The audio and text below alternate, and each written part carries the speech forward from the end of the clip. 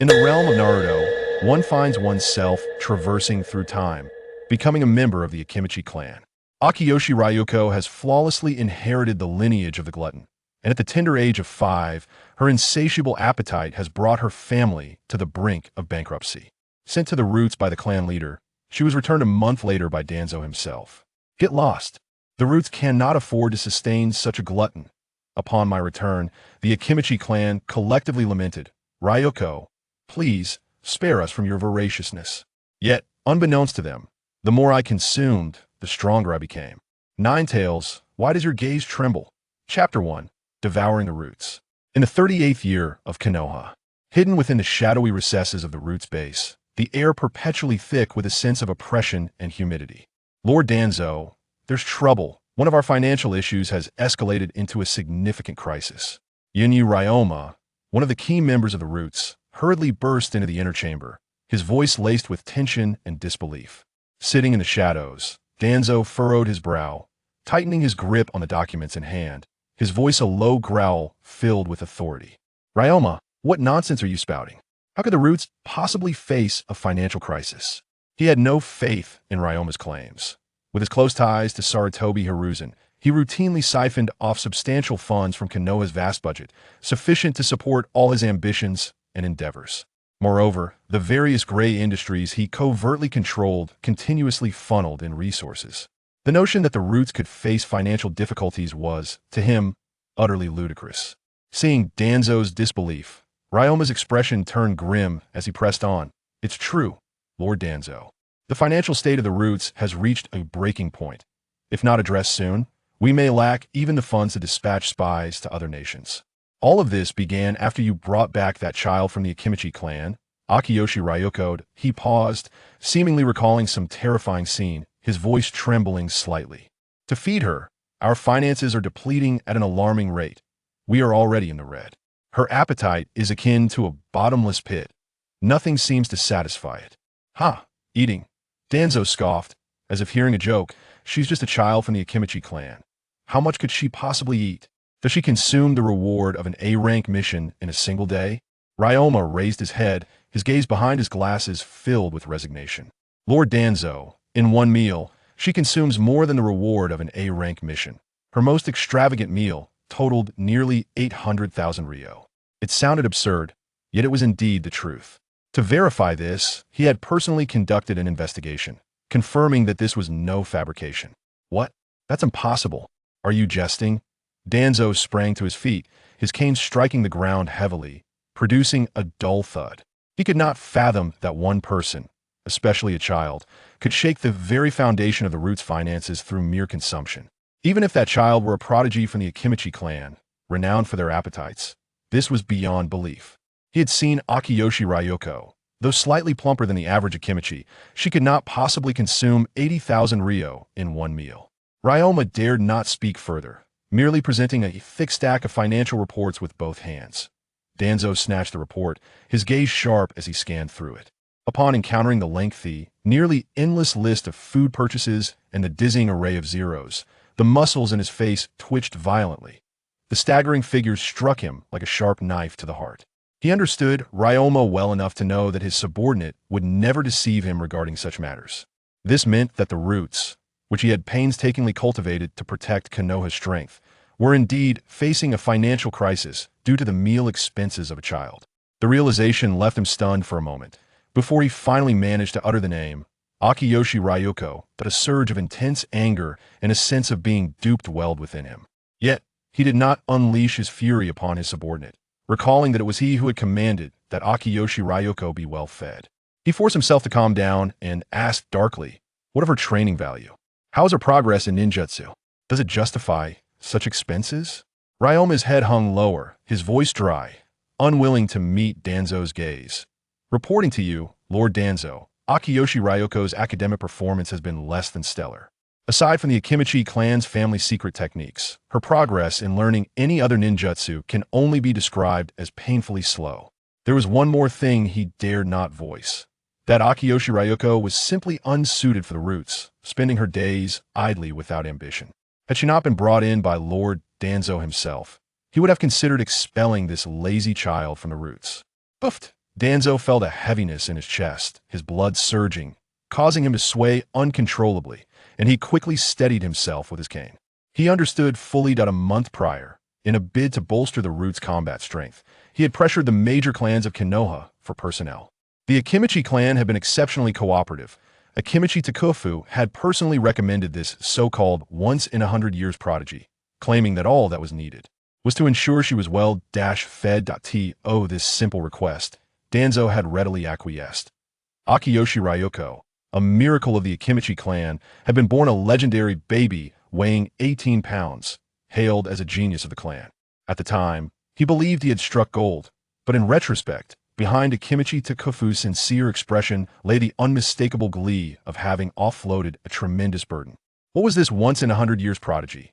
Clearly, it was a once-in-a-hundred-years glutton that he, Danzo Shimura, the shadowy overlord of Konoha, had been thoroughly made a fool by the Akimichi clan. In the shadows, Danzo's countenance turned an alarming shade of pale, the temperature in the room seemingly dropping several degrees. Yinyu Ryoma stood by, trembling in fear, the oppressive atmosphere nearly suffocating him. At that moment, Danzo's cold, cutting voice broke the silence once more. Yinyu Ryoma, go and eliminate Akiyoshi Ryoko. Danzo's tone was calm, yet laced with an undeniable murderous intent.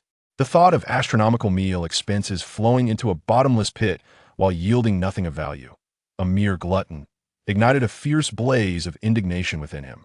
Only through the death of the child could he quell this sense of betrayal and commemorate the funds he had squandered.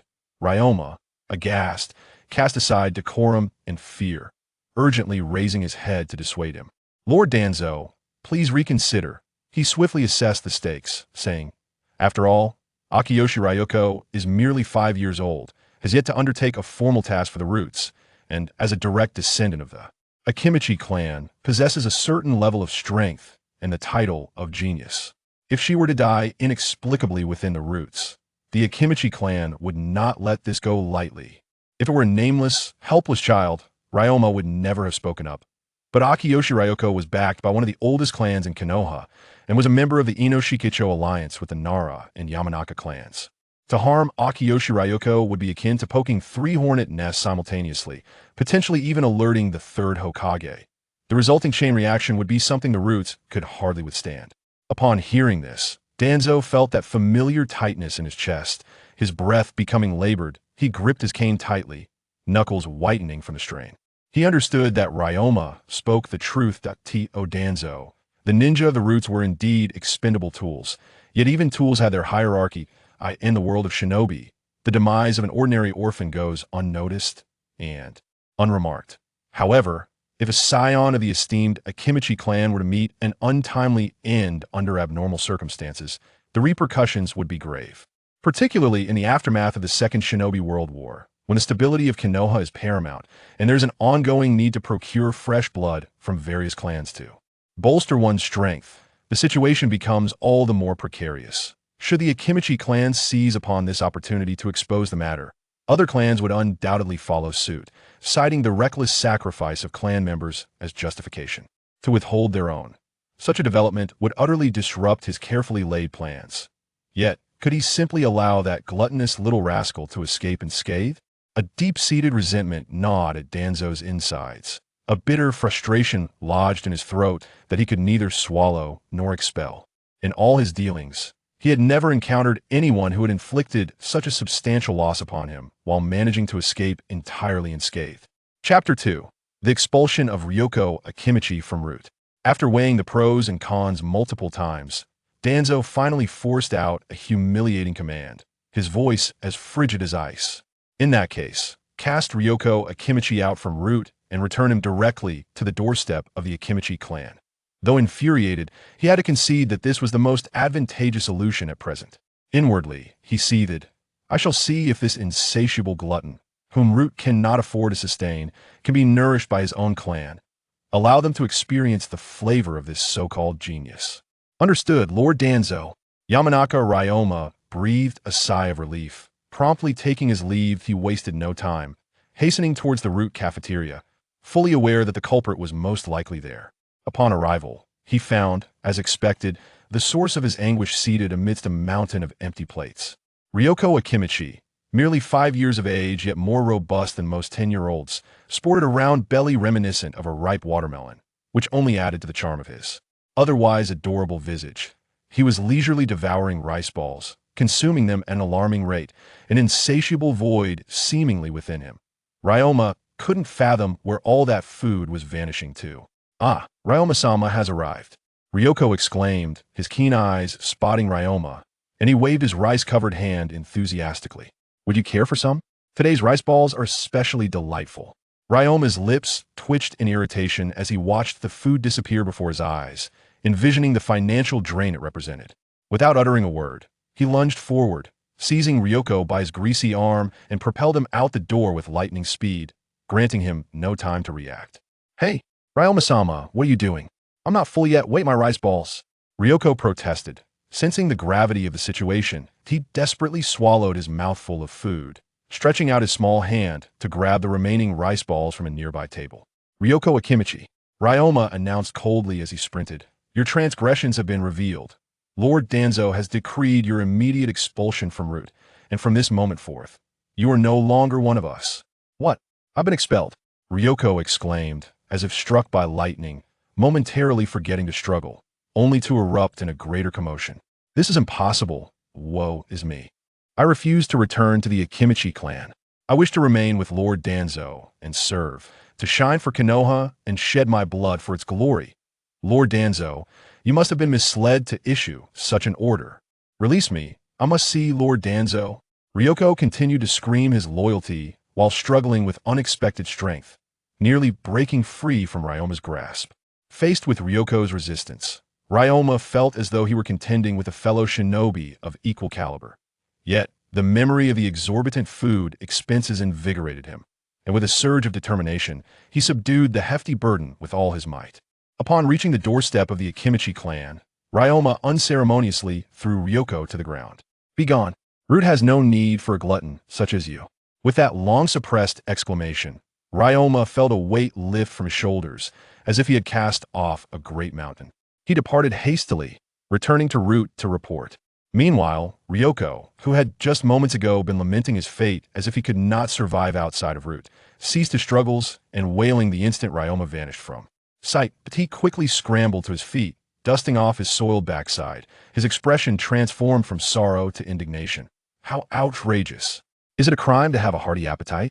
To cast me out over such triviality, lacking any sense of perspective or foresight? They deserve to be annihilated by Sasuke in the end. He glowered at the few remaining rice balls in his hand, unhesitatingly shoving them into his mouth as he marched towards the Akimichi clan's residence. In his view, his kin would surely not abandon him. Indeed, he was not of this world originally, but rather a traveler from another realm, having perished while snacking during a viewing of Naruto. Upon awakening, he found himself as a child of the Akimichi clan. Fortuitously, he had inherited the clan's lineage, with an insatiable love for food and a robust physique, making every meal a delight. However, there was one downside: the relentless hunger that seemed to stem from the depths of his bloodline.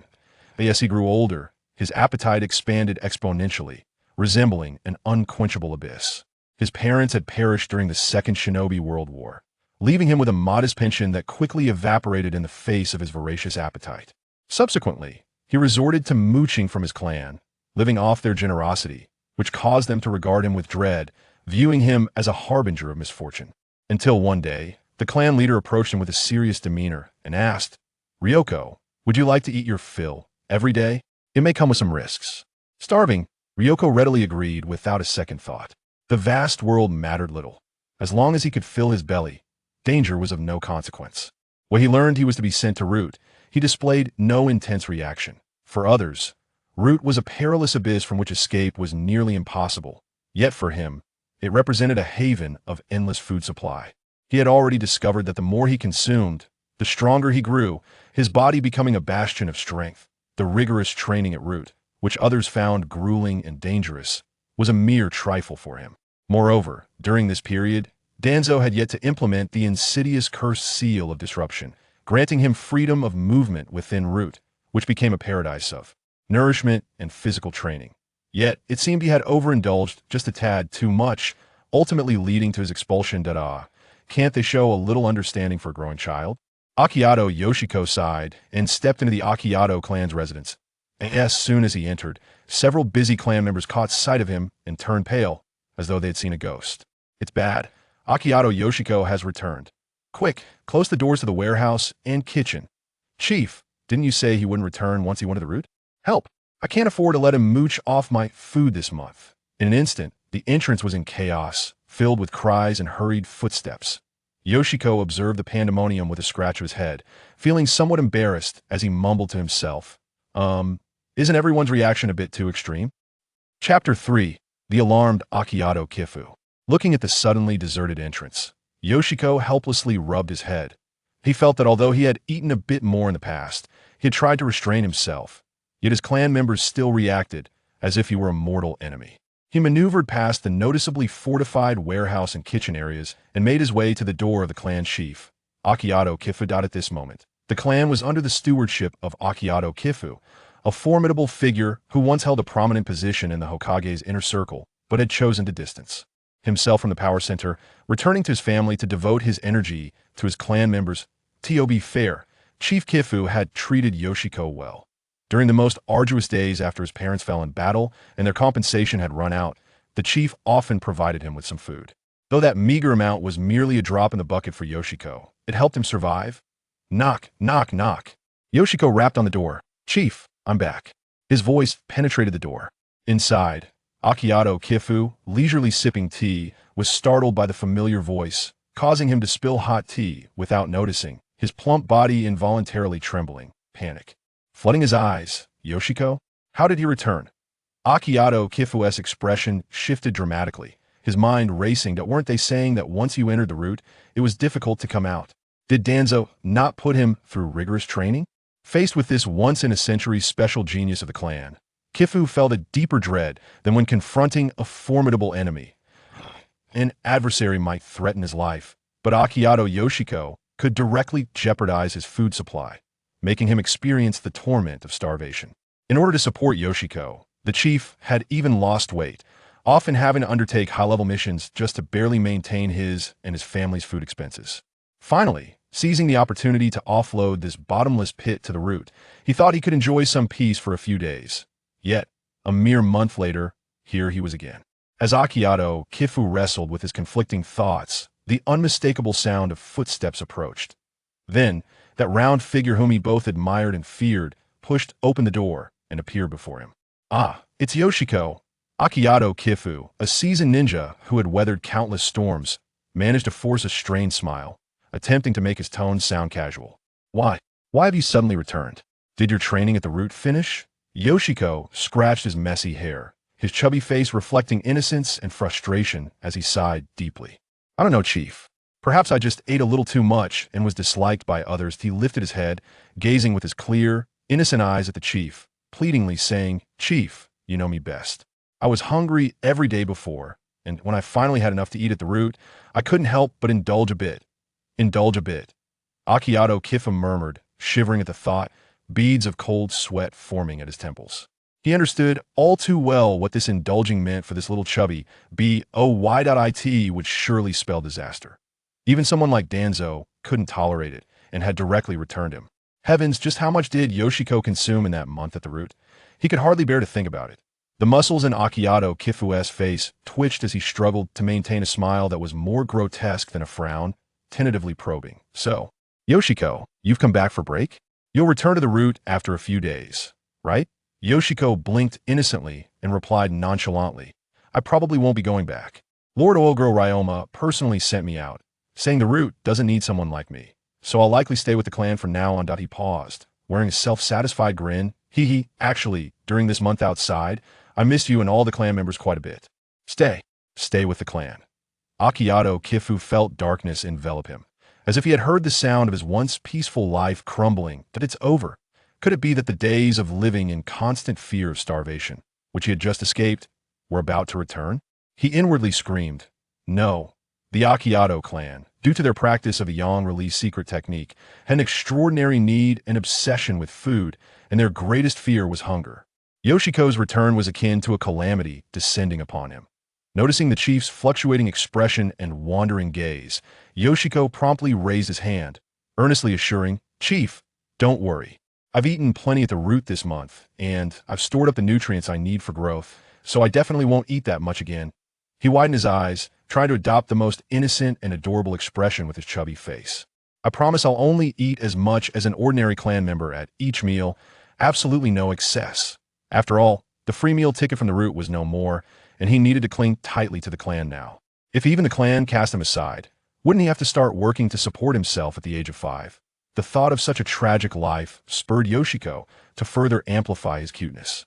Moreover, what he said wasn't entirely false. His indulgence during his time at the root had seemingly transformed his body's energy levels, making him less ravenous for food. With a bit of restraint, his appetite could match that of an adult ninja from the Akiato clan. Seeing this little chubby boy desperately trying to appear obedient and adorable, and recalling how his parents had died for the clan, along with remembering Yoshiko's previous pitiful state of searching desperately for food, Akiato Kifu struggled for a moment before finally softening and letting out a long sigh. "Very well." His voice was laced with resignation. "Since you've returned, you may stay. But you must promise not to overindulge and absolutely cannot rummage through the homes of clan members for food like before. As long as you agree, I will allow you to rejoin the clan." Originally, he had planned to announce Yoshiko's tragic demise during training at the root, thereby removing him from the clan registry. Now, it seemed that process would no longer be necessary. "Haha. Thank you, esteemed patriarch. You are the best." Upon achieving his goal, Liangzi's face lit up with joy. The earnestness and docility that once adorned his chubby cheeks were instantly replaced by a radiant smile. To be spared from the burdens of child labor is truly a blessing. Once again, he could indulge in the comforts of his family, living off their generosity and awaiting the passage of time. Chapter 4. Homecoming. Ryoko walked briskly back to his old, worn-out cottage. Pushing open the slightly dilapidated wooden door, the familiar sight greeted him. The interior was empty. With only a few pieces of furniture, all covered in a thin layer of dust, exuding a chilling atmosphere of long abandonment. Such vacant houses were not uncommon in the current Konoha village. The devastating Second Great Ninja War had claimed countless lives, leaving many families without heirs and their homes deserted. Standing at the entrance, Ryoko gazed at the dust-laden room, took a deep breath, and felt his round belly expand slightly. He then suddenly exhaled. A powerful gust of wind erupted from his mouth like a miniature tornado, sweeping through the entire room. The whirlwind accurately lifted all the dust from the floor and furniture, carrying it away with a whoosh through the open window, leaving no trace behind. In just a moment, though the room remained simple, it appeared much tidier. Ryoko clapped his hands and nodded in satisfaction. Not bad, it's much cleaner now. Living alone, he had modest expectations for his living environment. As long as it was presentable and devoid of obvious dirt, he was content. After completing this simple cleaning task, he yawned and collapsed heavily onto the tatami mat, stretching his limbs in relaxation. The room was silent, free from disturbances, and there was no need to engage in the tedious or perilous training of the root. Aside from the faint, habitual hunger gnawing at his belly, everything felt exceedingly tranquil. Gazing at the familiar yet strange ceiling, Ryoko comfortably rubbed his head and murmured to himself. Staying at home is indeed more comfortable. Leaving the root doesn't seem like such a bad thing after all. Lying on the familiar tatami mat, his thoughts drifted back to his time in the root. Honestly, he had never found the so-called training and learning to be particularly enjoyable. Although the exposure to wondrous ninja techniques and the chakra system intrigued him as a transmigrator, the brutal and heartless training methods of the root, the endless battles, and the demands to take the lives of comrades filled him with an innate aversion. Consequently, he had often resorted to underhanded tactics during training, intentionally concealing his true progress. As someone who was well aware of the original storyline, he understood all too well what kind of person Danzo Shimura was. If he revealed all his talents and potential too early, the fate awaiting him would not be one of nurturing, but rather complete control and exploitation until death. Thus, each day in the root, he acted cautiously, presenting himself as an ordinary child with mediocre abilities. Of course, he had no choice but to indulge in his insatiable appetite, a facet he did not need to disguise. The secret techniques of the Akimichi clan were inherently linked to food, focusing on converting ingested food into fat reserves and efficiently transforming it into chakra when needed. Ryoko's unique constitution elevated this trait to an extreme level. The vast amounts of food he consumed were primarily transformed and compressed into his abdomen, forming a specialized energy pouch. Much like a camel's hump, it continuously provided energy and chakra to sustain his remarkable physical demands and growth needs even after he ceased eating.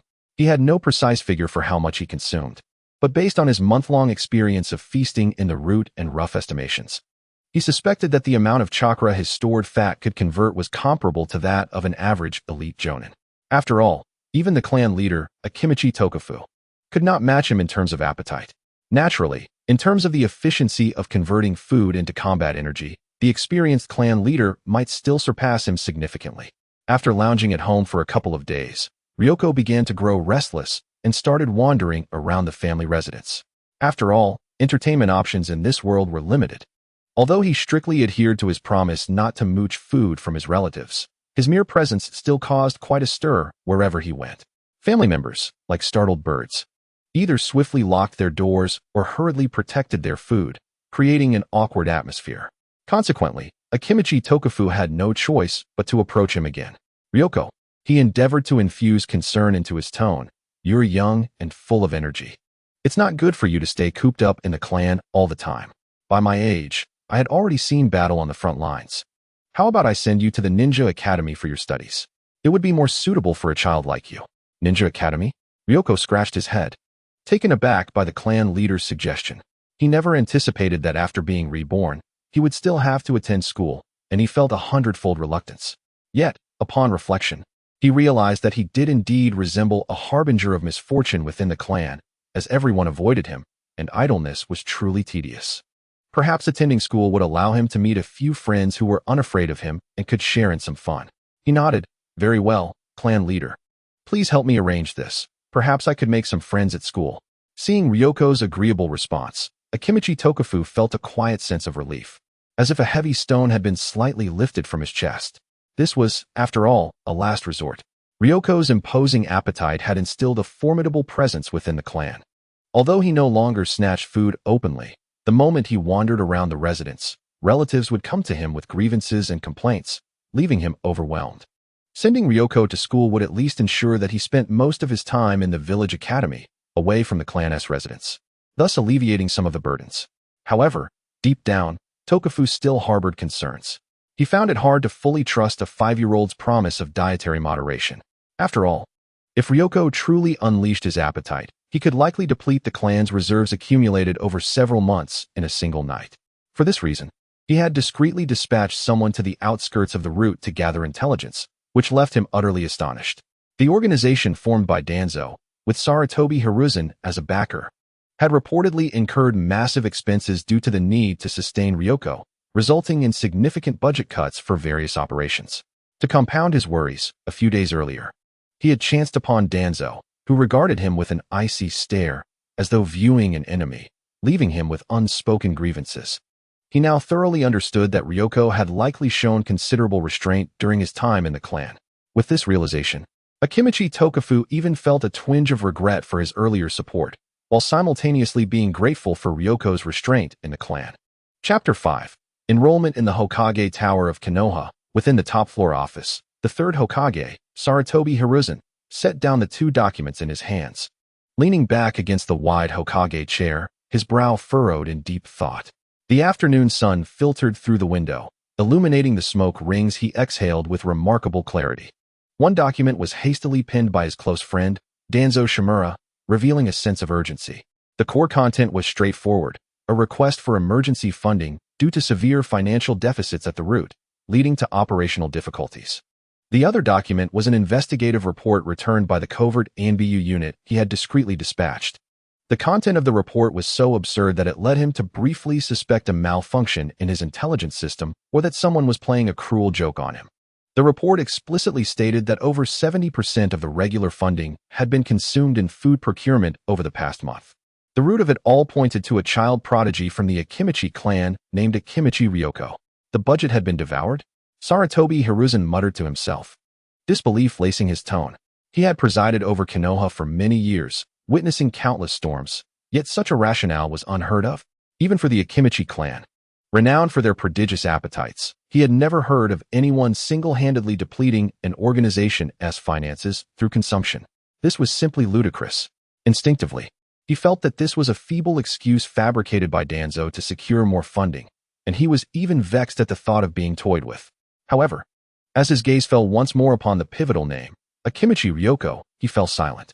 If this truly was a member of the Akimichi clan, perhaps it was not entirely implausible. After all, their obsession with food was ingrained in their very being, and their secret techniques were closely linked to nourishment.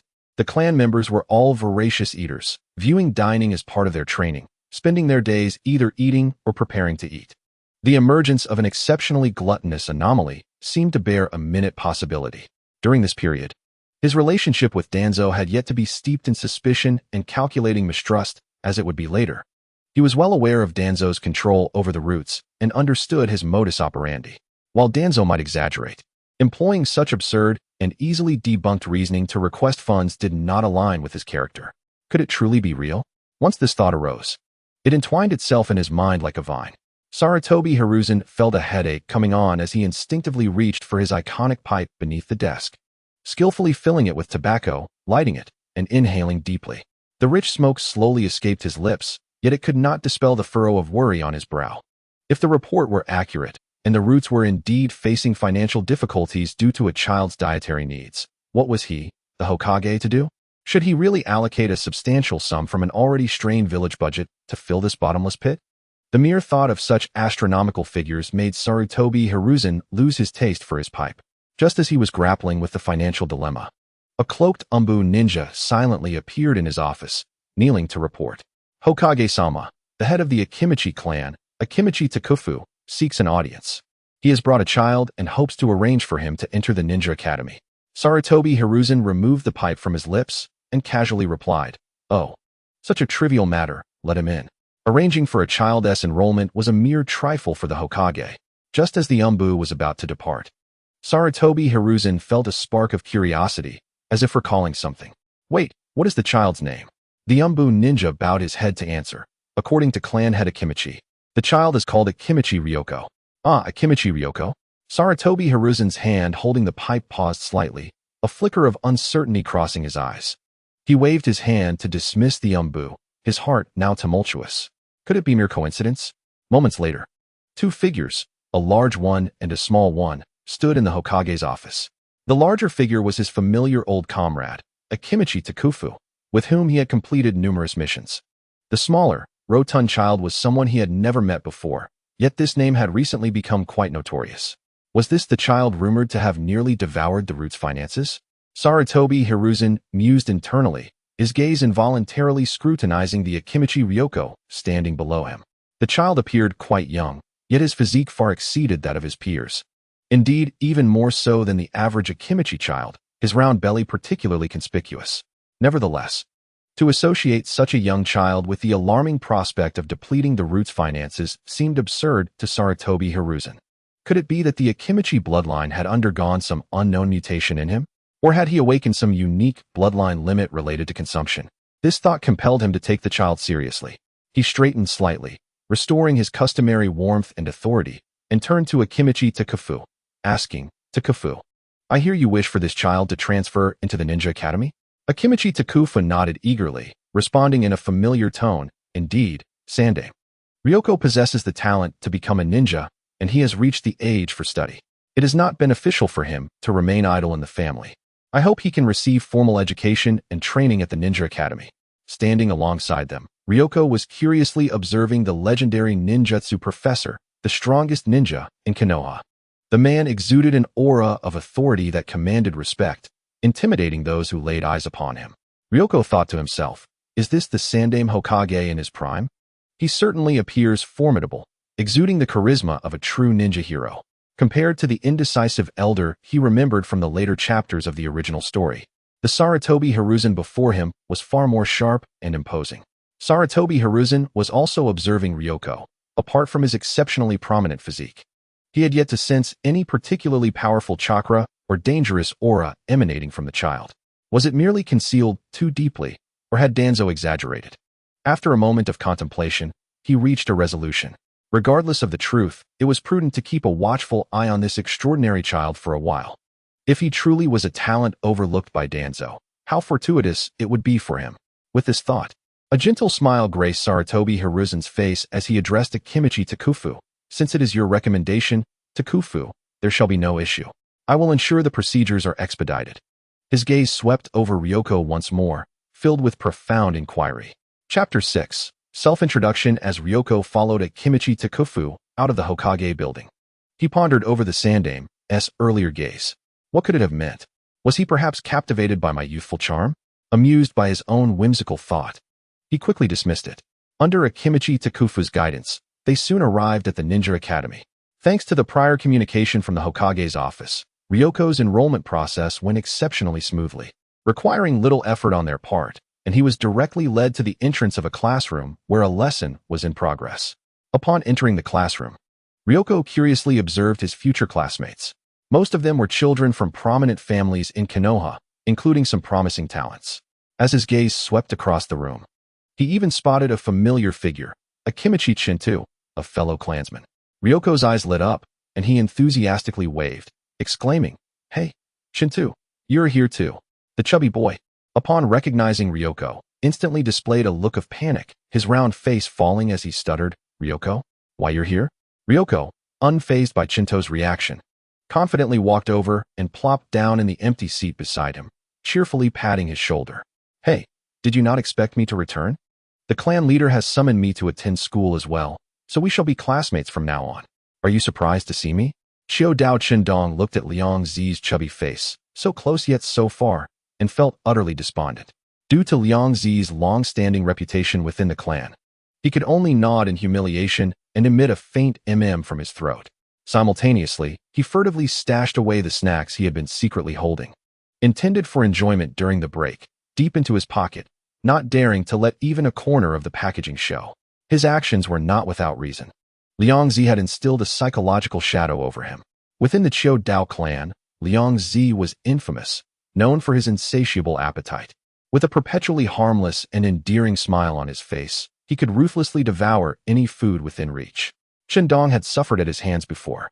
Once, during a meal, Liang Zi had casually sauntered into his home, feigning shyness as he sat at the table, and proceeded to consume a large portion of the meal in a whirlwind, leaving only empty plates behind for Qindong and his family to contend with.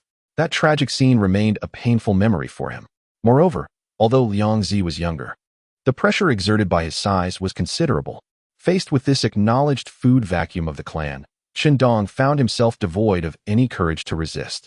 Meanwhile, the sudden appearance of a new face in the classroom, particularly one as conspicuous as Liang Zi, immediately sparked whispers and scrutinizing gazes among the other children. "Wow, this guy is really overweight. He's from the Chiu Dao clan. Aren't they all like this? All of them are chubby. Goodness, this newcomer is even larger than Chiu Dao Qindong. This is absurd. Hey, who allowed him to sit over here? Disgusting fatso, stay away from me." The world of children is often direct and cruel, with emotions of astonishment, curiosity, disdain, and disgust conveyed unabashedly through murmurs and glances. Although the voices were not loud, they clearly reached Liang Zi's ears. He paid little heed to the innocent curiosity or astonishment. However, he was acutely aware of the malicious whispers from a few individuals. Maintaining his innocent smile, he slightly tilted his head, inconspicuously scanning the faces of those who had spoken ill of him, silently committing their appearances to memory. Liang Zi was not the benevolent person he might seem. On the contrary, he considered himself quite vindictive. Those who dared to mock him openly would eventually face consequences. Beside him, Chiu Dao Qindong observed Liang Zi's amiable demeanor and involuntarily shivered, silently mourning for the foolish classmates who had spoken so carelessly. They had no idea what sort of being they had provoked. With Liang Zi's attention on them, their lunch was as good as gone. Liang Zi dismissed the noise and began to survey the classroom. Suddenly, two distinct hair colors caught his attention. One was a boy seated in the front with brilliant golden hair, his gentle gaze suggesting great intelligence.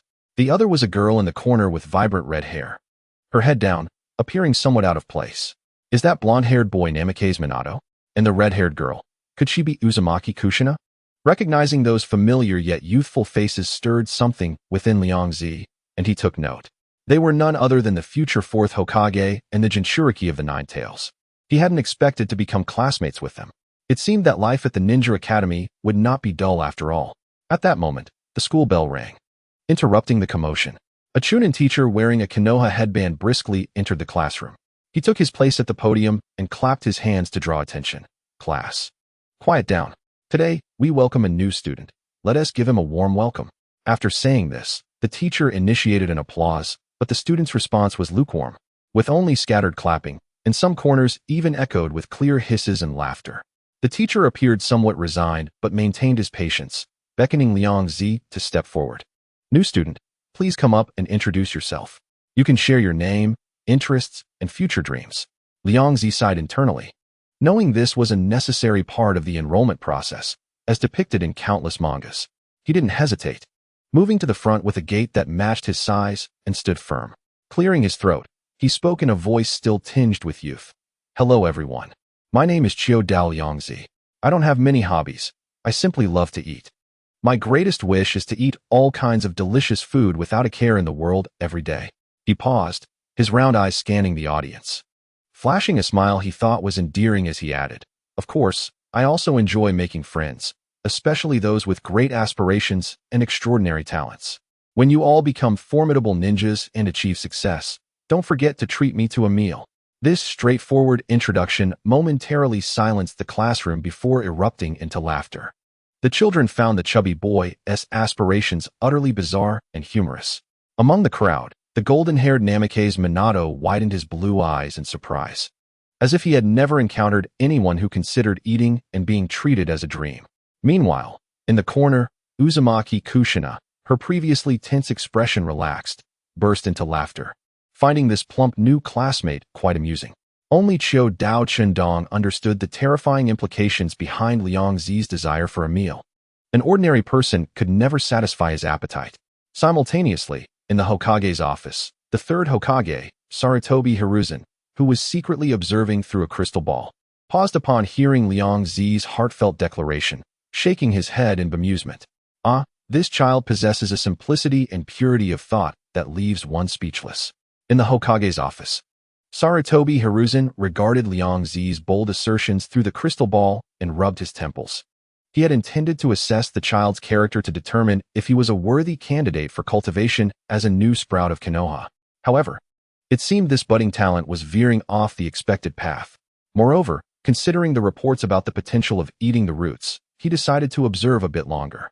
In the classroom, Liang Zi returned to his seat, unperturbed amidst the complex laughter surrounding him. He was well aware of how his words might be perceived by the children. But it mattered little. These were his genuine thoughts. As for the clearly malicious mockery, Showdown Liang Zi was not one to forgive easily. After the introductions, lessons officially began. The teacher, named Hinata Ishikawa, had a demeanor reminiscent of the future Irika, being a gentle, commoner ninja responsible for teaching foundational ninjutsu theory and cultural knowledge. However, for Liang Zi, who had experienced the practical trials of the roots, these lessons felt rather tedious. As he listened, his eyelids grew heavy and his head began to droop. Indeed, theoretical knowledge was not his strong suit, he mused drowsily. However, there was a certain comfort in discreetly dozing off during class. With this thought in mind, he adjusted himself into a more comfortable position and succumbed to slumber. Throughout the entire lesson, the teacher's voice transformed into a soothing white noise that lulled him deeper into sleep. Strangely enough, the quality of his nap was remarkably high. He discovered that in the throes of slumber, the consumption of his energy seemed to slow, and that persistent hunger pang faded into the background. However, as the bell rang, the brief tranquility was shattered. A few students exchanged glances and, in small groups, surrounded Ryoko's desk, forming a tight circle and gazing down at him as he rubbed his eyes, still waking from his slumber. The leader of the group, a boy with a spiky hairstyle, spoke with a taunting tone. Hey, chubby, what skills do you possess that earned you a spot in our Class A? A lanky boy beside him chimed in immediately. Exactly. Everyone knows that Class A is filled with elites. Either they have extraordinary talent or they were pushed in through family connections. He glanced pointedly at Ryoko's round figure and the emblem of the Akimichi clan. Another girl with a sprinkle of freckles scoffed, her tone dripping with disdain. Humph. Some of those shinobi families are like that. They have no real skills and rely entirely on their family's influence. These individuals, dressed plainly, appeared to stem from modest backgrounds or small clans, their eyes betraying a mixture of jealousy toward the shinobi offspring and resentment toward Ryoko as an exception. Ryoko, however, was not one to be intimidated by these obvious provocateurs. He stood up slowly, his towering and robust physique resembling a wall before them, instilling a powerful sense of intimidation. The students instinctively took a half-step back, cold sweat trickling down their brows, yet they refused to relent verbally. "What are you doing? You fatso. Are you planning to throw a punch?" Ryoko casually flicked his pinky in his ear, his tone tinged with impatience. "Isn't this a school to learn combat? If you lack the courage to engage in a fight and can only chatter away here, I suggest you go home and play in the mud instead." This statement ignited fury in one of them. The spiky-haired boy, blood rushing to his head, shouted and charged forward with a fist raised. However, the disparity in size and strength was insurmountable.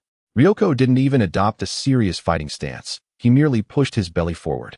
The resilient, rounded abdomen quivered slightly, and a surge of force propelled the charging boy backward several meters, causing him to land unceremoniously on the ground. Seeing their companion falter, the others were stirred into action, shouting as they rushed forward. Yet, against the overwhelming strength and mass, their feeble attempts at combat were laughably inadequate. Ryoko didn't even need to use chakra. He simply swatted them away as if swatting flies, effortlessly bringing them all to the ground, their cries of discomfort echoing in the air. One astute child, realizing they were no match in hand-to-hand combat, shouted, "Don't engage him up close. Use shuriken, use kunai." They scrambled to retrieve their training tools, attempting to maintain distance for ranged attacks. As for more potent combat ninjutsu, they were still untrained and unfamiliar with it at this stage. The commotion drew the attention of other students in the classroom, who gathered to watch. Those from prestigious clans, such as the Hyuga and Uchiha, did not intervene but rather stood with arms crossed, observing with detached curiosity. They too were eager to see what true capabilities this newly inserted student in Class A possessed. "Stop! We're all classmates. Let us not fight." A desperate voice pierced through the noise, belonging to the vibrant-haired Kushina Uzumaki, who pushed through the crowd in an attempt to mediate. Having recently transferred to Konoha and faced her own share of exclusion due to her hair color and background, she was particularly averse to such conflicts. However, by this point, both sides were too heated, and her accented pleas were drowned out by the chaotic uproar and the shouts of the defiant students. Faced with students wielding kunai, Ryoko remained utterly unfazed. The brutal scenes from his training at the root were far more perilous than this petty scuffle. His combat experience and self-awareness rendered him impervious to such threats. As the kunai lunged towards him, Ryoko did not flinch or evade. Instead, he slightly turned his body, seemingly clumsy yet remarkably deft, presenting his resilient, rounded abdomen to meet the oncoming attack. Thud! A dull sound resonated as the student felt an overwhelming force rebound from Ryoko's belly, causing a shockwave that jarred his wrist and nearly dislodged the kunai, sending him tumbling backward in an uncontrolled arc, landing several meters away in an undignified heap. The others were still processing this bewildering turn of events when Ryoko's massive frame surged forth with surprising speed for his size. He crashed into the remaining students like a cleverly propelled bowling ball. Bam! Bam! Bam! The sounds of impact mingled with cries of pain as the students who sought confrontation were effortlessly toppled, reminiscent of bowling pins. The entire sequence transpired almost instantaneously. To the onlooking students of the ninja school, Ryoko's combat prowess, utilizing his size and peculiar counterattacking style, appeared formidable. Little did they know that, for Ryoko, this altercation was akin to child's play. After a month of rigorous training at the root, his body was a reservoir of chakra and energy. This skirmish barely registered as a warm-up. Damn it, how can the gap be so vast? The spiky-haired boy, struggling to rise, wore an expression of disbelief and indignation. The self-proclaimed elite students of Class A found themselves utterly outmatched by this newcomer. However, before they could muster a coherent resistance, Ryoko's imposing figure loomed over them. He didn't need to employ any ninjutsu. His sheer weight and strength sufficed to subdue those who still wished to resist, pinning them to the ground, immovable. In the face of such an overwhelming display of power, their defiance and anger seemed utterly futile, unable to stir even the slightest ripple. Chapter 8. Hunting and fishing. Ryoko settled comfortably atop the pile of subdued students, akin to a mountain of flesh, eliciting groans from those beneath him. "Do you surrender? Will you continue to provoke me?" Muffled, tearful pleas for mercy emanated from below. We give in, we give in. Brother, we were wrong. We won't do it again. Please get up, we can't breathe." In the world of ninjas, strength is the ultimate truth. Witnessing Ryoko's overwhelming capability, Their jealousy morphed instantly into fear and submission. Humph. Now that's more like it. Only then did Ryoko leisurely rise, brushing off non-existent dust from his clothes, his eyes gleaming with shrewdness. Engaging in this skirmish was too taxing. I'm starving. Go fetch the lunches you brought, and consider it compensation for me. Quite reasonable, wouldn't you agree? He extended his hand with confidence. Truth be told, quarreling with these children was a mere waste of time. His primary objective was to opportunistically enjoy their bento boxes. After all, the allowance from the clan leader was scant, barely sufficient for his daily sustenance. In order to indulge in more food, he had to devise his own means. The students who had just been subdued dared not utter a word of dissent. They helped each other up and, dejectedly, presented their meticulously prepared bento boxes. Gazing at the tantalizing meals before him, Ryoko's eyes sparkled. Without a hint of hesitation, he seated himself on the ground, opened the boxes, and devoured the contents voraciously, utterly oblivious to the astonished stares surrounding him. Beside him, Akimichi Chodo observed the scene with a knowing expression. Discreetly shoving his hidden snacks further back into the depths of his drawer, he was aware that this crafty Ryoko was not merely interested in the food. His true goal was always the sustenance. Terrifying, indeed. Under the wide-eyed scrutiny of his classmates, Ryoko consumed 5 generously portioned bento boxes in one go, leaving not a single grain of rice behind. This astonishing appetite reset the expectations of all students in Class A, even those hailing from renowned clans, such as the Hyuga and Uchiha, or solemn expressions. They recognized that the newcomer, Akimichi Ryoko, was a formidable presence, destined to be a significant rival in the class. Meanwhile, in the Hokage's office, Sarutobi Hiruzen observed everything transpiring in the classroom through a crystal ball, shaking his head in dismay. The abilities of these children were still far too ordinary. They could not even begin to gauge his true potential. He exhaled a puff of smoke, his gaze fixated on Ryoko's swift consumption of the bento boxes. Indeed, this boy's appetite was remarkable. Watching Ryoko consume 5 portions of food without a change in his demeanor or physique, Sarutobi felt a twinge of astonishment. It seemed that the rumors of him depleting the root's resources were not entirely unfounded. Not bad, not bad. At least he has replenished some energy. After finishing the 5 bento boxes, Ryoko, still feeling unsatisfied, patted his flat stomach with a look of contentment and returned to his seat, resuming his slumber. He could distinctly feel the food he had consumed being digested and absorbed at an unprecedented speed, transforming into a warm flow of energy that continuously nourished his body, subtly augmenting his strength. Although he did not comprehend the specific mechanics behind this phenomenon, he was more than pleased to embrace it. The day slipped away in a haze of dreams. The fundamental theories taught at school were exceedingly dull for him, lulling him into a stupor. However, considering the 5 bento boxes he had managed to procure, he felt he had at least not lost out. On his way home, the enticing aromas wafting from the restaurants and residences along the streets reignited his hunger. I'm so hungry, I want to eat something. He rubbed his growling stomach. A frown etched on his face. The meager allowance given by the clan leader was insufficient to satisfy his ravenous appetite, plunging him into despair. Truly, it was a case of a penny can thwart the greatest of heroes, and it can starve a glutton as well. It seemed that tomorrow at school, he would have to seek out some generous classmates willing to share their bento boxes. He had already begun to strategize about his meal ticket for the following day. But what about tonight's dinner? Surely, a heavenly feast would not simply fall from the sky. He muttered to himself, wandering aimlessly.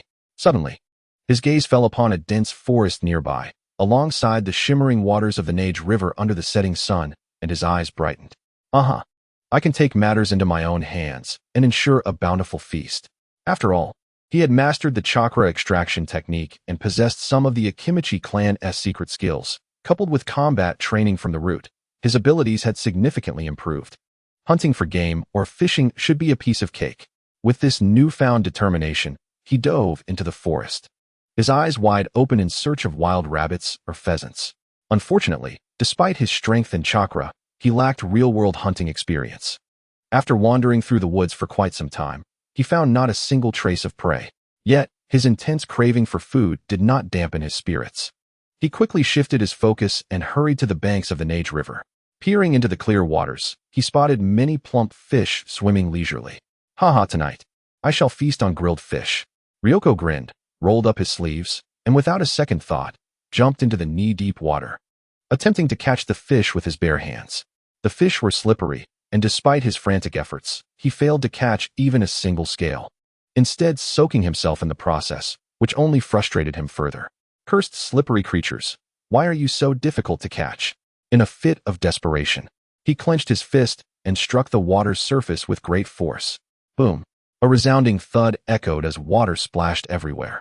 The tremendous impact even causing a temporary dent in the river's surface.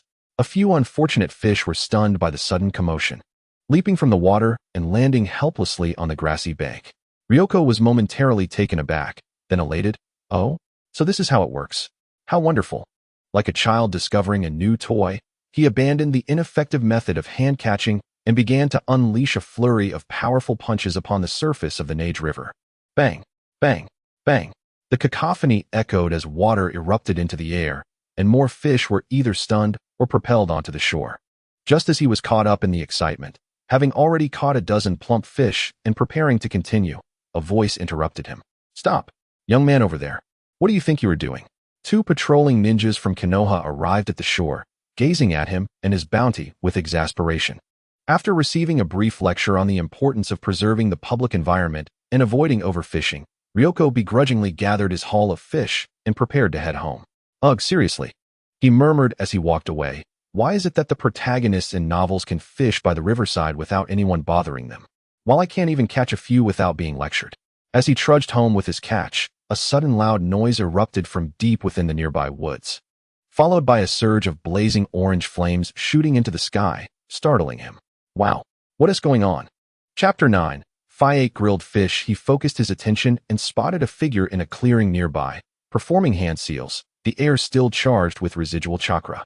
Clearly, someone nearby was practicing fire release ninjutsu. What a scare. Turns out someone is training. Ryoko sighed with relief, ready to continue on his way. When he glanced at the lively fish in his arms, and then at the flickering flames that had yet to fully subside, an idea sparked in his mind.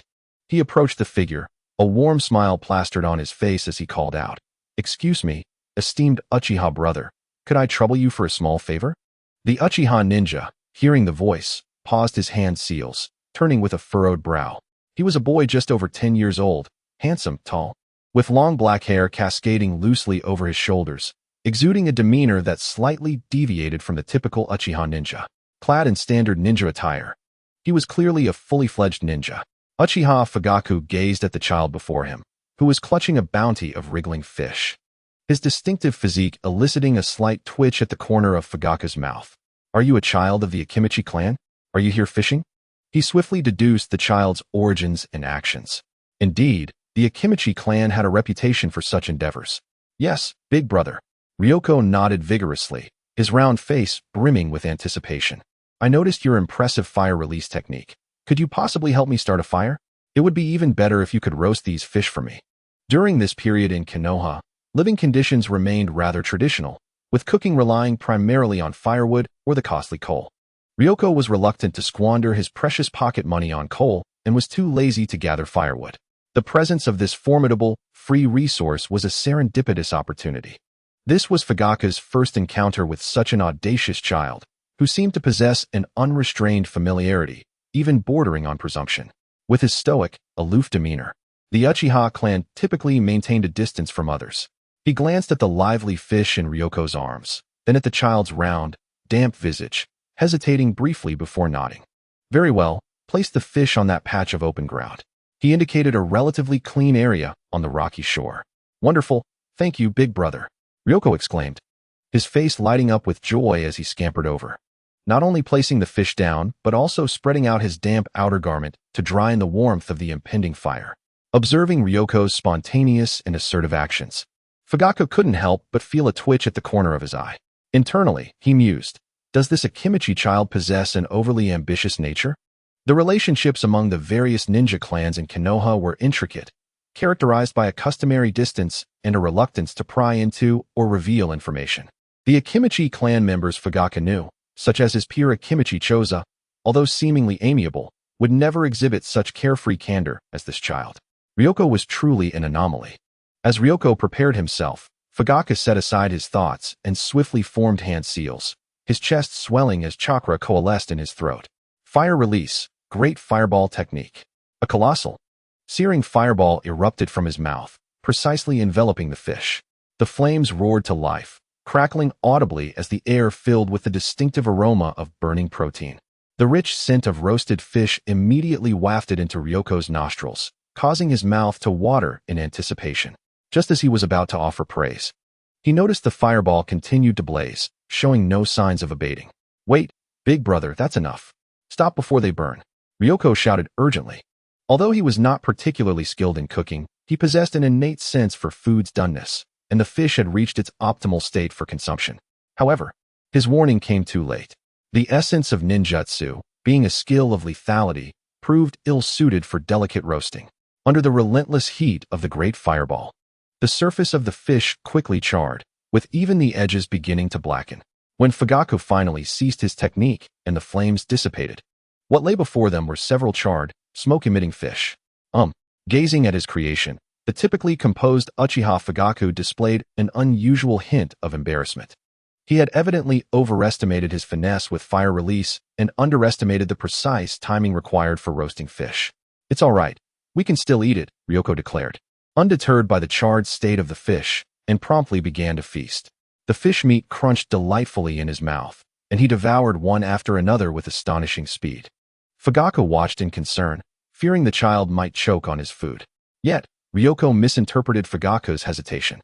Noticing Fugaku's longing gaze at the roasted fish, Ryoko blinked and, believing he understood the elder's intentions, rifled through the pile of charred fish before selecting a relatively smaller one, less burnt than the others. With an expression of reluctant generosity, he offered it to Fugaku. "Here, you should have this." Fugaku, taken aback by the charred offering and Ryoko's pained expression, chuckled inwardly. He quickly waved his hands in refusal. "No, thank you. You should eat it yourself."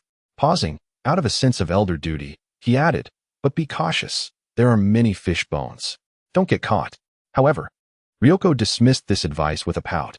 He seized the largest fish, ignoring the heat, and took a hearty bite. The sound of crunching echoed as he devoured the fish, bones and all, with the gusto of an insatiable glutton. He was not afraid. His body had undergone remarkable changes due to the influx of nutrients, rendering him stronger and sturdier than most.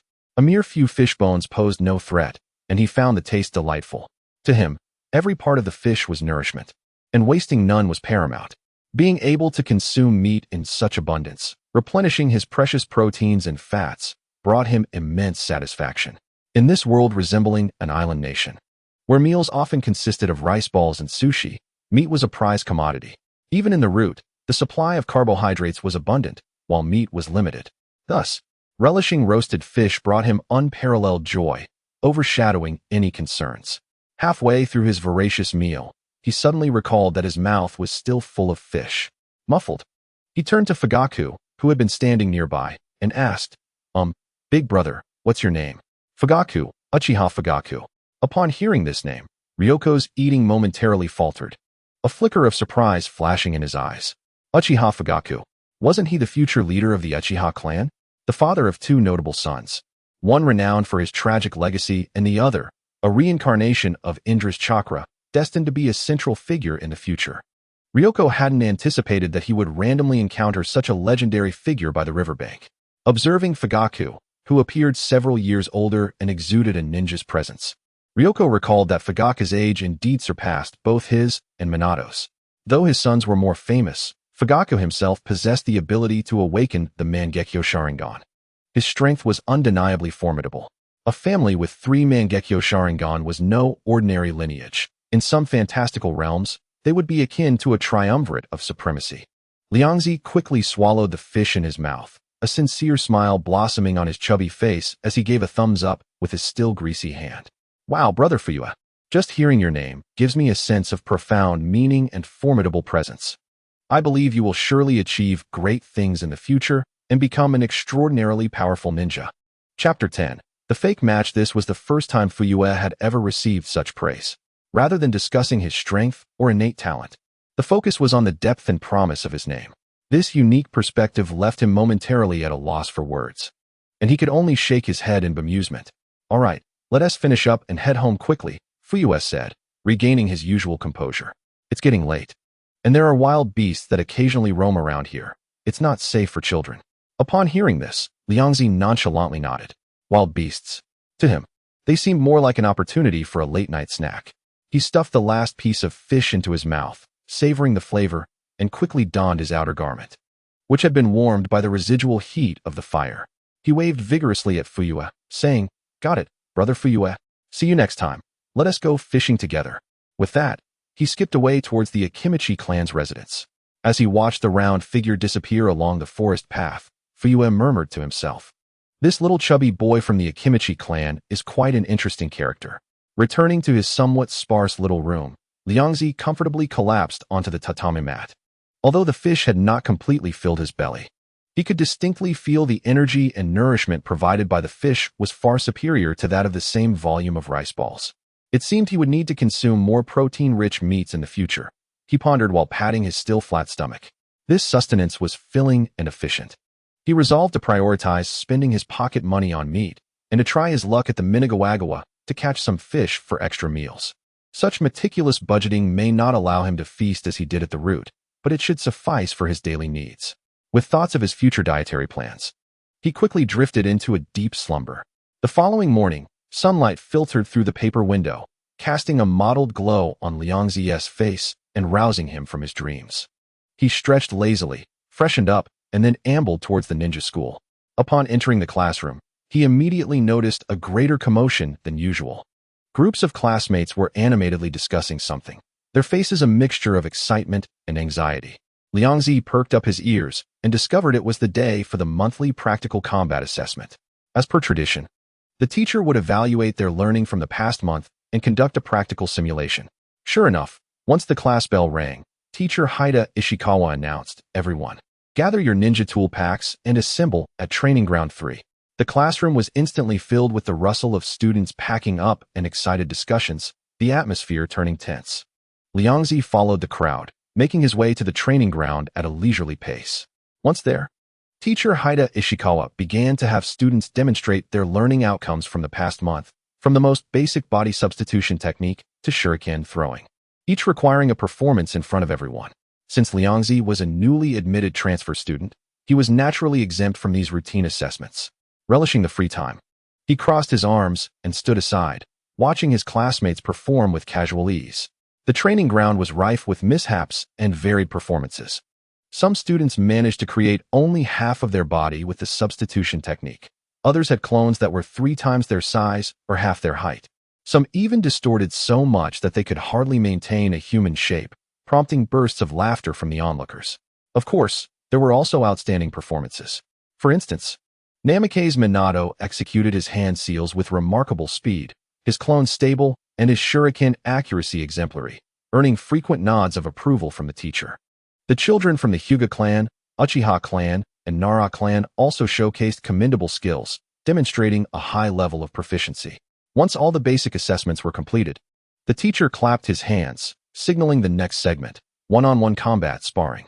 When the list was announced, Liangzi glanced at the number in his hand, then looked up to see the familiar face of his opponent, whose expression had turned pale.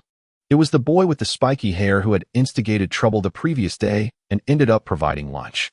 Seeing Liangzi as his opponent, the spiky-haired boy's face fell, and he inwardly lamented. He knew he was no match for this chubby powerhouse and could only hope for a gentle touch from his opponent to avoid an embarrassing defeat in front of the entire class. Liangzi, upon recognizing him, mischievously formulated a plan.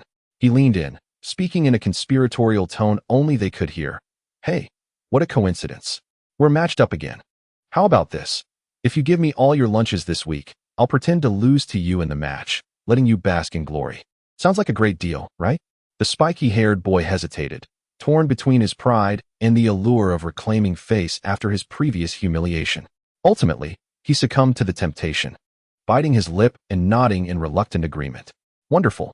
Free lunch for me," Liangzi thought gleefully, his mind racing with delight at this unexpected turn of events. He even glanced around at his classmates, contemplating whether he could cultivate other potential customers for more lunches. Unfortunately, as it was a one-on-one competition, he did not find further opportunities and stood aside to observe the battles. At this age, unless one was an extraordinary talent like Namikaze Minato, most children's fighting skills were akin to clumsy brawls, lacking even the most basic level of a genin. Only those from ninja clans, leveraging their bloodline advantages and secret techniques, occasionally displayed remarkable skills that captivated the audience.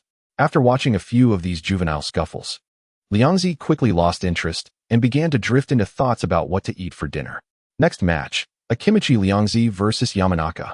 Upon hearing the teacher call his name, Liangzi snapped back to reality and ambled, with a gait fitting his size, to the center of the training ground. His opponent, the spiky-haired boy Yamanaka, stood opposite him with a determined expression. After a symbolic formation of hand signs, the match officially commenced. Though it was termed a battle, it was more of an unspoken performance. As Yamanaka charged at him with vigor, Liangzi, instead of responding with the swiftness he had displayed the previous day, adopted a slow and languid demeanor, moving almost as if he were performing a peculiar dance. Finally, when Yamanaka's seemingly forceful yet ultimately gentle sidekick landed on his belly, Liangzi theatrically let out an exaggerated groan, stumbling backward in a dramatic fashion before dramatically falling to the ground, raising a cloud of dust around him. Suddenly, this unexpected scene left the students, who were initially gathered to witness the spectacle, utterly dumbfounded. Chapter 11. Hinata Aoki. What on earth is happening? Wasn't this newcomer incredibly talented yesterday? How is it that he can't even defeat Ueno Mori today? This is so unbelievable. His acting is worse than my grandmother's. I just saw those two whispering over there. There must be something fishy going on. Seriously? Is this how practical training is conducted? This is clearly a sham. The students who had witnessed Ryoko's overwhelming prowess were now utterly bewildered, unable to comprehend the situation. However, some observant and quick-witted students, particularly those from the shinobi clan, immediately discerned the ruse and began to voice their criticisms. This glaringly flawed performance evidently failed to escape anyone's scrutiny. Teacher Hato Ishikawa also recognized the underlying trickery in the recent contest, yet he merely furrowed his brow without exposing it. Perhaps he regarded such cunning as a situation that a ninja must confront. Soon, the first round of matches concluded, and the teacher began announcing the pairings for the second round. This time, Ryoko was assigned to face Hinata Aoki, a member of the branch family of the Hokage clan. Known for his acknowledged strength within the class, particularly his burgeoning proficiency in the gentle fist technique. Ryoko's eyes sparkled with interest as he approached with his trademark friendly smile. Lowering his voice to suggest, "Hyuga, would you like to ensure victory? Just a week's worth of bento, and I'll guarantee your triumph. What do you say?"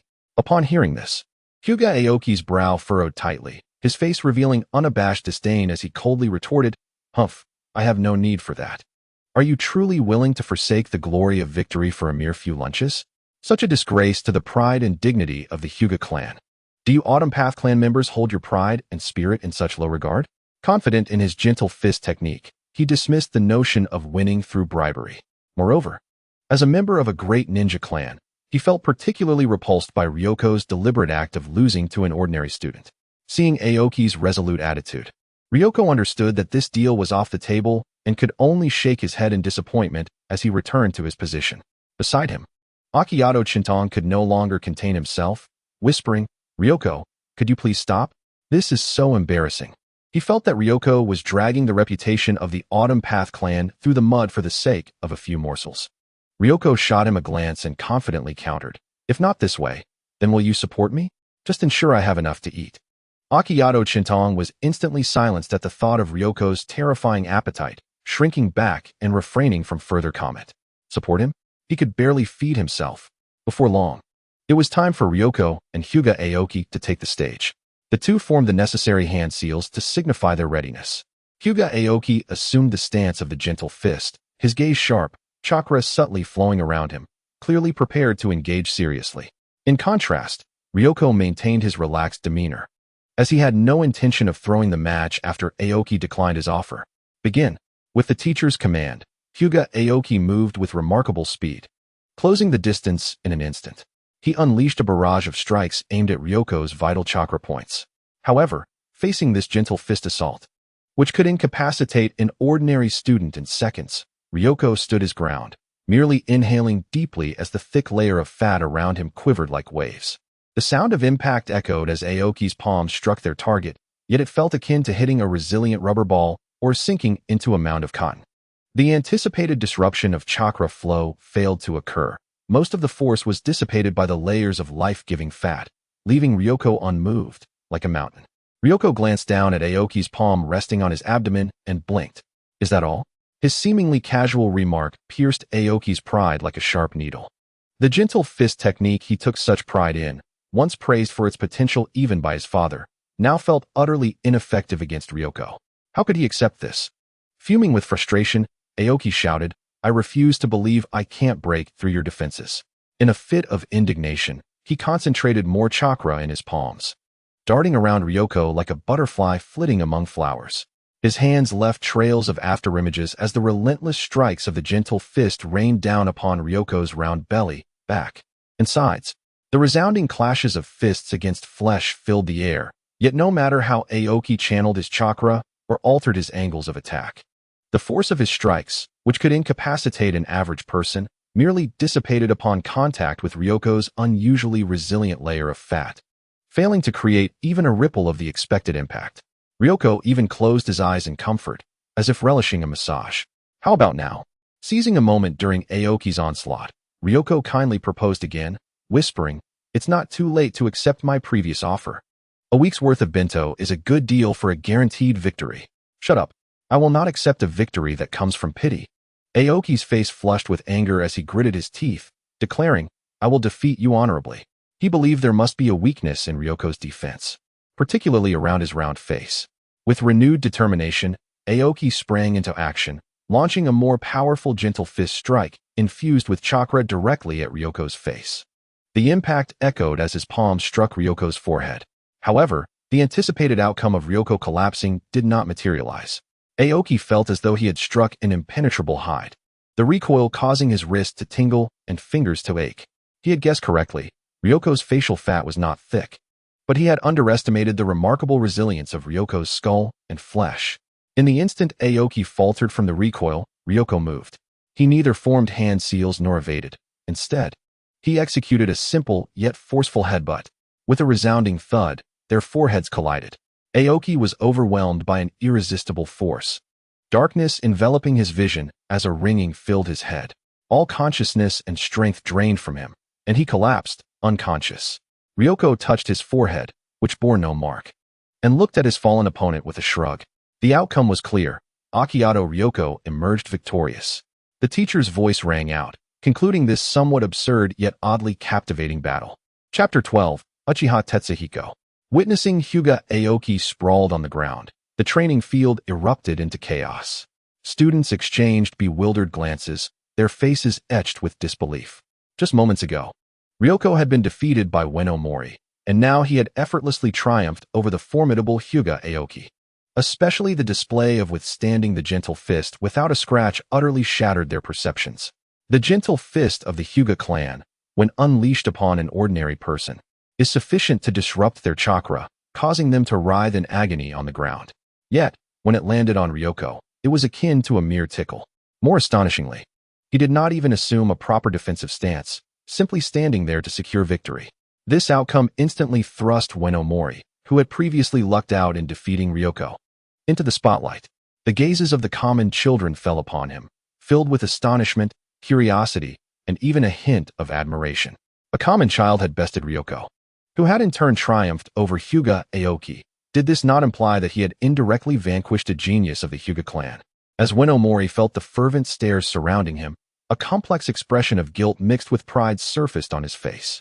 The victory he had exchanged for a bento seemed rather commendable. Soon, the teacher, Hato Ishikawa, announced the new matchups following 2 rounds of elimination. Those who remained were primarily the elite of the class. Coincidentally, Ueno Mori, possessing some skill, encountered an opponent not overly formidable, thus fortuitously secured his place once more.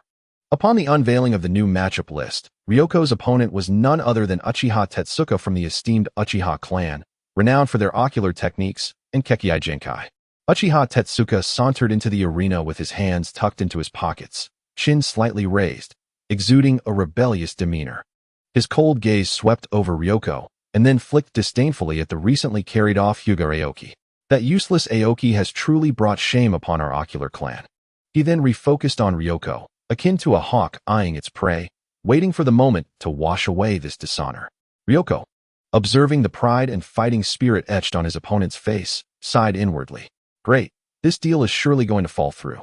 Given the Uchiha clan's arrogant disposition, how could they possibly accept the humiliating bargain of exchanging victory for a bento? Alas, it seems this week's bento income is bound to diminish sharply, he muttered quietly. Yet his eyes darted around, refusing to abandon hope entirely. Perhaps during the match, he might find an opportunity to market his offer. If Tetsuko were to feel any pain, he might reconsider. With these unrealistic expectations and fantasies in mind, Ryoko leisurely approached the center of the arena, preparing to face Uchiha Tetsuka. At that moment, another battle not far away had swiftly concluded with a clear victor. Ueno Mori, hailed as a dark horse, faced off against Namikaze's Minato. However, in just a single exchange, he barely comprehended his opponent's movements before being swiftly taken down by Minato's clean and decisive taijutsu, losing the match abruptly. This rapid defeat struck like cold water splashed into a hot oil pan, instantly awakening those students still enraptured by Ueno Mori's indirect victory over Hyuga. No way. How could Ueno Mori lose so quickly? This is utterly disappointing. I suspected something was amiss. How could he have possibly outperformed Akimichi Ryoko? It must have been a fabrication. Minato is the true genius among us commoners. Ueno Mori must have resorted to underhanded tactics. The surrounding whispers pricked at Ueno Mori's back like needles, leaving him flushed with embarrassment, wishing for a crack in the ground to swallow him whole. He clumsily rose from the ground, filled with regret. Had he known he would be so easily exposed, he would have staunchly refused the temptation of exchanging a bento for victory. Now, not only had he failed to recover his dignity, but he had also become a laughingstock in the eyes of his peers. He cast a complex gaze towards Ryoko's battlefield, where the combat style starkly contrasted with his own recent bout. Rather than a battle, it resembled a personal performance by Uchiha Tetsuka, while Ryoko remained the sole, immovable spectator. Uchiha Tetsuka moved swiftly, circling around Ryoko, launching fierce taijutsu techniques in conjunction with precise shuriken throws, attacking from various angles in search of a flaw. Yet, in the face of this dazzling onslaught, Ryoko maintained a nonchalant demeanor. He neither dodged nor evaded. He merely shifted slightly or casually swayed his ample frame. The layer of fat on his body seemed to come alive, forming a resilient and elastic barrier against the assaults. Fist struck, sinking into the flesh yet dissipating upon impact.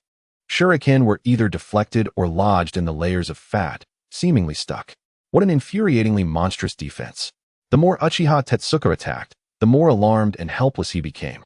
Beads of sweat forming on his forehead. His proud Uchiha fluid techniques and throwing skills felt utterly ineffectual against the opponent's mass. Could this truly be the genuine strength of the Akimichi clan's secret arts? As a Uchiha genius, he had been educated from a young age that the Sharingan was supreme. That bloodline limits reigned above all, and while secret techniques were powerful, they had their limits. Thus, he looked down upon everyone except a select few bloodline ninjas in the class. Yet, this Akimichi Ryoko, relying solely on his physique, left him utterly powerless, completely overturning his understanding and striking a significant blow to his once proud heart. At this moment, Uchiha Tetsuka had exhausted all his means, yet could not even force Ryoko to take a single step back. The intense exertion and psychological agitation left him panting, his face twisted in frustration. If only I could awaken my Sharingan, this Akimichi clan would be no match for me. He attributed all his failures to his lack of awakened eyes, stubbornly believing that possessing those eyes would make defeating this rotund opponent a trivial task. As he gasped for breath, unable to muster the strength to throw another shuriken, Ryoko, however, performed an action entirely divergent from his own. He quietly began collecting the shuriken embedded in his flesh and those scattered on the ground, mentally calculating. Surely, these could fetch a decent price. Enough to buy dozens of dango, perhaps? Having assessed the value of his spoils, Ryoko felt it was time to conclude this tedious match. Facing Uchiha Tetsuka once more as he charged forward, Ryoko seemingly took a casual step forward, his right fist swinging out simply and directly. There were no flamboyant techniques, only pure strength and speed distilled to their essence. With a resounding thud, Uchiha Tetsuka felt an overwhelming force crash against his chest. He scarcely had time to react before he was sent flying several meters away, crashing heavily to the ground. In the dizzying aftermath of defeat and humiliation, he remained unwilling to concede, his eyes wide with disbelief, veins bulging on his forehead as he desperately channeled chakra, fantasizing about awakening the true power of the Uchiha clan, the Sharingan. Yet, being still young, He had not encountered sufficient battles or emotional upheaval to reach the threshold of awakening.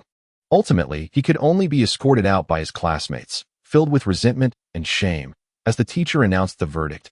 Akimichi Ryoko is the victor. After several rounds of competition, the practical exercises finally led to the ultimate showdown. Ryoko was somewhat surprised to discover that his final opponent was none other than the future fourth Hokage, the Yellow Flash, Namake's Minato. Upon noticing Ryoko's gaze, Minato displayed no trace of tension, instead returning a warm, sunny smile. The warm temperament stood out remarkably among a group of children, some tense and others haughty. It is intriguing to ponder the true essence of the Yellow Flash during childhood. A flicker of curiosity and anticipation arose in Ryoko's heart. This individual was none other than the father of the protagonist, the future renowned figure in the ninja world, Minato Namake's. At the teacher's signal, he stepped onto the training ground once more, facing off against Minato. The two respectfully formed their opposing seals. Begin. With the teacher's command, this highly anticipated final showdown officially commenced. On one side stood Minato, a civilian prodigy who had emerged through his innate talent and hard work. On the other, Ryoko, a dark horse who displayed astonishing strength from the very start. To be fair, most students acknowledged Ryoko's peculiar defense and terrifying power. However, recalling his previous history of openly throwing a match for a lunchbox, many deemed him unreliable, with a rather pathetic lack of competitive spirit. As the two stood firm in the arena, the shouts of encouragement from the crowd overwhelmingly favored Minato. Go, Minato. Defeat him, you're the best. Show him the might of us, civilian ninjas. Listening to the roaring support for his opponent, Ryoko could not help but twitch his lips. The atmosphere was such that he felt as though he were merely a villain obstructing the protagonist's path. Ryoko, Minato's voice remained gentle, though his gaze sharpened. Your strength is impressive, I must give it my all. Before the words left his mouth, he shot forward like a golden lightning bolt. Unlike his previous classmates who had charged in recklessly, Minato did not engage in a direct assault, but instead utilized his exceptional speed and agility. Weaving around Ryoko at high velocity, constantly shifting his position and brandishing shuriken to find the optimal moment to strike. Having observed Ryoko's prior battles, Minato was keenly aware of his opponent's bizarre defensive capabilities and remarkable strength. Therefore, he adopted the most cautious and astute strategy, a probing dance. Never allowing himself to be ensnared in close combat, Ryoko stood still, watching Minato flit about like a butterfly, and could not help but admire him. Minato's mastery of the rhythm of battle, control of distance, and keen sense of timing surpassed that of his peers, even rivaling some seasoned chunin. Even the most basic taijutsu or throwing techniques in Minato's hands seemed imbued with spirit, always launching attacks from the most unexpected angles and retreating swiftly, never greedy for more. No wonder he was destined to shine brightly in the Third Great Ninja War, earning the title of the Yellow Flash. Ryoko thought to himself, putting away the last vestiges of disdain. Faced with Minato's elusive tactics, Ryoko contemplated his options. One was to take the battle more seriously, expending the energy and chakra he had accumulated within to forcefully close the distance and swiftly conclude the fight. The second was to leverage the Akimichi clan's formidable stamina and energy reserves and engage in a war of attrition. After all, no matter how talented Minato was, his chakra reserves could not possibly exceed those of Ryoko, a voracious eater. Yet, just as everyone anticipated a fierce contest, Ryoko made a third choice. He suddenly raised his right hand and called out to the teacher, "Teacher, I concede." What? The declaration stunned the entire arena. Even Minato, who had been moving at high speed, abruptly halted, his face a canvas of shock and confusion. No one expected this dark horse, who had steamrolled through previous matches, to voluntarily surrender in the final showdown while clearly not at a disadvantage. The teacher paused momentarily before confirming, "Ryoko, are you certain you want to concede? You have not shown any signs of defeat." Ryoko lowered his hand, shrugged, and replied nonchalantly, "Yes, I concede. Minato's speed and tactics are formidable. Engaging him would be too taxing on my spirit and stamina. I see little chance of victory." Of course, this was merely the excuse he offered. His true thoughts were quite different. What a joke. This isn't a life or death battle. Why should I expend my hard-earned reserves of fat and energy for a mere title? Winning brings no reward, and I'd end up starving. What a losing proposition. I'd rather save my strength to catch a few more fish tonight. Seeing Ryoko's resolute demeanor, the teacher, though feeling it was somewhat hasty, respected his decision. Very well, since Ryoko Akimichi concedes, the ultimate victor of this practical exercise is Minato Namake's. With the teacher's announcement, Minato secured an effortless victory. Yet, gazing at Ryoko's relaxed and indifferent figure, he was filled with bewilderment. He could not comprehend the logic behind Ryoko's concession. In his eyes, Ryoko's abilities could not possibly be limited to what he had displayed, and he should not be unable to defeat Minato. Filled with questions, Minato approached Ryoko, who was preparing to saunter off to rest, and sincerely inquired, "Ryoko, I believe your strength far surpasses mine, and you had a greater chance of winning. Why did you choose to concede?" To him, a ninja's match should be fought with full commitment. Such a hasty abandonment of victory was incomprehensible. Ryoko waved his hand dismissively, saying, "Don't underestimate yourself, Minato.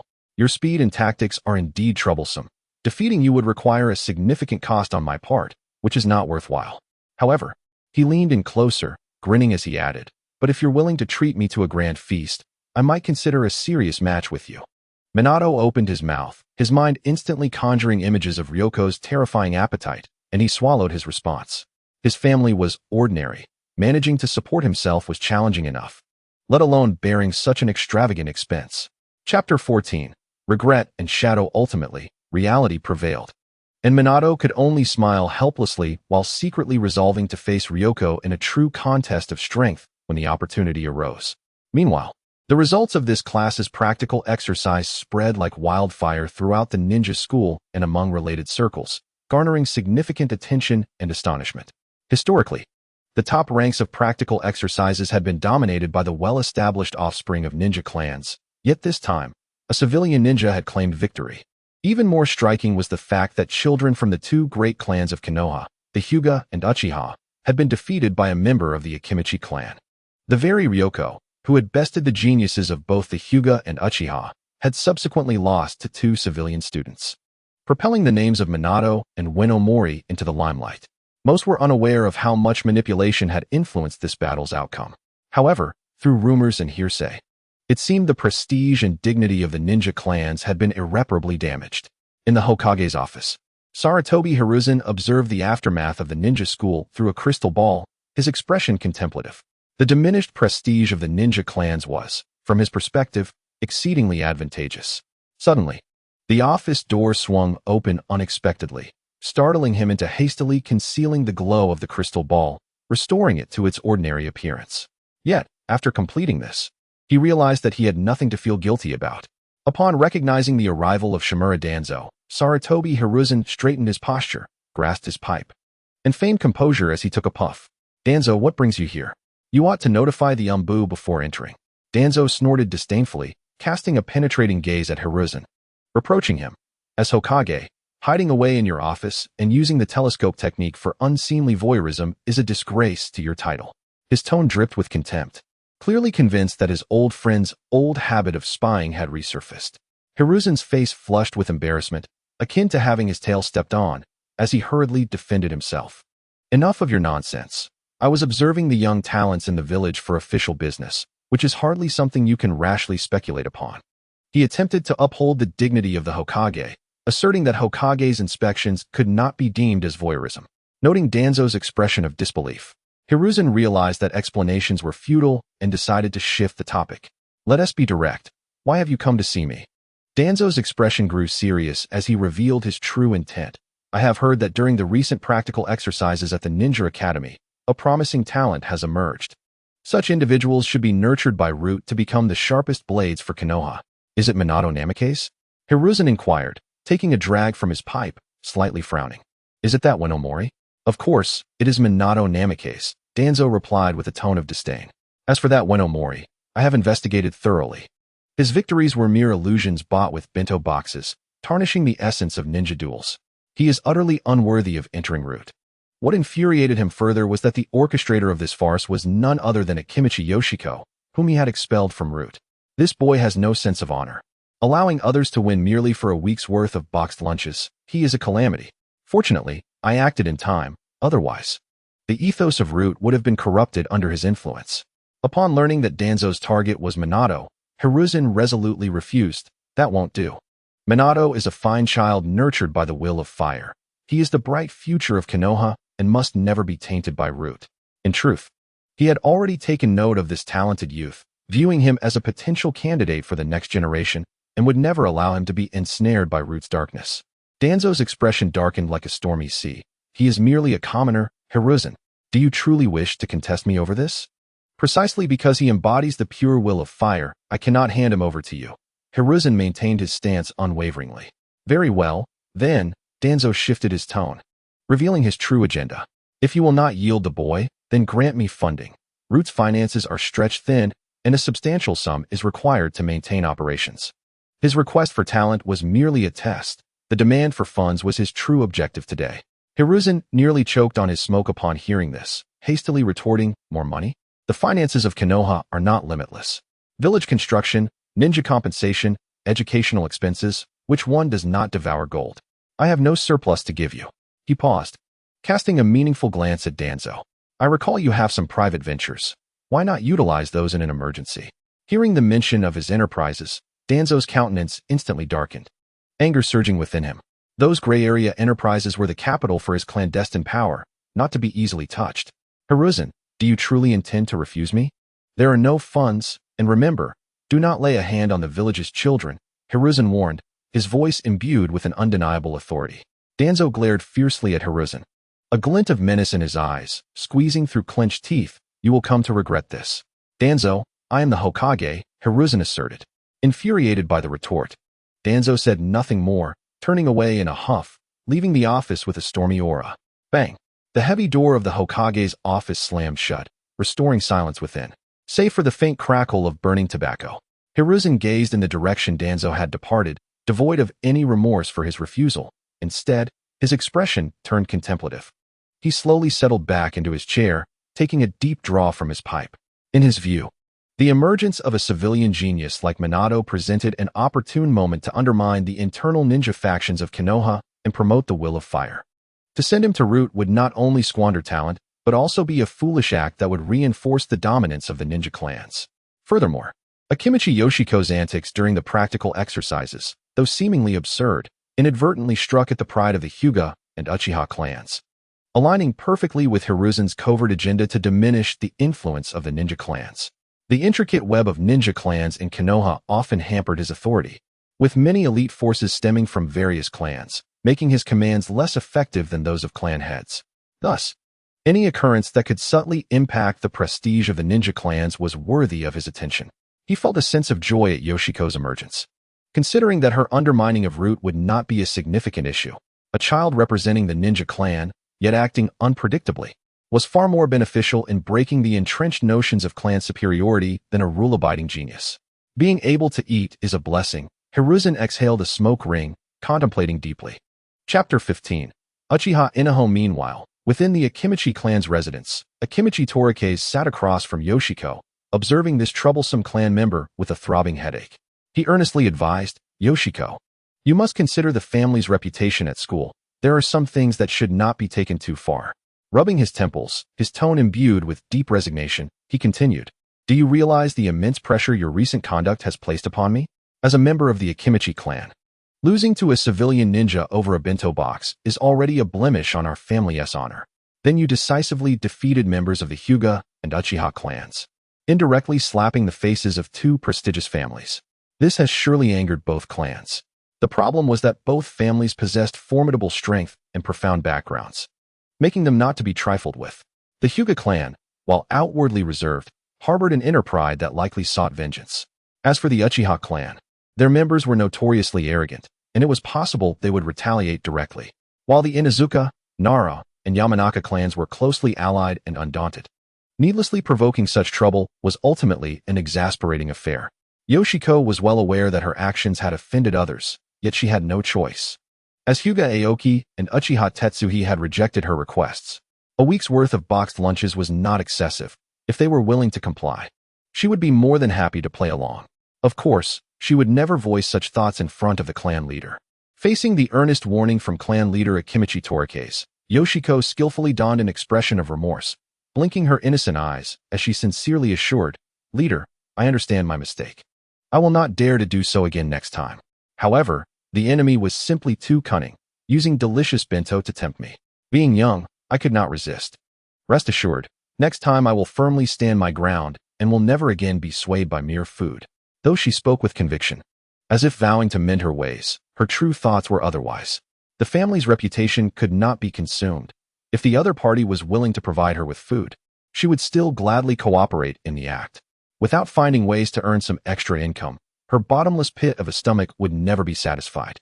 The dignity of one's family is indeed paramount, yet the pangs of hunger are a far more distressing sensation. Even if one were to offend others, there is little cause for concern for the presence of the third Hokage, Hiruzen Sarutobi. In Konoha ensures that the shinobi clans will not stir up trouble over such trivial matters. Akimichi Ryoko observed the sincere expression of apology on Ryo's face and suspected that the boy's contrition was feigned. However, he felt powerless to do anything about it. As Ryo's demeanor was undeniably amiable, with a resigned sigh, he waved his hand dismissively. Enough, enough. Proceed with caution, at least do not make it too conspicuous. Deep down, Akimichi Ryoko understood that Ryo's actions, which tarnished the family's reputation, stemmed primarily from the clan's inability to satiate his seemingly insatiable appetite. Were he to be well fed at every meal, would he resort to such antics over a mere few bento boxes? With this thought, Ryuko's reprimands lost some of their firmness. After bidding farewell to the frowning clan leader, Ryo shook his head in exasperation. During this era in Konoha, the ideology of prioritizing the shinobi clans was excessively entrenched. It was truly feudalistic, he mused inwardly. In his view, victories and defeats should be personal matters, but once entangled with the so-called honor of the family, they became complicated and troublesome. However, this may be the fate of a shinobi clan descendant. Having enjoyed the protection and resources of the clan, they were inevitably bound to its honor and disgrace. Meanwhile, within the Uchiha clan's encampment, the atmosphere was far from tranquil. You fool, Uchiha Tetsuharu. You couldn't even triumph over a member of the Akimichi clan, and have become a laughingstock for our family. I shall go and redeem this disgrace. The impulsive Uchiha Inoharu shouted angrily at his cousin, Tetsuharu. The latter's face turned ashen, unable to refute the reality of his defeat, yet he gritted his teeth and retorted. Do not go, you cannot fathom how fearsome that guy is. He is nothing short of a monster. Unless you awaken the Sharingan, huh? Inoharu interrupted him rudely. Skepticism written all over his face. Is it really that exaggerated? To deal with a mere Akimichi glutton, you need to use the Sharingan? It's your own incompetence. The two engaged in a heated argument. Ultimately, Inoharu, convinced that Tetsuharu was merely making excuses for his failure, stormed off with a fervor to restore the family's honor. Before long, outside Ryo's somewhat secluded dwelling, a voice filled with provocation resounded. Akimichi Ryo, come out here. The voice was loud, imbued with the Uchiha clan's characteristic pride and impatience. Inside, Ryo, lounging on the tatami mat, merely lazily scratched his ear, rolled over, and showed no inclination to respond to the summons. Should I just walk out? That would be too undignified, Ryo thought, rolling his eyes at the commotion outside, completely unfazed. After waiting for a considerable time without any response, Inoharu felt as if he had struck a wall. He was at a loss for what to do. Should he force his way in? What if Ryo were not home? Or worse, if he were accused of trespassing? That would be even more embarrassing for the Uchiha clan. At that moment, Uchiha Tetsuharu rushed over, attempting to make a final effort. Inoharu, stop this nonsense and come back with me. This is my disgrace. I will clear it myself. He knew full well that he was no match for Ryo at present. Yet the pride of the Uchiha clan filled him with conviction that once he activated the Sharingan, he would undoubtedly redeem himself. However, Inoharu exemplified the typical stubbornness and arrogance of the Uchiha clan, refusing to heed any advice. Watching Inoharu stubbornly linger at another's doorstep, drawing curious glances from several Akimichi clan members, Tetsuharu felt a burning embarrassment wash over him. He suddenly realized how detestable such obstinacy was, and recognized that he had once been similarly blind to reason. Had he not personally experienced Ryo's unfathomable defenses and strength, he might have been just as overconfident as Inoharu. Seeing that persuasion had failed, Tetsuharu gritted his teeth and resolved to let his stubborn cousin feel the harshness of reality firsthand. He took a deep breath and shouted towards the house, Akimichi Ryo, my cousin wishes to spar with you. If you are willing to come out and defeat him, I will reward you with a week's worth of bento. Inoharu scoffed at this. I see him as nothing but a coward. Does he truly believe he can emerge with such an excuse? A week is not enough. Before he could finish, Ryo's clear and rapid response echoed from within, at least half a month. Inoharu's voice faltered, a surge of indignation flooding over him. This fellow was indeed home, and he dared to haggle. Enraged, Inoharu shouted at the door, fine. If you dare to come out and defeat me, I will not merely offer you half a month. I, Uchiha Inaharu, will provide you with a month's worth of luxurious bento, and I will stand by my word.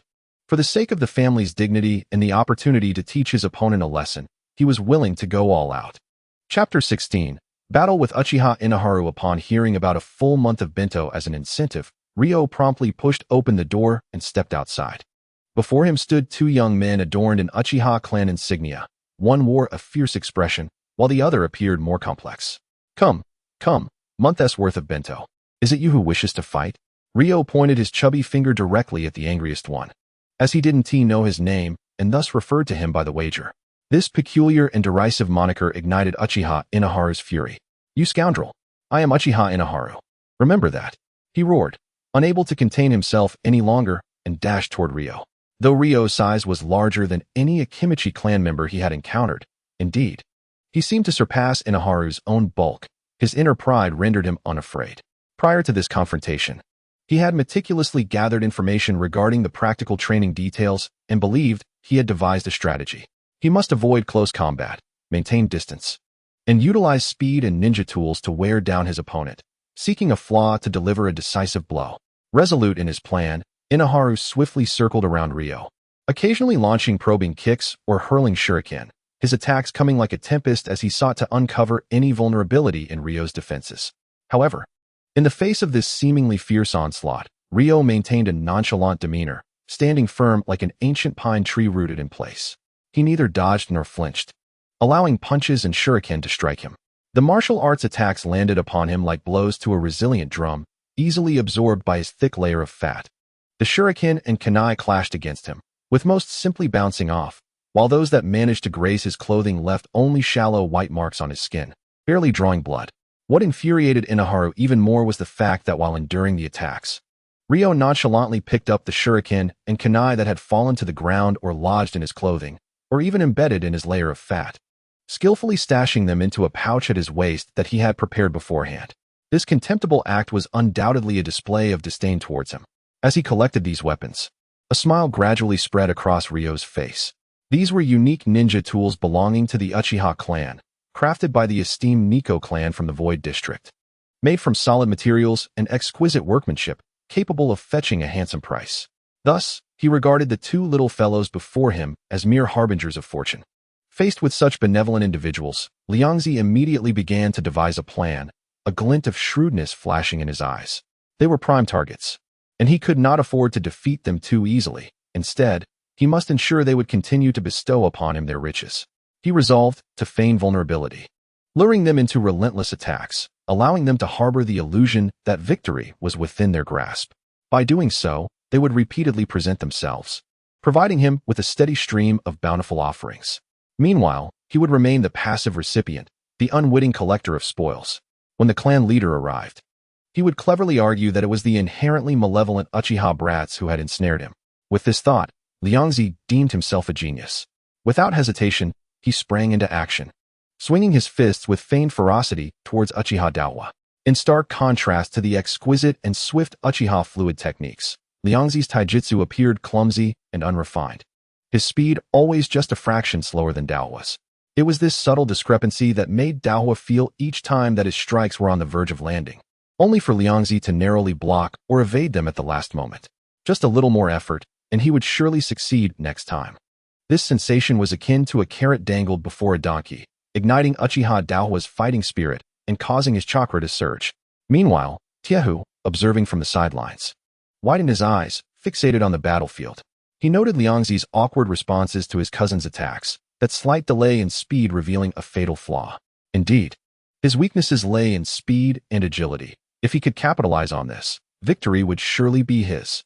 A renewed hope ignited within Tiehu, and he began to devise strategies for his next challenge, envisioning a chance to redeem his previous humiliation. I have thoroughly seen through your weaknesses. Prepare for defeat. On the other side, Uchiha Daowa grew increasingly confident, feeling he had completely grasped Liangzi's rhythm. After a feigned attack, he swiftly formed hand seals. Shadow clone technique. With a soft thud, two Uchiha Daowas suddenly appeared on the field.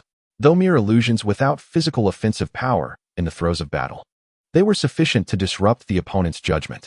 The two Daowas charged at Liangzi from both directions, fists raised, attempting to overwhelm him and secure victory. Liangzi admired Uchiha Daohua's innate talent for combat. At such a young age, he adeptly wielded fundamental ninjutsu to create opportunities. If faced with an ordinary adversary, this maneuver might have already clinched victory for Uchiha Daohua. Alas, the perceived weaknesses they saw were merely bait Liangzi had intentionally presented. The strength he showcased was but the tip of the iceberg concealing his true capabilities. As he faced the dual assault, Liangzi let a look of panic wash over his face, appearing increasingly flustered in his movements. Yet, within his mind, he calculated rapidly. How could he keep them dangling, allowing them to lose while still believing they could win next time? Confronted with the overconfident Uchiha Daohua and his simultaneous attack, Liangzi squinted and suddenly conceived a brilliant strategy that would allow him to win legitimately while maintaining the illusion of speed as his shortcoming. He neither dodged nor took the hits head-on. Instead, he inhaled deeply, his substantial form displaying an unexpected agility as he dropped to the ground. He gathered his limbs and head, transforming into an enormous, inflatable ball. This was one of the most rudimentary applications of the secret body technique of the Akimichi clan, wherein the body's fat is evenly enveloped, forming a nearly impenetrable defensive sphere to strike at foes. However, Liangzi employed a simplified version, lacking any offensive capability and serving only the most basic defensive purpose. Yet, even this sufficed. After all, Uchiha Daohua was merely a child, his combat experience limited. He had never encountered such a spectacle before. Chapter 17. The hooked Uchiha seeing a massive ball obstructing his path, Uchiha Daohua momentarily faltered, unable to halt his momentum.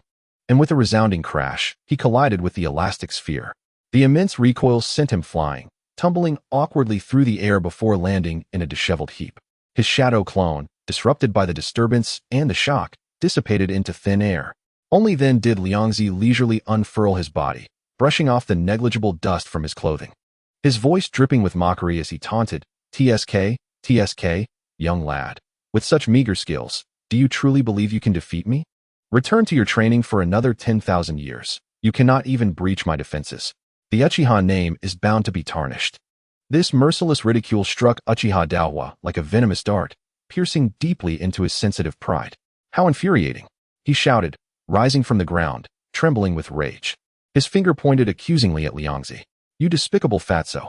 To resort to such underhanded tactics, curling into a ball, what kind of skill is that?" He was so close. So very close to defeating this insufferable little chub. Yet, the opponent's cowardly balling tactic had thwarted him, leaving him seething with frustration. Simultaneously, he lamented deeply in his heart. If only his speed had been a fraction faster, he could have taken advantage of Liangzi's moment of inattention to bring him down. At that moment, he would stand triumphantly over him, relishing the chance to deride this detestable foe. This very realization played into Liangzi's hands. He secretly chuckled within while donning an expression of disdain, as if to imply that his opponent was simply too weak to merit his concern. He waggled his chubby finger dismissively. "Excuses abound for the vanquished. Let us not forget our agreement. Starting tomorrow, for an entire month, you shall deliver gourmet bento to me daily, punctually. Should you dare to default," he intentionally cracked his knuckles, the sound echoing ominously, laden with threat. Uchiha Daohua's complexion fluctuated between green and pale, yet his clan's pride forbade him from reneging on his word. Gritting his teeth, he declared, "Humph. Mere bento is no challenge. I, Uchiha Daohua, keep my promises. But mark my words, I will return to challenge you again. This time, I shall flatten you completely. So you may comprehend the might of the Uchiha clan."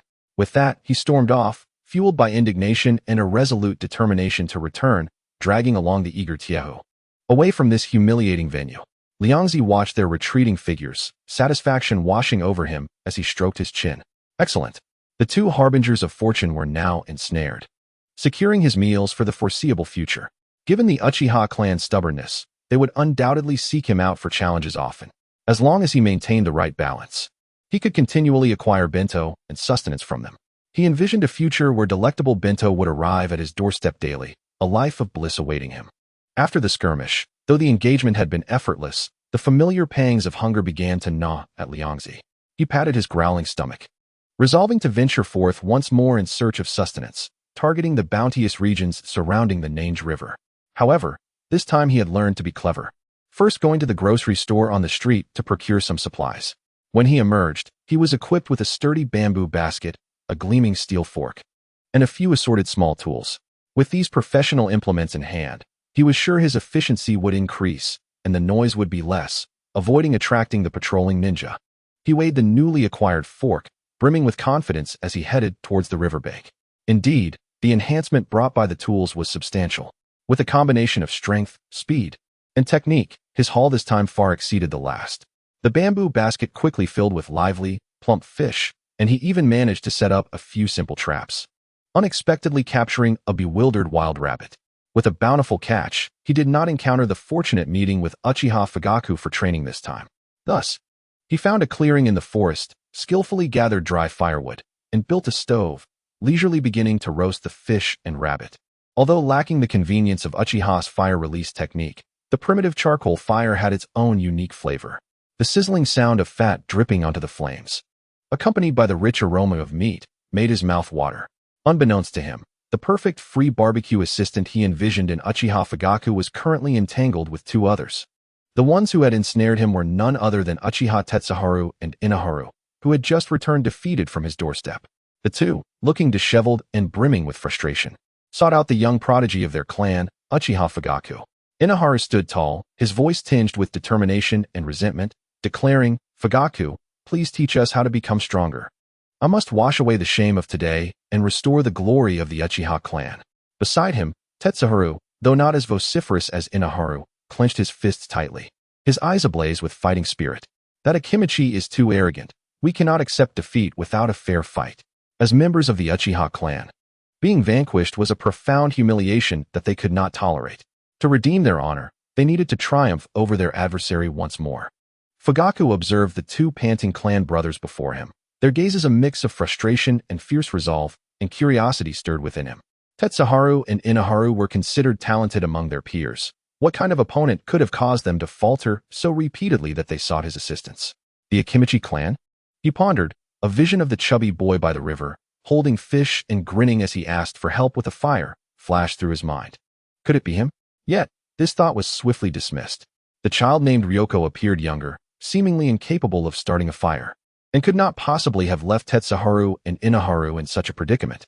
Perhaps it was another, slightly older Akimichi child. And was it merely coincidence? Observing the stubborn determination in his younger clan members' eyes, Fugaku understood that Uchiha pride would not allow them to concede easily. Even if he refrained from teaching them, they would find ways to seek help elsewhere, potentially acting recklessly. Rather than allow that, it was better for him to guide them. Very well, Fugaku finally nodded. I can spare some time to instruct you, but the training will be arduous, so be prepared.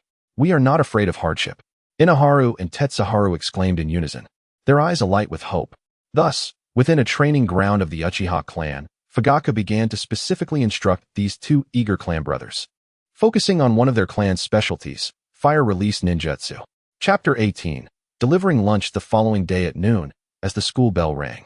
Students began to pull out their packed lunches, and an eye-catching scene unfolded in a corner of the classroom. Leading the charge was Ueno Mori, accompanied by Uchiha Tetsuharu and Uchiha Inaharu, as several children, wearing reluctant expressions, approached Akimichi Ryoko's desk, each holding a lunchbox. Ueno Mori initially felt embarrassed about delivering lunch to Ryoko alone, moving stealthily. However, upon seeing the usually aloof Uchiha brothers carrying lunchboxes as well, his embarrassment diminished significantly. After all, it was better to share the humiliation than to bear it alone. Yet, a new question soon arose. Why were these two Uchiha prodigies bringing lunch to Akimichi Ryoko? Were they attempting to bribe him with lunch to throw a match? But he hadn't heard anything about that. Shortly thereafter, the reason became clear. Uchiha Inaharu placed the lavish lunchbox on Ryoko's desk, crossed his arms, raised his chin high, and looked down his nose at Ryoko with an air of arrogance, saying, "Here, eat up. Enjoy the luxurious Uchiha feast while you can. Once I finish my speed training, it will be your turn to cry. Cherish these moments when you can still have my lunch." Beside him, Uchiha Tetsuharu, maintaining a serious expression, added, "We have enlisted the personal guidance of Brother Fugaku from our clan, and your strength will soon soar. At that point, you will undoubtedly become our defeated foe, washing away the shame of the Uchiha clan with your defeat." Although they were delivering lunch, their tone and demeanor bore the weight of a victory declaration, brimming with inexplicable confidence. Observing their spirited demeanor, Ryoko felt a sense of satisfaction within. Yes, Maintaining this illusion of an inevitable victory was essential for him to secure a steady stream of challenge fees and lunch income. As for their fervent claims of special training and guaranteed victory, Ryoko paid them little heed. This was not blind arrogance, but rather a clear recognition of his own capabilities. As a time traveler, he understood the classification of ninja strength and was acutely aware of the transformation his body underwent after ample nourishment. He suspected he had mutated, significantly enhancing the Akimichi clan's bloodline to the point of perfectly aligning with their secret techniques. With continuous eating, his strength, defense, and the chakra accumulating within him had already surpassed that of most ninjas, and it was steadily increasing with every meal. By the time he reached adulthood, he might surpass even Kisame Hoshigaki, earning the title of a tailless beast. For anyone to catch up to his growth rate, akin to a human-tailed beast, would be an extraordinary challenge. Nevertheless, to continuously motivate these two generous benefactors, Ryoko feigned a dismissive expression and pretended to clean his ears with his pinky. Umph. Who can't boast? I'm just waiting for you to challenge me, but let's agree on something first. If you lose again next time, you must deliver an additional month's worth of lunch. Do you dare to wager? The surrounding classmates, eavesdropping on their conversation, suddenly realized the situation. It turned out that the Uchiha brothers were delivering lunch as a consequence of their failed challenge against Ryoko. This revelation only deepened their astonishment towards Ryoko, the new chubby student. Just how profound was his strength? As for Winomori delivering lunch, most understood the reason behind it. This shameful fellow must have bribed the other party with lunch to ensure a favorable outcome during the assessment. Meanwhile, Hinata Aoki, sitting nearby, silently observed this scene, feeling a sense of relief. Fortunately, he had remained composed at that moment, opting not to recklessly challenge like the two brash Uchiha, but instead choosing to diligently train within his own clan. If one were to hastily seek to cleanse themselves of disgrace, they might very well fall into the trap set by Akimichi Choji, just as the two foolish Uchiha brothers did, foolishly delivering meals to him. Reflecting on this, he straightened his back unconsciously as he compared himself to the obstinately defiant Uchiha brothers. In his heart, he mused, indeed, our Hyuga clan embodies both strength and wisdom, making us the most formidable clan. The so-called strongest Uchiha is merely self-aggrandizement. However, upon hearing that the brothers were undergoing special training from their family elders, Hinata Aoki felt a surge of urgency, determined to redouble his efforts in practicing the gentle fist. He was resolved to defeat Akimichi Choji honorably before the Uchiha brothers could. Only then would everyone recognize that the Hyuga clan is truly the unrivaled master of ocular jutsu in Konoha. As for the thoughts of his classmates, Choji was blissfully unaware. He was currently delighting in his spoils. The quality of the bento boxes varied greatly depending on who provided them. Winomori, being a common ninja, offered only plain rice accompanied by a solitary sour plum, which looked quite meager. In stark contrast, the Uchiha brothers presented a lavish feast, complete with artfully arranged dishes and even sizable dried fish. Choji devoured the 3 bento boxes with gusto, patting his stomach in satisfaction. The taste was delightful, though the portions were somewhat scant. He smacked his lips, realizing that this small amount merely served as a light snack, far from satisfying his insatiable appetite. Nonetheless, it was free, and thus tasted all the sweeter. Yearning for more, his gaze involuntarily swept across the classroom, contemplating whether he could source additional bento boxes from his classmates. Unfortunately, after previous encounters, everyone was well aware of his notorious reputation. The moment they caught his eye, they immediately averted their gazes, resembling frightened quails, tightly clutching their bento boxes, too intimidated to engage in any eye contact with him. Alas, how dull! Choji felt a twinge of boredom, without a suitable excuse. He refrained from forcibly procuring his classmates' lunches. Wait. Suddenly, he shook his head, realizing that his previous thoughts were rather perilous. How could he entertain the notion of taking action against his classmates? It must have been a mere illusion. After all, he was a good child. Just then, his peripheral vision caught sight of a commotion in the corner of the classroom. A group of children surrounded a girl with vibrant red hair, wearing malicious smiles and uttering hurtful remarks. The girl with red hair was none other than Uzumaki Kushina. Choji listened intently, noting that they were mocking her strikingly bright hair, hurling derogatory nicknames such as Tomato and Pepperhead. This storyline. Choji recalled that after the destruction of the Land of Whirlpools, Kushina had been brought back to Konoha by Uzumaki Mito to be groomed as the next Jinchuriki of the Nine Tails. As an orphan in a foreign environment, devoid of kin except for the elderly Mito, it was inevitable that she would face exclusion and bullying at school. TSK, how pitiful. Choji pursed his lips. Yet, upon further reflection, he found it rather commonplace. This seemed to be a characteristic of the island nation's culture. Even the children of their own royalty could encounter bullying at school. Viewed this way, it made Naruto's experiences in the original story seem less puzzling. They managed to achieve a level of equality in bullying that transcended social standings, truly impressive.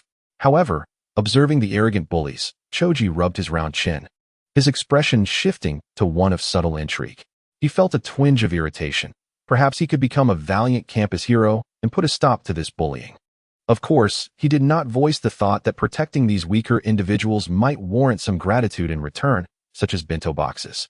As for those bullies, if they had the energy to torment others, perhaps they were merely overindulged and he could conveniently relieve them of their lunches.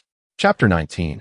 Bullying and Anti-Bullying. Hey, you red-headed monster, get out of our class. Yeah, ugly freak. Your hair looks like it's on fire. It's disgusting. Monster, go back to where you came from. A group of children encircled Uzumaki Kushina, relentlessly hurling piercing taunts and malicious nicknames her way. Having just arrived in Konoha, Kushina appeared terrified and helpless in the face of her malevolent classmates, her large eyes brimming with tears. Clutching the hem of her clothing tightly, she attempted to defend herself loudly. No, red hair is perfectly normal. Many of my family and clan members have red hair. However, the bullies were entirely disinterested in the truth. They merely reveled in the thrill of tormenting the weak, disregarding her pleas.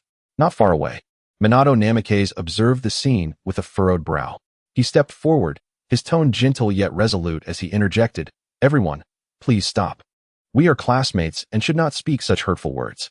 He even pointed to his own radiant golden hair, attempting to diffuse the tension.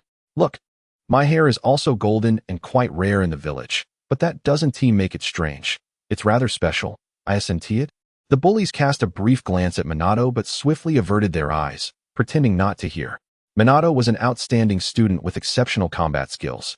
Just having excelled in a recent practice session, they were reluctant to provoke him. In contrast, Kushina, who stood alone and seemed somewhat timid, appeared to them as an easy target. Seeing his attempts to mediate yielding little effect, a hint of helplessness crossed Minato's handsome face. He disapproved of bullying. But faced with such collective disdain, he was at a loss for how to effectively intervene. At that moment, a languid yet undeniably commanding voice broke through the tension. Hey, what with all the ruckus? Can't you let someone digest their food in peace?" A massive shadow loomed overhead like a small mountain, completely enveloping the bullies. They turned, trembling, to behold a face that, at that moment, seemed more terrifying than that of a demon. Akimichi Choji. The bullies' faces drained of color as if they had been struck by a paralyzing jutsu, their earlier bravado vanishing without a trace, replaced by sheer terror. Most of them were accustomed to preying on the weak, but before someone who had bested both Uchiha and Hyuga geniuses, their knees began to tremble. A few among them, who had previously provoked Choji and suffered the consequences, were now utterly petrified, wishing only to escape immediately. Choji. Minato's face lit up with relief upon seeing Choji intervene. He hadn't anticipated that this classmate, who seemed solely preoccupied with food, would step up with such formidable presence, which brought him considerable comfort. "Hey, Minato." Choji brandished his fist, which resembled a hefty sandbag, gesturing toward the quaking bullies. Reasoning with these guys is futile, they only understand this. The wind generated by his fist instilled fear in the bullies. They had no doubt that a single blow would leave them incapacitated for the better part of a day. One bully, mustering his courage, attempted to dissuade Choji with threats. "Akimichi Choji, fighting is wrong. I'm going to tell the teacher." Upon hearing this, Choji let out a strange laugh, replying defiantly, "Huh? You have bullied your classmates first. My actions are those of valor, aiding the weak and combating evil.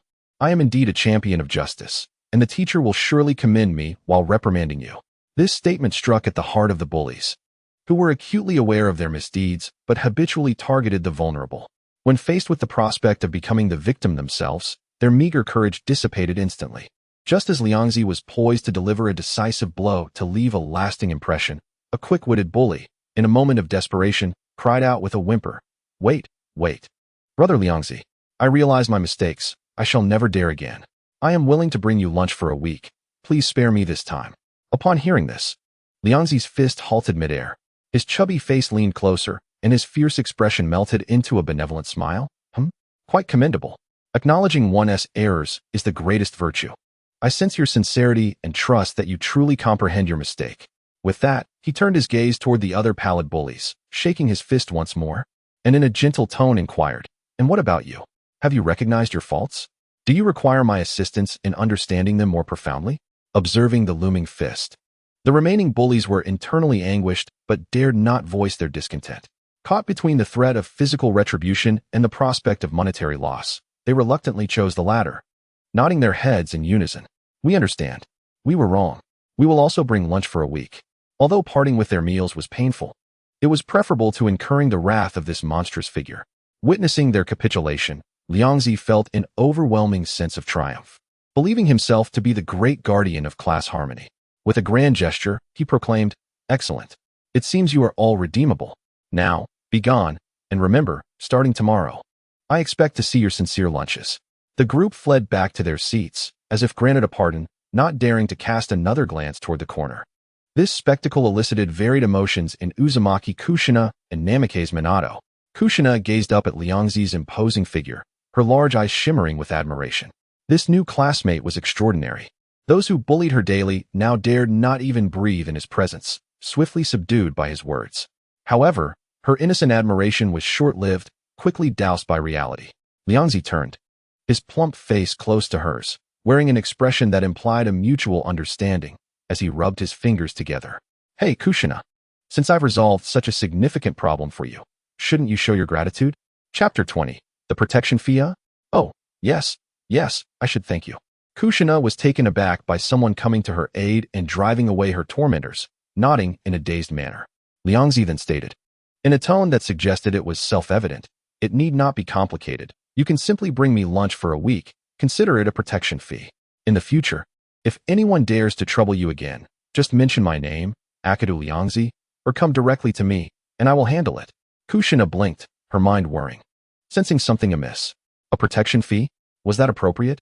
Yet, he had indeed helped her and promised to provide protection. Trading lunch for peace seemed somewhat reasonable. Ultimately, she still dazedly nodded. All right then. After all, someone was willing to help her, driving away those detestable individuals, which was something she greatly desired.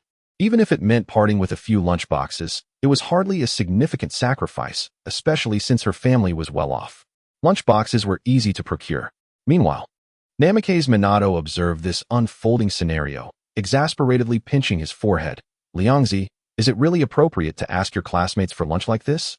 In response, Liangzi immediately adopted a serious expression and retorted with conviction, "Minato, what are you saying?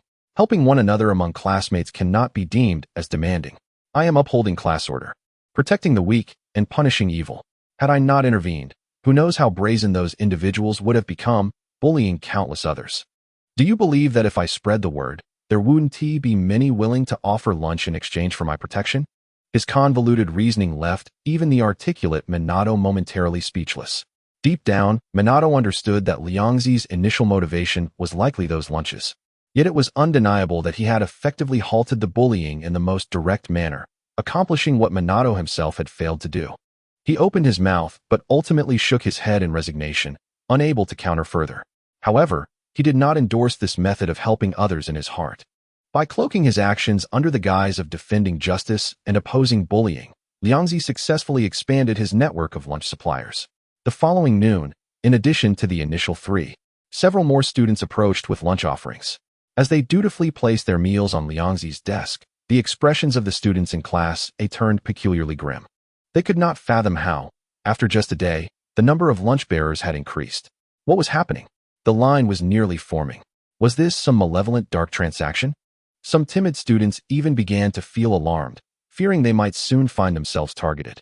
Akadu Chintu, with a complex expression, gazed at his lunch-laden kin. He felt both envy and fear. Envy, because Liangzi had managed to amass such a bounty of food, a feat the Akadu clan had long coveted.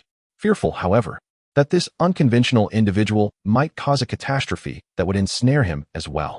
He silently prayed, let Liangzi remain composed and refrain from stirring up further trouble. As the center of this storm, Akadu Liangzi paid no heed to the complex emotions of his classmates. He beheld the rows of diverse yet enticing lunchboxes before him. a broad smile lighting up his face, his eyes nearly squinting in delight. What a feast! Let the feast begin, he declared, swiftly entering his culinary battle mode. With practiced ease, he picked up chopsticks and laid out all the lunch boxes on the table, as if a general reviewing his troops. Then, using both hands, he began devouring the food with astonishing speed, consuming mouthfuls with precision, his movements so rapid they nearly left an afterimage. In mere moments, the mountain of lunch boxes lay empty, not even a grain of rice or a leaf of vegetable remaining. This astonishing speed and quantity of consumption left the entire class in stunned silence, jaws agape in disbelief. They had witnessed great eaters before. The Akidu clan was renowned for their appetites, but Liangzi's ability to annihilate such a large quantity of food in an instant was unprecedented. The most terrifying aspect was that, after devouring so much, his belly showed no sign of expansion. Indeed, he was a creature with the appetite of a monster. A group of individuals was making quite a fuss, and Xiao Dao Qindong silently scoffed to himself. They had yet to witness the terrifying manner in which he indulged in food back in his clan. That was the true calamity. Just the thought of the barren landscape, left in his wake, sent a shiver down his spine. It was truly dreadful, overwhelmingly so. Looking at the mountain of empty boxes piled before Liangzi, Uzumaki Kushina couldn't help but ask softly, "Liangzi, are you really all right after consuming so much? Won't you choke or suffer from a stomachache?" Although she understood, thanks to Uzumaki Mito's guidance, that Liangzi's assistance was primarily to procure her bento, she still felt a degree of fondness and concern for the one who had genuinely helped her avoid bullying. With a satisfied pat on her still flat stomach, Liangzi nonchalantly replied, "It's merely a few boxes of bento, not nearly enough to fill the gaps in my teeth. To be honest, I haven't even begun to feel full." The words fell casually from her lips, but to the listeners, they bore an entirely different weight. Such a quantity of bento, and still not satisfied? Was this something a human could say? It was unfathomable. Surely it amounted to several people's worth. A collective gasp echoed throughout the classroom, the children astounded by the sheer magnitude of her appetite. Of course, there were those who entertained different thoughts. Hinata Aoki's gaze flickered, pondering if this was the secret behind her remarkable strength. The mere thought of the Chiu Dao clan's secret techniques made him envious. They required no rigorous training, merely an insatiable appetite. He even began to contemplate whether he should request more rice at home, perhaps believing that by eating more, his own power and chakra might surge, enabling him to surpass Liangzi. The Uchiha brothers, Tetsuhana and Inaharu, were witnessing Liangzi's extraordinary eating habits for the first time, and it was evident that she transcended the limits of an ordinary person. Especially her stomach, which appeared unchanged despite the copious consumption, left them both aghast. A sense of urgent determination welled up within them. They exchanged glances, each recognizing the same resolve reflected in the other's eyes. The adversary should not be underestimated. They could not afford to relax. Upon returning home, they must double their training. The next challenge would be a decisive victory. Such a formidable entity would require their utmost effort to be defeated. Chapter 21. The observations of Sarutobi Hiruzen after finishing all the bento. Liangzi patted her still flat stomach and began to stroll around the campus. For him, this was a ritual following dinner. 100 steps after a meal could lead to a long life. However, there was another impetus for his departure from the classroom. He felt an elusive sensation of being watched, a nagging presence that flitted about him like an unshakable fly, causing him considerable annoyance. At first, he was uncertain, but the feeling persisted, seemingly emanating from above, leading him to identify the suspect. In the Hidden Leaf Village, there was only one person known for such peculiarities and the ability to spy using crystal balls, the ninjutsu professor and third Hokage, Sarutobi Hiruzen. "What's this old man doing? Peeking at me for no reason?" Liangzi grumbled inwardly, feeling quite displeased. Although he was unaware of the specific reasoning, he was certain it was related to his recent actions. Regrettably, being young and lacking the strength to disregard such scrutiny, he could only endure this vexation for the time being. Once he matured, he vowed to teach this voyeur a lesson. To dispel this feeling and seek new endeavors, he feigned a casual stroll, observing each classroom's entrance. His gaze swept across every corner like a searchlight, hoping to uncover instances of bullying or injustice, providing him with the opportunity to stand up for what was right once more. Unfortunately, such occurrences were not a daily affair, and after a thorough inspection, he found nothing. Sighing, he returned to his classroom, plopping down in his seat, his expression a canvas of a hero rendered impotent. Meanwhile, in the Hokage's office, Saratobi Hiruzen observed Liangzi's antics through the crystal ball. Leaning on his desk, he exhaled a puff of smoke, his face a mixture of amusement and exasperation. This kid is quite the handful, he mused, shaking his head, having comprehended Liangzi's motives. His apparent crusade against bullying was merely a pretext for securing a long-term source of sustenance. Initially, he had been startled to see so many children delivering bento to Liangzi, mistakenly believing he was extorting his classmates. After observing for a considerable time, he concluded that while Liangzi's actions were erratic, he was not inherently malevolent. Although those from whom he took bento were generally unwilling, they had committed wrongs that warranted punishment. A minor reprimand, merely a week's worth of bento confiscation, was hardly excessive. Liangzi's intentions were quite simple. He sought food. His association with Uzumaki Kushina appeared to be more of a serendipitous transaction than a politically motivated approach. With this realization, Saratobi's tension eased significantly. As the designated next host of the Nine Tails, Uzumaki Kushina represented a crucial strategic asset for the village, her status being exceedingly sensitive. His greatest concern had been that various clans might try to influence or control her, disrupting the delicate balance of power within the village. Now, it seemed that Liangzi's antics were more of a personal folly rather than orchestrated by the Showdown clan. This eased his apprehension somewhat. Perhaps I have been overly sensitive, he murmured to himself, diverting his gaze from the crystal ball to the pile of documents on his desk. As long as the sensitive topic of the Jinchuriki was not breached, a child from the Showdown clan, no matter how unruly, remained within his realm of control. However, his thoughts soon took a different turn. Are you going to submit or not? Are you still bullying your classmates? On the path home, Liangzi's distinctive and robust figure stood resolutely at the alley's entrance. One hand grasped the collar of an older boy, while his other hand formed a fist the size of a sandbag, menacingly waving it before the boy's eyes. The boy, caught in Liangzi's grip and wincing in pain, defiantly retorted, I won't submit. If you have the guts, go ahead and kill me. Just so you know, I'm from the Saratobi clan. If you lay a finger on me, my family won't let you off easily. His proclamation seemed to embolden several other children who had been similarly subdued by Liangzi, their bruised faces lighting up with a sense of solidarity. I'm from the Yamanaka clan. How dare you strike us? Our family will not let this slide. And I am from the Akimichi clan. If you offend us, you'll have a hard time in the Hidden Leaf village. I belong to the Inuzuka clan. Let us go. They all boasted their clan identities, attempting to intimidate and deter this unexpected challenger. Yet, Liangzi remained unfazed by their words. Instead, a slender boy nearby trembled involuntarily. Clad in tattered clothing and bearing wounds, he was one of the very victims of the group before him. These children were a grade above Liangzi, boasting their ninja heritage and basic chakra extraction techniques, and had often taken to bullying those from commoner backgrounds. The common students, constrained by their family's prestige, dared not resist and instead suffered even more severe bullying.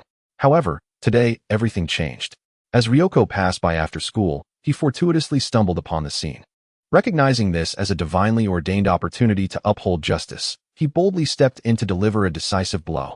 Although the adversaries were older, numerous, and possessed rudimentary ninjutsu skills, they appeared as mere children at play in the face of Ryoko's robust physique, nourished by an abundance of food, rendering him nearly invincible.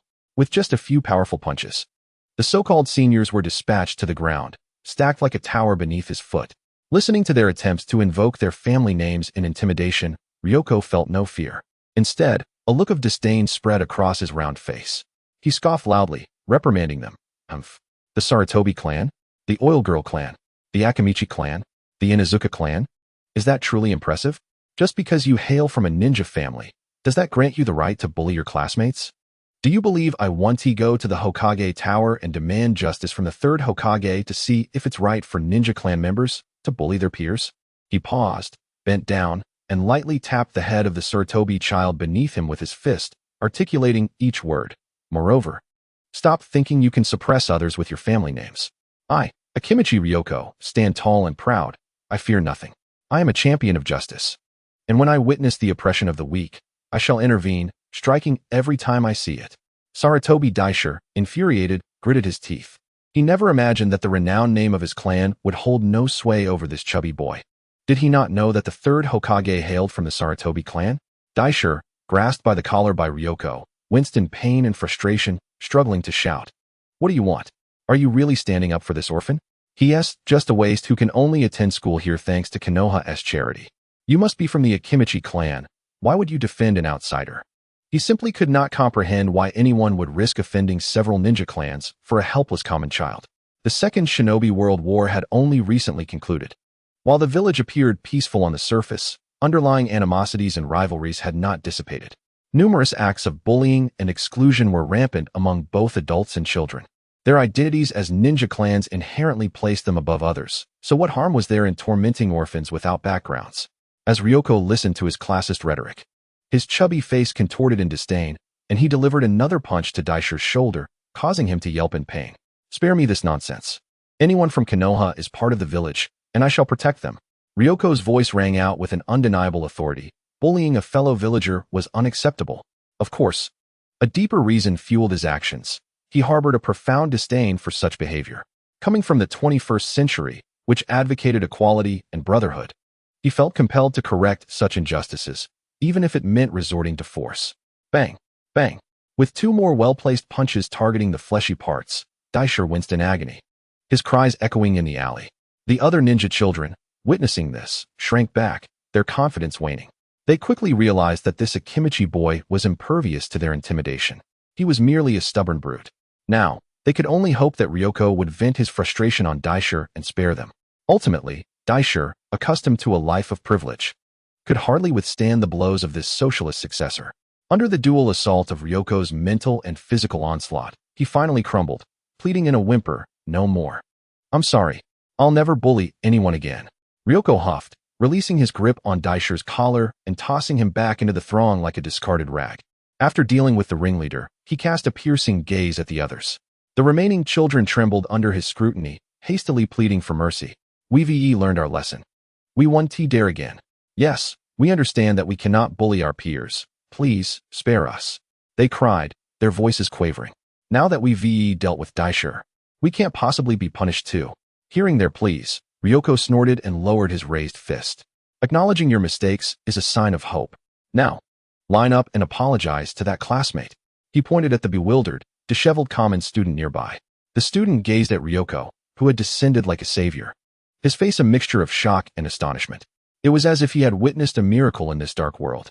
"And to ensure you remember this lesson, each of you must provide me with lunch for half a month," Ryoko declared, shaking his fist and wearing a friendly smile as he coldly added, "Fail to comply, and I will strike you each time I see you. This is my ninja way." These children, all scions of ninja clans, lacked nothing in terms of food. A heavier penalty would ensure they felt the pinch. Upon hearing this, their faces contorted in distress. To apologize to the commoner they looked down upon, and to lose half a month's worth of delicious lunches was a double blow they could hardly bear. Yet, when they glanced up to see Ryoko's enormous fists and fierce expression, all reluctance evaporated into fear. Ultimately, under the overwhelming threat of force, Saratobi Daisher led the other ninja children in a dejected procession toward the common student, mumbling their apologies in a hurried, awkward manner. "We're sorry. We shouldn't have bullied you. Yena, please forgive us." Though their apologies lacked sincerity, for someone who had long endured bullying, it was a groundbreaking experience. Yena, taken aback, waved his hands nervously, unable to articulate a response. Upon hearing his name, Ryoko's eyes widened in surprise as he gazed at Yena. "Is that truly you, Yena?" He confirmed once more, astonished. The child he had rescued was none other than the famed walking priestess of the future. Yet, hadn't the records indicated that this was a female? The child before him sported a boyish haircut and a dirty face. He leaned in closer, scrutinizing Yena as if using a scanner. Indeed, while dressed like a little boy, a closer look revealed delicate and gentle features. The absence of an Adam's apple confirmed she was indeed a girl. However, her frail and disheveled appearance made it difficult to discern at first glance. Yet according to his fading memories, wasn't Yena a root ninja? How could she be bullied outside of school by these ruffians? His mind raced, and he quickly grasped the situation. Indeed, she had yet to display her exceptional medical and espionage talents, and for the time being, she had not been recruited by the main branch. However, considering the passage of time, this should change soon. With this thought, Ryoji cast a glance at the pharmacist Nanoyu, his eyes betraying a hint of sympathy. He was acutely aware that the girl's future was fraught with adversity, destined to meet her end at the hands of her adoptive son, Du. Yet, he believed that perhaps his arrival could alter her fate. He turned to the several fallen ninja boys sprawled on the ground and announced in an authoritative tone, "Listen carefully. From this day forth, the pharmacist Nanoyu is under my protection. Not only are you forbidden to bully her, but you must also assist her in times of need. Do you understand?" The boys, intimidated by Ryoji's undeniable strength and the threat of his righteous fist, nodded vigorously, eager to comply. In this era, the principle of survival of the fittest was deeply ingrained in society. Obedience was the only option when faced with an overpowering force. Moreover, having just been beaten, they were all the more inclined to be agreeable. Chapter 23. An increase in the number of lunchboxes. Seeing the boys had settled down considerably, Ryoji nodded in satisfaction. He contemplated for a moment before revealing his class. "I am Ryoji Akimichi from Ninja School, Class A of the first year. Remember to bring lunchboxes at noon."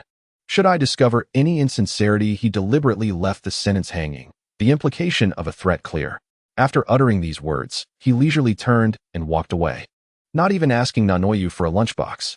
After all, given her unfortunate circumstances, it would be rather unkind to demand one. It was only when Ryoji's rotund figure vanished at the end of the street that the oppressive atmosphere suddenly lifted. "Class A of the first year?" Sarutobi Oishi exclaimed, clutching his still-paining arm in disbelief. "He is even a year below us? A freshman? What a joke. How could a newcomer be so formidable? We were like toys in his hands. I think I recall hearing that a new student in Class A defeated members of the Hyuga and Uchiha clans." Another student chimed in. "So it was him. He's an absolute monster." The survivors of the encounter began to chatter among themselves, their faces revealing a mixture of fear and astonishment. They helped each other to their feet, not sparing a glance at the pharmacist Nanoyu. As if the events of the past moments were a shameful memory they wished to forget, and hurriedly dispersed. The alley returned to silence. Nanoyu stood alone, her gaze lingering on the spot where Ryoji had disappeared. The dullness that had characterized her eyes from years of bullying was now illuminated by a flicker of complex emotion. This boy from the Akimichi clan, who had unexpectedly appeared and fiercely protected her, was like a stone cast into a tranquil lake, sending ripples through her heart. The following noon, a remarkable scene unfolded at the entrance of Class A. Led by Sarutobi Oishi, several upperclassmen appeared, each wearing a reluctant yet submissive expression. Clutching lunchboxes as they lined up to enter the classroom, they surveyed the room and headed straight for the one figure they least wanted to see, Ryoji Akimichi. The boys approached him respectfully, placing the lunchboxes on the table and declaring, "These are our lunchboxes, please accept them."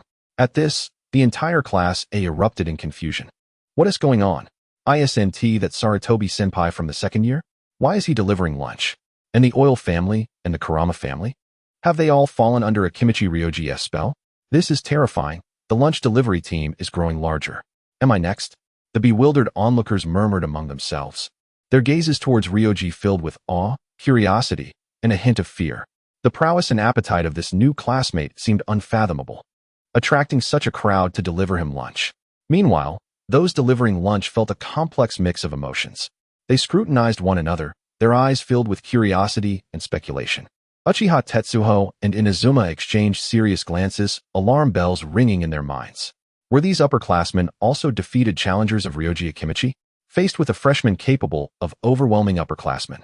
A renewed sense of urgency washed over them. Meanwhile, Sarutobi Oishi and his companions pondered, why are so many people delivering lunch? This is bizarre. Can he even finish it all? Especially upon noticing two Uchiha members among the lunch bearers, their feelings of strangeness peaked. The Uchiha clan, one of the top noble families of Konoha, known for their rebellious spirit and fierce pride, were now meekly delivering lunch. Had they, too, been caught bullying others and threatened into compliance by this boy? This thought led them to regard the Uchiha brothers with a twinge of camaraderie, a shared sense of humiliation easing their own. Standing aside, Wenomori observed the expanding ranks of lunch deliverers with a hint of delight. The more who delivered lunch, the less conspicuous he became. Thus, various groups gathered around Ryoji's desk, sharing glances filled with suspicion and intrigue, creating a scene both peculiar and harmonious. At the center of this storm, Ryoji resembled a landlord counting his rents, smiling as he assessed the day's bounty, feeling life was brimming with hope. "Oh look, 3 colored dumplings, my favorite. This meat broth is incredibly flavorful, delightful. The chicken cutlet is decent, though slightly overcooked. Next time, let it simmer a bit longer to soak in the flavors." Ryoji critiqued the array of lunchboxes before him like a culinary expert. His eating style was exuberant, Reminiscent of a tempest, and amidst the sounds of chewing, he resembled a live-action version of a food challenge champion. The rich aroma of the food, combined with his enthusiastic consumption, continually assaulted the senses of the hungry onlookers, especially the students who had delivered lunch. They watched helplessly as their own meals were devoured by Ryoji, the enticing scents wafting through the air only exacerbating their hunger. Grr! A stomach growled loudly, breaking the silence, akin to a stone cast into a calm lake, triggering a chain reaction. Growling. The sounds of rumbling stomachs echoed in the quiet classroom, a symphony of embarrassment. The lunch deliverers' faces flushed, wishing they could disappear, desperately swallowing their saliva to suppress their protesting bellies. Ryoji, hearing this unintended accompaniment, only ate with greater gusto and speed. His cheeks bulged as he devoured the food, swiftly clearing an entire table of lunchboxes. This astonishing capacity for consumption once again redefined the onlookers' perceptions. They never imagined that someone could consume such an astonishing amount of food, the height of the stacked bento boxes surpassing even that of Akimichi Yoshiko herself. Nearby, Uzumaki Kushina gasped in astonishment, exclaiming, "To eat so many bento at once, Yoshiko-san is truly incredible." Standing beside them, Namikaze Minato remarked, "It's not the quantity of bento that concerns me, but rather the potential issues it may bring." The sheer number of classmates delivering bento to Akimichi Yoshiko seems far from voluntary. If their families were to discover this, it would surely lead to chaos at the school, and that would be troublesome. Chapter 24. The famished students' time flew by, and before long, a week had passed. Under Yoshiko's unwavering dedication to uphold justice within the school, the line of students providing bento to her grew like a snowball, ever expanding. It must be noted that bullying is a prevalent issue within the culture of the island nation. The sight of a single cockroach at home signifies an overwhelming infestation. Upon observing closely, Yoshiko often stumbled upon instances of the strong preying upon the weak. Upholding the ideals of justice and peace, she employed a method of physical persuasion, successfully redeeming many who had strayed from the right path. However, as the number of supporters grew, so too did the lurking dangers. Many students who had been penalized dared not disclose the truth to their families. After surrendering their bento to Yoshiko, they could only attend school with empty stomachs. It is well known that the training of ninjas demands a considerable expenditure of physical energy and chakra, both of which are heavily reliant on bodily sustenance. Prolonged hunger inevitably leads to weakness and fainting. At last, during a routine physical training session, the situation erupted. Thud, thud. On the training field, amidst an extensive endurance run, several students appeared unsteady, their faces pale and lifeless. After exhausting their strength, they collapsed to the ground, devoid of even the energy to rise. The Jonin instructor responsible for physical training furrowed his brow upon witnessing this, his first instinct being to scold. "Raichuan, Kataho, what is going on? Have you barely run a distance and already wish to slink off? Stand up and continue." His experience led him to believe that this training regimen was far from their limits. However, despite his stern urging, the fallen students struggled yet failed to regain their footing, ultimately collapsing helplessly once more. It was only then that the instructor sensed something was amiss. He dashed forward, crouching to examine them closely. His initially stern expression shifted from confusion to solemnity, and then to sheer incredulity. After all, with so many children facing issues, he had initially suspected foul play, only to discover that these youngsters were simply starving. "Absurd," the instructor exclaimed, a mix of shock and anger in his voice. "What is wrong with you? Why did you not eat a proper meal before training? Do you not realize this could harm your bodies? How can you train in such a state?" Faced with the instructor's piercing inquiries, the students averted their gazes, stammering, their faces etched with embarrassment and fear. They too had their own struggles to bear. After all, being bullied and then retaliated against was not a tale easily told. Yet, under the instructor's unwavering scrutiny and relentless questioning, their mental defenses finally crumbled. With tearful voices, they recounted how they were coerced by Akimichi Yoshiko to relinquish their lunches, claiming it was a form of punishment for bullying others. "It was Akimichi Yoshiko from Class A. She made us give her our bento. She said it was punishment for bullying our classmates. We haven't eaten lunch in nearly a week." Listening to this astonishing revelation, the physical training instructor's expression transformed from shock to fury. "Are you telling me that you collectively could not overcome a mere first-year student?" He gazed at the students before him, disappointment and disbelief etched across his face. While he did not condone the bullying of classmates, no serious harm had been inflicted. Yet, the fact that several upperclassmen had succumbed to the whims of a lowerclassman was a staggering blow to his educational career. observing the famished, trembling students. He felt a wave of exasperation wash over him. It was apparent that they could not be relied upon to rectify the situation themselves. Turning his attention to the rest of the class, he noticed several other students who appeared equally weak, their eyes dazed from hunger. Anger welled up within him as he inquired further about the specifics and the number of affected individuals. This inquiry revealed a startling reality. This was not an isolated incident. Beyond his own class, students from other grades were also being threatened. A rough estimate indicated that the number of affected students had ballooned to 30 or 40, including children from ninja clans. This revelation left him utterly astounded. This was no mere childish quarrel. Recognizing the gravity of the situation, with so many students involved, including members of various ninja clans, he understood that mishandling this could lead to significant ramifications. Regretful for having pursued the matter further, he felt a sense of dread creeping in. After much contemplation, he concluded that this issue had surpassed his ability to manage and warranted escalation to higher authorities. Within the Hokage's office, Sarutobi Hiruzen listened intently to his subordinate's detailed report, his hand holding the pipe suspended in midair, his face a canvas of astonishment. What? 38 students' lunches consumed by Akimichi Yoshiko alone? Many of them fainted during training from hunger? He repeated the figure, feeling a headache brewing. Although he occasionally employed his telescope technique to observe the situation at the school and was aware of Yoshiko's actions under the guise of justice, he had not anticipated the extent to which this had escalated. The children involved hailed from various classes, not just commoners, but also included members from the Sarutobi, Yamanaka, Nara, Hinata, and Uchiha clans.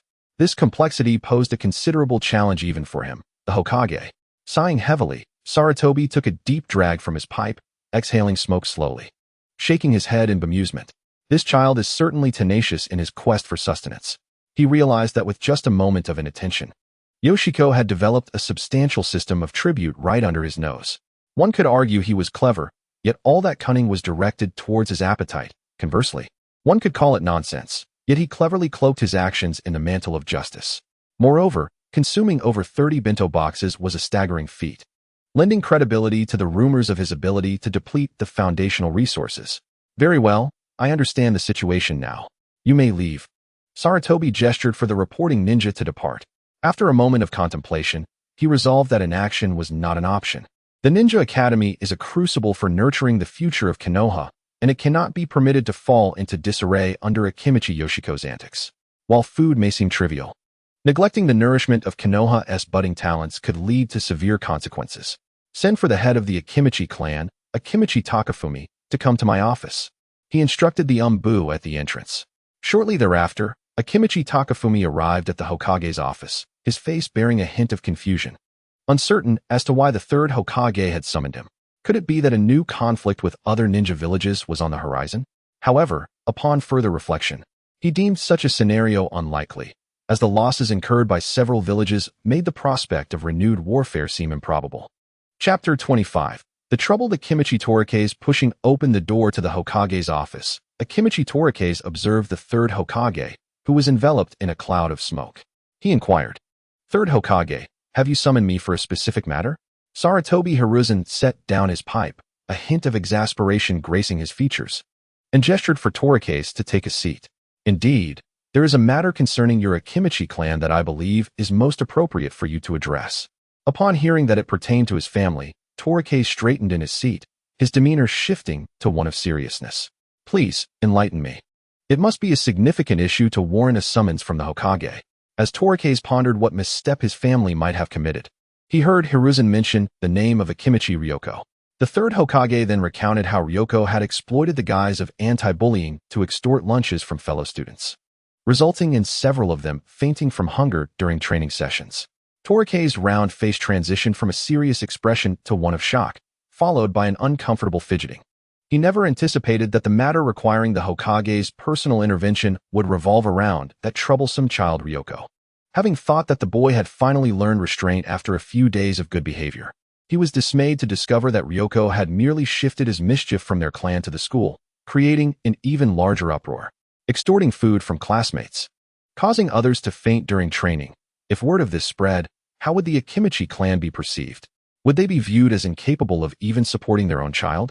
While it was true that raising Ryoko was indeed more challenging than managing 100 ordinary children, The fact that the third Hokage himself had taken notice compelled Torikes to respond. Clearing his throat, he forced a somewhat awkward smile and said, "My apologies, third Hokage. Ryoko's appetite is indeed extraordinary, but he means no harm. Rest assured, I will have a serious talk with him and sternly warn him against such behavior at school." After expressing his commitment, Torikes stood, slightly bowing to Hiruzen, and left the Hokage's office with a heavy heart. As he walked back to the clan's residence, he felt his steps weighed down more than they would be during an S-rank mission. Stopping Ryoko's extortion of lunches was not an insurmountable task. Yet he was troubled by the subsequent consequences. If he curtailed Ryoko's actions at school and severed that vital source of lunch, the boy, with his insatiable appetite and ruthless cunning, would undoubtedly turn his schemes back toward their own clan members. The thought of his kin once again falling prey to Ryoko's whims sent a shiver down Torikes' spine, for they would be the primary victims. Ultimately, it all boiled down to finances. He sighed in resignation. The allowance provided to Ryoko was already 3 times that of an ordinary clan member. Any further increase would lead to a deficit in their budget. Yet, when weighing the two evils, it was more prudent to resolve the issue at its source rather than allow chaos to reign throughout the clan. It seemed he would have to increase Ryoko's allowance once more. With a heavy heart, Torikes made his decision. Despite the clan's financial strain, the cost of maintaining internal harmony and stability had to be borne. But where would the funds come from? Rubbing his round belly, his gaze wandered until it settled on a young figure diligently undertaking missions to earn money. Akimichi Danzo, who had just been promoted to chunin, was now expected to shoulder some of the family's burdens. He murmured to himself, a paternal smile gracing his lips. After all, Danzo would eventually inherit the position of clan leader. Getting accustomed to contributing to the family early on could only be beneficial. Thus, it was settled. In an instant, Torikes felt a weight lift from his shoulders. Truly, the key to solving problems often lies in finding someone to share the burden. He resolved to increase Ryoko's allowance and let Danzo bear the additional financial strain. After all, paternal love is as heavy and reliable as a mountain. Within the Akimichi clan's residence, you expect me to give up the lunches the students provide me at school? Ryoko exclaimed, his eyes wide with indignation as he regarded Torikes. Ryoko, your actions have gone too far. The third Hokage just spoke with me, Torikes replied, exasperated. Do you realize that many students have fainted during class training due to hunger because of you? Ryoko scratched his head, a hint of confusion on his face. Are they really that weak? I thought missing a lunch wouldn't be a big deal. After all, he was not an evil person. He merely asked them to bring him lunch for a week. Who would have thought they would faint at school after only a few days of providing meals? However, with this incident drawing the attention of the third Hokage, he knew he could not continue. But not being able to receive lunches did not imply he couldn't accept money. Ryoko's beady black eyes sparkled mischievously, revealing his scheming thoughts. Torikes quickly interjected, Ryoko, school is a place for you to learn and make friends. Please refrain from any further mischief. I will increase your allowance. Just promise me to keep a low profile for the sake of the clan. Torikes truly felt he had done all he could for this once-in-a-century glutton.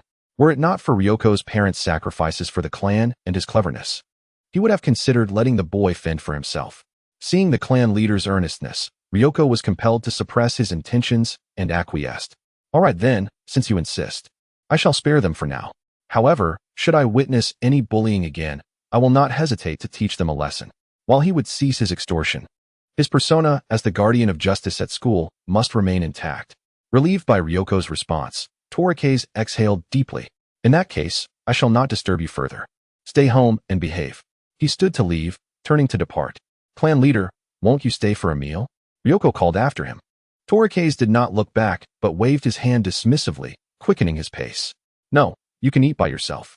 With that, he vanished swiftly through the doorway. Watching the clan leader's retreating figure, Ryoko clicked his tongue in disappointment. Why the rush? I genuinely wanted to treat you to a meal.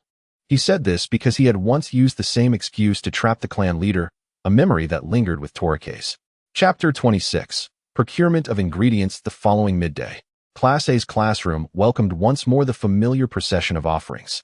As the students prepared to place their lunchboxes on Ryoko's desk and hastily flee, he called out to them, Wait, don't leave just yet. I have an announcement to make. The students halted, puzzled, turning back with anxious hearts. What scheme was he concocting this time?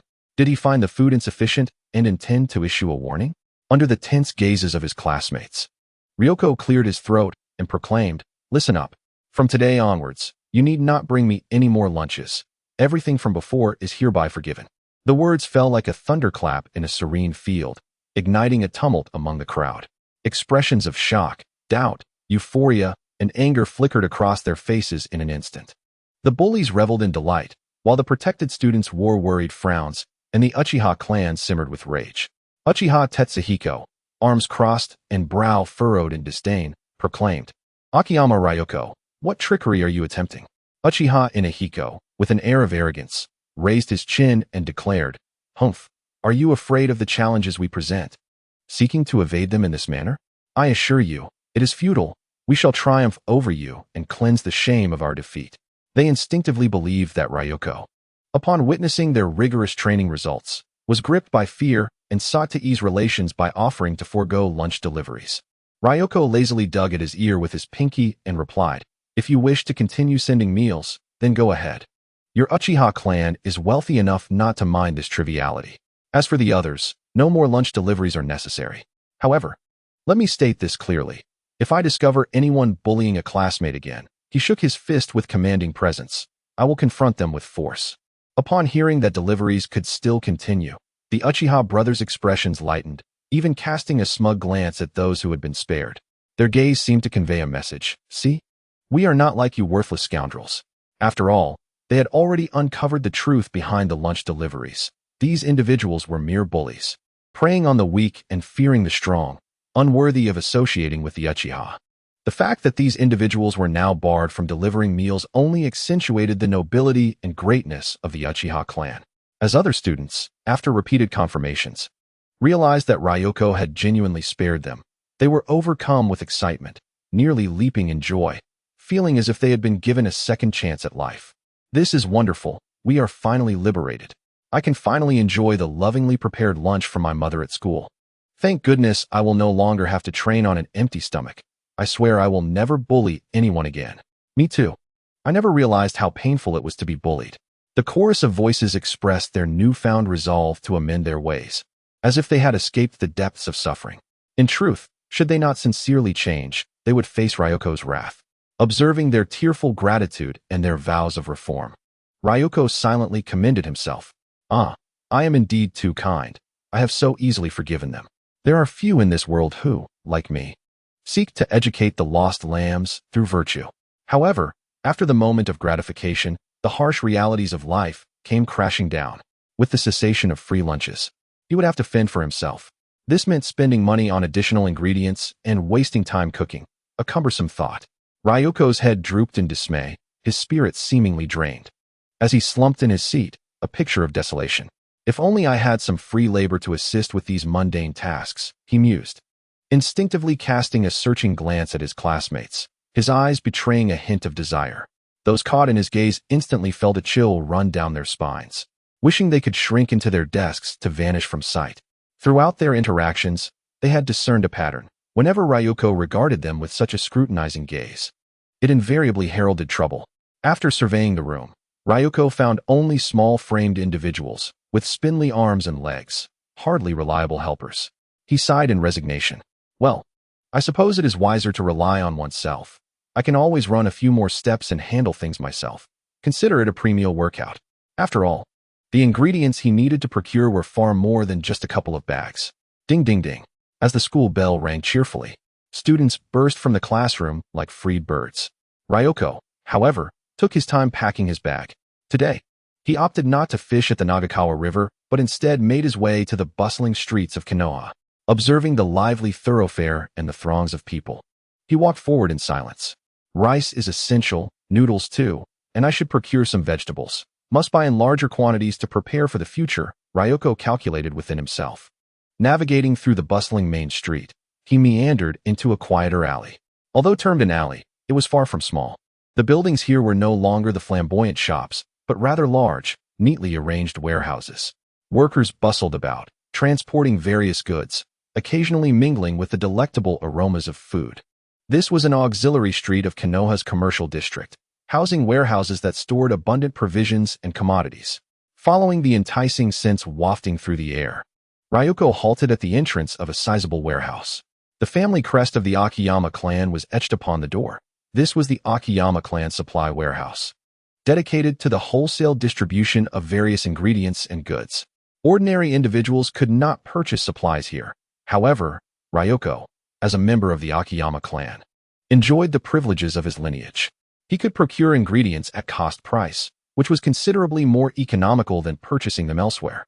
This arrangement existed because the Akiyama clan members were known for their hearty appetites. Each grocery trip was a substantial financial undertaking. Purchasing ingredients at market price would impose a staggering burden. However, buying at their family warehouse offered a much more manageable expense. "Is Uncle Mitsu here?" Ryoko called as he stepped through the warehouse door, familiar with the routine. The warehouse was brimming with all sorts of ingredients, from fresh vegetables to packaged grains. Unlike the loose items found outside, everything here was measured in sacks, often requiring purchases of dozens or even hundreds of pounds. Coming. A burly middle-aged man with graying hair emerged in response. Upon recognizing Ryoko, his eyes widened with surprise. "Ah, it's Ryoko. Akiyama Mitsu." Once a ninja who retired after sustaining severe injuries on a mission, now managed this warehouse. Unlike other clan members who feared Ryoko, Mitsu welcomed him. As he spent most of his time in the warehouse and had not experienced Ryoko's penchant for pilfering food.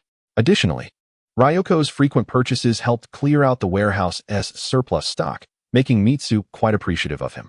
With a familiar demeanor, Ryoko greeted, "Uncle Mitsu, I've come to stock up on provisions. As per usual, bulk at a discount takes precedence. You know the drill. You've come at the perfect time. We just received a shipment of coarse grains from the Land of Fire yesterday, and they are quite affordable. Would you like to take a look?" Ryoko nodded and followed Mitsu deeper into the warehouse, mentally calculating how many meals this new stock could provide. As he entered the interior of the warehouse, he was indeed greeted by towering piles of coarse grains. Although the quality was ordinary, the sheer quantity and reasonable pricing made them appealing. "I will take all the bags of coarse grains over here, and also those radishes and cabbages," Ryoko commanded, reminiscent of a general directing a campaign.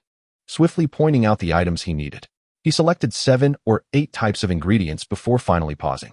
As he gazed at the more exquisite ingredients in the warehouse, he was not unwilling to make a purchase. Rather, the prices exceeded his budget, and he simply could not bring himself to part with the money. Truly, Ryoko was a remarkable individual, a rare glutton from the Akimichi clan, destined to become a great ninja in the future. Akimichi Koji's accounting pen danced swiftly in his hand, unable to suppress his admiration. In his mind, the children of the clan who could eat the most possessed the greatest potential for the future. Perhaps Ryoko would one day attain the strength of a Hokage, as extraordinary as the legendary Hinata Tenrin from the Hyuga clan. Hearing this, Ryoko secretly smiled. That was just the beginning. His appetite was even more astonishing than what others perceived. If he truly indulged, he could easily consume the entire stock of food in the warehouse. However, recalling the various troubles his remarkable appetite brought him, he could not help but sigh. Had he not been born in the bountiful Land of Fire and lived in the prosperous Hidden Leaf Village, he might have perished from hunger in another place. His appetite was indeed extraordinary. After settling the payment and arranging the delivery location with Uncle Koji, Ryoko turned to leave the warehouse. Not far along, a striking green figure caught his eye. It was a man with thick eyebrows and a watermelon hairstyle, clad in tight-fitting green athletic wear, standing out conspicuously on the street and appearing somewhat eccentric. The man seemed unbothered by the gazes of others, cheerfully transporting goods, evidently engaged in the most basic of ninja tasks.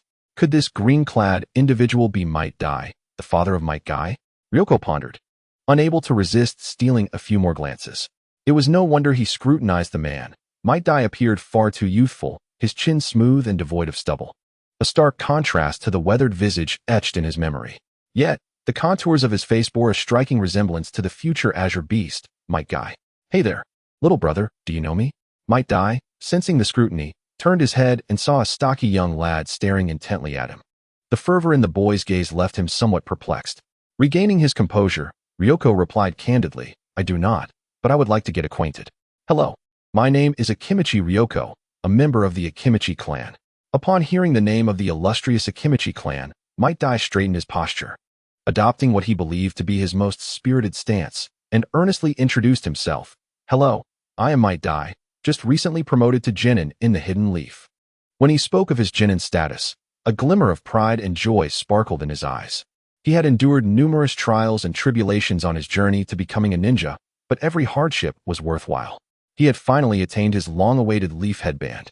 Even as a mere taijutsu ninja, it was a profession that far surpassed ordinary pursuits. "Do you transport goods every day?" Ryoko inquired. Might Dai scratched his head sheepishly. "As a newcomer genin, I can only take on tasks like finding lost cats and dogs or hauling goods." Clenching his fist, his face radiated fervent enthusiasm. "But I believe I will soon be promoted to chunin, taking on more advanced missions and earning more money. Hard work never betrays. This is what youth is all about." His hopeful demeanor blazed like a burning flame, contrasting starkly with the mundane atmosphere surrounding them. At that moment, Akimichi Ryoko was entirely convinced that this individual was indeed the father of the future Kai, Might Dai. After all, only Might Dai would don a green jumpsuit without regard for others' opinions while passionately exalting youth. As for Might Dai, given Might Dai's youthful appearance, Ryoko suspected he had not yet been born. Moreover, he seemed to be in the early stages of growth, yet to reveal his true potential, and uncertain whether he had even begun training in the 8 Gates technique. "I believe in your words," Ryoko said sincerely. "You will undoubtedly become a remarkable ninja." Upon hearing this encouragement, Might Dai's emotions surged, and the atmosphere shifted dramatically as he grasped Ryoko's hand with tears welling in his eyes. "Someone actually believes in me. I am so moved. I will not let you down. This is the promise of youth." His exuberant display unwittingly attracted the attention of many onlookers, who began to whisper and point. Even with Ryoko's thick skin, he found himself slightly overwhelmed in such a public setting. Embarrassed, he withdrew his hand from Might Dai's grasp and said helplessly, "There's no need to be so excited. You must believe in yourself. You can definitely do it." His resolute words ignited Might Dai's fervor even further, as he had never before received such affirmation. Nearly everyone else had only mocked him. Ryoko's presence was akin to a sudden beacon of light in the darkness, as pure and radiant as moonlight. Observing Might Dai's increasingly exaggerated gestures, Ryoko felt a rush of embarrassment as curious onlookers began to gather around. He had never felt so awkward before and quickly exclaimed, "I just remembered I have something to attend to, so I must take my leave and not disturb you with your tasks." Before the last syllable left his lips, he swiftly turned and dashed away. In that moment, his sturdy figure exhibited surprising agility, and to Might Dai, this nimbleness was a testament to his proficiency in taijutsu. So this young brother is indeed skilled in taijutsu, Might Dai thought, watching Ryoko's departing silhouette, his eyes shimmering with gratitude. "He came to encourage me. I will not let this friendship go to waste. This is a promise between men." With that, he felt as though a new energy coursed through him. Turning back to his tasks with renewed vigor, every muscle bursting with youthful vitality. Meanwhile, Ryoko only slowed his pace after turning the corner, wiping the sweat from his brow. This was the first time he had felt compelled to flee in such a manner. At the same time, he realized he was just an ordinary person. No wonder he is destined to master the 8 Gates. Not only in physical potential, but also in mental fortitude, he is truly exceptional, he muttered to himself. Initially, he had contemplated forging a closer bond with Might Dai to glean insights into the training methods for the 8 Gates technique. However, it seemed this plan would require more careful consideration. He needed to prepare himself psychologically first. After all, despite his cheerful disposition, he had not yet reached a state where he could disregard the gaze of the world. Might Dai's overly fervent youthful spirit and exaggerated demeanor were indeed somewhat overwhelming for him. He felt it prudent to take a step back from his interactions with Might Dai, not to rush things. After all, he was still young, and opportunities would inevitably present themselves. Chapter 28. The Uchiha's second battle. After a while, Ryoko, still holding the unfinished 3-colored dumplings, strolled leisurely back to the Akimichi clan's residential area. From a distance, he spotted a horse-drawn carriage parked at his doorstep, laden with the rice and ingredients he had ordered from the warehouse. Due to the large quantity of his purchase, Uncle Koji had arranged for a carriage to deliver the goods directly to his home, sparing him the trouble of transporting them himself. "Please bring the items in and set them down here," Ryoko instructed as he opened the door, pointing to a clear space beside the kitchen. The accompanying personnel wasted no time, efficiently carrying bag after bag of grains and vegetables into the house. Before long, the sacks were stacked high, forming a small mountain in the empty space. Observing the mound of provisions, Ryoko nodded with satisfaction. "With this abundance of food, if I ration it, it should last me quite a while." He mused, 18 bags of coarse grains. "For now, let us plan on 1 bag per day." Reflecting on the monotonous seasonings of the Naruto world, he couldn't help but feel a tinge of regret. Alas, the scarcity of condiments here leaves the flavors wanting. If only there were more, he could perfectly replicate some of the culinary delights from his past life. As he contemplated starting a fire to prepare a meal, a familiar commotion erupted outside. "Akito, Ryoko, come out and battle us." Upon hearing this, Ryoko set down the firewood stick, his eyes lighting up with joy as he stepped outside. Just when he was concerned about having no one to assist him, two unsuspecting challengers had arrived at his doorstep. The newcomers were none other than the Uchiha brothers. Outside, Uchiha Taiho and Uchiha Inaho were both drenched in sweat, as if they had just emerged from a vigorous exercise session. Upon seeing Ryoko, they immediately struck a pose, regaining their former haughty demeanor. "Are you afraid of our challenge? Akito, Ryoko? Is that why you hid away until now?" Uchiha Taiho initiated the taunt. "Hiding won't help. We found you nonetheless." Uchiha Inaho chimed in. Ryoko was momentarily taken aback, puzzled by their words. However, from their back-and-forth banter, he pieced together the events. These two were still brooding over the incident from earlier that day and believed that after their intense training, they were fully capable of defeating him. Thus, they had come to challenge him after school. Unfortunately, he had gone out to procure supplies, meaning their efforts had been in vain. Their determination to seek him out moved Ryoko, and he gazed at them with sincere admiration, exclaiming, "Truly, you are Uchiha. This tenacity is commendable. Since you are so eager to spar with me, I shall grant you the opportunity," he continued. At these words, Uchiha Taiho and Uchiha Inaho's faces lit up with delight. This was the moment they had been waiting for, to triumph over Akito Ryoko, to redeem themselves from the humiliation of their previous defeat, and to assert that the Uchiha clan was indeed the strongest. However, Ryoko added, "But mere combat lacks excitement. Let us wager. Whoever loses must comply with a request from the victor." The brothers exchanged glances and, without hesitation, nodded in agreement. It was merely a bet, and they were not averse to taking risks. Moreover, the prospect of winning and making a request intrigued them. After all, they had been delivering lunchboxes for some time, and they were eager to find a fitting way to retaliate against Ryoko if they emerged victorious. Their minds began to wander, imagining how they would thoroughly humiliate him once they had bested him. Seeing their smug expressions, Ryoko felt a wave of exasperation wash over him. He realized that these two were not quite right in the head. Perhaps the entire Uchiha clan shared this peculiar trait, their confidence bordering on the pathological. In another life, such narcissism could rival that of the infamous three brothers from India. Yet, there was a distinction. The Uchiha clan possessed genuine strength, while the three brothers were merely deluded. Nonetheless, they both shared a commonality. They were not particularly well-liked and seemed to stir trouble wherever they went.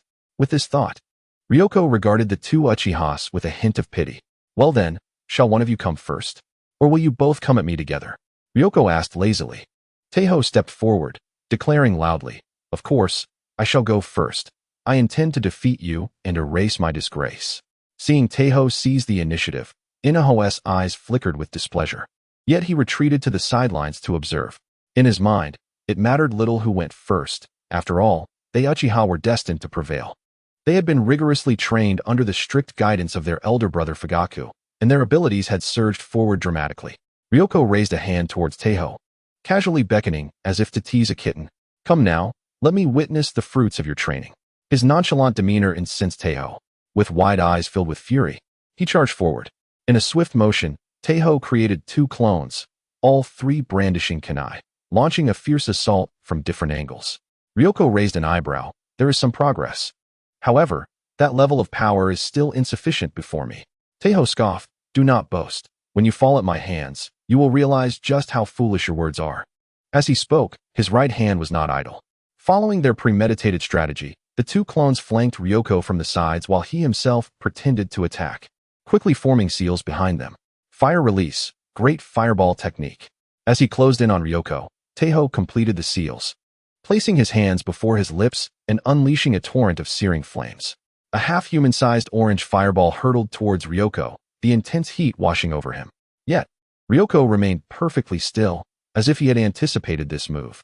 Drawing a deep breath, his chest expanded, and he unleashed a powerful gust of air.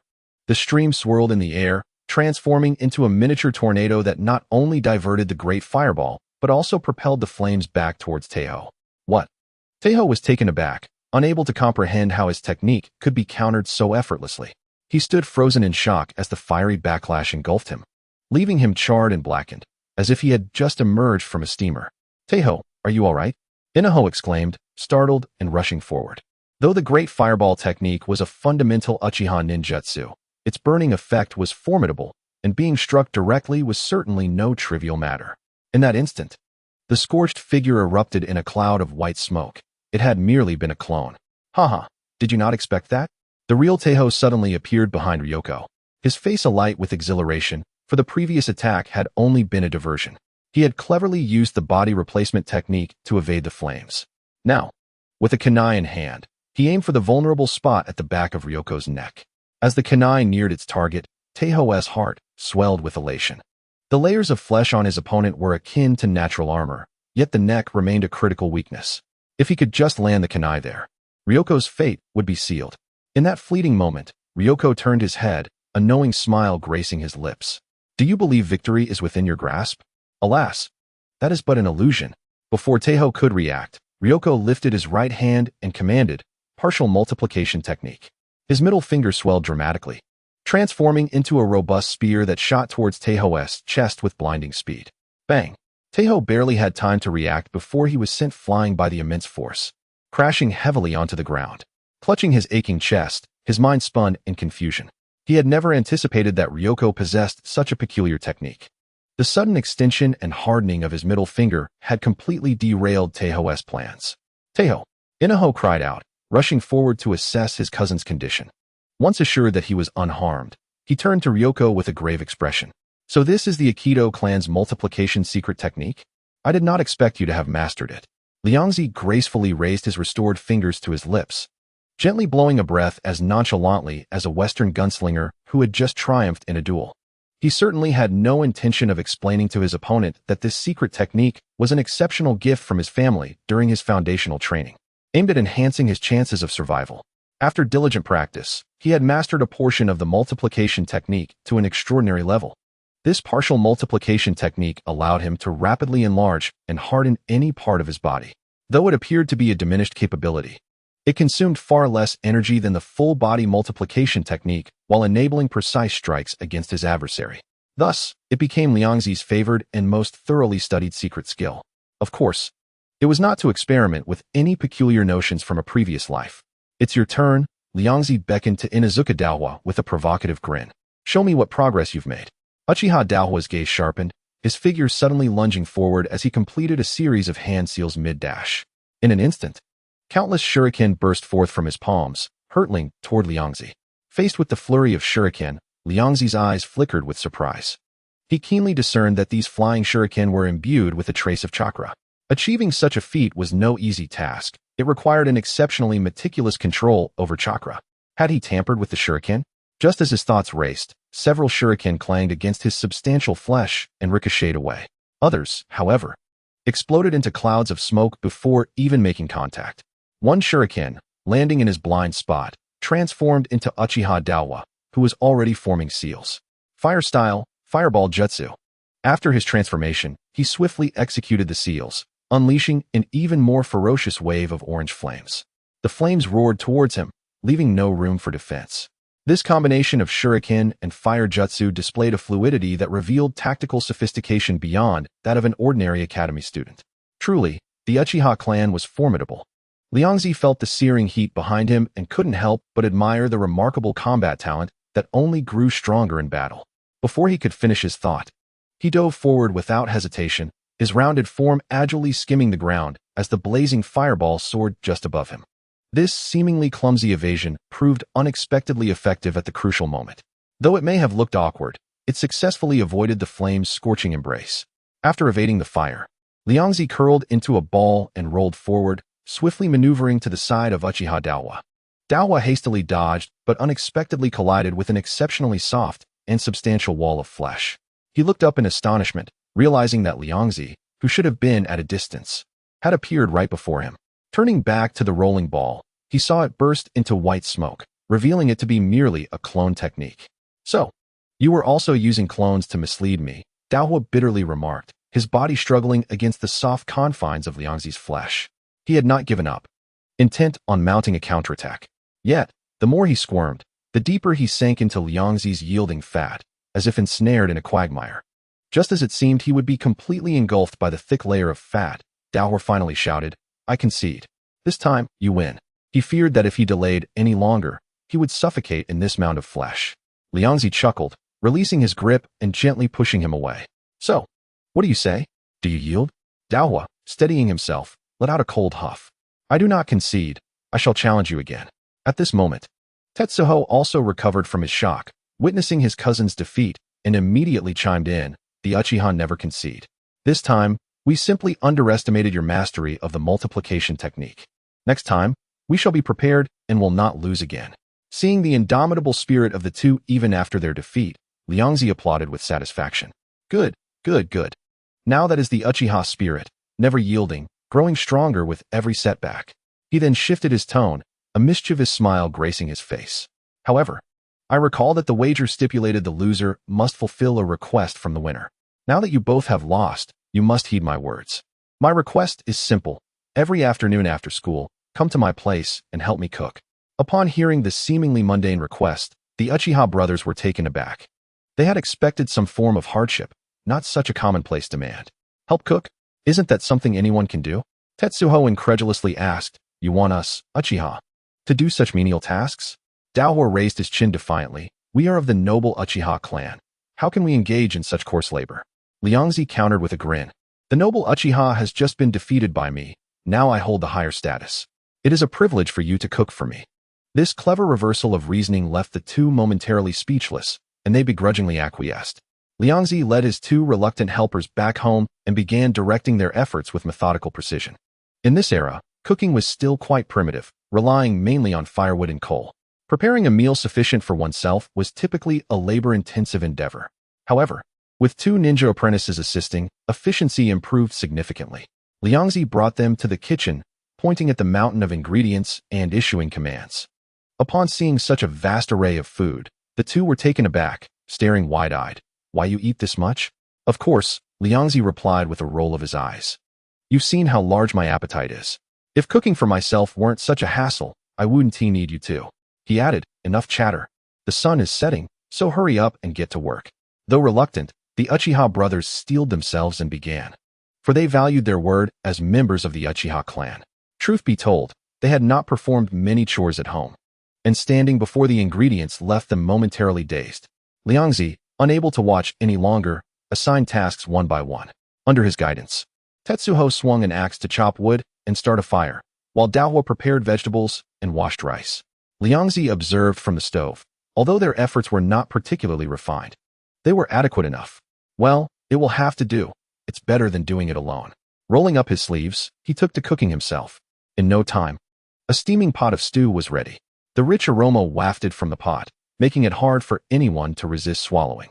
A distinct gulp sounded nearby. Tetsuho and Daohua were wide-eyed, staring hungrily at the stew, their stomachs betraying them with audible growls. After working for so long, they were already ravenous, and the enticing scent made it impossible for them to move. All right, I know you're hungry." Liangzi waved his hand casually. "Now that the work is done, you can head home to eat." Tetsuho's eyes lit up at this and reached for a bowl, but his motion suddenly halted. He turned in disbelief, exclaiming, "You're letting us go home to eat?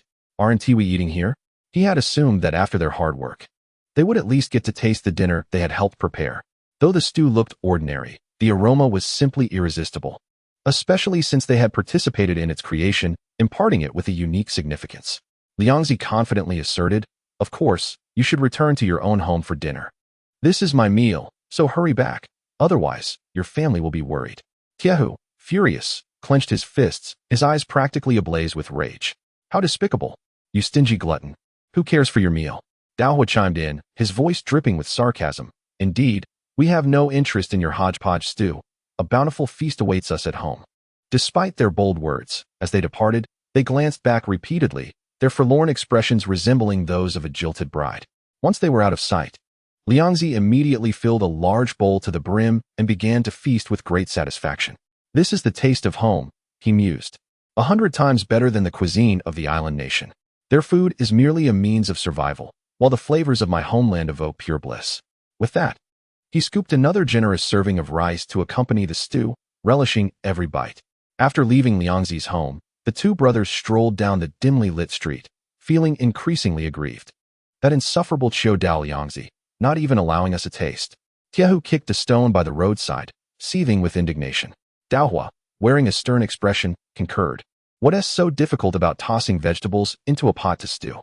Any chef from the Uchiha clan is superior to him. Indeed. Let us head home for a grand feast. Our clan's cuisine far surpasses that of the Chiodao. They spoke defiantly, yet their minds remained fixated on the enticing aroma of the stew. Even upon returning home and facing their mother's lovingly prepared dinner, they found it tasteless. Their thoughts consumed by the meal they had missed out on.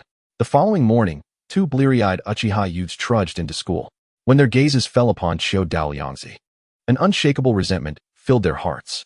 It's all his fault. I couldn't sleep a wink last night. Tormented by thoughts of that pot of stew, Tiehu complained quietly, staring daggers at Liangzi, who was dozing at his desk. Beside him, Showdown Qindong felt uncomfortable under the weight of Tiehu's glare and hastily nudged Liangzi. Hey, what did you do to the Uchiha? Tiehu looks like he could breathe fire at you. Liangzi lazily lifted his head and shrugged. Who knows? Perhaps he is still sore from losing to me yesterday. His thoughts wandered back to the delectable stew that had awakened his taste buds. The food from his past life was 1,000 times more exquisite than that of the island nation. The bland meals he had consumed in recent years paled in comparison, and he resolved to recreate more of those culinary delights from his former life.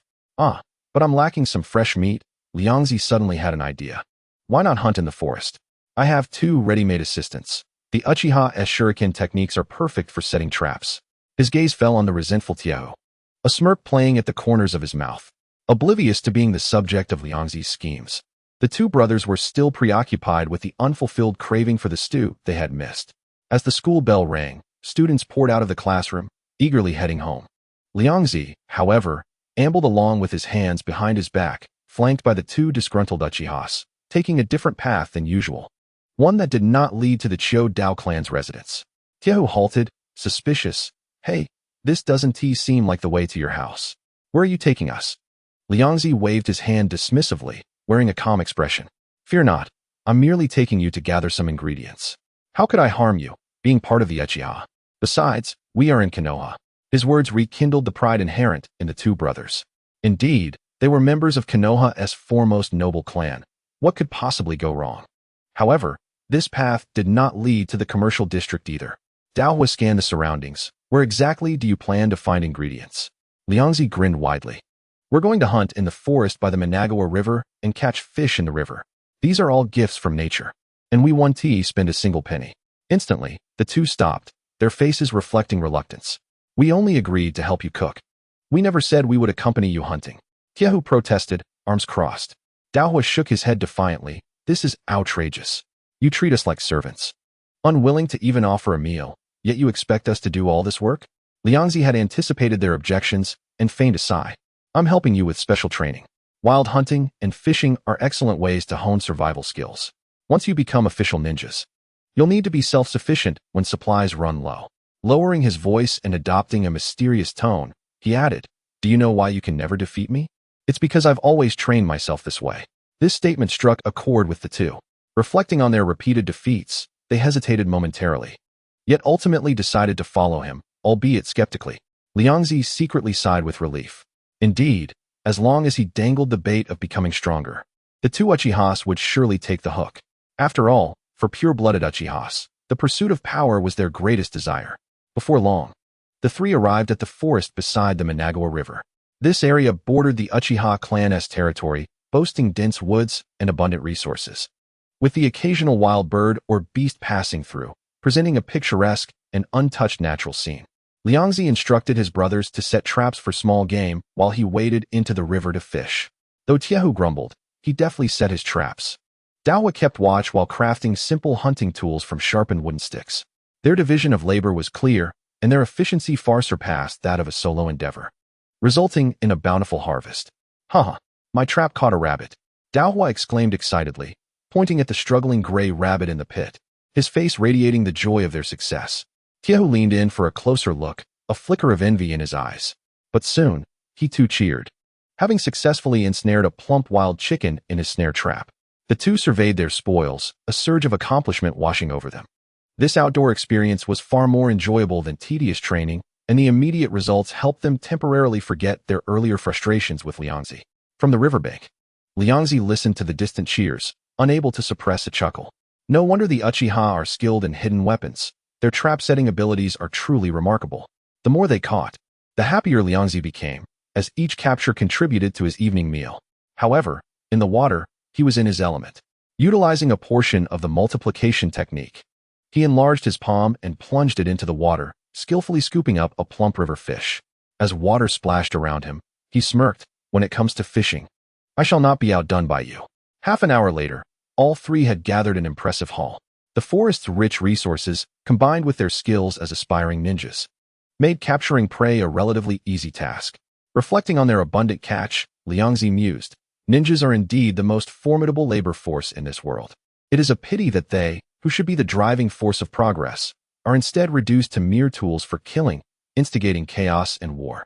Such is the tragic irony. With their bounty in hand, the trio returned to the Showdown clan's residence, under the curious gazes of passers-by.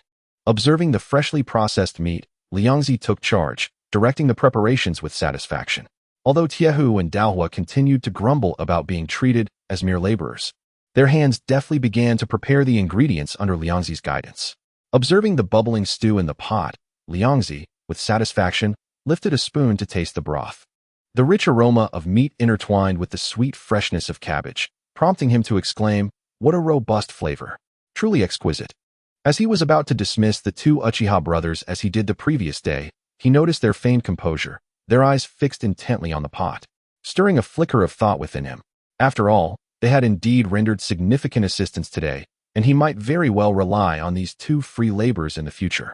To motivate them to work diligently, he decided to offer them a taste of the rewards. Clearing his throat, Liangzi produced 2 small bowls, declaring, "Today, I am in a generous mood. You may both have a taste." Tiehu immediately turned his head away, adopting a haughty demeanor. "Humph, I wouldn't care for it. But since you have so earnestly invited me, I shall reluctantly oblige and have a taste." Daohua, with a sense of entitlement, accepted his bowl, asserting, "It is only right that we partake, given our contribution." Before he could finish his sentence, both quickly served themselves rice, eagerly ladling the stew over it. The moment the sauce-laden rice entered their mouths, both froze in astonishment. The intense flavor of the meat burst on their tongues. The cabbage, having absorbed the broth, became soft and sweet, while the noodles were delightfully chewy. Each bite was an unprecedented culinary revelation. Tiehu's eyes widened as he unconsciously quickened his pace, while Daohua, despite his attempts to maintain composure, betrayed himself with trembling hands and gleaming eyes. "How can this be possible?" Tiehu mumbled, as the rice in his bowl vanished at an alarming rate. Daohua silently filled his bowl again, this time deliberately adding more tender pieces of meat. Watching the two devour their meals, Liangzi couldn't help but smirk, thinking to himself, I've successfully captivated them. The vast and profound world of Chinese cuisine had proven to be a simple task in ensnaring these two. As the brothers finished their meals and sought seconds, Liangzi swiftly covered the pot, muttering, "Save it for tomorrow, today's portion is gone. If I were to share more with you, I would have none left for myself." Before they could react, Liangzi seized them by the scruffs of their necks and unceremoniously pushed them out the door. With a resounding slam, the door closed behind them. The Uchiha brothers sat there in stunned silence for a moment, realizing they had been ejected from the premises over a mere morsel of food. Unbelievable. Akiyama Liangzi. This is not over. Tiehu fumed, pounding his fist into the ground. Daohua gritted his teeth. Just wait. One day I shall utterly defeat you and compel you to be my personal chef, cooking for me while I stand by and watch. As they exchanged threats, they suddenly noticed several members of the Akiyama clan had gathered around, their burly figures fixated on the closed door, clearly drawn in by the alluring aroma. Observing these ravenous relatives, the brothers found themselves at a loss for words. Time passed swiftly, and a week went by. During this period, keen-eyed individuals noted that the Uchiha brothers left school together with Liangzi. As this occurred repeatedly, curiosity began to brew among their peers. Under inquiries from classmates, Tiehu and Daohua, feeling sheepish about their defeat and their agreement to work for Liangzi, explained that they were training after school to redeem their honor. The news spread quickly, shocking many and eliciting admiration for the Uchiha's combative spirit. Their determination to engage in daily duels with their vanquished adversary until they achieved victory was truly commendable. Meanwhile, Hinata Aoki, who had been diligently honing his skills, scoffed at the news. What foolishness! Even if they train daily, they have yet to defeat their opponent. Otherwise, why would they be seen departing with Akiyama Liangzi? Having dedicated considerable time to his own training, he felt ready to exact revenge. He believed he had significantly enhanced his abilities and was prepared to challenge Liangzi. Chapter 32. Hinata Aoki's Existential Doubt. The preceding narrative had a broad span, so I have revised it. Please refer to the amended content of Chapter 31 first. Upon defeating Akiyama Liangzi, he could indirectly demonstrate that his strength surpassed that of the Uchiha brothers, proving the Hinata clan to be the strongest. With this thought in mind, he intercepted Liangzi on the road after school. Akiyama Liangzi, I challenge you. Clad in a loose-fitting white kimono, he exuded confidence, as if victory were within his grasp. Seeing Hinata Aoki blocking his path, Liangzi was taken aback, 2 question marks floating above his head. What is going on? Have I inadvertently provoked the bloodline of the Sharingan? He was preoccupied with setting traps near the Nankagawa and had little time to deal with such an unexpected challenge. Step aside. I am busy. Liangzi impatiently waved his hand, attempting to bypass Aoki. However, Aoki stood firm, his white kimono billowing in the gentle breeze, enhancing his proud stance. If you do not accept my challenge today, I shall follow you relentlessly. The Uchiha brothers, witnessing this exchange from behind Liangzi, exchanged glances filled with intrigue. Tiehu whispered to Daohua, look at his demeanor. It's just like ours when we first faced him. He probably has no idea of the hidden talents Akiyama Liangzi possesses. Daohua's lips curled into a smirk. When he realizes Akiyama Liangzi's prowess and is defeated, his expression will surely be priceless. Hinata Aoki overheard their hushed conversation and scoffed. How dare a defeated subordinate of the Uchiha speak so casually? With that, he turned his gaze back to Liangzi, adopting a boxing stance, boldly declaring, I am not like those 2 worthless fools. Today, you shall witness the true strength of the Hinata clan. This declaration immediately ignited the animosity of the Uchiha brothers. To them, the Uchiha were supreme, and no one could dare to insult them. Facing the arrogant Hinata Aoki, the 2 eagerly prepared to teach this presumptuous challenger a lesson. However, Aoki paid them no mind, fixating solely on Liangzi as though he had identified his true foe. Seeing this, Tiehu gritted his teeth in frustration, then turned to Liangzi, whispering, since he wishes to duel you, why not recruit him as well? We could use someone to knead the dough. Liangzi looked at Tiehu with surprise, as if to say, you, with your thick brows and large eyes, harbor such devious thoughts? Yet, his suggestion was precisely what Liangzi desired. After all, he was curious to taste the dough kneaded by the Hinata clan's gentle fist. Moreover, with the sun setting in the west, he feared he might not have enough time to prepare dinner if he delayed further. Very well, he feigned reluctance, addressing Hinata Aoki, since you sincerely request this, I shall accept your challenge. However, I have one stipulation. The loser must unconditionally grant the winner one request. I agree, Aoki replied, convinced of his inevitable victory. Charging forward without a moment's hesitation, his feet moved with swift precision, and a faint glow of chakra emanated from his palms, aiming directly for the vital points on Ryoko's chest. This technique, which he had painstakingly honed over time, allowed him to concentrate chakra within his palms, enabling him to penetrate most obstacles and achieve the effect of striking an ox behind a mountain. He was confident that this battle would not end in failure. Faced with the fierce onslaught, Akiyama Ryoko appeared somewhat surprised but dismissed it as inconsequential. In his view, while this progress was commendable, it posed no real threat to him. He stood his ground like a mountain, unflinching, absorbing the soft punches without evasion. With a resounding thud, the punches landed on his chest, akin to sinking into cotton, causing minimal harm. Could you be a tad quicker? I have matters to attend to, he remarked. Hinata Aoki, upon hearing this, felt a surge of indignation. Veins bulging as if insulted, and the amount of chakra converging in his palm intensified. 1 palm strike, 2 palm strikes, 3 palm strikes. Dozens of strikes rained down upon Ryoko's vital points without pause. After unleashing his barrage, Aoki leapt back forcefully, distancing himself from Ryoko's reach. He gazed confidently at Ryoko, anticipating the sight of his pain-stricken visage. After all, the relentless assault he had just executed was infused with vigor. Even if Ryoko was somewhat portly, it should have inflicted considerable damage. However, upon witnessing Ryoko's calm demeanor, Aoki's smile froze in place. How is it that you seem entirely unscathed? In his perspective, even if he had failed to severely injure his opponent, the chakra he had infused into his palm strikes should have wreaked havoc upon Ryoko's internal chakra pathways, inducing significant suffering. Yet, the peculiar expression on Ryoko's face was not one of agony. Rather, it resembled sheer enjoyment. In truth, Ryoko felt no pain at all. Instead, he experienced a profound sense of comfort. Each of Aoki's strikes landed upon his ample flesh, delivering a stream of pure chakra energy through his vital points, which was then digested and absorbed by his robust constitution, transforming into a warm flow coursing through his limbs. This sensation was exhilarating, akin to consuming several bowls of rice at once. Ryoko was both astonished and delighted by the revelation of his unique physique, which could even digest chakra. Did this mean that in future encounters with chakra-based ninjas, their attacks would serve as his nourishment? As he reveled in this newfound realization, Aoki's mental state began to falter. He discovered that his meticulously cultivated soft punches could not even breach Ryoko's defenses, prompting him to question his own existence. The elders of his clan had always claimed that while the Akimichi clan possessed formidable fat defenses, the penetrating force of the soft punches was capable of inflicting internal injuries.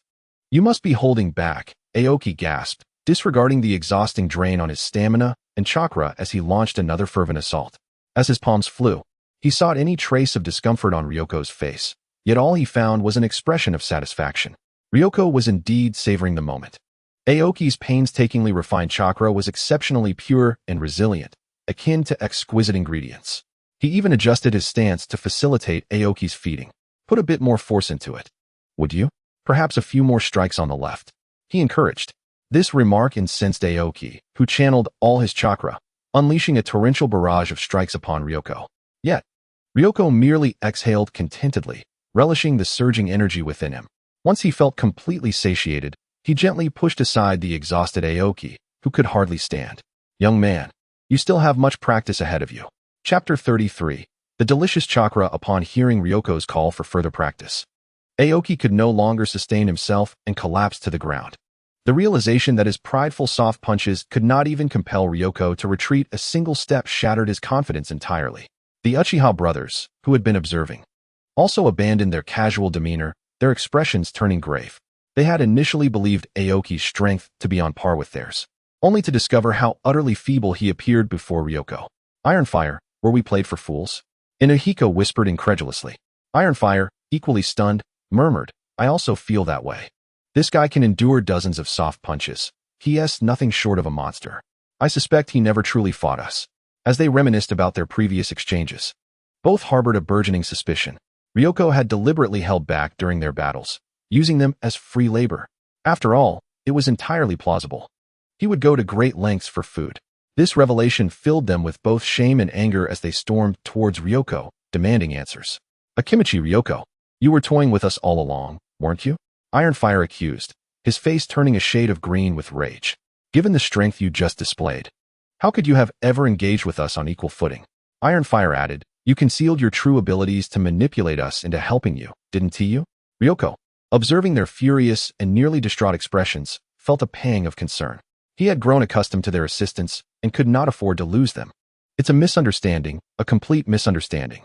My ability to withstand your soft punches is merely due to my unique resistance," he explained. "Think about it. The Hinata clan's soft punches rely on chakra penetrating the enemy's body to be effective, while my digestion is exceptionally powerful. The chakra he infuses into me is instantly absorbed, thus causing me no harm. But your fire techniques and shuriken? I can't digest those. They inflict real damage." As he detailed his reasoning, he found it surprisingly coherent. Yet, one thought lingered in his mind. With such formidable digestive capabilities, perhaps he could also consume and digest fire techniques. He resolved to test this at a later time, pondering what fire techniques might taste like. The Uchiha brothers exchanged skeptical glances. They found his explanation hard to believe, yet considering Ryoko's insatiable appetite, it appeared to hold some merit. After all, he could consume dozens of servings of food, and his digestive prowess was extraordinary. Perhaps the Akimichi clan possessed a secret technique that enabled them to digest others' chakra. "Is that truly the case?" Ironfire asked, half convinced. "You are indeed deceiving us, are you?" "Of course it's true. When have I ever lied to you?" Ryoko assured, thumping his chest. "Why don't you both channel your chakra into me? I'm quite curious to experience the flavor of Uchiha chakra." Upon hearing this, the Uchiha brothers exchanged bewildered glances. It was their first time encountering someone who regarded chakra as food. They were also quite curious about its taste.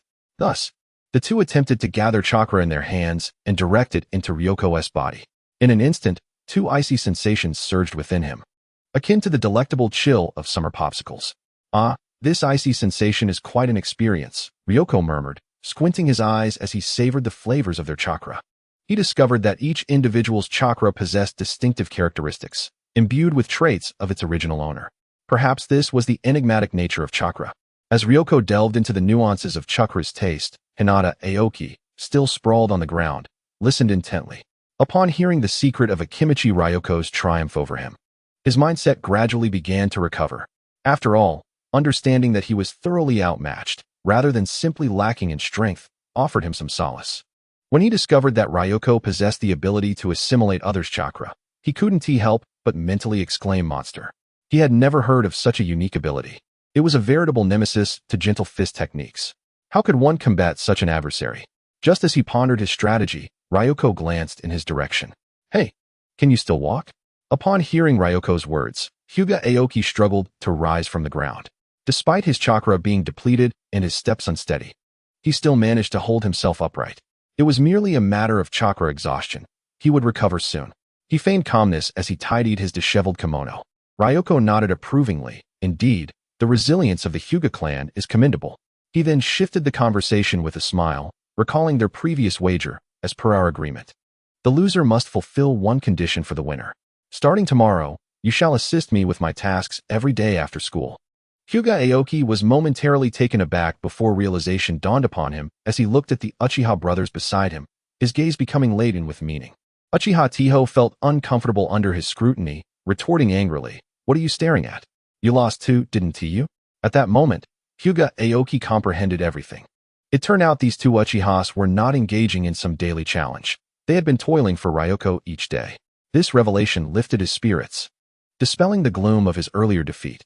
"Ah, I see," Hyuga Aoki said, a slight smile gracing his lips. "Since the two of you are so experienced, I look forward to your guidance in the future." He placed particular emphasis on the word experience, observing the Uchiha brothers' frustrated expressions, and suddenly found the prospect of working daily to be quite acceptable. After all, there would be Uchiha clan members to share the embarrassment with, making the labor seem far more enjoyable. Ryoko, pleased with his newly recruited assistant, clapped his hands. "All right, since we have reached an agreement, let us head to Minato. Hyuga Aoki, since you just arrived and are quite fatigued, you can gather firewood." Hyuga Aoki nodded with composure, and as he passed by the Uchiha brothers, he deliberately spoke at a volume they could hear. Who would have thought that the Hyuga and Uchiha would collaborate in this manner? Quite unexpected. Tiho glared at him, irritated, while Inaho turned his face away, pretending not to hear. The three followed Ryoko towards Minato and soon arrived near their destination. Observing the Uchiha brothers expertly inspecting traps while Akimichi Ryoko fished in the river, Hyuga Aoki finally grasped that everything was indeed real. The so-called requirement was simply to assist Akimichi Ryoko with his tasks. However, he could no longer mock the Uchiha brothers, as he too had fallen victim to their prowess. Watching the two brothers labor diligently, he felt a sense of calm wash over him and began to bend down to collect firewood. With Hyuga Aoki's addition, their efficiency in gathering supplies noticeably increased. Before long, they returned to the Akimichi clan's residence with fresh game and ample firewood. Uchiha Tiho cast a glance at the somewhat fatigued Hyuga Aoki and feigned concern. "You should head back. The rest of the work can be handled by Inaho and me." Though Hyuga Aoki indeed felt his strength waning and was about to agree, he suddenly became wary. When did the Uchiha clan members become so accommodating? There must be some ulterior motive at play. "No need. Since I will be coming daily from now on, we might as well finish together," he politely declined. Observing Tiho's expression closely, Tiho's plan to dismiss him fell flat. Originally hoping to reduce the number of people sharing the spoils, now it seemed Ryoko's meal would have to be divided even further. Although Hyuga Aoki was oblivious to Tiho's specific intentions, he surmised that the latter likely harbored ill intentions. As they stepped inside, he surveyed Akimichi Ryoko's abode. Unlike the exquisite and elegant architectural style of the Hyuga clan, the Akimichi residence was spacious and unpretentious. However, what caught the eye was the mountain of food piled within, resembling a small granary. "Is all of this for you?" Hyuga Aoki couldn't help but exclaim, gaining a newfound respect for Ryoko's appetite. Ryoko replied nonchalantly, "What is so surprising? Didn't you witness it at school?" After saying this, he directed the others to begin their tasks. The three quickly divided their responsibilities, chopping wood, rinsing rice, and washing vegetables. Hyuga Aoki was not accustomed to such menial labor, but he was not overly spoiled either, so he adapted quickly. Soon, a large pot on the stove began to steam, and a rich aroma wafted through the entire house. How delightful! The enticing scent emanating from the pot was irresistible, as if it could awaken the very hunger within him. Hyuga Aoki unconsciously took a deep breath, only to realize his lapse in composure and quickly assumed a serious demeanor. Stealing a glance at the Uchiha brothers beside him, he noticed they too were captivated by the aroma, which brought him some comfort. Since even the Uchihas were affected, he felt his momentary lapse was not so shameful after all. However, he never anticipated that Akimichi Ryoko possessed such culinary skills. Even the meals from the Hyuga clan paled in comparison to what Ryoko prepared. As if struck by a thought, he glanced toward Uchiha Tiho and remarked, "You didn't want me to leave just now because you were hoping I wouldn't eat, did you?" Realizing his intentions had been exposed, Uchiha Tiho added firewood to the stove and defiantly retorted, "Someone could barely walk earlier. What good would staying do? It's better to leave while you can." Hyuga Aoki grunted in response, dismissively saying, "It's just a meal, not something I particularly covet." The two exchanged banter while working, the delicious aroma from the pot growing ever stronger, making them unconsciously swallow hard. Ryoko lifted the lid of the pot, releasing an even more potent fragrance. He carefully tasted the broth with a spoon, nodding in satisfaction. "Just right. The flavor is exquisite." Before he could finish speaking, he felt several pairs of eager eyes fixated on the spoon in his hand. Turning to look, he found 3 pairs of eyes intently watching him. With even the newly arrived Hyuga Aoki unable to suppress a gulp, Ryoko, exasperated, rolled his eyes and retrieved 3 small bowls he had prepared in advance, each filled with a generous spoonful of stew. "Here, this is your share. Enjoy." Having said that, he turned to pick up his own bowl, a specially designed one comparable to a small basin, and without hesitation, filled it to the brim before eagerly indulging. The succulent fish and tender meat burst with flavor in his mouth, causing him to squint in satisfaction.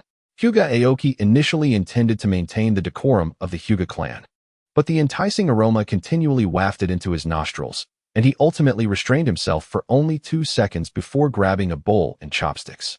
As the first bite entered his mouth, his eyes widened slightly. The taste was undeniably superior to what he typically enjoyed within his own clan. Alas, the portion was far too small. He had barely begun to savor it when the bowl was empty. Instinctively, he glanced at the pot, only to find that Ryoko had already placed the entire pot in front of himself, guarding it like a dragon protecting its treasure. "Don't look," Uchiha Tiho remarked. Having swiftly washed his own bowl, everyone gets just this one bowl, no more. He was particularly irritable today, feeling that Hyuga Aoki had taken what should have belonged to him. Hinata Aoki gazed at the empty bowl, then shifted his gaze to the food-guarding Akimichi Ryoko, momentarily at a loss for words. To wrest food from her grasp would undoubtedly prove a formidable challenge. Nevertheless, it was merely a morsel of delicacy. Hinata Aoki would not easily capitulate. Suppressing his hunger, he bid farewell to Ryoko and turned to leave. Just as he had not ventured far, he caught sight of a rotund figure lurking nearby, peering in his direction. Upon closer inspection, it was none other than his classmate, Akimichi Chidu. "What are you doing following me, Chidu?" Aoki inquired, a slight frown marring his brow. Embarrassed at being discovered, Chidu emerged from behind a tree, rubbing his chubby hands together, his eyes gleaming as he looked at Aoki. "Did you just come from Ryoko's house? What delectable dishes were being prepared?" The aroma wafted down the entire street. He exclaimed, unable to suppress his salivation, exuding an air of insatiable craving. Hinata Aoki regarded his classmate with exasperation. "Of course, they were cooking. However, do not get your hopes up. Ryoko is certainly not going to share with you, as I only received a small bowl myself." Upon hearing this, Chidu's eyes lit up with eagerness, and he hurriedly pressed, "How did you manage to persuade Ryoko to share with you? Can you teach me?" He could scarcely believe that someone could extract food from the ravenous Ryoko. Typically, it was she who scavenged meals from others, and no one had ever managed to gain an advantage at her home. The mere fact that Hinata Aoki had dined at her house, albeit a meager portion, was enough to astonish Chidu.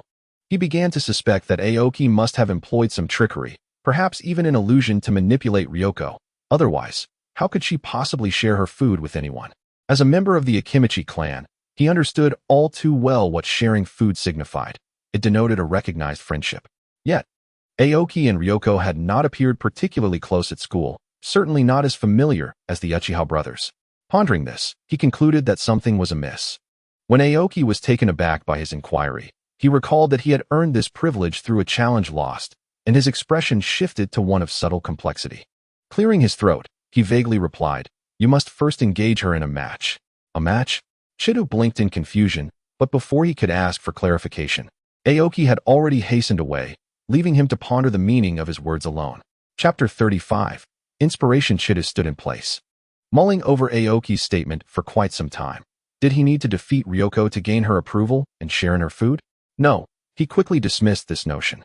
Ryoko was a universally acknowledged prodigy within their clan, and Aoki had previously been defeated in a trial. Could he have triumphed after a mere half-month? Furthermore, the two Uchiha fellows trailed closely behind Ryoko daily. If they had succeeded in a challenge, surely they would have boasted about it. After much contemplation yielded no answers, he resolved to head to Ryoko's home. The tantalizing aroma beckoned him like a fishing hook, compelling him to investigate. As a member of the Akimichi clan, the pursuit of culinary delights was a lifelong aspiration, and his desire for sustenance outweighed all reservations. Upon entering, he beheld the Uchiha brothers diligently clearing away dishes. Their movements so practiced they seemed to have engaged in this task numerous times. Meanwhile, the resident Ryoko lounged comfortably in a chair, contentedly patting her round belly. Before her lay a specially crafted large bowl, gleaming as if it had been licked clean. "Chidu, what brings you here?" Ryoko inquired, curiosity evident in her tone.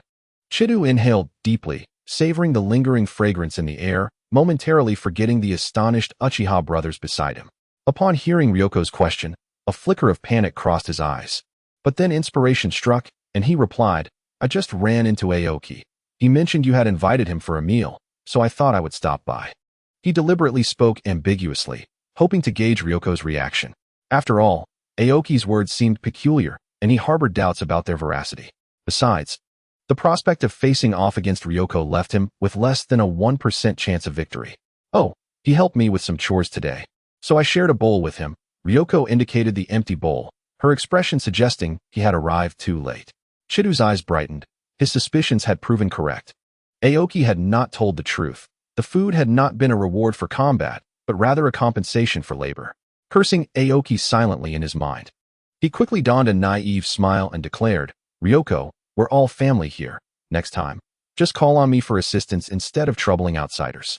No need for much, just a small bowl like them will suffice." Ryoko appraised her fellow clan member, a slight smile gracing her lips. "Your willingness is commendable. Next time, you shall have a share of the work." With someone eager to lend a hand, she certainly would not turn him away. Chidu nodded eagerly, his heart alight with hope. Nearby, Uchiha Tiho couldn't resist rolling his eyes and muttering under his breath, another glutton for food.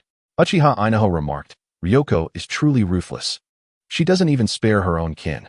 Meanwhile, Ryoko was already contemplating her next moves.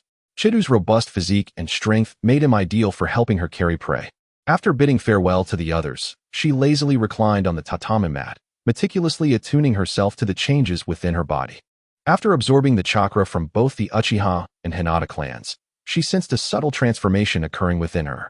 However, no matter how she focused or searched, she could not pinpoint precisely what was amiss. After extensive deliberation, she concluded that she had not yet absorbed enough chakra. Clearly, she needed to gather more samples. She mused that once the changes became sufficiently pronounced, the clues would undoubtedly reveal themselves. The mere thought ignited her anticipation. If she could acquire the abilities of a bloodline limit through the consumption of chakra, it would be an extraordinary gain. However, this notion was swiftly dismissed.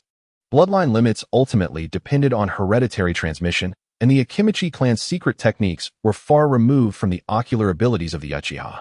To truly acquire the Sharingan or Byakugan, she would likely need to seek out Orochimaru for an implantation procedure. As these thoughts swirled in her mind, she gradually succumbed to slumber. While she slept, a peculiar transformation was quietly unfolding within her chakra. The following day, at the Ninja Academy, during the weapon-throwing class, the teacher gazed at the target in astonishment, exclaiming, "Shuriken, 10 rings, full marks. Ryoko's shuriken throwing technique has progressed remarkably. Everyone should take a leaf out of her book." The praised Ryoko, however, stared blankly at the shuriken in her hand, lost in thought. That last throw had inexplicably imparted an unprecedented sense of precision, allowing her to hit the bullseye with effortless ease. Under normal circumstances, hitting 5 or 6 rings would have been commendable. as the delicate task of throwing shuriken posed a significant challenge to someone with her average learning ability.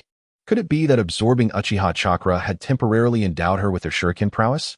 Contemplating this, she attempted once more, only to find that the elusive sensation of mastery had vanished, rendering her previous success seemingly fortuitous. This intermittent capability only solidified her conviction that the chakra she had consumed was indeed influencing her abilities in subtle yet profound ways. Although the results remain somewhat unstable, they have already revealed astonishing possibilities. In order to test his ideas, he took the initiative to enlist in the physical competition of his class. The opponent he chose happened to be Namake's Minato, who would one day earn the title of the Yellow Flash. Upon seeing Ryoji, Minato's eyes sparkled with surprise. He had long wished to engage in earnest sparring with Ryoji, as the previous surrender had left him somewhat frustrated. Now, standing side by side, the opportunity was indeed fortuitous. Ryoji, this time I will surely defeat you fair and square. Before the words had left his lips, Minato's figure darted across the training ground like a gust of wind, his speed eliciting gasps of astonishment from the onlookers. His martial arts style was clean and decisive, each strike aimed precisely at Ryoji's vital points. In the face of this relentless assault, Ryoji abandoned his previous immobile strategy and attempted to match his opponent's rhythm. He did so with the understanding that the Hyuga and Uchiha clans possessed some of the finest martial arts in Konoha. Having occasionally executed Uchiha throwing techniques himself, he figured that he should be more adept at utilizing physical combat. With this mindset, Ryoji endeavored to keep pace with Minato's fighting rhythm, striving to both defend and counterattack. At first, he felt somewhat flustered, yet soon he was astonished to find that he seemed capable of predicting Minato's movements. It was a mystical sensation, as if he had previously dedicated himself to the art of physical combat. When Minato launched a fierce side kick, Ryoji instinctively reacted. Not only did he block the attack effortlessly, but he also seized Minato's wrist and, using the momentum, tossed him away. The sequence of actions flowed seamlessly, leaving even Ryoji himself surprised. After all, he was not relying on the physical advantages of the Akimichi clan. His techniques were purely a product of combat skill. Chapter 36. Defeating Namake's Minato all right. Minato gracefully landed after a mid-air somersault, excitement gleaming in his eyes. Now this is interesting, with his opponent no longer holding back. Minato's fervor for battle was instantly ignited, and the two clashed once more. As Ryoji faced Minato's relentless onslaught, he could distinctly sense the changes within himself. With each escalation in combat, his body gradually acclimated to Minato's attack rhythm. Those once elusive martial techniques now seemed manageable, and the sporadic flashes of combat experience in his mind allowed him to occasionally perform at an unprecedented level. From these moves, Ryoji could clearly discern the traces of both the Uchiha and Hyuga clans' martial arts, such as the Hyuga's gentle fist techniques and the Uchiha's grappling prowess. It appeared that absorbing another's chakra indeed granted him a temporary acquisition of their combat experience. While blocking, Ryoji mused that although this state felt like a fleeting moment of inspiration and was not entirely stable, it was enough to bring him joy. For after utilizing these techniques, both his body and mind retained some semblance of memory. This indicated that as long as he absorbed sufficient chakra, he could amalgamate the training experiences of others, not limited to martial arts, but encompassing ninjutsu and other skills as well. Meanwhile, Minato, engaged in battle, noticed Ryoji's transformation. He keenly perceived that Ryoji's martial style subtly bore the shadows of both the Uchiha and Hyuga clans, yet diverged from the traditional gentle fist and Uchiha techniques. The combination of Ryoji's substantial physique and the occasionally exquisite techniques he employed placed Minato in a challenging predicament. Fortunately, this extraordinary level of ability did not persist indefinitely, allowing Minato moments to recover. Ryoji, is this the true extent of your hidden strength? Minato thought to himself, beads of sweat trickling down his cheek. The surprises Ryoji had presented were numerous. Beneath that seemingly bulky exterior lay astonishing explosive power, and while his attacks appeared riddled with openings, they consistently thwarted Minato's offensive maneuvers. Even more incredulous was Ryoji's agility, which belied his physique, coupled with a combat rhythm that seemed casual yet was, in fact, masterfully orchestrated, leading Minato into a grueling struggle. A seemingly indomitable physique, remarkable combat intuition, and formidable physical attributes rendered Ryoji a veritable hexagonal warrior. If Minato had any advantage left, it was perhaps his prideful speed. However, within this less than 20 square meter arena, he found it challenging to unleash his velocity. Each movement was immediately countered by Ryoji's preemptive strikes. Bang! Another clash sent a jolt through Minato's arm, and he grimaced inwardly. The continuous high-intensity exchanges rapidly drained his stamina, and in a moment of distraction, his footing faltered, causing him to stumble backward. As he attempted to regain his balance, his heel inadvertently crossed the boundary of the arena. I lost. Upon realizing he had stepped outside the designated area, Minato's face bore no trace of dismay. Instead, he flashed a warm, sunlit smile. This brief encounter, though fleeting, had illuminated the gap between him and Akimichi Ryoji. Moreover, it had alleviated the regret of not having faced Ryoji directly during the previous assessment, filling him with genuine joy. As for jealousy, it had never been part of his lexicon. He firmly believed that through relentless effort and training, he would one day surpass his current rival. Ryoji, observing the defeated Minato, felt an exhilarating surge of excitement within. He had bested none other than the future Yellow Flash, the legend who would eventually rise from humble beginnings to dominate the talents of various clans and ultimately become the fourth Hokage, while Minato was still in his developmental phase. This victory was sufficient to attest to his remarkable potential. Moreover, Ryoji had not even exerted all his strength during their encounter. This suggested that Minato's future accomplishments would be significant, at the very least at the level of a Hokage, and with diligent effort, he might even reach the pinnacle of 6 paths. As he reflected on this, Ryoji's heart swelled with satisfaction. Although the level of Hokage might seem unremarkable, it signified a force capable of steering the tides of the ninja world. Meanwhile, Hinata Aoki and Uchiha Taika, who were observing from the sidelines, exchanged puzzled glances. From Ryoji's fighting style, they seemed to glimpse the shadow of someone familiar. The techniques and combat style felt unsettlingly recognizable, yet upon deeper reflection, they could not identify anyone fitting that description. How strange, they thought, an inexplicable oddity. Thank you for the match, Minato. Ryoji, adhering to customary protocol, made a gesture of reconciliation on the arena. Minato returned the gesture, his smile radiant as he remarked, Ryoji, your strength is indeed extraordinary. It appears I must exert myself further. However, he then shifted his tone, a glint of curiosity in his eyes. By the way, Ryoji, your martial arts just now seem to carry a unique flavor. As soon as the words left his mouth, Aoki and Taika perked up, eager to learn more. They had sensed something unusual long before, and with Minato's revelation, their anticipation surged. Ryoji, momentarily taken aback, had not anticipated Minato's keen intuition to discern the changes in his combat style. Nevertheless, he maintained a composed facade. Perhaps it's merely that I've been sparring with certain individuals recently, and unconsciously mimicked a few techniques. He was reluctant to reveal this secret, for if others were to learn of it, it would likely provoke unnecessary disputes. After all, devouring another's chakra allowed one to obtain the fruits of their training. And speaking of it would imply the theft of other secret techniques. This was especially taboo among the ninja clans, who held their own ninjutsu and secret arts in the highest regard. He delicately skirted around the topic and turned his gaze to a few individuals outside the training field. Let us gather at our usual spot this afternoon. We must procure some game to eat. I'm famished after the battle, he said. Upon hearing this, Uchiha Tetsubana immediately forgot his earlier confusion and eagerly replied, I've recently devised a new hunting trap, and today is the perfect opportunity to test it out. Hyuga Aoki nodded slightly, maintaining his reserved demeanor but refraining from refusing. After all, he had already promised Akimichi Yoshiko, and although he felt somewhat embarrassed being directed by her, he was willing to comply.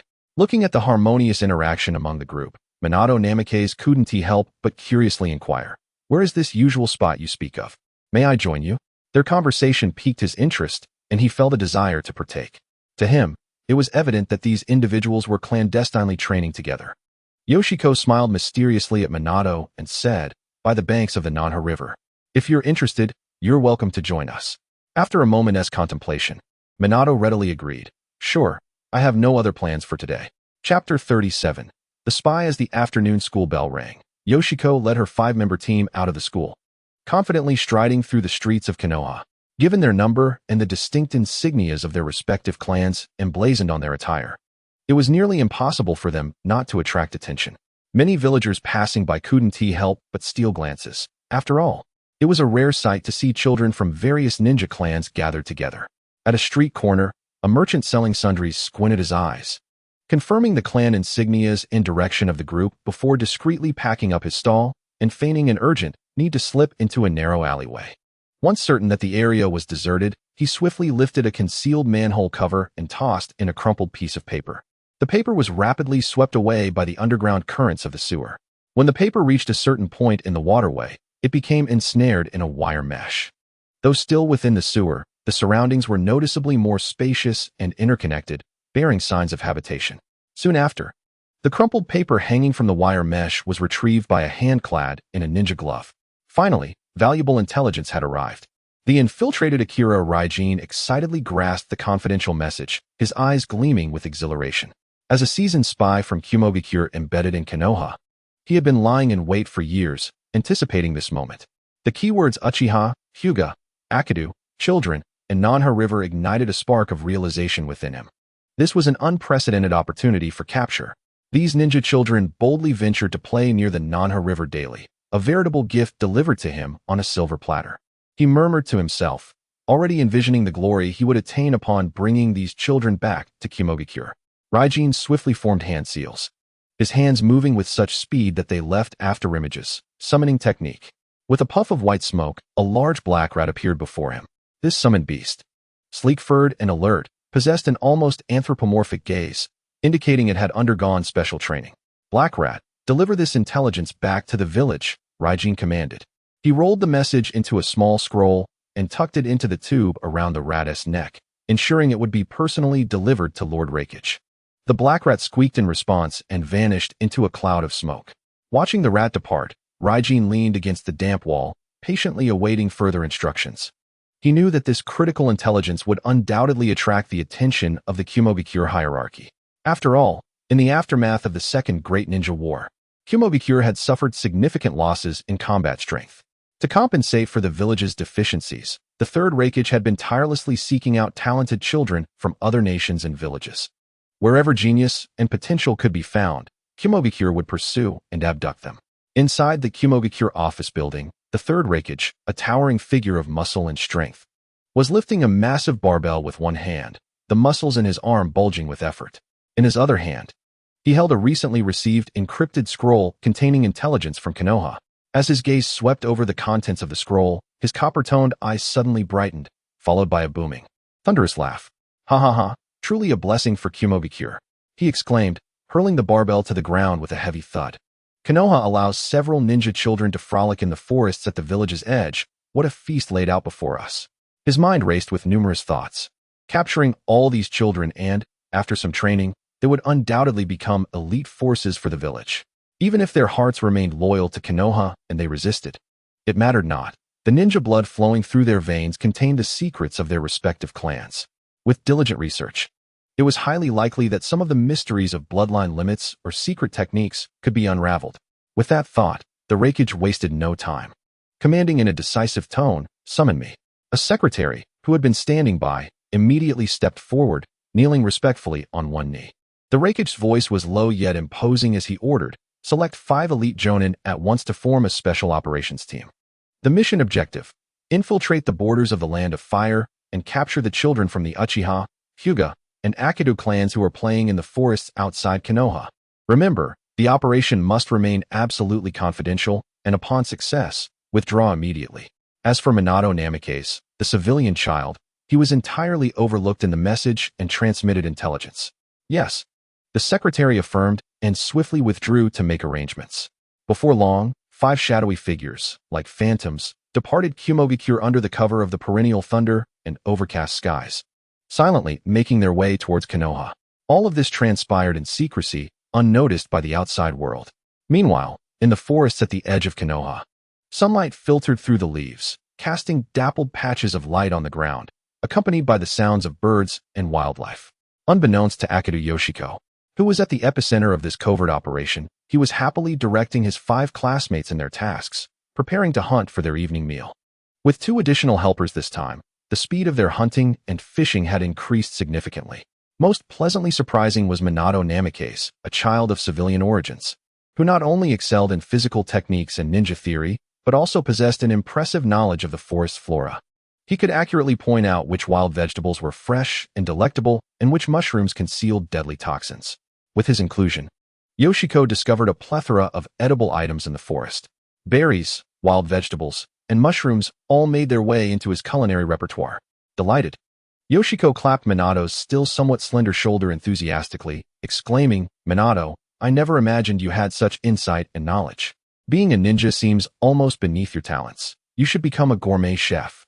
Minato, cradling a large bundle of freshly unearthed wild vegetables, wore a bemused expression on his face. He initially believed that Ryoko and the others engaged in practical training or discussions about ninjutsu after school, but to his surprise, they ventured deep into the forest for hunting, aiming to enhance their meals. It was rather absurd. However, recalling his own antics of maintaining justice at school and collecting protection fees, he found it suddenly acceptable. Now that he was here, merely standing by would seem out of place. In no time, leveraging his extensive knowledge, he had gathered an impressive bounty of lush, vibrant wild greens. To his astonishment, his simple efforts earned Ryoko's enthusiastic praise. From the words exchanged, he sensed genuine admiration, even surpassing the joy of having previously defeated him. Clearly, the significance of food resonated deeply with Ryoko. Chapter 38. Chicken stew with mushrooms. As he gazed at the plump mushrooms among the wild greens, Ryoko's eyes sparkled with recognition, instantly recalling a fragrant delicacy from his memories: chicken stew with mushrooms. What a coincidence! Just a few days ago, they had trapped some wild chickens, with several still lively in the yard, perfectly positioned to reward themselves. The mere thought of chicken mingling with the rich aroma of mushrooms made his mouth water uncontrollably. With the increase in numbers, the efficiency of gathering supplies and capturing prey was evidently much quicker than in previous days. After tallying today's spoils, Ryoko eagerly waved his hand, leading the group back to his home in a jubilant procession. Among them, Akimichi, who volunteered to come along, dutifully bore the majority of the physical labor without complaint. The other classmates felt somewhat diminished carrying fish and baskets, reluctant to partake. Only Akimichi remained unfazed, shouldering a large basket filled with wild greens and mushrooms while deftly holding several strings of hefty fish strung together with grass. Striding forth like a triumphant warrior returning from the hunt. As he walked, he glanced at the various ingredients hanging on him, contemplating the imminent feast, his mouth nearly watering onto his attire. In his heart, he silently admired, "Ryoko is truly clever, managing to devise a plan to bring everyone into the forest to set traps, hunt, fish, and even gather such fresh wild greens. It's a brilliant venture with no investment but abundant returns. Everything is wild, fresh, and delicious. Why hadn't I thought of this before?" Thus, the group arrived at Ryoko's home. At that moment, Ryoko transformed into the chief coordinator, efficiently delegating tasks. Soon, the crackling of firewood filled the air as he threw generous chunks of wild chicken and freshly cleaned mushrooms into a large iron pot, added water, covered it, and began the simmering process. Before long, an indescribable and rich aroma wafted from the edges of the pot lid. The unique fragrance of wild mushrooms combined with the hearty scent of slow-cooked chicken intertwined, boldly invading everyone's nostrils. Unbeknownst to whom, someone swallowed audibly, and soon, a chorus of swallowing sounds echoed in the kitchen. Whether old or new, everyone was captivated by the exquisite flavor of the chicken stew with mushrooms. Akimichi inhaled deeply, his eyes fixed on the bubbling pot lid, mumbling, "Wow, it smells incredible. I never expected mushrooms and wild chicken together could create such a delightful aroma. Ryoko, you're amazing." He racked his brain, trying to find words to praise Ryoko. Even the usually composed Namikaze Minato could not conceal his astonishment. It was the first time he had encountered such an enticing aroma, his gaze toward Ryoko filled with disbelief. He had not anticipated that Ryoko could not only eat well, but also possess such remarkable culinary skills. Observing his friends, one by one, succumbing to the enticing fragrance with looks of adoration, Ryoko subtly lifted his chin, feeling an immense sense of pride. So, this is how easily they are impressed? He still had some tricks up his sleeve, such as his favorite braised dish, which he would have made if only he had found suitable ingredients, leaving them awestruck. However, his moment of vanity was swiftly overshadowed by the bubbling pot of delicacies before him. His entire attention was ensnared by the increasingly intense and tempting aroma. The flavors of the wild ingredients were simply exquisite. To avoid wasting this meticulously prepared chicken stew with mushrooms, Ryoko had prepared 2 large buckets of rice. Determined to indulge himself thoroughly, after a lengthy wait, the chicken stew reached the pinnacle of perfection. The rich aroma seemed to materialize, enveloping the entire room and awakening the appetites of all present. Ryoko picked up a bowl and began serving everyone. He skillfully ladled pieces of chicken coated in sauce and mushrooms soaked in the broth into each bowl, finishing with a generous scoop of golden, rich broth. The remaining contents, nearly 9/10 of the entire pot, were, naturally, designated for himself. The Uchiha brothers and Hinata Aoki had grown accustomed to this practice, rolling their eyes in resignation before starting their meal. They had to admit, although their portions were meager, the tender chicken, fragrant mushrooms, and rice infused with essence were undeniably satisfying, eliciting involuntary smiles of contentment. Namikaze Minato gazed at his small bowl, momentarily taken aback, but soon understood the custom here, smiling as he picked up his chopsticks. After just one bite, surprise flickered in his eyes, his face glowing with satisfaction as he savored each morsel with great seriousness. Only Akido Chindu, belonging to the same clan, could no longer contain himself. With a bold face, he sidled up to Ryoko, wearing a smile, and proposed, "Ryoko, you see, we are both from the Akido clan, and you know how it is with our appetites. Is it really fair to give me such a meager portion? Just one more bowl, please."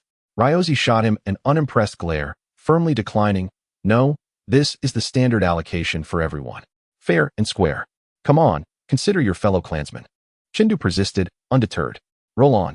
Ryoko's retort was succinct and resolute. Seeing his pleas fall on deaf ears, Chindu reluctantly began to eat his portion. Yet his eyes continued to dart toward the pot, clearly still scheming for the remaining delicacies.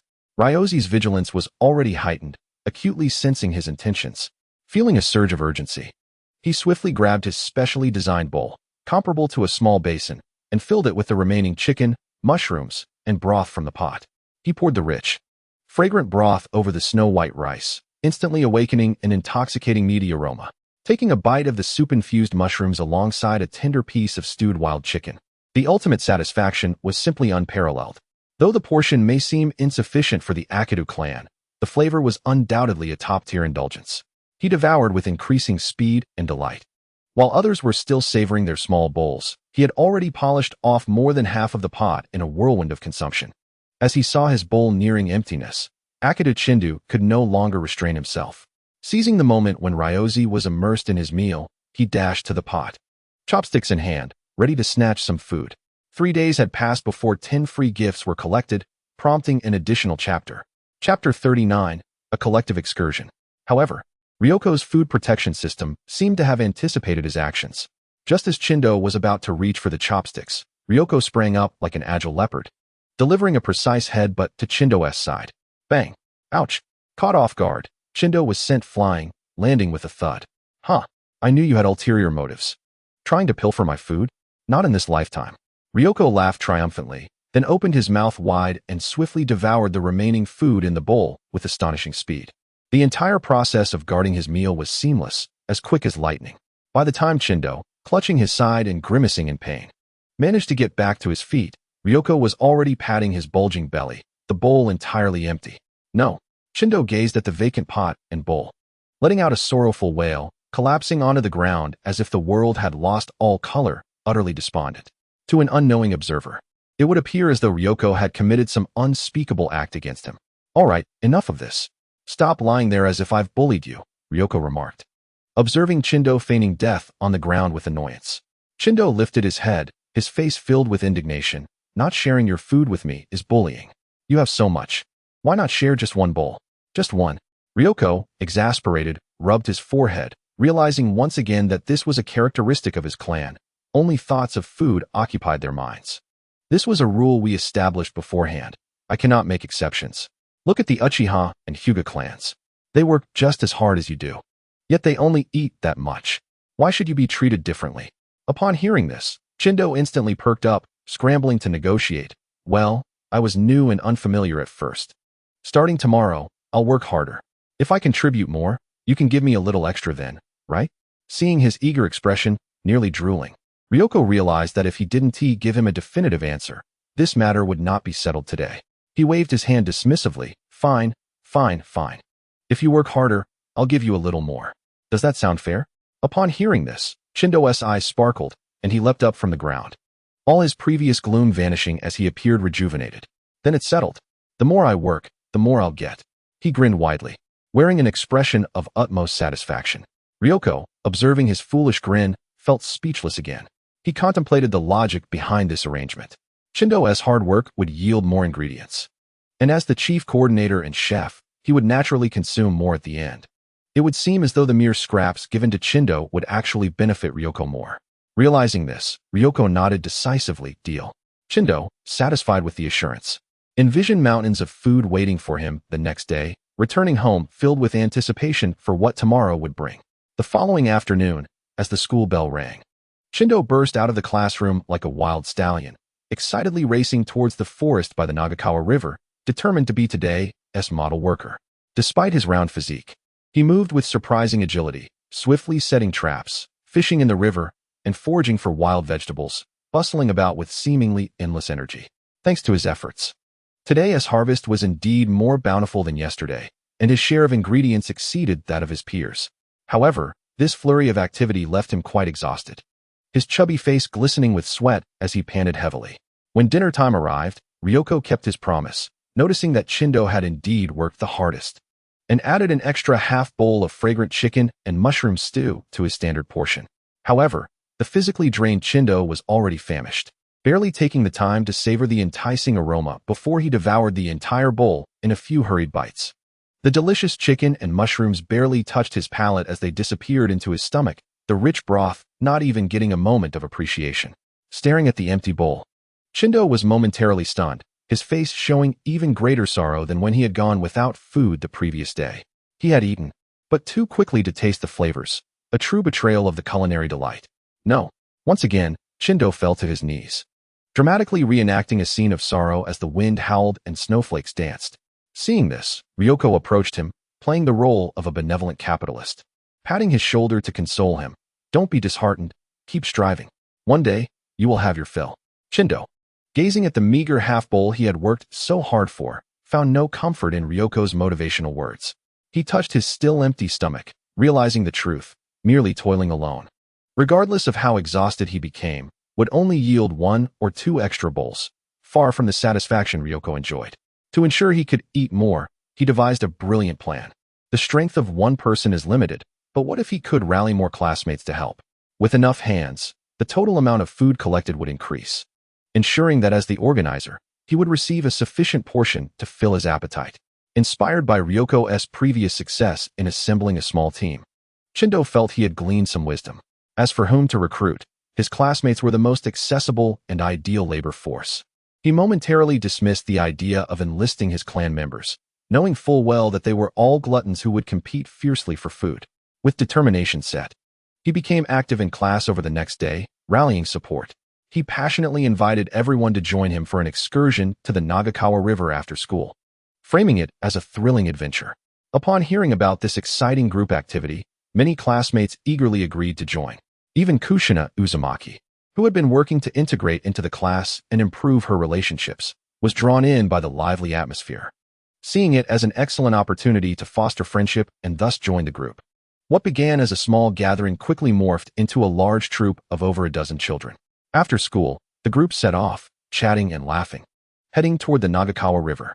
Chapter 40. The Cloud-Hidden Ninjas. Ryoko mentally gave Chindo a thumbs up for his clever maneuver, who said the Akimichi clan was simple and honest. For the sake of good food, they could accomplish anything.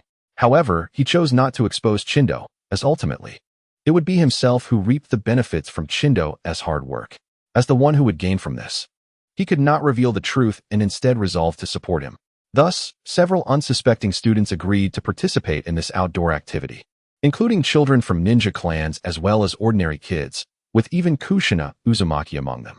Once the bell rang, the group of children set off toward the Nagakawa, as if on a picnic. However, this large-scale collective event inevitably drew the attention of the lurking spies from the Cloud Village within the Hidden Leaf, hidden in the sewers. The informant Karemaru felt his breath quicken upon learning the situation. He suppressed his impulse to act and silently dispatched encrypted intelligence, urgently urging the action team to mobilize. The increase in targets, each of immense value, was a golden opportunity not to be missed. The thought of valuable children not only from the Uchiha, Hyuga, and Akimichi clans, but also from the Yamashita, Nara, Sarutobi, and Yamanaka clans intensified his urgency. Discovering so many invaluable children at once was undoubtedly one of the most significant opportunities of his espionage career. Had he not been concerned about the challenge of subduing so many children alone and feared triggering alarm that could jeopardize the mission, he would have rushed out to capture them all without hesitation. Upon returning with the children to the Cloud Village, he was certain he would receive special recognition and commendation from the Reikage. Meanwhile, the rapidly advancing 5-man team from Cloud received the latest urgent report from Kairemaru. After discerning the contents, the team leader's expression sharpened, and he commanded, "The situation has changed. The target's value has increased. Accelerate our pace. We must arrive before they become aware."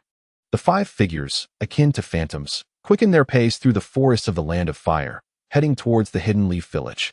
By the banks of the South He River, the gentle murmur of the stream mingled with the laughter of children, casting playful shadows in the forest. With the rare opportunity to frolic in the wild, they exuberantly leaped and played. However, under the guidance of Akimichi Chindo and Ryoko, most focused their attention on gathering ingredients. Some were fishing in the river, others were catching shrimp and crabs, identifying mushrooms in the grass, chasing wild rabbits, and diligently setting traps.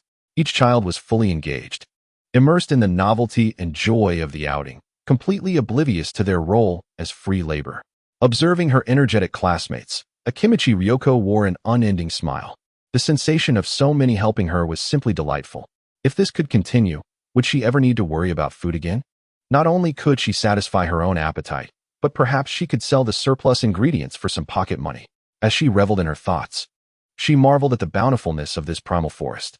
Even though they had visited many times, it remained an inexhaustible treasure trove, revealing new discoveries each day.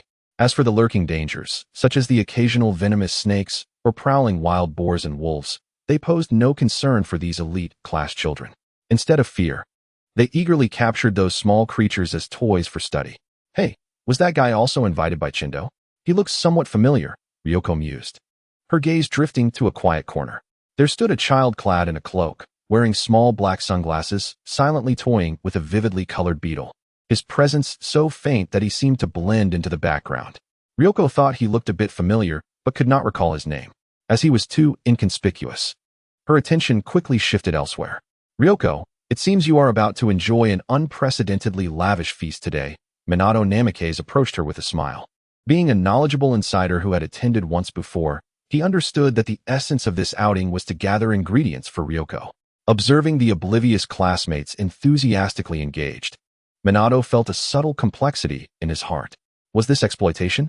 It didn't seem to have caused any harm.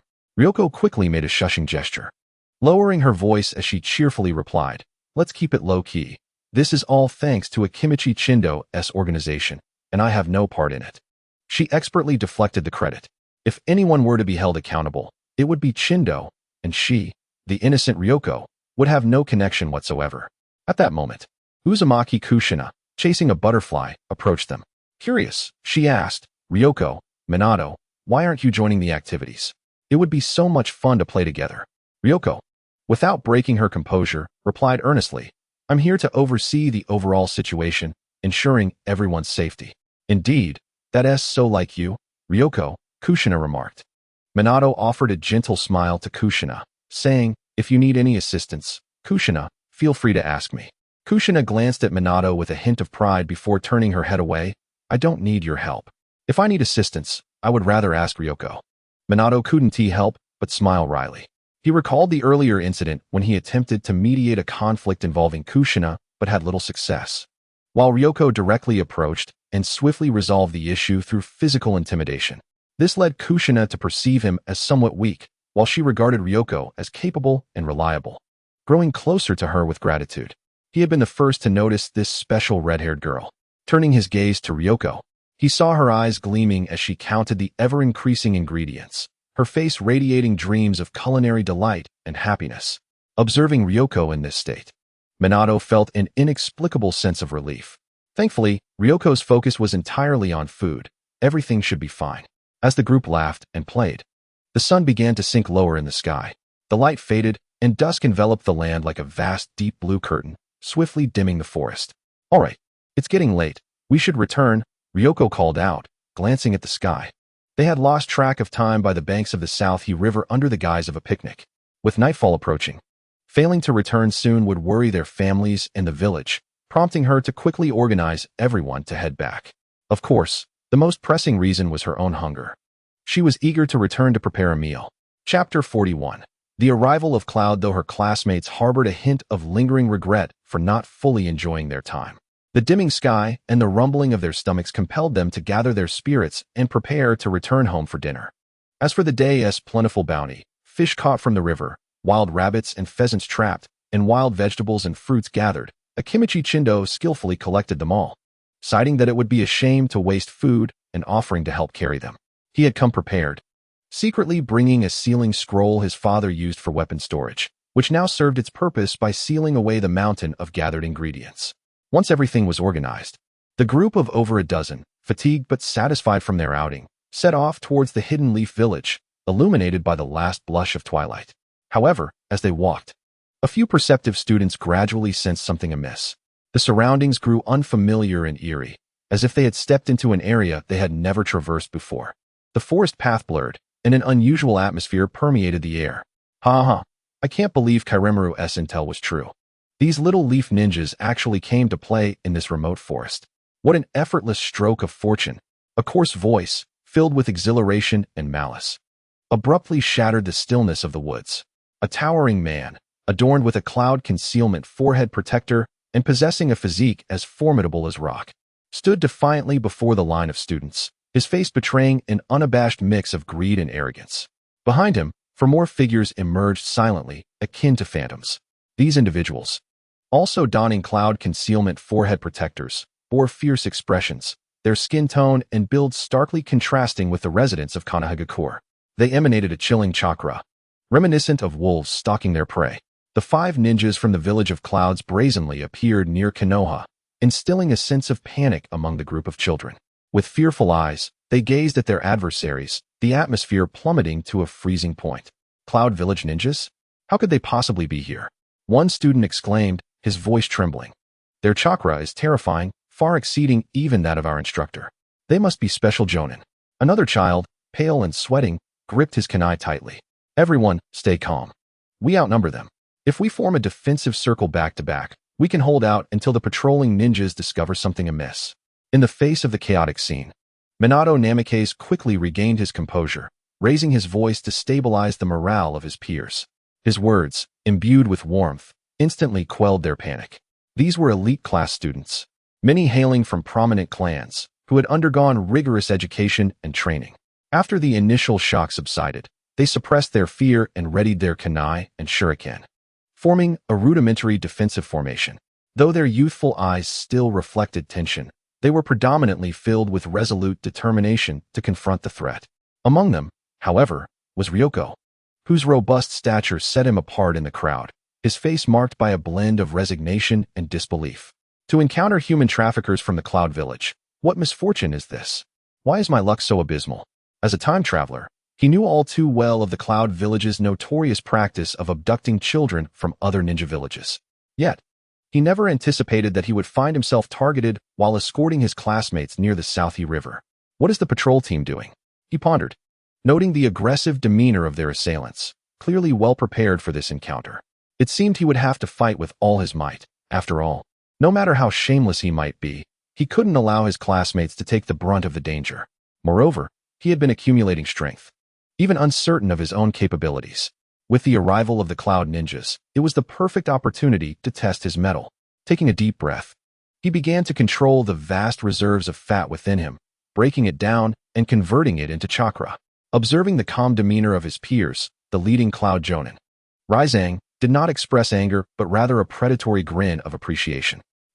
These young ones from Konoha have been well trained. Their composure is commendable in the face of a Jonin like myself. His gaze hungrily swept over the children, as if evaluating precious treasures. Once I take you all back to the Cloud Village, you will serve us dutifully, contributing your strength and the secrets of your bloodlines. His blatant malice ignited a fire of defiance within the children. You will never take us. We would rather die than go to the Cloud Village. This is Konoha, and the Hokage will never let you escape. Leave now while you still can. Once the patrol team arrives, you won't get away. The children's bravado only elicited scornful laughter from Ryzang and his 4 companions. You expect the Konoha patrol? You trust in your Hokage? Ryzang's voice turned cruel and mocking. Dream on. From the moment you stepped into this area, your fate was sealed. We have set up a barrier here. Everything that occurs will remain unknown to the outside world. After receiving urgent intelligence from Akira about the increased value of their targets, the five had expended considerable chakra and stamina to compress a journey that would normally take 2.5 days into just one, immediately arranging this trap upon arrival. Witnessing the valuable prey before them, Ryzang felt all their efforts were worth it. Capturing this group of children, especially those from clans with unique bloodlines and secret techniques, could bolster the future strength of the Cloud Village immensely. With thoughts of potential new allies like the Inuzuka and Hyuga clans, or even the possibility of obtaining Sharingan, Ryzang's eyes gleamed with anticipation as chakra surged around him. Attack swiftly and decisively. Capture them alive if possible. At his command, the 5 Cloud Jonin surged forward like 5 bolts of black lightning, accompanied by a piercing sound as they charged towards the hastily formed defensive circle of the students. The disparity in strength between the two sides was stark. The students' makeshift formation, built on courage and instinct from their training, crumbled under the pressure of these seasoned ninjas. As they clashed, signs of collapse became evident. After all, they were merely students at the Ninja Academy, still far from becoming true genin. And facing elite cloud ninjas renowned for their taijutsu and lightning techniques was an overwhelming challenge. Yet, the elite class students refused to surrender without a fight. Their talent and pride would not allow them to yield. Fire style, fireball jutsu. 2 blazing fireballs erupted from the mouths of Uchiha Tetsuhira and Inahiro. Though smaller than those of an adult Uchiha, they still bore significant might. The fireballs screamed towards the advancing cloud ninjas, attempting to force them back. Minato's sharp eyes flickered as he unleashed a flurry of shurikens and kunai at precise angles. Though they lacked the power to inflict damage, they did slow the enemy's advance, granting his comrades a precious opportunity. Hyuga Aoki assumed the gentle fist stance, channeling a faint chakra to target critical points on the opponent's arms and torso in an attempt to hinder them. Meanwhile, the other ninja clan children showcased their own talents.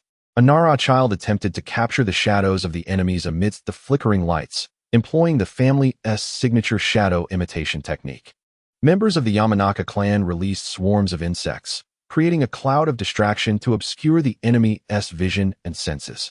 Even an Inuzuka child, alongside their canine partner, issued a menacing growl, poised to strike. In that moment, the children's spontaneous potential and coordinated efforts formed a seemingly dense line of defense. The sight of the students' resilience and teamwork even surprised Ryzang, who smirked, a futile struggle, young ones. In the face of absolute power, these little tricks are meaningless. With a sinister grin, he stood firm against the oncoming fireballs, shurikens, and insect cloud, unleashing a blinding surge of lightning chakra. Lightning style, lightning armor. This technique was his adaptation of the lightning body technique, a B-rank defensive ninjutsu he had created. Once this secret technique is unleashed, the power of lightning within the body circulates and flutters around the surface, forming a luminous armor of thunder. This armor possesses formidable defensive capabilities, effortlessly repelling the shurikens and ninjutsu hurled by the students. As the radiant lightning enveloped Ryzang, he braved all assaults with a sinister grin, reaching out towards the Uchiha brothers at the critical moment. "Hey, big guy, look over here." A clear and resonant voice rang out, accompanied by an ominously expanding shadow. Akimichi Ryoko had stepped forward, resembling a hero, standing defiantly before the others. In that instant, his seemingly plump arm swelled dramatically and elongated. Utilizing the multiplication technique, he delivered a colossal palm strike, propelled by a howling wind, akin to a solid wall of flesh, and with surprising speed, it struck Ryzang, who was caught off guard. Bang! The sound echoed thunderously as Ryzang felt an overwhelming force, akin to a tidal wave, surge through him, causing his protective lightning armor to flicker violently and shatter. He was sent hurtling backwards, like a kite severed from its string, crashing into 2 of his unsuspecting comrades from the hidden cloud who were about to flank him. The sudden reversal left everyone astounded. The remaining 2 cloud ninjas abruptly halted, staring at the rotund figure with uncertainty, reluctant to advance any further. After a brief silence, the students erupted into cheers, celebrating their narrow escape. "Ryoko, you are incredible. Go, Ryoko, send them all flying. Hold on, Ryoko, make more noise. The patrol will surely notice. Yes, let these cloud ninjas know the might of the Hidden Leaf students." Akimichi Chinto's face flushed with excitement as he waved his fists, exclaiming, "Ryoko, you're doing great. No wonder you are an Akimichi, I'll treat you to my share of food when we get back. Ryzang struggled to rise, covered in dirt and grass. With a trickle of blood at the corner of his mouth, his entire left side felt numb, and a tempest of rage churned within him, mingled with disbelief. How could he, a jonin of the hidden cloud village, be so thoroughly humiliated by a mere child of 5 or 6 years? His gaze fixed on Ryoko, and upon recognizing the emblematic physique and clan insignia, realization dawned, only to fuel his fury further. So, it was a brat from the Akimichi clan. No wonder he possessed such strength. That strike had indeed caught him off guard. He twisted his neck, producing a series of cracking sounds. As the lightning around him coalesced once more, now even more dazzling than before. Yet, such an attack must have consumed substantial energy. How many more times could he unleash it? He was determined that Ryoko was nearing his limit. With newfound resolve, he surged forward like a ferocious tiger. Faster, and at a more cunning angle. However, slap. Another crisp and resounding strike. The enormous palm, like swatting a fly, landed squarely on his face once again. Ryzang was sent flying back with greater speed than before, crashing heavily onto the ground and sliding several meters before coming to a halt. His head ringing and stars dancing before his eyes. No, this is impossible. Dazed, he struggled to prop himself up, horrified as he gazed at the composed Ryoko. How could your chakra still be sufficient? Ryoko patted his round belly, wearing an innocent smile as he replied, Our Akimichi clan's secret technique can accumulate vast amounts of chakra. Delivering such slaps for 3 days and nights would be no trouble at all. Nonsense. Ryzang scoffed at this absurdity, feeling a burning sensation on his face. Unable to distinguish whether it was the result of the slap or sheer embarrassment, he tried to salvage his pride, shouting hoarsely, You little brat. If it weren't for my need to hurry, my chakra and stamina wouldn't be so depleted. How could I be bested by a child like you? After all, being struck down by a child twice was truly humiliating. He took a deep breath, forcing down the tumultuous energy within him, gathering chakra for a third time. His gaze turning fierce and focused. Such a technique cannot work against me thrice. Fall. He shifted his form, employing the body flicker technique, aiming to evade the palm strike's direct line of attack. Unfortunately, slap. The third resounding slap shattered his confidence and dignity entirely. The tremendous force spun him around twice before he collapsed to the ground, stars flashing in his vision, leaving a clear red imprint on his face. As he lay there, staring up at the darkening sky, feeling the sharp pain on his cheek and the astonished gazes of his comrades, he began to doubt his very existence. Was this Akimichi child some sort of monster? Chapter 43. The giant Ryoko I told you, but you wouldn't listen. Ryoko shrugged his wrists, exuding an air of nonchalance, as if he had merely swatted away an annoying fly. Though his statement was somewhat exaggerated, it was not far from the truth. In this reincarnation, he was indeed a true glutton, perfectly aligned with the Akimichi clan's secret techniques. This body seemed to be an insatiable pit, particularly during his time at the root. He had constantly consumed food, transforming vast amounts into nourishment and stored fat. While 3 days and nights might be a stretch, sustaining such high-intensity battle through the multiplication technique for an entire day was truly no challenge for him. Even he was somewhat surprised by the efficacy of concentrating chakra in his enlarged palm, which had decisively overwhelmed his opponent. This meant he appeared to be in no way inferior to Ryzang. With this realization, he straightened his back. Ryzang struggled to rise, half of his face swollen grotesquely, looking at Ryoko with a mix of dread and disbelief. When did the hidden leaf produce such a monster? The amount of chakra you possess is comparable to that of a tailed beast. Faced with consecutive tactical failures, he was compelled to accept the validity of Ryoko's previously outrageous claims. In his mind, he had already branded the rotund youth before him with the terrifying label of a tailed beast. A profound sense of humiliation and the anxiety of potential failure drove him to abandon any notion of solitary combat. He abruptly turned to his equally bewildered for companions, commanding, This brat is exceptional. We must all attack together. Regardless of how formidable he might be, he was merely an undeveloped child. If they could not subdue him, they must eliminate him. Ryoko posed too great a threat. If he grew stronger, it could lead to their downfall. For the sake of himself and the hidden cloud village, this potential danger must be eradicated in its infancy. Furthermore, it had been unwise to engage in close combat with such a foe. Before he finished speaking, Ryzang took the lead, his hands swiftly forming seals, abandoning the attempt to engage up close. Instead, he unleashed Lightning Release, Lightning Serpent. Several twisting, leaping bolts of blue lightning, resembling live serpents, emitted a piercing hiss as they attacked Ryoko from various angles, aiming to disrupt and paralyze his movements. Simultaneously, the other 4 Cloud Jonin reacted in an instant. One slammed his hands to the ground. Earth release, rock pillars. Sharp stone pillars erupted violently from beneath Ryoko's feet and around him, restricting his movement. Another ninja blurred, transforming into multiple afterimages, attempting to maneuver swiftly around to attack Ryoko's fellow students from behind, sowing chaos. The remaining 2 coordinated with Raizang's lightning serpents, launching shuriken and kunai imbued with lightning chakra, creating a dense barrage of ranged firepower. The coordinated assault of 5 elite Jonin instantaneously formed a 3-dimensional and lethal encirclement. Positioned at the core, Ryoko felt the pressure surge dramatically. Humph, do they think they can control me with this? They underestimate me. Confronted by the deadly onslaught of the 5 Jonin, Ryoko's gaze sharpened. Rather than retreating, he took a bold step forward, resolutely shielding his panicked classmates behind him. Drawing a deep breath, it seemed as if he was inhaling all the air around him. In that moment, the vast reserves of fat accumulated within him over time were set ablaze, transforming into a roaring torrent of chakra. Multiplication technique, full power mode. With a low growl, Ryoko's plump form expanded rapidly, as if inflated. His muscles bulged, and bones emitted faint cracking sounds, as his already towering stature transcended normal limits. Transforming into a giant towering 5 to 6 meters high. The shadow he cast enveloped a significant portion of the student body, his imposing figure rising like a mountain, exuding an overwhelming aura that felt suffocating. Simply standing there, that colossal form and concentrated chakra emanated an unparalleled sense of oppression, making the air itself seem thick and heavy.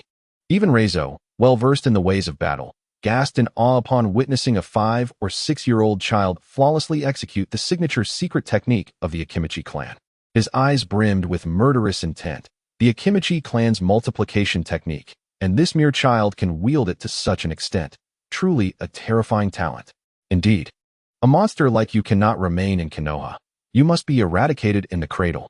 Abandoning any thoughts of capturing him alive, he resolved that such a threat must be eliminated. With all his strength, without concern for life or death, he unleashed the lightning release, Thunder Tiger killing technique. Reizo roared. As blinding lightning erupted from his hands, coalescing into a fearsome, roaring Thunder Tiger, charged with a destructive aura, racing towards the giantized Ryoko. The other 4 Cloud Shinobi, aware that the situation had escalated to a fight to the death, unleashed their most potent ninjutsu. Wind blades, fireballs, earth dragon bombs, in conjunction with the Thunder Tiger, bombarded the massive target from all directions. Meanwhile, Ryoko, immersed in the seemingly boundless might of his full power multiplication form, felt an overwhelming sense of invincibility. With each motion, the earth trembled as if struck by a cataclysmic force. Yet, deep down, he understood that this power, akin to burning fat, was depleting rapidly, a reserve painstakingly accumulated from years of frugality. Each minute spent in this form would consume a considerable amount of chakra that he could scarcely afford to lose. Nevertheless, faced with the torrent of ninjutsu from the Cloud Shinobi, Ryoko cast aside his concerns. With a deep, guttural roar, his massive fist, enveloped in highly compressed yang release chakra, surged forward like a meteor. In an instant, the Thunder Tiger howled and dissipated, the wind blades shattered, the fireballs extinguished, and the earth dragon bombs fell apart.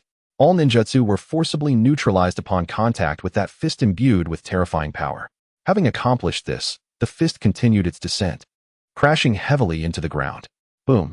The earth shook violently, dust soaring into the sky, leaving a massive crater where Reizo once stood. However, as the dust settled, Reizo's figure was nowhere to be found in the depths of the crater. Ryoko scanned the vicinity and discovered that Reizo had retreated to a treetop not far away, hands moving rapidly to form seals, evidently preparing a more formidable attack. His gaze turned icy, completely abandoning any sense of underestimation. He now regarded Ryoko as a formidable adversary that required full attention. Don't think you can escape. You forced me to expend so much energy. Now stay and face me. Ryoko bellowed, taking enormous strides like a moving mountain as he chased after Reizo. With each step, the ground trembled as if many earthquakes were occurring. Yet, the immense size and his inexperience with this form rendered his movements relatively sluggish. Reizo, clearly perceptive of this, nimbly retreated through the trees like a swift monkey, maintaining a safe distance from Ryoko. The other 4 cloud shinobi swarmed around him like a bothersome swarm of bees, launching incessant harassment attacks from the flanks and rear. Lightning whips, slicing wind blades, and explosive tags. These assaults, while incapable of inflicting tangible harm on the giant Ryoko, successfully distracted him, disrupting the rhythm of his pursuit. Chapter 44. Chakra Bomb. Faced with the agile cloud shinobi leaping around him like fleas, relentlessly exhausting his stamina with harassment attacks, Ryoko's fury blazed hotter. He was acutely aware of his disadvantages. His colossal form granted him strength and an indomitable physique, yet it sacrificed speed and agility. If this continued, once his stamina was depleted, he and his classmates would face the grim fate of becoming captives, or worse. He needed to devise a way to alter the situation. How could he strike them? While fending off incoming ninjutsu with his hands, he ruminated rapidly. His advantages lay in his vast chakra reserves and overwhelming brute force, while his drawbacks were his bulkiness and lack of flexibility. The opponents were experienced and likely possessed hidden techniques that could counter him effectively.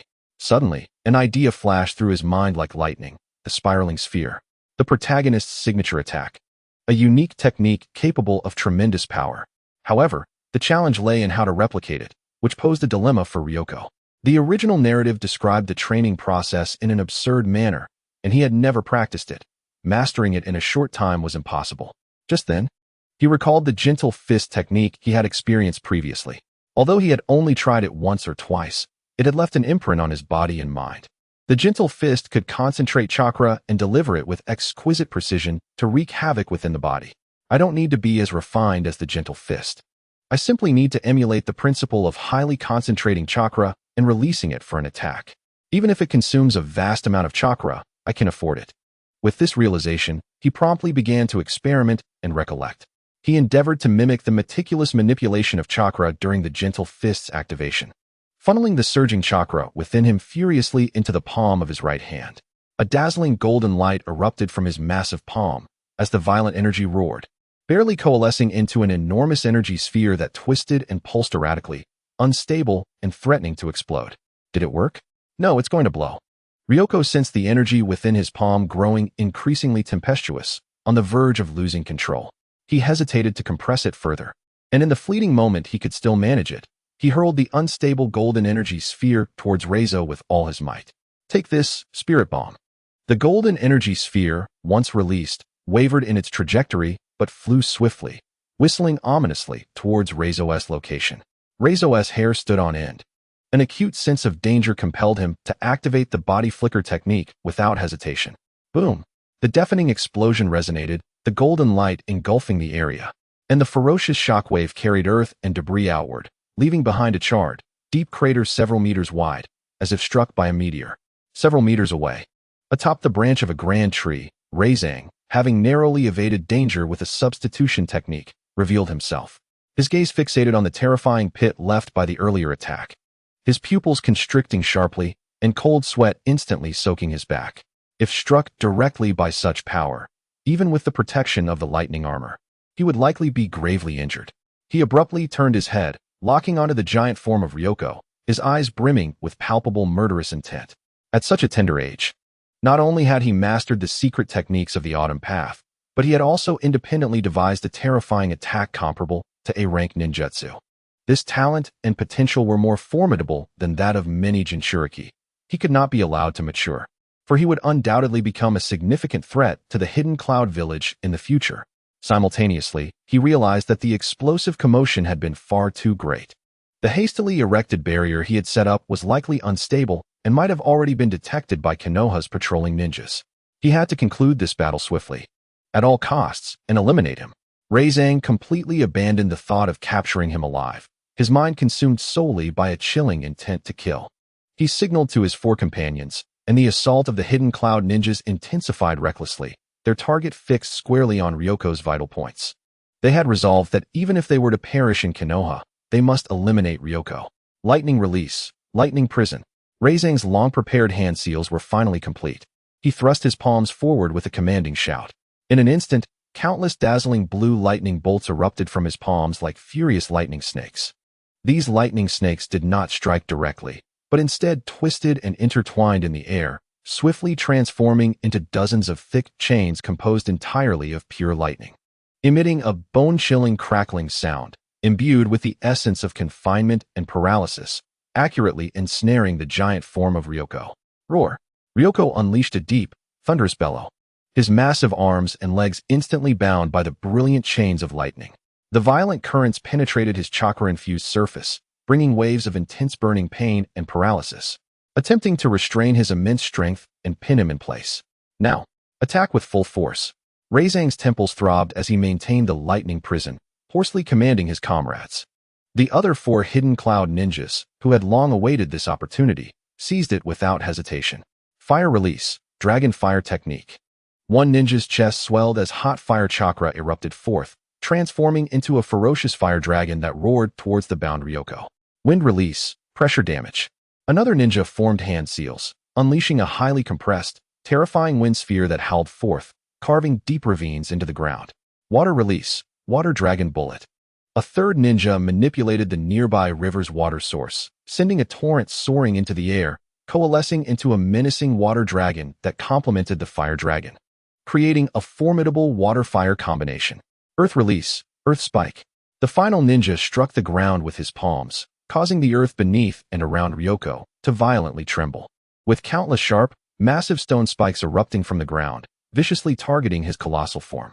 In an instant, flames, hurricanes, torrential waters, and rock spikes, powerful ninjutsu of various colors and attributes, poured down upon Ryoko like a torrential storm, with explosions ringing out in succession, fire illuminating the sky, mist rising, and debris flying.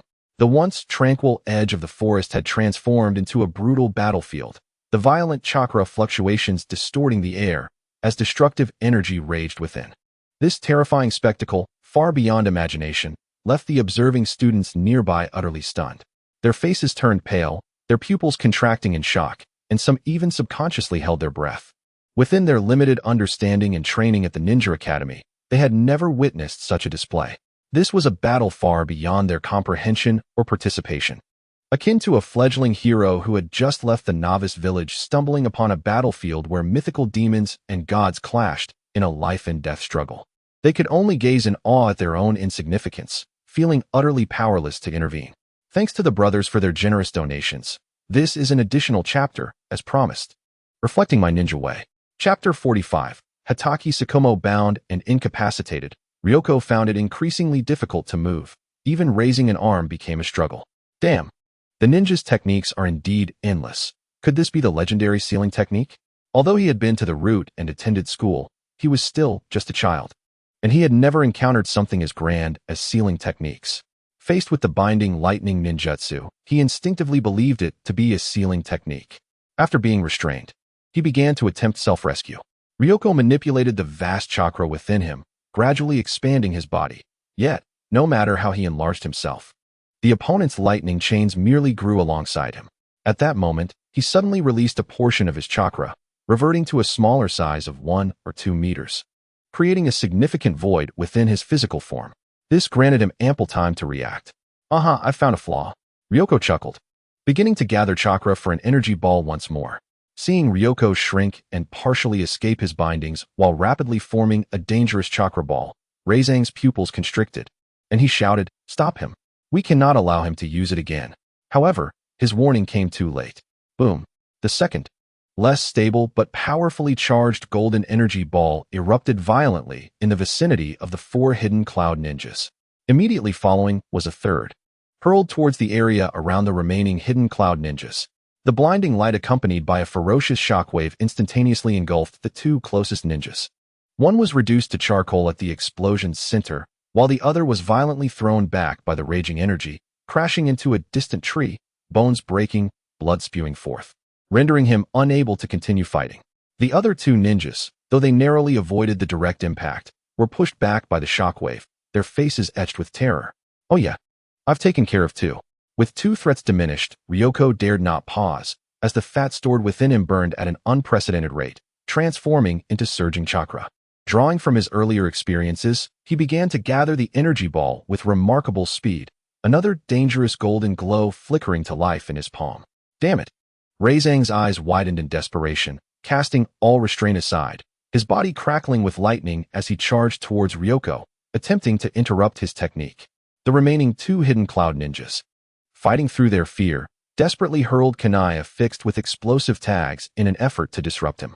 Yet Ryoko paid them no mind, enduring the sporadic attacks as he launched the fourth and fifth chakra balls at the two remaining ninjas capable of movement. Boom! An even larger explosion resonated. The violent energy not only plowing through the targeted area once more, but the unleashed energy also crashing against the invisible barrier surrounding them. Crack! A sound akin to shattering glass resonated as the hastily erected barrier, having endured multiple impacts far exceeding expectations, finally succumbed to the strain, resulting in a conspicuous breach. The ferocious chakra fluctuations and deafening explosions within the barrier acted as a beacon in the night, immediately transmitting outward. Not far from the southern Hechuan, a team of Konoha ninjas on patrol abruptly halted.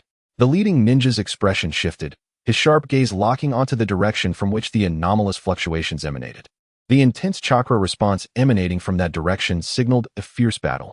Had the enemy infiltrated? Without a moment's hesitation, he retrieved a flare from his ninja tool pouch and ignited the fuse. Whoosh! A brilliant crimson flare soared into the sky, leaving a dazzling trail, and erupted in a brilliant display against the darkening heavens. All personnel, maximum alert, follow me, commanded the patrolling Jonin, as several shadows darted forth like arrows, racing towards the source of the signal and the chakra disturbance. Within the barrier, Reizang also heard the unmistakable sound of shattering and witnessed the ascending Konoha flare. His expression darkened instantaneously. Damn it, the barrier has been breached. Reinforcements from Konoha are on their way.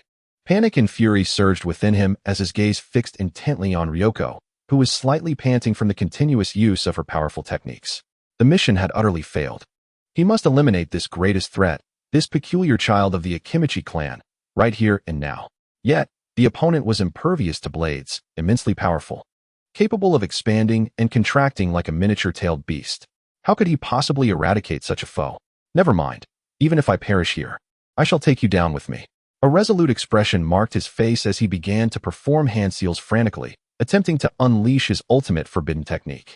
He sensed someone approaching rapidly from a distance, possessing considerable strength. Since escape was not an option, he resolved to bury the budding generation of Konoha here. Just as Reizang was about to complete the final hand seal, his body enveloped in concentrated lightning, resembling a thunderous sphere on the verge of detonation. A shadowy figure appeared before him without warning. Swift, unfathomably swift. Reizang barely caught a glimpse of the visitor's face. Only a fleeting glimmer of cold steel flashing like a meteor across the night sky. It was a blade of pure white light, honed to perfection, radiating with the sharpness to sever all. Thud! The dull sound of the blade slicing through flesh was excruciating. Blood erupted forth. Reizang had gathered a tremendous amount of chakra, but his right arm was severed at the shoulder, sending a spray of warm blood soaring into the air. Yet, this was far from over. The white blade, as if imbued with life, did not pause after the initial strike. Instead, it transformed into countless fine arcs of light, enveloping Reizang's entire being in an instant. Swish, swish, swish. The sound of relentless slicing echoed as deep gashes appeared across Reizang's towering figure, blood gushing from his wounds like a fountain, painting him in crimson. Staggering backward, he stared in disbelief at his body, which had almost been dismembered in an instant. The searing pain had yet to fully register in his brain. Damn it! It's the legendary sword master, Hatake Tsukumo. He managed to utter with great difficulty, his eyes filled with shock and despair. Though Hatake Tsukumo had not yet earned the title of Konoha's White Fang during this period, he was already a renowned elite jonin across the major ninja villages. His extraordinary knife techniques and terrifying speed had long been marked as a significant threat by the intelligence department of Kimogikure.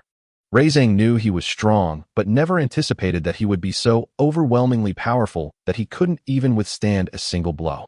Chapter 46. The audacious Chindong, his dazed gaze, filled with profound hatred, lingered on the masked figure wielding the bloodied short blade, Hatake Tsukumo. Then, that hatred shifted, like a parasite, towards Ryoko, who was gradually dispelling her enhancement technique not far away. So close, so close. Endless regret and unwillingness consumed him. Had it not been for this peculiar child of the Akimichi clan's fierce resistance, buying enough time, he would have returned to Kimogikure triumphantly with captured talents from various ninja clans, celebrated as a hero of the village. Now, all of that had turned to vapor. As Ryoko noticed the arrival of reinforcements, his taut nerves finally relaxed, and a look of relief spread across his face. Despite his seemingly composed demeanor, the toll and pressure had been immense, especially when Reizang appeared poised to unleash a powerful attack. Even he had believed the enemy was desperate. Fortunately, the Allied forces had arrived and swiftly dealt with the opponent, who was undeniably formidable. Moreover, the short blade in the enemy's hand struck him with a strange familiarity, reminiscent of someone he knew. However, at that moment, his attention was drawn to the two remaining Kumogakure ninjas nearby. Upon witnessing their captain's demise and the futility of their mission, they turned pale with fear and fled. Taking a deep breath, he pointed at the two Kumogakure ninjas and shouted with all his might, "Fantastic! Our Konoha ninjas have arrived. Everyone, don't be afraid. Let us take down these two." The children, initially paralyzed by the brutal battle and Reizang's death, found their spirits revived upon hearing Ryoko's call and seeing the powerful reinforcements. Fear was replaced by courage, and youthful eyes reignited with the fire of battle, locking onto the two panicked Kumogakure ninjas like wolves targeting their prey. Desperate and cornered, what did they have to fear? Fire style, great fireball technique. Uchiha Tetsuhiko was the first to respond, suppressing his exhaustion as chakra neared depletion. With swift hand seals, he conjured a blazing fireball that hurtled toward one of the Kumogakure ninjas. Though the ninja was startled, he dodged the fireball just in time. However, instead of making a hasty retreat, a glint of madness flickered in his eyes as he charged directly towards the students, realizing that with Konoha's reinforcements arrived, escape was futile. The only chance lay in capturing one or two of the important children as hostages. Everyone, stand back. Let me, Akimichi Chindong, handle this. Just as the Kumogakure ninja broke through the fireball, lunging at the students like a mad tiger, Akimichi Chindong stepped forward from the crowd. A confident, honeyed smile graced his round face, as if victory was assured. He inhaled deeply, recalling Ryoko's earlier display of prowess, and raised his chubby hand with confidence. Partial expansion technique. Yang released chakra awkwardly gathered in his palm, attempting to mimic Ryoko's earlier transformation. Indeed, his palm began to swell and enlarge. But the effect was starkly different from Ryoko's display. Ryoko's expanded hand was solid as a mountain, exuding strength, whereas Chindong's palm resembled a poorly inflated, sagging balloon. Its outline was fuzzy, and the chakra aura flickered uncertainly, appearing insubstantial. The charging Kumogakure ninja was taken aback initially, instinctively wary of the Akimichi clan's expansion technique. However, upon closer inspection, he realized the hand was merely a facade, its chakra unstable, and his confidence surged. A mere fool trying to bluff, get out of my way. The Kumogakure ninja roared, gathering the remaining chakra in his arm and delivering a powerful, unadorned punch toward that inflated hand. Bang! The dull thud was inevitable. Chindong's seemingly enlarged palm, upon contact with the Kumogakure ninja's chakra-laden fist, burst like a punctured balloon. The chakra structure collapsed instantly, and the expansion effect vanished without a trace. The tremendous impact was transmitted without reservation, and Chindong could only feel an overwhelming force surging towards him, causing him to scream as he was violently propelled away. He traced a desperate arc through the air, crashing onto the grass several meters away and rolling twice before coming to a halt. Ouch, that hurts. I'm in agony. Akiyama Chindong lay sprawled on the ground, feeling half of his body numb, with a searing pain radiating from his palm. Dazed from the blow, his head buzzed as disbelief clouded his features. How could this happen? Ryoko displayed such formidable prowess, yet I couldn't even deflect a single attack? He gazed at his trembling hand, now returned to its original state, and then looked towards Ryoko, who, despite having released his amplification technique, remained composed and imposing. For the first time, he acutely felt the daunting chasm between them. This disparity was far greater than that of the Akiyama clan's territory. The opponent fought 5 against 1, and he, merely engaging one insignificant adversary, was utterly unable to withstand even a single strike. Ryoko was momentarily taken aback when he saw Akiyama Chindong step forward. His mind filled with large question marks. He could not comprehend where this clan member found the courage to confront a fearsome elite ninja from the Cloud Village. However, upon noticing the gaze filled with admiration and imitation that Chindong cast upon him just before he made his move, it dawned on him. Oh, so he was inspired by my earlier display of might using the amplification technique, believing that anyone could achieve similar results. Inwardly, Ryoko could only think, "Child, are you feverish? Do you have some misunderstanding about the term genius?" Ryoko Akiyama's ability to create such astounding results was a miracle born from numerous converging factors. He was an exceptionally rare talent in the Akiyama clan, possessing a unique physique that aligned extraordinarily well with the family's secret techniques. Compounded by a period of nearly frenzied consumption at the root, which amassed an immense reserve of energy. All these conditions were indispensable. In a sense, he was akin to a miniature, side-effect-free human pillar, harboring a chakra far exceeding common sense, far beyond what ordinary amplification techniques could compare to. As Ryoko reflected on this, the lone cloud ninja had already breached the barrier of the great fireball and continued to charge towards the students. This action ignited the fury of the other students. Just moments ago, they had felt intimidated by their overwhelming numbers and strength. Now, with only one remaining adversary, who had been cowed by his own companions. How dare he remain so arrogant? Do not underestimate our bonds. Everyone, let us unite and show him our might. Let him submit beneath the power of the Uchiha. Chapter 47. A clever strike from Minato and their fervor, the children set aside their fears and unleashed their signature skills. Uchiha Inazuma's shuriken skillfully blocked the enemy's movements. Hyuga Aoki exerted all his strength to unleash a gentle fist. The Oil Girl clan's children commanded their swarms of insects to harass, while Minato sought out weaknesses in the enemy's defenses. A plethora of ninjutsu and taijutsu, though individually limited in potency, combined to form a dense network of firepower that rained down upon the Cloud Ninja. You insufferable leaf brats. Do you truly believe you can take me down with your meager skills? The Cloud Ninja snarled, his expression twisted with rage. A dying camel is larger than a horse.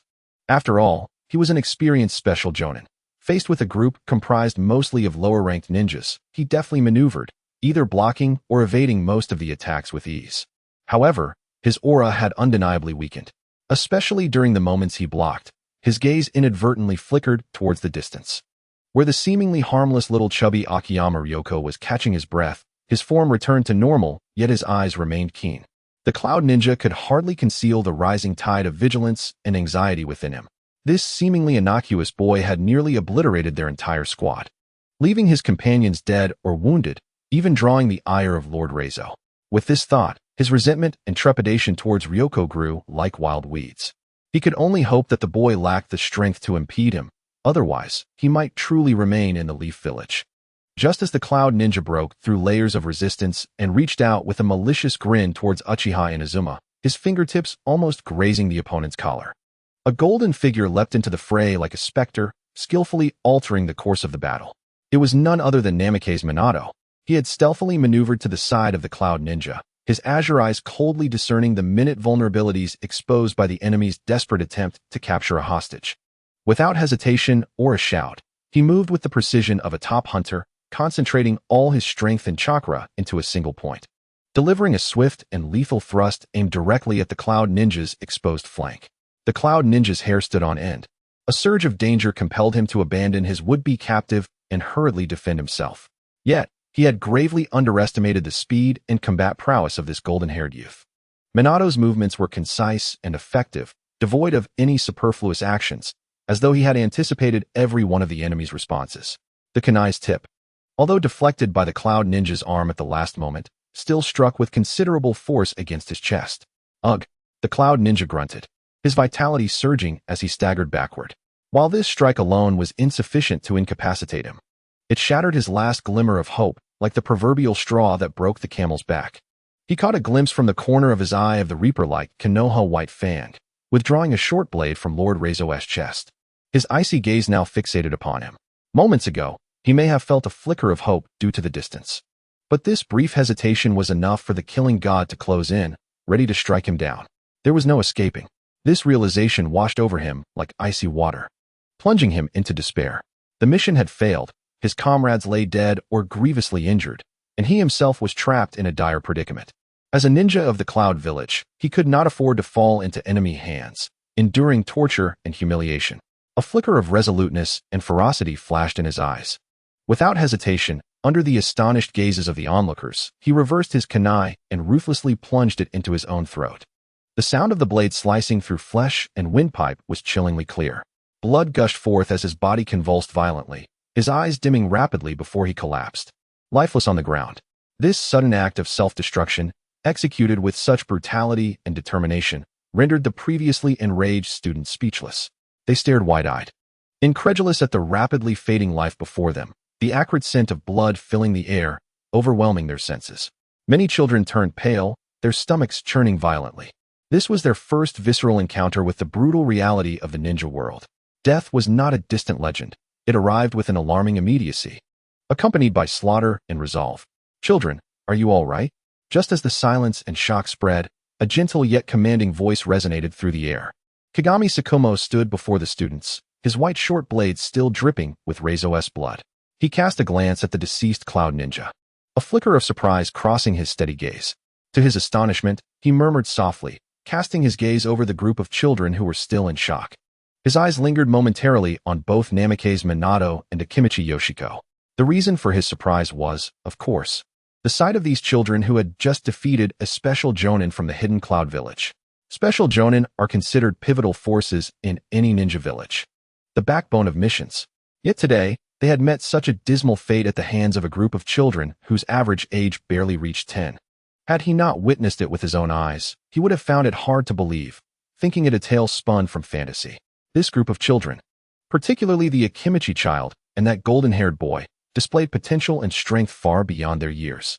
At that moment, a hurried sound of footsteps approached from a distance. Several Umbu patrol ninjas, wearing the Leaf Village's forehead protectors and animal masks, swiftly closed in.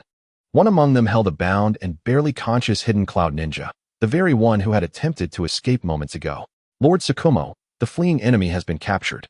Shall we proceed with the interrogation immediately?" The lead Umbu ninja asked in a low voice, his gaze sweeping over the grim scene and pausing momentarily on the notably large Yoshiko. Kakashi Tsukumo observed the captured Cloud Ninja, then glanced at the surrounding chaos and the pale faces of the children. After a brief moment of contemplation, he nodded. "Commence the memory extraction immediately. I need to understand their infiltration objectives, operational details, and information sources." He had to ascertain why an elite team of ninja would venture deep into the Land of Fire, targeting these ungraduated students. Moreover, the fact that they had almost succeeded was a grave oversight that required prompt investigation. As the second chapter of the day concluded, he expressed gratitude for everyone's support. A few brothers had looked at free advertisements today, 10 free ads equating to an additional chapter. He still owed 2 chapters, promising to strive harder tomorrow. Chapter 48, The Enraged Sarutobi Hiruzen. Yes, a member of the Yamanaka clan's Umbu team stepped forward, known by the codename Dust.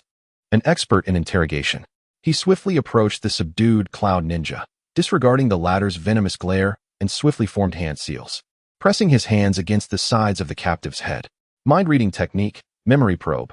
As chakra infiltrated, Dust closed his eyes, his mental energy akin to fine threads, forcefully delving into the chaotic and resistant consciousness of the captive, searching for relevant fragments of memory. The surrounding air seemed to solidify as everyone held their breath, watching the scene unfold. However, as the probing deepened, Dust's body jolted violently, his tightly shut eyelids revealing rapidly moving eyeballs, and beads of sweat began to trickle from his forehead. His expression shifted from concentration to astonishment, then to sheer disbelief. Minutes later, he abruptly released his hold, staggering back a step, bending over and gasping for breath, his face etched with horror as if he had witnessed something unfathomable. He looked at Kakashi Tsukumo, then involuntarily cast a glance towards the curious Yoshiko, his voice trembling slightly. "Lord Tsukumo, had I not repeatedly verified the continuity of the chakra imprint and memory, I would almost believe I had fallen victim to an enemy's high-level genjutsu."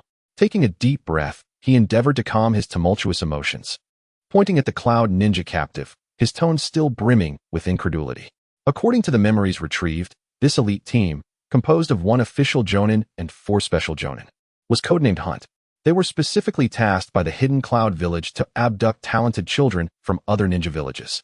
After receiving intelligence from a spy infiltrated in Konoha, they had spared no expense to forcefully enter the Land of Fire for a day and a night, targeting the Uchiha, Hyuga, and Akimichi children active near the South He River. At this point, he glanced again at Yoshiko, his eyes reflecting a mix of bewilderment and awe as if gazing at a monster. Their operation had been flawless, yet it had faltered due to the interference of one child. Kakashi Tsukumo, upon hearing this, swiftly interrupted Dust's ensuing words. "All right, I understand. We will discuss the specifics with the Hokage shortly. The fact that a single child could withstand 5 jonin for such an extended period, even managing to turn the tides and eliminate 2 of them, was an unprecedented and terrifying feat in the village. This was undoubtedly classified as S-rank intelligence. not to be disclosed or touched by anyone. Given the large number of people present, it was prudent to speak less, reserving details for the Hokage. Noticing the serious expressions of those around him and the occasional sidelong glances from Kakashi Tsukumo, Yoshiko felt a sudden chill, realizing the gravity of the situation. I'm done for. I'll surely be summoned to the Hokage's office for a serious discussion. Although this large-scale outing was organized by Akimichi Chindu, it was ultimately his small group's activities along the South He River that had attracted so many classmates and drawn the attention of the Hidden Cloud. This blame, without a doubt, would fall squarely on his shoulders. His mind raced, contemplating the possible repercussions and how to respond. Suddenly, inspiration struck him, and he devised an excellent plan to feign injury. He could claim that he had bravely faced 5 Hidden Cloud Jonin alone to protect his classmates, which was indeed a commendable act. Given his current state of injury, it seemed entirely reasonable. Furthermore, considering the severity of his wounds, the village would likely refrain from imposing harsh punishment.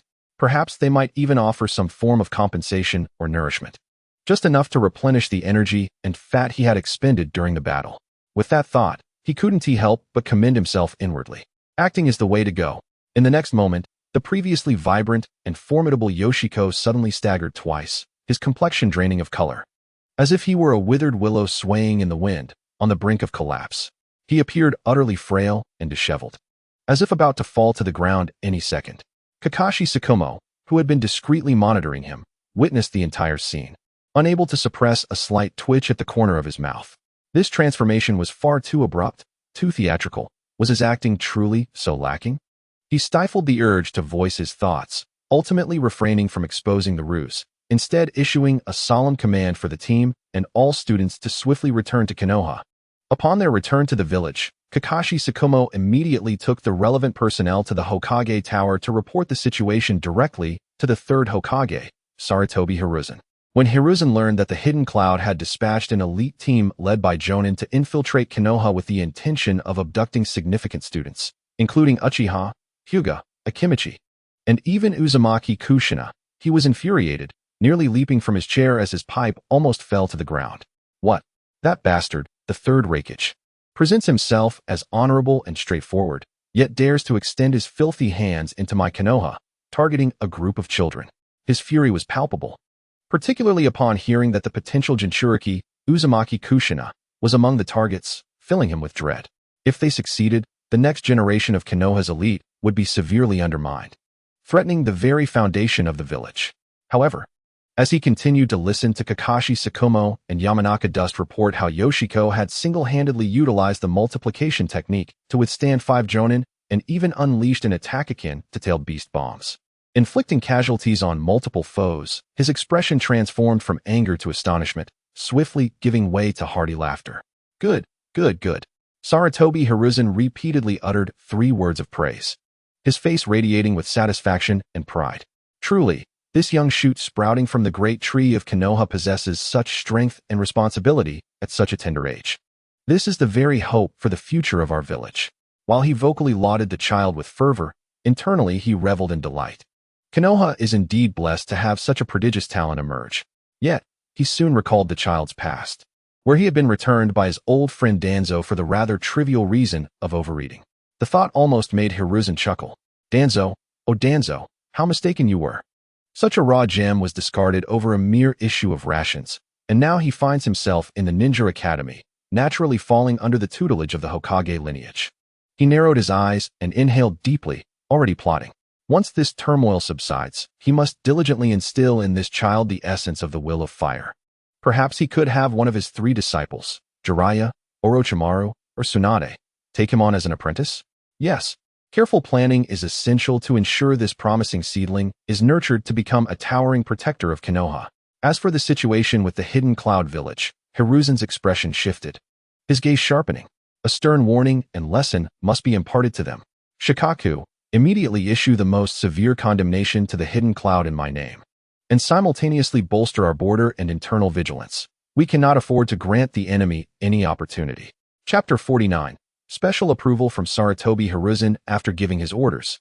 Hiruzen paused momentarily and added, make the details of this incident classified as S rank. Do not publicize it for now. Furthermore, summon Akimichi Yoshiko. I wish to see him personally. He had already regarded Yoshiko as an indispensable pillar for Konoha's future. To possess such strength at such a young age to confront elite shinobi squads is truly remarkable. One can only imagine the potential he will possess as an adult. Coupled with the Akimichi clan's ancestral techniques, he would undoubtedly become an unstoppable force on the battlefield, capable of instilling fear across the land and serving as an absolute power to safeguard Konoha. It is regrettable that he was born too late. Had he existed during the First or Second Shinobi World Wars, perhaps my teacher would not have died, and the village would not have suffered such heavy losses. Understood, Shikaku replied, but as he turned to leave, he shot Hiruzen a peculiar glance. He sensed that the Akimichi boy was rather clever.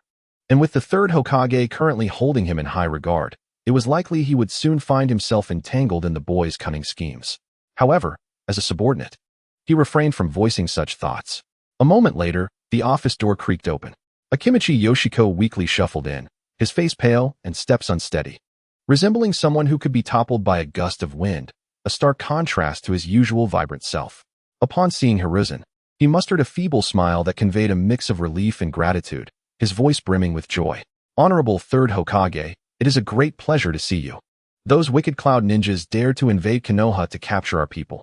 I fought with all my might to resist them. And that is why I did not let them succeed. He immediately placed his accomplishments and struggles front and center. Hiruzen's initial admiration and expectations transformed into deep concern upon witnessing Yoshiko's pitiful state. What a good child, to protect his comrades. He had been so severely injured by the villains from the hidden cloud. To unleash such formidable power at such a young age, he must have paid a terrible price. Hiruzen scrutinized him closely, noting that Yoshiko's arms and legs appeared unscathed, his attire slightly disheveled and dusty, yet devoid of any blood or visible wounds. He seemed to have lost some weight, but even so, he was still more robust than his peers. At this point, a flicker of doubt crossed Hiruzen's mind. It seemed there were no substantial injuries. Could it be internal damage? Or perhaps he was merely feigning. Just as this thought crossed his mind, he quickly dismissed it. Believing the child would not stoop to such deception, he softened his tone, expressing genuine concern. Yoshiko, I have heard of your valor. You are indeed Konoha's little hero. Do you feel unwell from the battle? Have you sustained any internal injuries? Speak freely, and I shall arrange for our finest medical ninjas to attend to you. Yoshiko glanced down at his slightly soiled clothing, realizing he had no more grievous evidence to present, and thus followed the flow of conversation, adopting a tone that suggested he was gravely depleted. Thank you for your concern, Lord Hokage. I primarily exhausted myself to combat the enemy. I burned through a significant amount of fat and chakra, and now I feel utterly drained, terribly weak.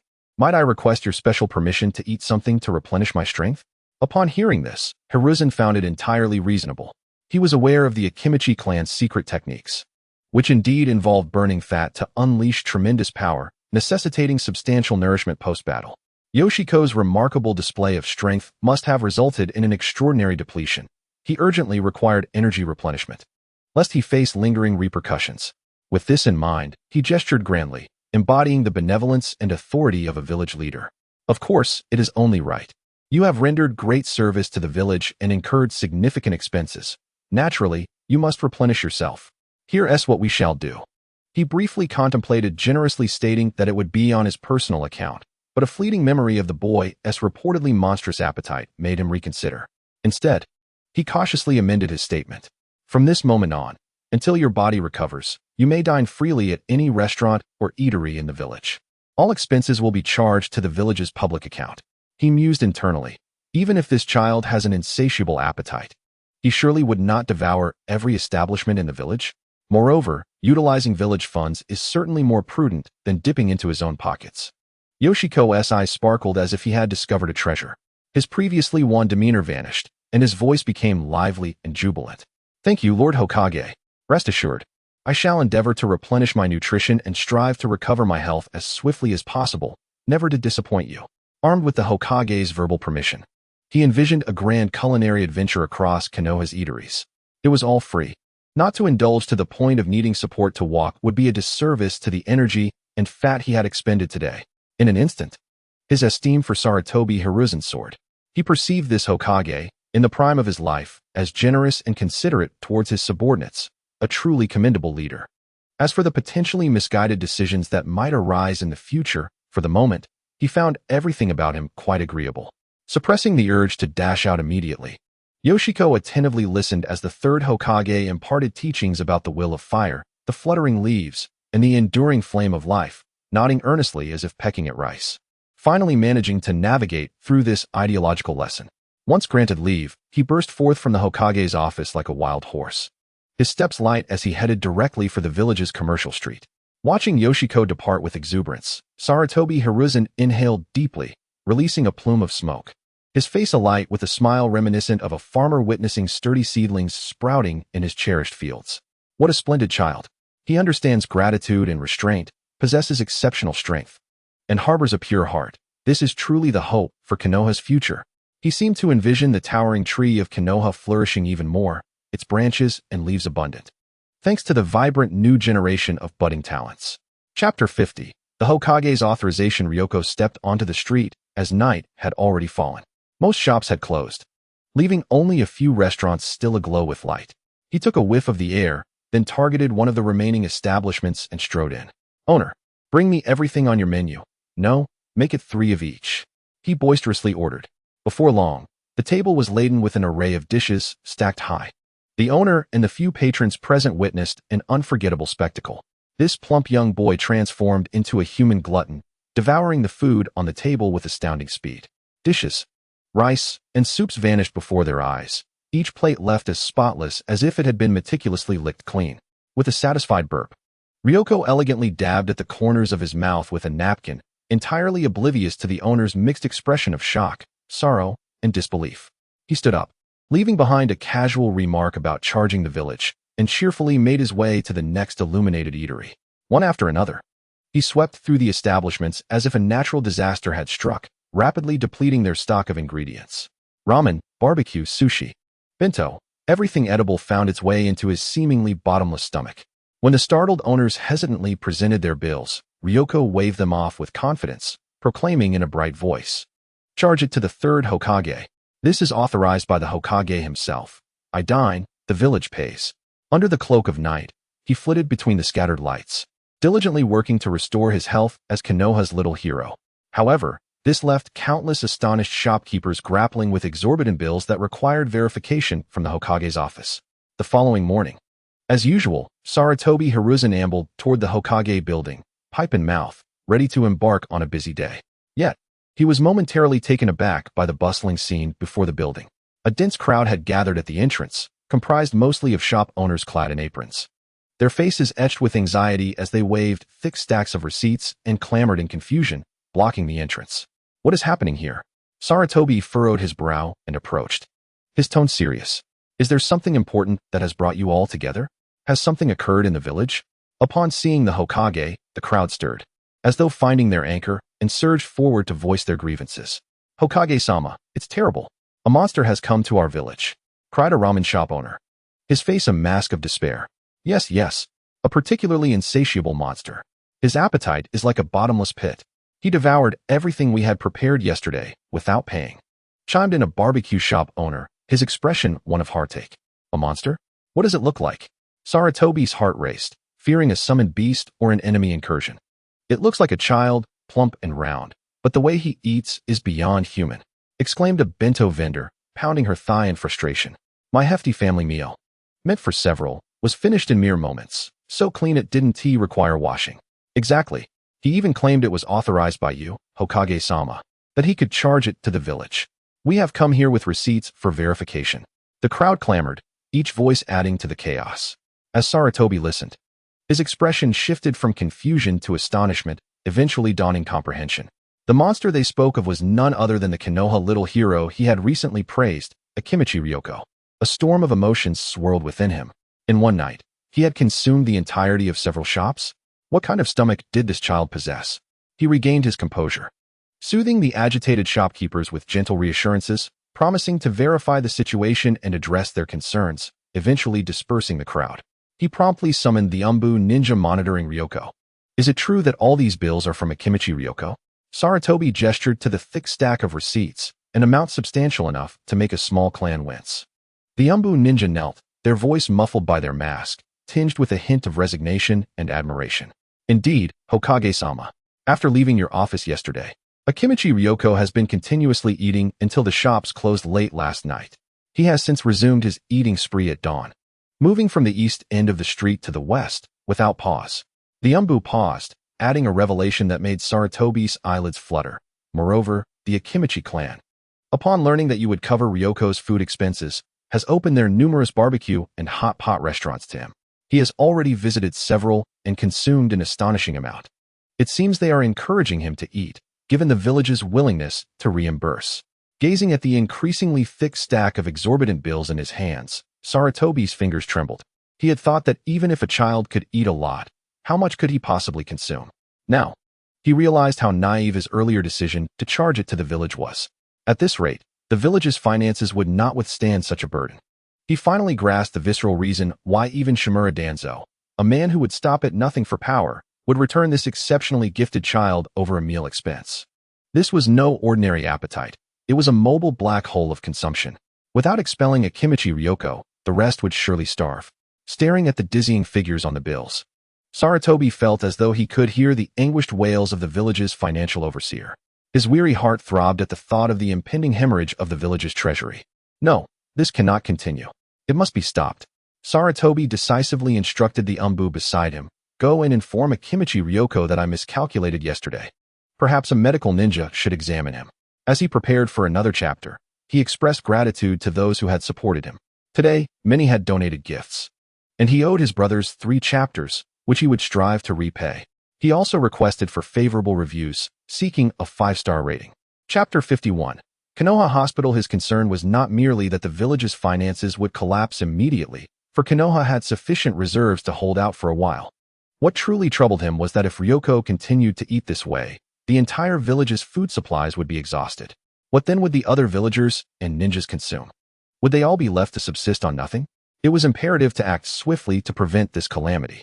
Upon receiving the command, the Umbu ninja did not dare to delay, hastening towards the bustling commercial street of Konoha. There, he precisely located the large barbecue restaurant run by the Akimichi clan, where Akimichi Yoshiko was laboriously consuming her meal. The scene before him was both lively and peculiar, causing even the seasoned Umbu to twitch at the corners of his eyes. Yoshiko, in an effort to enhance her eating efficiency, had employed a portion of the multi-size technique, transforming only her head and mouth to an enormous scale. Her gaping maw resembled an unfathomable abyss. As she tipped an entire plate of rice, enough to satiate an adult male, into her mouth, it vanished as if swallowed by a whale, barely chewed before it was swallowed whole. Surrounding her was a throng of Akimichi clan members, who, rather than intervening, cheered and counted along, while waitstaff continuously brought forth more food. 97, 98, 99, 100. Only after Yoshiko had devoured her 100th serving did she finally close her colossal mouth and begin to chew slowly, her cheeks stuffed to the brim. Bravo! Truly, Yoshiko, such an appetite. Without a doubt, the largest in our Akimichi clan for a century. The cheers from her clan rang out, the atmosphere as jubilant as a festival. After all, with the village footing the bill, it was not their own money being spent, and they were eager for their progeny to indulge heartily. The Umbu ninja's mouth twitched. Unable to bear the sight any longer, he appeared before Yoshiko with a body flicker technique and solemnly declared, "Akimichi Yoshiko, the Hokage has issued a directive for me to escort you to the Konoha hospital immediately for a comprehensive medical examination. Please cease eating at once." Upon finishing his statement, his sharp gaze swept across the exuberant Akimichi clan members, particularly focusing on the grinning restaurant owner, and added, "The Hokage has also decreed that from this moment onward, the village will no longer reimburse any future food expenses for Yoshiko. Kindly refrain from providing any further sustenance." Upon hearing this, the restaurant owner's smile abruptly froze, and he quickly waved towards the kitchen, exclaiming, "Cease all cooking. No more orders." What a jest! Supporting family is one thing, but footing the bill oneself is entirely unacceptable. Yoshiko, however, did not display the slightest surprise at being instructed to stop eating. Rather, she bore an expression of as expected. She had anticipated that her monstrous eating habits would eventually attract the Hokage's attention and intervention. It was precisely for this reason that she had been racing against the clock since dawn, even employing the multi-size technique, all to consume as much energy as possible before the order was issued. By this point, she felt she had nearly recouped her expenses and thoroughly enjoyed her meal. After laboriously chewing the mountain of food in her mouth, She took some time to swallow, then dispelled the technique, returning her head to its normal size. Upon swallowing, her stomach only slightly protruded, showing no significant change in appearance. Patting her belly, she approached the Umbu ninja and casually remarked, "I believe the medical examination is unnecessary. I am in excellent health with no ailments whatsoever, just a rather large appetite. Please convey my gratitude to the Hokage for his concern and care." The Umbu ninja regarded her slightly expanded belly, which was in stark contrast to her terrifying consumption, and marveled internally, yet maintained a serious demeanor. There may be complications. Only a professional examination can ascertain that. Consuming such a vast quantity of food in a short period can impose severe burdens on your body and even pose a danger. This is the Hokage's order, please comply. Seeing the resolute attitude of the Umbu, Yoshiko understood that a visit to the hospital was unavoidable and shrugged in resignation, agreeing. Very well, a checkup it is. With that, she followed the Umbu ninja, leaving behind her clan members who were still buzzing with excitement and chatter as they made their way to Konoha Hospital. As she walked, she continued to savor the deliciousness of the food she had just consumed. Before long, the duo arrived at Konoha Hospital. At this time, the hospital was far from the well-equipped, clearly divided establishment it would become in later years. It could even be described as somewhat rudimentary. A modest two-story building. Its exterior was adorned with creeping vines, and a simple green emblem symbolizing medical care hung at the entrance. Upon entering the hospital, a mingling scent of herbs, blood, and a faint hint of sweat assailed the senses, distinctly lacking the antiseptic odor characteristic of modern hospitals. The corridor bustled with activity, slightly crowded, with hurried medical ninjas clad in white or green vests, some carrying medicinal herbs, others enveloped in a soft green chakra glow as they tended to the injured. Among them were numerous injured ninjas and a few civilians, some seated or lying on benches in the corridor, their wounds wrapped in bloodstained bandages. Faces contorted in pain as they groaned softly. The pervasive stench of blood served as a stark reminder of the brutal realities that this facility confronted, wounds resulting from clashes and the aftermath of ninjutsu battles. Yoshiko curiously observed her surroundings, her youthful face aglow with wonder, and could not help but exclaim in awe. Truly, this world, with its chakra and ninjutsu, is remarkable. To treat wounds directly with medical ninjutsu or herbs, even the use of antiseptic, is unnecessary. In her eyes, although this reliance on supernatural powers rather than modern scientific sterilization methods seemed primitive, it possessed a unique charm, brimming with the distinctive logic of this world. Even if pathogens or viruses existed, they could simply be extracted with medical ninjutsu. How terrifyingly fascinating. The Umbu ninja, not lingering any longer, led Yoshiko through the somewhat noisy corridor towards an inner examination room. Upon entering, they found a composed middle-aged woman sitting at a desk, intently reviewing patient files. Her tidy bun and gentle yet piercing gaze marked her as Sarutobi Bawako, the esteemed medical ninja and wife of the third Hokage, Hiruzen Sarutobi. She was, of course, also the current head of Konoha Hospital. Madam Bawako, I apologize for the intrusion. The Hokage has commanded that you conduct a thorough medical examination for this child. The Umbu ninja reported respectfully. Bawako looked up at the sound, her gaze landing on Yoshiko's round face and chubby physique, causing her to regard the child with a hint of warmth and recognition. Ah, Akimichi Yoshiko, is it? I remember you well. I was the one who brought you into this world. It's astonishing how you've grown so much in the blink of an eye. Yoshiko was taken aback by this revelation. To think that this woman was the midwife from the original story who had passed away soon after delivering the protagonist. And here she was, connected to her in such a meaningful way. She felt fortunate, grateful that she hadn't faced any misfortunes during infancy, like some unfortunate souls. Immediately, she donned an expression of polite surprise and delight, her face beaming with a sugary smile. To meet you is such a joy. I am so grateful for your assistance during my birth. I hope you can help me with my examination now, regardless of any potential embarrassment. Yoshiko was eager to cultivate a positive relationship. Bawako's heart swelled with joy at being addressed as sister by the sweet, seemingly innocent child. At her age, such endearments were indeed cherished. Moreover, having delivered the child herself, an unspoken bond of closeness was established. Come here, good child. The tone of Lake Biwa grew gentler as she drew Ryoko closer. Her hands radiated a soft, pure green chakra, gently pressing against his back and abdomen, beginning a meticulous examination of his internal condition. The intricate medical chakra flowed through Ryoko's meridians, organs, and cells like the most sensitive of probes. Soon, a flicker of surprise crossed Lake Biwa's eyes. She discovered that the boy's body bore no hidden injuries or dangers. Rather, it was astonishingly healthy. Every cell brimmed with vitality far exceeding that of an ordinary child, as if each one greedily craved energy on its own accord. Furthermore, his stomach exhibited a remarkable ability to slowly absorb external chakra. The medical chakra she had introduced into his body was being unconsciously absorbed and partially transformed by him. This phenomenon was exceedingly rare, an occurrence she had never encountered in her years of practice. It led her to ponder whether the child had awakened an unknown special constitution related to the consumption or transformation of energy, perhaps even a bloodline limit. In the bizarre world of ninjas, this was not beyond the realm of possibility. The examination results were clear. Ryoko's body was exceptionally healthy, requiring no further checks or treatments. As she gazed at the innocent, adorable little chubby boy before her, Lake Biwa found herself increasingly fond of him, growing more satisfied with each passing moment.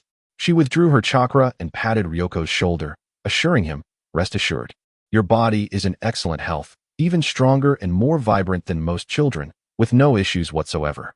Regarding his dietary habits, Lake Biwa, observing Ryoko, spoke with a gentle understanding. "I presume you often feel hungry and find satisfaction elusive, am I correct?" Upon hearing this, Ryoko's eyes widened, his head nodding vigorously like a chick pecking at grains, his face radiating surprise and excitement at having found someone who understood him. He had not expected that a mere moment of examination could pinpoint his greatest distress so accurately. This unique constitution endowed him with extraordinary potential and strength, but also brought with it an unending hunger, as if an insatiable void existed within him. If that were not the case, he would not have resorted to desperate measures to acquire food, even going so far as to employ various tactics. It had been exceedingly challenging for him. "Sister Lake Biwa, you are absolutely right," Ryoko lamented with a pained expression, his voice tinged with a hint of grievance. "I wake up every day hungry, feeling as though I could devour a whole cow. Is there any way you can help alleviate this hunger?" Looking into Ryoko's pitiful yet hopeful eyes, Lake Biwa's heart swelled with compassion, yet she shook her head helplessly. "This unique constitution is something I have never encountered before, and there is currently no effective method to fundamentally ease this hunger." Based on her findings, she speculated that this condition might not be a disease, but rather a distinct talent. As long as sufficient food was provided to meet his extraordinary energy demands, it would not only be harmless, but would continuously nourish his body and enhance his strength. For a ninja in pursuit of power, such a gift was indeed coveted. However, she quickly recalled that he was an orphan. Even with the support of the Akimichi clan, it was unlikely they could fully satisfy his tremendous appetite, and he must have suffered from hunger regularly. With this thought, her maternal instincts were stirred, and unable to resist, she softly invited, "Good child, do not worry. If you ever feel hungry, come over to my home for a meal. I will prepare extra servings to ensure you are well fed." At her words, Ryoko's eyes sparkled with delight. What a kind person. A truly wonderful person. He could not recall the last time anyone had dared to invite him to their home for a meal. The clan members he had previously visited now either avoided him or clutched their wallets in suspicion, some even trembling at the sight of him. All he wanted was a full meal. It had been so difficult. "Sister, you are too kind," Ryoko exclaimed, striving to maintain a grateful expression, his voice sweet enough to delight anyone. "Thank you for your kindness. I promise I will not let you down." His mind raced with excitement, contemplating when it would be most appropriate for his first visit. Should it be early tomorrow morning, or perhaps tonight? If he went tonight, would it be too forward? Meanwhile, an Umbu ninja standing nearby observed the entire exchange, cold sweat beading on his forehead beneath his mask, a chill running down his back. He could scarcely imagine the expression on the third Hokage's face upon learning that his wife had invited Akimichi Ryoko to their home for dinner. Would he feel as though the sky were collapsing? He could foresee the daunting trials that awaited the Hokage's kitchen and food supplies in the near future. After completing his mission, the Umbu ninja hurried back to the Hokage office to relay a series of reports. As he listened to the briefing, Sarutobi Hiruzen's expression shifted rapidly, akin to the changing of a ninja scroll. Initially, upon hearing that Ryoko had been unabashedly consuming hundreds of portions of food at his clan store, his brow furrowed tightly. His face grave as he unconsciously tapped his fingers on the table, clearly troubled by the staggering consumption and the potential reimbursement bill. However, when he heard that his wife, Lake Biwa, had diagnosed Ryoko as possibly possessing a special bloodline limit or constitution that could absorb energy to enhance himself, His somber expression was instantly replaced by one of delight, his eyes sparkling with excitement. Such extraordinary talent truly marked him as a future star of Konoha. The previous consumption seemed more palatable now. After all, investments were expected to yield returns. Yet, this elation was short-lived, shattered by the final piece of news. What? Lake Biwa invited him to our home for dinner? Sarutobi Hiruzen sprung from his chair, nearly toppling the ashtray on the table. Panic was etched across his face, as though he had just heard of an invasion of the 4 great ninja villages. Good heavens, Lake Biwa is being utterly foolish. She has invited an ancestral spirit into our home. He paced anxiously in his office, like an ant on a hot skillet, filled with dread. With a stomach like Ryoko's, it seemed he might face financial ruin as Hokage. The more he contemplated, the more his scalp prickled with unease, a sense of impending doom enveloping him. While he was not afraid of Ryoko's appetite when it did not affect him, the prospect of the boy dining in his own home filled him with trepidation. He instinctively wanted to rush home to prevent this, but as he took a step, he froze. At home, it was always Lake Biwa who called the shots. Once she made a decision, especially regarding matters of caring for the younger generation, he had no room to object.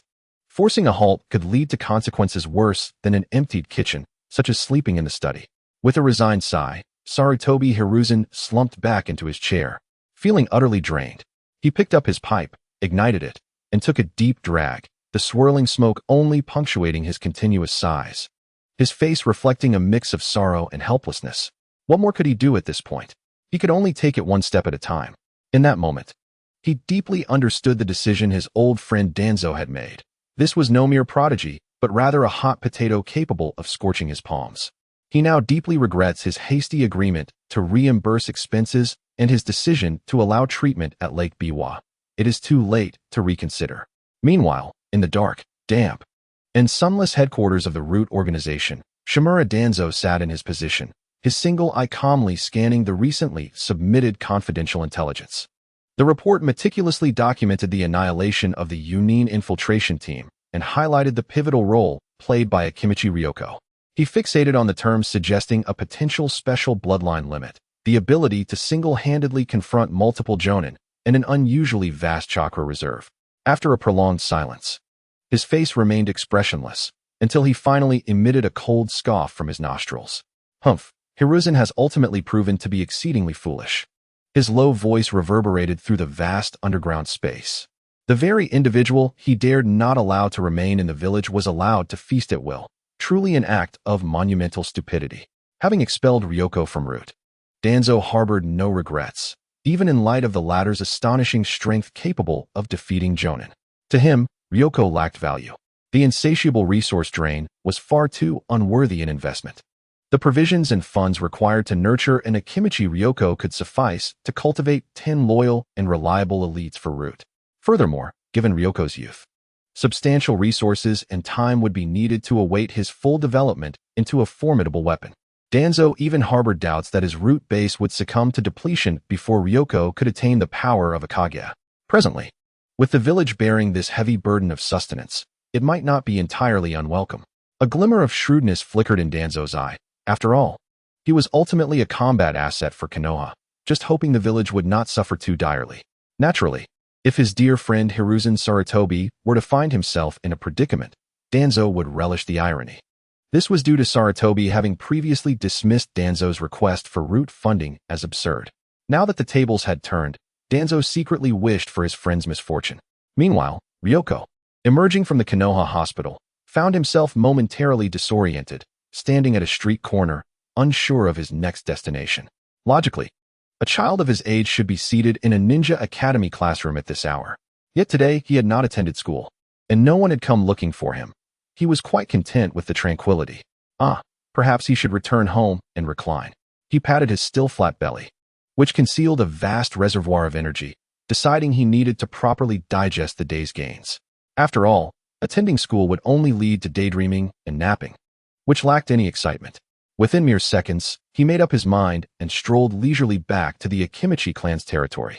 His small abode remained quiet, and he collapsed onto the soft bed, feeling the slow transformation of fat and chakra nourishing his body, eventually drifting into a deep slumber. Uncertain of how much time had passed, a sudden, somewhat urgent knocking at the door jolted him awake. Upon opening the door, he found Uchiha Taeho, the Inuzuka brothers, and Hyuga Aoki standing outside. "Oh, it's you," Ryoko yawned. "There's no need to go to Minagawara today. I've already eaten." The three exchanged glances, and ultimately, it was Taeho who spoke. "Ryoko, we have something to tell you.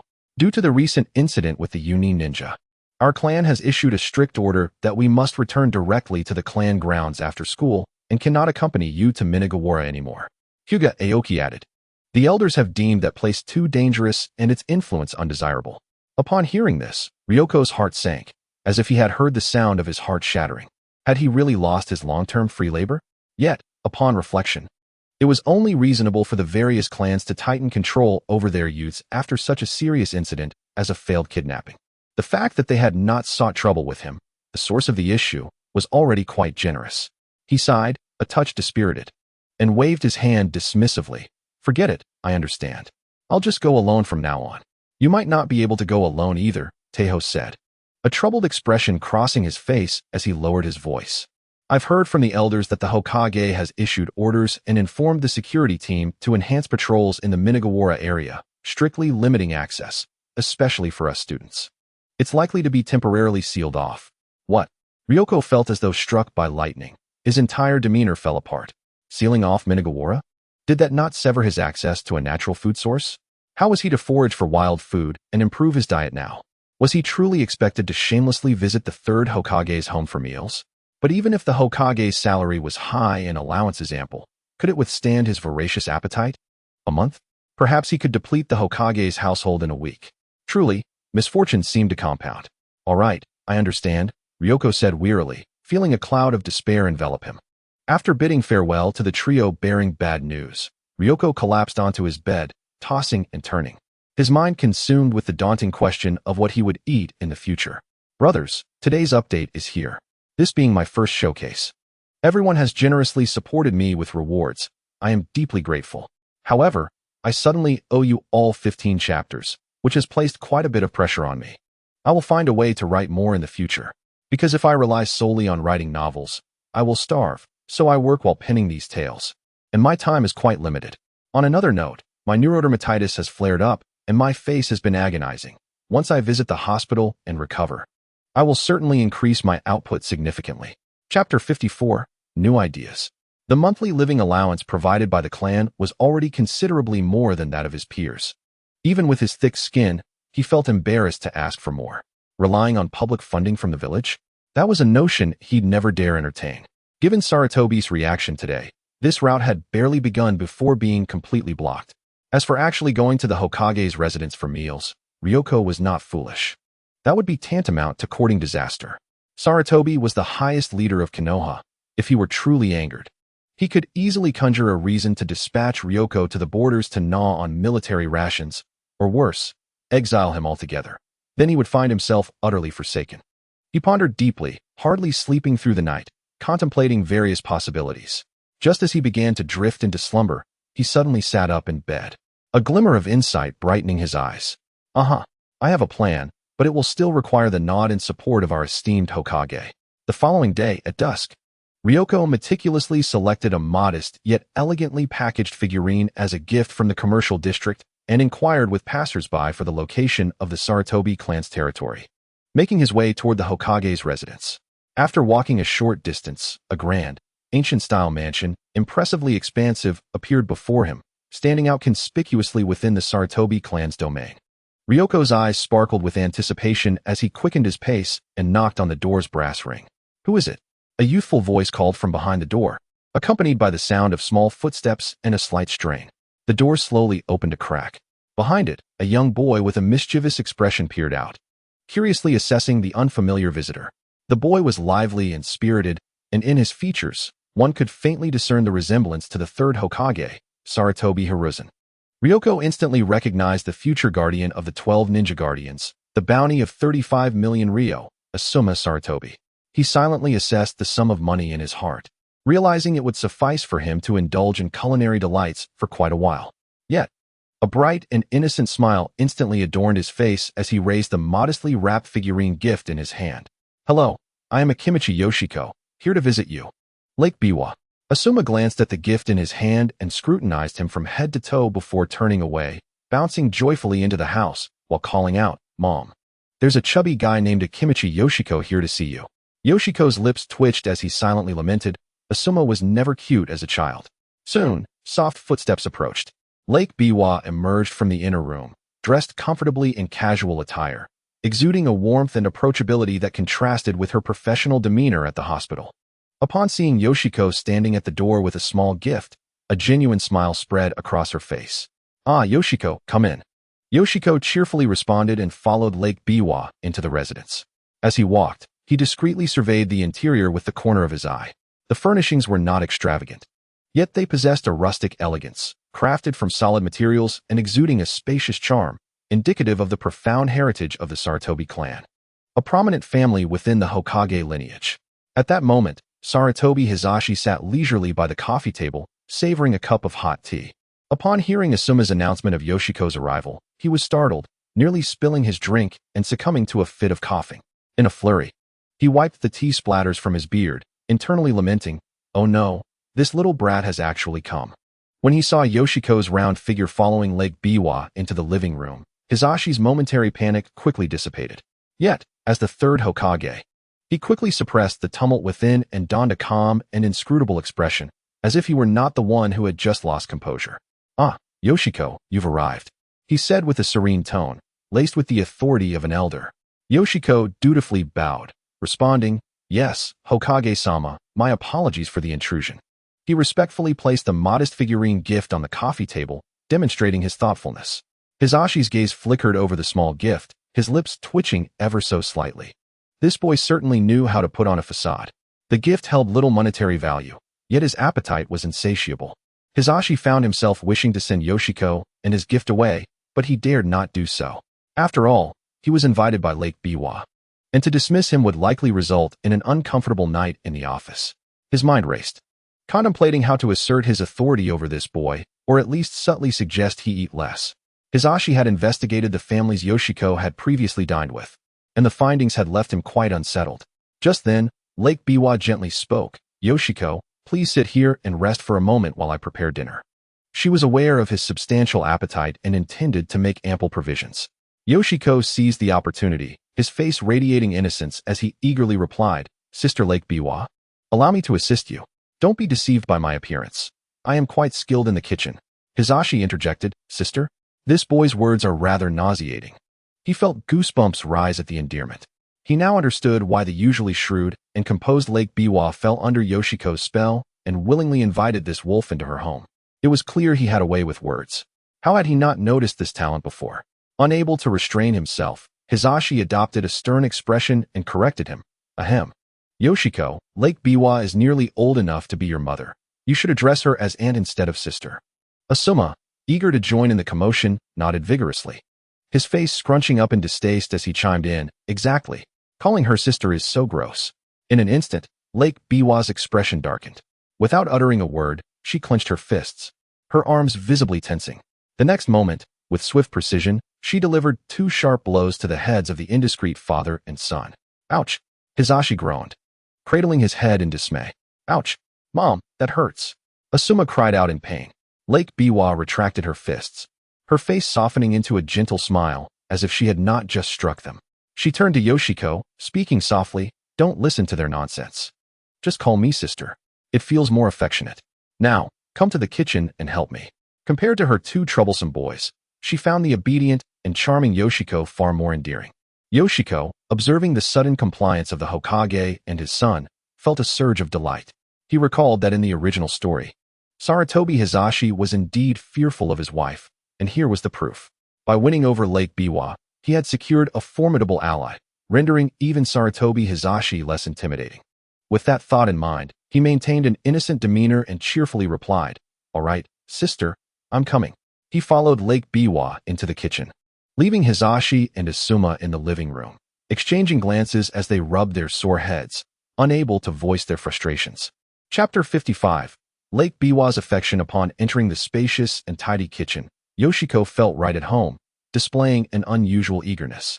He deftly assisted Lake Biwa in preparing and washing vegetables while sharing amusing anecdotes he had heard from classmates. interspersed with sincere compliments about Lake Biwa's culinary skills and homemaking abilities, which brought her great joy and lifted her spirits. This display of diligence further endeared Yoshiko to Lake Biwa. In stark contrast to her mischievous son Asuma, who constantly caused her distress, Yoshiko, an orphan yet so considerate and diligent, was a breath of fresh air. As for the esteemed Hokage, he spent his days with a stern expression attending to village affairs, rarely offering kind words at home, and had never set foot in the kitchen to help. The differences were stark. Once all the ingredients were prepared, Yoshiko confidently declared, "Sister Lake Biwa, leave the rest to me. I promise my cooking will impress you all." Lake Biwa hesitated at first, considering that Yoshiko was a guest. However, his persistent pleas and earnest eyes melted her resolve, and she eventually relented, allowing him a portion of the stove to showcase his skills.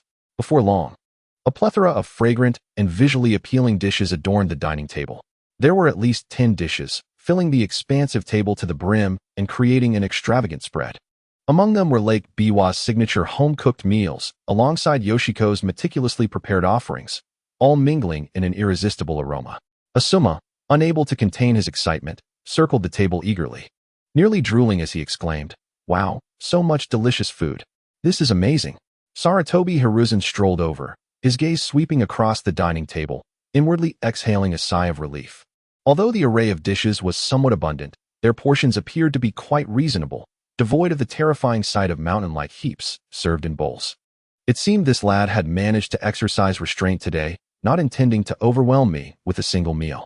With this thought in mind, he glanced back at Yoshiko and found the boy considerably more agreeable, at least for the moment, as he wasn't planning to indulge excessively in his home.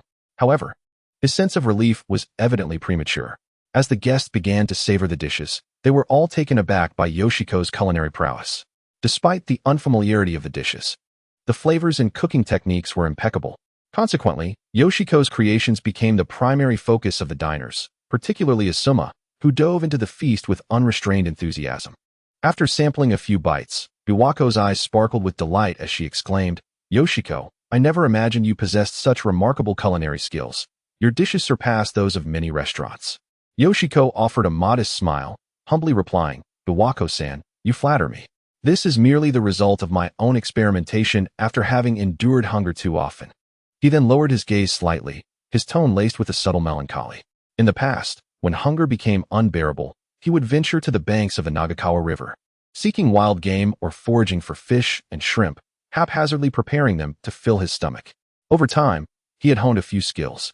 He paused deliberately, letting out a heavy sigh, his voice tinged with regret. "Alas, it is unfortunate that the Nagakawa has been sealed off by Lord Hokage. Otherwise, I could have caught some fresh wild chickens and mushrooms to prepare my specialty of chicken stew with mushrooms for you to enjoy. The taste and flavor would truly be exquisite." His words, combined with his sorrowful expression and tone, struck a chord in Biwako's heart. Conjuring an image of a helpless orphan searching for food at the perilous forest's edge, enduring the elements, and ultimately mastering the art of cooking and survival. A surge of profound sympathy and maternal instinct welled within her. When she heard that this sole source of sustenance had been severed, her brows knitted in indignation, her gaze piercing like two daggers directed at the culprit, Saratobi Hiruzen, seated at the head of the table. Hiruzen, quietly enjoying his meal, felt the weight of her sudden, fierce glare, causing him to stiffen, nearly choking on his food. Alarm bells rang in his mind, an ominous premonition taking hold. He feared that Yoshiko, this cunning lad, had deliberately targeted him, blaming him for sealing the Nagakawa and cutting off his source of wild food. Yet, he was innocent. The sealing of the Nagakawa was a precautionary measure, aimed at preventing infiltration akin to the one by the Cloud Village. It was also intended to protect Yoshiko from becoming a target for other villages. After all, although Yoshiko was undoubtedly powerful, he had not yet reached his peak. Should a more elite force be dispatched by an enemy, the consequences would be dire. The child's potential was too great. He would undoubtedly become a pillar of the village in the future. At that moment, Biwako spoke, her tone imbued with compassion and undeniable conviction. "Poor child. If you find it difficult to secure meals in the future, you are always welcome to come to our home. I will cook for you. I shall also explore options to find some medicine or sealing techniques to alleviate that dreadful hunger." "No, absolutely not." Hiruzen interjected instinctively, his voice rising slightly. As the head of the household, He could already envision the grim future of their grain stores dwindling before his eyes, and his wallet being emptied at an alarming rate. As Hokage, he was even more concerned that if Biwako truly found a way to seal Yoshiko's talents, it would result in the loss of this once-in-a-century prodigy. A tremendous blow to Konoha. Ultimately, for both public and personal reasons, he could not agree to this. Biwako, seeing his intense reaction, was further incensed and retorted. "This is all you're doing. You sealed off the Nagakawa, leaving Yoshiko, such a young child, without a means to find food. If you won't allow him to come here, do you want him to starve in the streets?" Her gaze was increasingly sharp, as if to say, "If you do not provide a reasonable explanation today, this matter is far from over."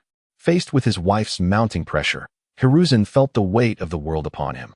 On one hand, there was the safety of the village and its future, and on the other, the harmony of his family and his wife's fury, leaving him in a state of profound conflict. Throughout this meal, he felt as though he were sitting on pins and needles, the food tasteless. Chapter 56. The ninja diner. Yoshiko, sensing that the timing was ripe, immediately donned a composed and understanding expression, feigning an attempt to alleviate Hiruzen's predicament. "Biwako-san, please do not be upset. Lord Hokage certainly did not intend for this. The sealing of the Nagakawa must have been for the village's safety. I can endure a bit of hunger, as I have grown accustomed to it, and should not perish." His words, fragrant with the essence of tea, appeared considerate, yet were laced with pointed jabs at Biwako's maternal instincts and Hiruzen's conscience. Hiruzen's eyelids twitched, and he nearly ground his back teeth to dust. He was now fully convinced that this rotund boy, Akimichi Yoshiko, was indeed a scheming individual. He was adept at stoking the flames of discord, playing the victim while advancing his interests, a maneuver executed with such finesse that it surpassed even that of Hiruzen, a seasoned politician. Had he possessed such cunning when he first assumed the role of Hokage, he could have manipulated the ninja clans to his advantage, avoiding the need to seek assistance from Danzo. Nevertheless, it appeared his thirst for revenge was excessive, having pursued Hiruzen home for it. Yet, upon reflection, he realized he was indeed in the wrong. By sealing off the Nagakawa, he had cut off Yoshiko's primary source of wild food. Previously, he had tacitly allowed the school to curtail Yoshiko's attempts to uphold justice by demanding lunchboxes from his classmates. In retrospect, he had effectively blocked nearly all of the boys' means of sustenance. Even so, allowing Yoshiko to dine at their home daily was a concession he could never grant. It would be akin to creating a bottomless pit in his household. As for sealing his hunger talent, that was out of the question, tantamount to self-sabotage, jeopardizing Konoha's future might. Was he truly expected to utilize village funds to support him? Hiruzen's mind immediately conjured the image of the finance officer clutching a stack of exorbitant reimbursement claims, tears streaming down his face as he lamented the village's finances being devoured. A sudden jolt of realization struck him. That avenue was also unfeasible. Amidst internal and external strife, Hiruzen felt as though he were being roasted over an open fire. He took a deep breath, forcing a congenial smile as he attempted to stabilize the situation. "Ahem, Yoshiko, your understanding of the village's challenges is commendable." He affirmed this sentiment and hastily offered a vague promise, primarily intended for Biwako's ears. The sealing of the Nagakawa was indeed a strategic decision to prevent hostile forces from infiltrating again and to protect exceptional talents like yourself. As for your dining concerns. He paused, each word feeling like a monumental effort. "Rest assured, as the third Hokage, I will certainly find a way to assist you. I will ensure you are not left hungry." As for the specifics of the solution, who could say? He merely wished to navigate through the evening without further inciting the tempestuous spirit of this young one. As for the future, it would be a matter of taking one step at a time, contemplating gradually. Upon hearing this, Ryoko's face instantly illuminated with profound gratitude, as if he had been graced by celestial melodies. His voice trembled with emotion as he fervently expressed, "Thank you, esteemed Hokage, for your concern. I truly do not know how to adequately express my gratitude." However, he skillfully pivoted his rhetoric, infused with a hint of caution and anticipation, continuing, "In fact, regarding the matter of meals, I have an immature idea of my own. If it could be realized, I believe it would enable me to be self-sufficient, alleviating any burden on the village and yourself." It was at this juncture that he unveiled his true intentions. Sarutobi Hiruzen felt a jolt of unease, a premonition of the inevitable. Maintaining a composed demeanor, he endeavored to project warmth, inquiring steadily despite the scrutinizing gaze of his wife. "Oh? What is your idea? Please, share it with me. If it is reasonable and feasible, I shall do my utmost to assist."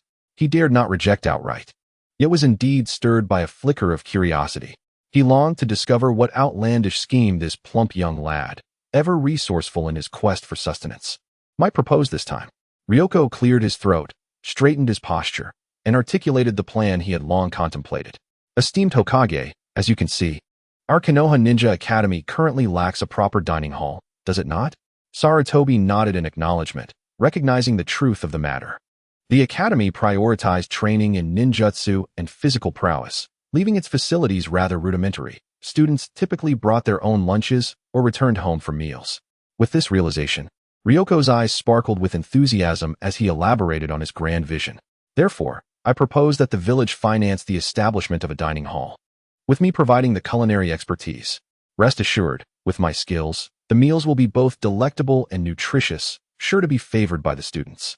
In turn, they shall pay for their meals, and I will utilize the earnings to procure ingredients, sustaining the dining hall's operations, while the surplus will be sufficient for my own sustenance. Thus, we would not only resolve the students' lunch dilemma, but also allow me to be self-reliant, sparing the village from further encumbrance. Is that not a win-win situation?" This was the solution he had painstakingly conceived, binding himself to the academy while enabling the village to support a profitable dining hall, with the earnings and leftover food enriching his own life. Upon hearing Ryoko's proposal, Sarutobi did not respond immediately, instead lightly tapping his fingers on the table, lost in contemplation. Establishing a dining hall within the academy was indeed an unprecedented suggestion. After all, the academy was pivotal to Konoha's future, and any alterations warranted careful deliberation. However, upon further reflection, the idea of merely adding a dining service for students did not seem unfeasible. With a dining hall, students could remain on campus all day, saving travel time and ensuring proper nutrition. Moreover, if Ryoko could genuinely achieve self-sufficiency through this endeavor, it would be a tremendous boon for the village's finances. The risk lay in whether Ryoko could truly manage the dining hall responsibly. After a prolonged silence, Sarutobi finally spoke. "Your idea does possess some merit. Brothers, today's additional chapter has concluded, leaving 25 outstanding chapters. It is becoming increasingly overwhelming. I visited the hospital for a follow-up today. The doctor could not identify any issues and advised me to see a specialist next week. I am quite anxious." Chapter 57. The dining hall begins construction. Upon hearing this, Ryoko's face was alight with hope. Sarutobi continued, his tone imbued with the undeniable authority of the Hokage. "However, the ownership and management of the dining hall must belong to the village. You may participate in the management of the dining hall's meals, but you will only be one of the managers." He had to retain the core power within the village. Otherwise, if the village provided resources, yet Ryoko reaped all the benefits, the other ninjas and villagers would undoubtedly raise objections. Moreover, he recognized that Ryoko, driven by his appetite, could resort to any means. Should any complications arise, he would be left to clean up the mess, necessitating preemptive measures. Ryoko, upon hearing this, felt a surge of urgency. He immediately sought to negotiate for greater rights, puffing out his chest in an effort to appear more dependable. "Esteemed Hokage, you cannot do this. You are undermining my fervent spirit to contribute to the village. I intend to offer my unique culinary skills, ensuring that all students eat well, are nourished, and invigorated, thus allowing Konoha to nurture more robust and healthy new sprouts. Trust me, allowing me full management of the dining hall is the optimal choice for maximizing benefits." Yet, despite his attempts to appear mature, his age betrayed him, and he could not sway Sarutobi even slightly. Even Pinehiko, who held a favorable view of Ryoko, had fallen silent. After all, entrusting a gluttonous child with the management of a dining hall without oversight was akin to releasing a rat into a rice storehouse. Sarutobi understood this fully, remaining unmoved and unyielding. He was acutely aware of Ryoko's prodigious appetite, akin to a natural disaster, a veritable bottomless pit. If he were granted full control, who knew what mischief might ensue? Thus, he firmly closed that avenue, insisting, "You may be responsible for the procurement of ingredients for the school, considering your deep understanding of ingredients and culinary arts. However, the village must assign dedicated financial and discipline oversight personnel to the dining hall to review accounts and supervise processes. This is non-negotiable." He did not disguise his distrust, apprehensive that Ryoko might exploit the procurement role to line his own pockets, potentially creating a significant financial deficit for the school's dining hall. Observing Sarutobi's resolute stance, Ryoko realized that this was the best deal he could hope to secure. A hint of disappointment crossed his face, quickly replaced by acceptance. After all, securing Sarutobi's agreement and achieving such conditions was commendable. He thought his vision was splendid. Yet his counterpart was no fool. I understand, esteemed Hokage. Thank you for this opportunity. I shall strive to manage the dining hall effectively and not betray your trust. Internally, he mused, monitoring is one thing. With procurement rights in hand, how could I not find opportunities? Although he had not obtained complete control, securing the crucial procurement rights for ingredients left him quite satisfied. He envisioned a stable and continuous food supply chain beckoning him, freeing him from future concerns about sustenance and even allowing for some discretionary spending. Having successfully achieved his preliminary objective, Ryoko's demeanor at the dining table was nothing short of exemplary. He switched back to a mode of charming obedience, his words dripping with honeyed praise for Pihiko's culinary skills, her adeptness in managing the household, and her graceful demeanor, leaving Pihiko delighted and feeling that the meal had been worth the effort, viewing Ryoko with increasing fondness. Meanwhile, Sarutobi, observing Ryoko's endearing antics aimed at winning Pihiko's favor, felt his own appetite diminish. Even the once appetizing meal before him tasted bland. Having rendered significant assistance, he was taken aback by the absence of flattery directed towards him as the attention shifted to Lake Biwa. Could the individual truly be oblivious to who reigned as the head of this household? Only the innocent Asuma remained unaware of the undercurrents at the dining table. Engrossed in his meal, cheeks puffed and a blissfully contented expression adorning his face. After the meal, Ryoko, feeling exceedingly satisfied and exhilarated, bid farewell to the Sarutobi family. No sooner had he stepped through the grand entrance than he could scarcely contain his excitement, nearly leaping in place. The sky appeared exceptionally blue, the air refreshingly crisp, and his future appeared brilliantly promising. Leaning against the sturdy tree of the ninja school cafeteria, he envisioned himself rightfully indulging in communal meals. Furthermore, having cultivated a favorable relationship with Lady Biwa, he felt as though he had established a connection with the Hokage's household, potentially opening doors to further advantages in the future. Not only could he bask in borrowed prestige, but he might also have the opportunity to learn medical ninjutsu, an invaluable skill for survival and enhancement of power. With these thoughts in mind, he hummed a tuneless melody and returned to his modest abode, eagerly awaiting the official notification from the Hokage. Sarutobi Hisashi's efficiency was remarkable. The very next day, he convened the heads of relevant departments for a meeting, swiftly finalizing the plans for establishing a cafeteria at the ninja school. The infrastructural capabilities of Konoha, bolstered by the assistance of ninjas and ninjutsu, were nothing short of formidable. By the third day, a team comprising Earth-style ninjas and ordinary construction workers arrived at the ninja school, swiftly identifying the designated area and commencing their work with fervor. The clanging of construction echoed incessantly as over a dozen ninjas and workers collaborated with remarkable efficiency, erecting a spacious and sturdy cafeteria at an astonishing pace. Upon receiving news of the progress, Ryoko hastily arrived at the site, hands on hips, standing by like a king surveying his domain. As he beheld the nascent structure of the cafeteria, joy surged within him. Ha ha ha! This shall be my culinary kingdom henceforth. At that moment, the bell signaling the end of class for Class A rang. The students, surprised to see Ryoko, who had vanished for several days, suddenly appear at the construction site, were taken aback.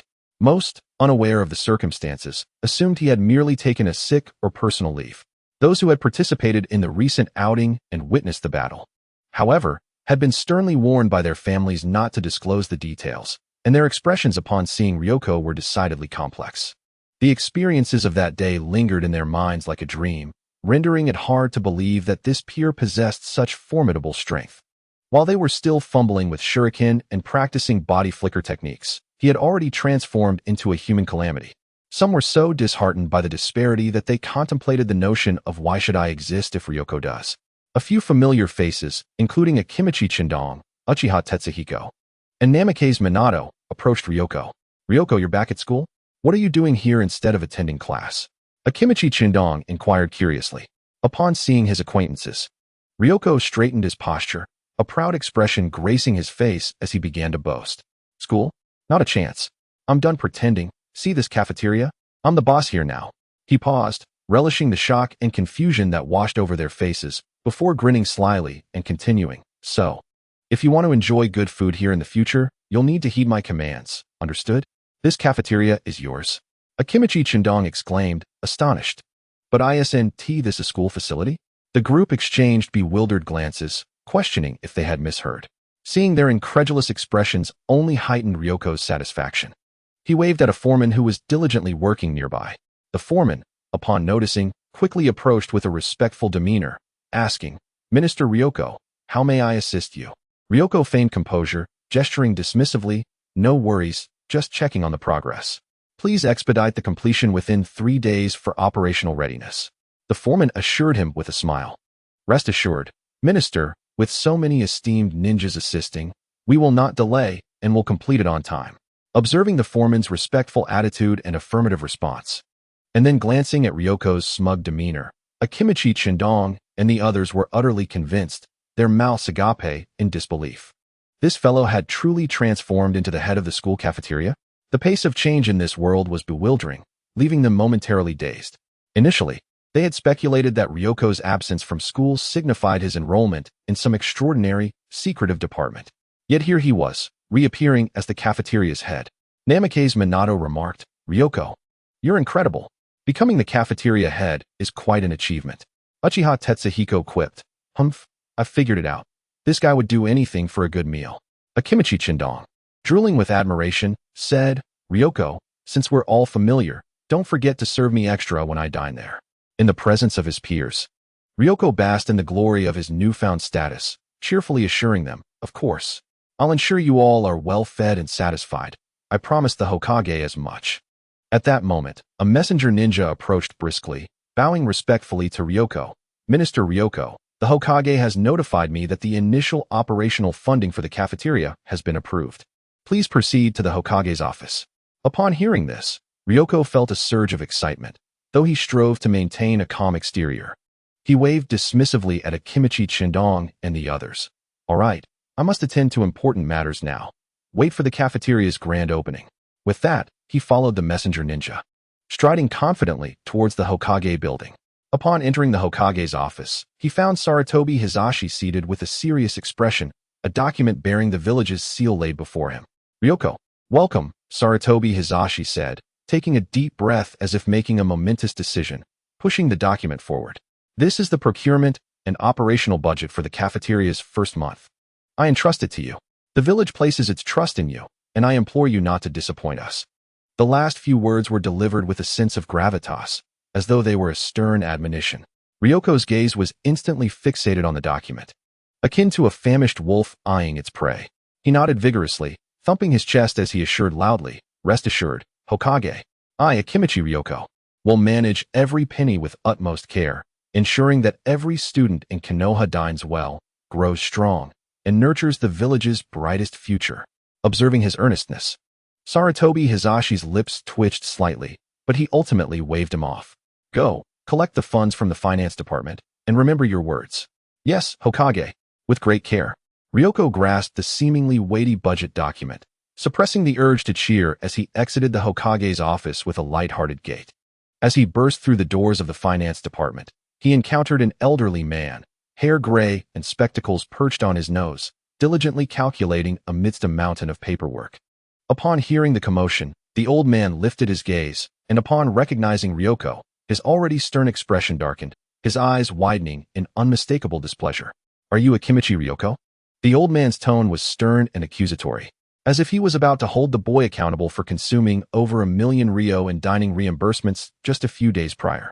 This man was none other than the Minister of Finance of Konoha, the custodian of the village's treasury. When he reviewed the towering stack of reimbursement forms, he almost doubted his own eyesight, astonished at the figures before him. Having overseen countless military procurements and mission compensations, it was a first for him to witness someone deplete such an enormous sum in such a brief span under the guise of dining expenses. The reconciliation of these accounts occupied him and his subordinates for an entire day, the outrageous expenditure causing him considerable distress. Ryoko was momentarily taken aback by the sudden interrogation. instinctively replying, "Old Den, who are you? Do I know you? Old Den?" The finance minister's irritation peaked, his beard bristling as he slammed his palm on the table. "You insolent brat. I am the finance minister of the village. Who do you think I am? Every month, you will be drawing your cafeteria funds from me. Do you understand?" Upon hearing the keywords funds and draw, Ryoko's mind raced, and his expression transformed dramatically, shifting from indifference to a charmingly compliant demeanor. He stepped forward, adorned with an overly enthusiastic smile, his voice dripping with sweetened flattery. "Ah, so you are the venerable finance minister. I have long heard Lord Hokage speak of you, referring to you as the village's fortune deity, the steward of our economy, revered and wise. It is an honor to meet you. Your presence truly embodies the pillar of Konoha. The finance minister was momentarily taken aback by this unexpected flattery, his anger momentarily frozen on his face. After a pause, he huffed dismissively, "Let me tell you, flattery will get you nowhere. I am a man of principle and will not tolerate your nonsense." Upon hearing these words, Ryoko's expression shifted to one of feigned sorrow. "You see, I am an orphan with a considerable appetite, and with Lord Hokage's special permission to eat freely, that is why." His words, delivered with an air of tragedy, were likely to elicit tears from those with a sympathetic disposition. The finance minister felt as though he had been struck by 100 points of emotional impact. His expression remained rigid, yet his tone softened considerably. "Enough of this pretense. Bring me the forms. I will tell you, every expenditure must be meticulously accounted for. If you dare to overspend, I will cease your funding." Ryoko successfully secured his initial funds from the finance minister, carefully stowing the money box away. As he stepped out of the Hokage building, he felt as though he was floating, nearly ready to swagger down the street. That mere finance minister Den was no match for me, he whispered to himself, satisfied with his quick thinking. With the heavy funds in hand, he did not meander aimlessly through the market, but instead returned directly to his family's domain. The Akimichi clan. The Akimichi clan derived its strength from food, with their secret techniques rooted in the consumption and transformation of energy. Consequently, they boasted an extensive and mature supply chain for food procurement within the ninja world, allowing them to acquire vast quantities of high-quality ingredients at relatively low prices. Additionally, the clan operated large-scale farms and ranches, with their renowned barbecue restaurant primarily sourcing its meat from their own livestock production, creating a complete cycle from production to consumption. Ryoko's intent upon returning home was clear: to leverage this mature and cost-effective supply chain to ensure the cafeteria could procure the finest ingredients for the least expenditure. Therefore, rather than heading straight to the family warehouse, he sought out the clan leader for a discussion. He navigated confidently to the residence of clan leader Akimichi Kifu, rapping on the door with vigor and calling out, "Leader, open up. Your most capable descendant, Ryoko, has returned. I come bearing blessings for our clan and seeking development opportunities." Inside the study, Akimichi Kifu, engaged in clan affairs, paused, his hand trembling slightly at the sound of that familiar, boisterous voice, causing a drop of ink to splatter on the scroll he was working on. With a resigned sigh, he muttered to himself, "Is it that Ryoko again? What blessings is he seeking this time? Surely, it must be about that school cafeteria." As the clan leader, he was well aware of the happenings within the village, particularly regarding the ninja school. He had already learned of Ryoko's new role as the cafeteria manager, along with his claims of providing culinary delights to ensure students were well fed. However, he remained skeptical of Ryoko's grandiose proclamations. What scheme does this boy concoct that does not revolve around food? Yet, since Ryoko had come knocking, proclaiming blessings and development, it would be remiss to ignore him. Regardless of his intentions, a face-to-face meeting was warranted. Moreover, Kifu pondered, perhaps there was some truth to Ryoko's claims. After all, the clan had invested considerable resources in him, and if he had indeed found success and aimed to give back to the family, that would be a source of great pride. This was the essence of the ninja clans, interconnected by blood, supporting one another, a notion that warmed the heart. He set down his brush, rose, and personally opened the door, welcoming the exuberant Ryoko inside. Upon entering, Ryoko wasted no time on pleasantries. He boldly placed the money box on Kifu's desk with a resounding thud, declaring grandly, "Leader, behold, I have secured a substantial order for our clan. If all goes well, it promises considerable profits for us." Kifu's gaze fell upon the heavy money box, then shifted to the reimbursement forms Ryoko presented. Upon discerning the figures, a glimmer of excitement sparked in his eyes, replaced by a satisfied smile. He clapped Ryoko on the shoulder, his voice laced with approval. "Well done, my boy. Not a single Rio missing. You've brought it all back. It is commendable to see you prioritizing the family's interests. This order indeed represented a significant sum. If handled entirely by the clan, it would not only absorb some of the clan's output, but also yield a substantial profit, alleviating recent financial pressures. The more he regarded Ryoko, the more agreeable he found him. Though he had a hearty appetite, he was dependable when it mattered. Leader, I have decided that all future ingredient procurement for the school cafeteria will be sourced through our clan. Ryoko proclaimed, chest puffed with pride. As for the pricing, we shall adhere to the standard wholesale rates. What do you think? Upon hearing this, Kifa beamed, his face breaking into a full smile as his wrinkles relaxed, nodding enthusiastically. Excellent. Truly, you are a fine product of our clan's nurturing, always thinking of the family first. Let us proceed as you propose. There will be no issues at all. He quickly calculated the profit margins between the market wholesale prices and the clan's internal costs. Securing this stable and substantial long-term order for the school cafeteria would undoubtedly bring in significant revenue for the clan. It was indeed a fortuitous opportunity. He gazed at Ryoko, finding the child increasingly endearing, as the previous impression of him as a glutton faded significantly.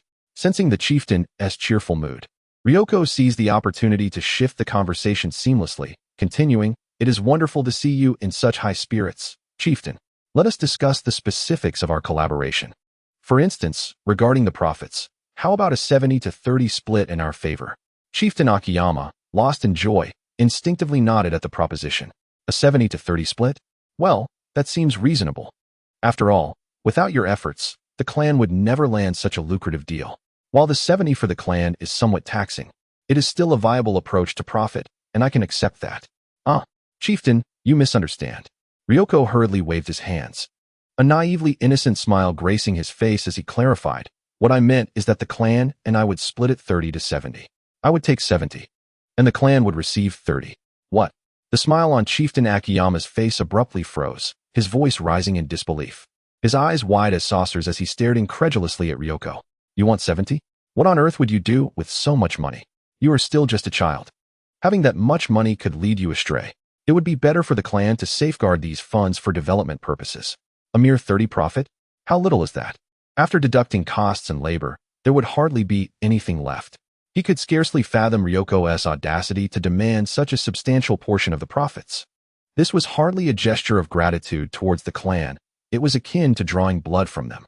Unperturbed by the chieftain's glare, Ryoko calmly began to enumerate his points. "Chieftain, that line of thinking is flawed. Consider this. I brought in this order, did I not? The funding was secured by me from Lord Hokage, was it not? The operation of the cafeteria, the reputation of the dishes, all hinge upon my unique culinary skills. Without me, this venture would simply not exist. Therefore, a 70 share is only fair compensation for my technical and resource investments." Listening to Ryoko's arguments, Chieftain Akiyama maintained his composure, showing no signs of being swayed. No, absolutely not. A 70 share is out of the question. Without the support of the clan, you would never earn such a sum. And let us not forget how much effort and resources the clan has invested in your upbringing. Without the clan, you would have perished long ago, faced with tangible interests. Akiyama was unwilling to budge. After all, as the chieftain, his primary duty is to secure the greatest benefits for the clan. In his eyes, Ryoko was still too young to manage such wealth, and the clan's provision of channels and resources justified taking the larger share. Seeing that the hardline approach was ineffective, Ryoko's expression transformed in an instant, adopting his signature pitiful demeanor, his voice tinged with emotion. "Chieftain, you know I have been an orphan since childhood, surviving solely with the help of the uncles and aunts in our clan.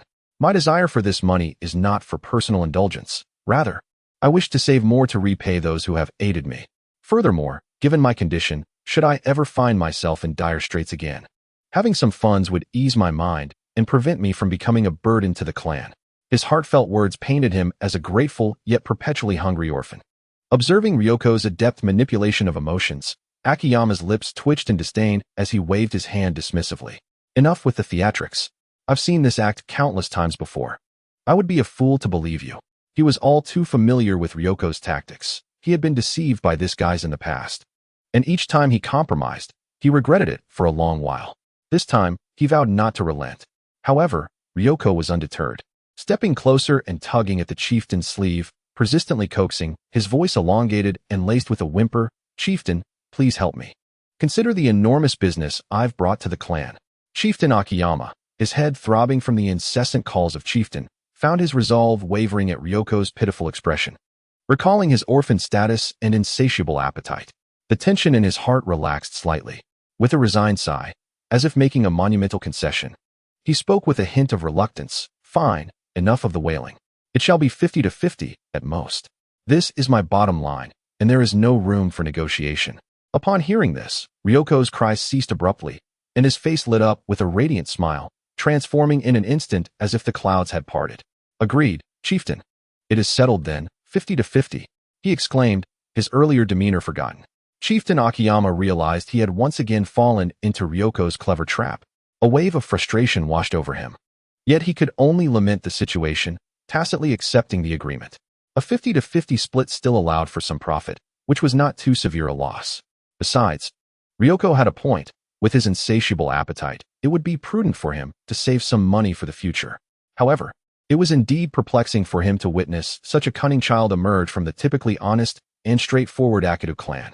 After reaching an agreement with the chieftain, Ryoko swiftly procured the first batch of ingredients, abundant, high quality, and diverse, at a price considerably lower than the market wholesale rate. The construction team for the school cafeteria had just completed their final touches and departed.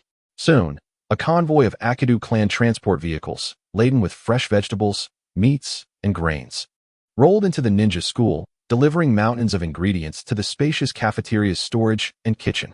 Standing amidst the impressive stockpile of ingredients in the kitchen, Ryoko raised his hand dramatically, issuing orders to the cafeteria staff. "Let us commence. Everyone, prepare the ingredients for lunch. Today, the students must have their first meal from our cafeteria." "Yes, Minister Ryoko." The team responded in unison, immediately bustling with energy. Washing vegetables, chopping meat, lighting fires, and washing rice, everyone exerted themselves to the utmost. They had no choice. Ryoko offered enticing wages and benefits, making him their savior during these economically challenging times. In an instant, the kitchen transformed into a highly efficient food processing facility. Shortly thereafter, as the morning training session concluded, ravenous students were astonished to see smoke curling from the chimney of the newly constructed cafeteria.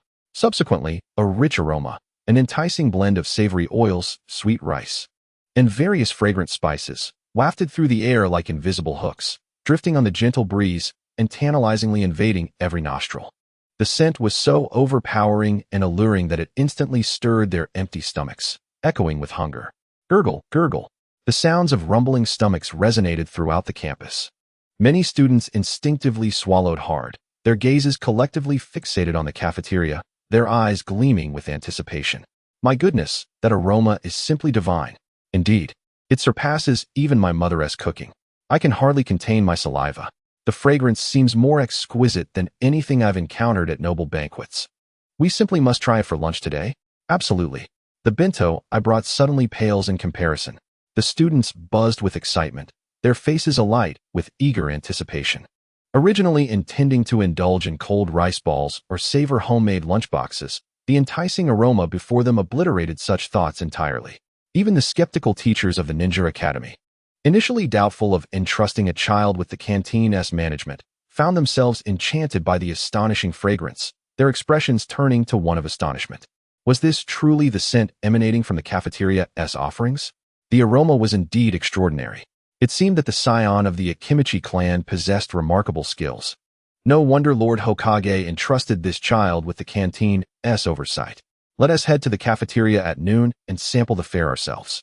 In an instant, the newly inaugurated school canteen, not yet officially open for business, had successfully captured the curiosity and appetites of all students and teachers with its wafting smoke and enticing aromas. Becoming the focal point of the entire Ninja Academy, everyone eagerly awaited the sound of the bell signaling the end of class. Chapter 61. A feast of delicacies. As time ticked away, the last moments felt interminably torturous for the ravenous students and teachers. The tantalizing aroma that lingered in the air was nothing short of an unspeakable torment. When the bell finally rang, the pent-up crowd surged out of the classrooms like a flood breaking through a dam, their destination clear, the new building of the cafeteria, which beckoned with its seductive scent. Upon entering the canteen, everyone was taken aback by the scene before them. The interior was spacious and well lit, with neatly arranged tables and chairs, all impeccably clean. Most striking was the long array of serving counters adorned with a dazzling variety of dishes. Enormous wooden tubs lined the sides, brimming with distinct, translucent grains of white rice, exuding a warm, wholesome fragrance. Nearby, an assortment of Chinese dishes lay neatly arranged, steaming and aromatic, capturing attention. Heaps of red braised pork sat generously piled, their succulent layers immersed in a rich sauce, emanating the harmonious sweetness of caramel and soy sauce. The Kung Pao chicken, with its tender morsels of chicken intermingled with golden, crispy peanuts and fiery red chilies, was enveloped in a tangy, slightly spicy sauce that was utterly appetizing. The fish-flavored shredded pork featured dark wood ear mushrooms and tender bamboo shoots, enhancing the silky texture of the meat with a delightful crunch. While a rich sauce promised to elevate the rice it accompanied, mapo tofu presented a visual and olfactory delight, with its pristine, silky white tofu cubes peeking through a vibrant, glossy red chili oil topped with fresh green scallions. The spicy, fragrant aroma tantalized the taste buds, making it impossible to resist swallowing. Stir-fried seasonal vegetables shone in bright green, retaining their freshness, while the sweet and sour pork, crisp on the outside and tender within, was coated in a glistening, translucent sauce. The three fresh vegetables, after being stir-fried, exuded a captivating aroma. Additionally, a rich seaweed and egg flour soup simmered to perfection, promising exquisite flavor. These fragrant, colorful Chinese dishes painted an unprecedentedly lavish tableau, rich in variety, aroma, and flavor, igniting the curiosity and appetites of all present. A clear price list hung on the wall, surprisingly affordable, accompanied by a notice urging the conservation of food and prohibiting waste. Faced with such a bountiful and reasonably priced feast, the eyes of the students and teachers widened in amazement. Without a second thought, they hurriedly grabbed trays, eager to join the queue and select their desired dishes. Before long, each tray was piled high, and as they found their seats, anticipation mounted as they commenced this long-awaited luncheon. The sounds of satisfied chewing and exclamations of delight filling the air. Familiar faces, Minato Namikaze, Itachi Uchiha, Choji Akimichi, and Aoki Hyuga, also made their way to the canteen, equally astonished by the unexpected grandeur and array of culinary delights before them.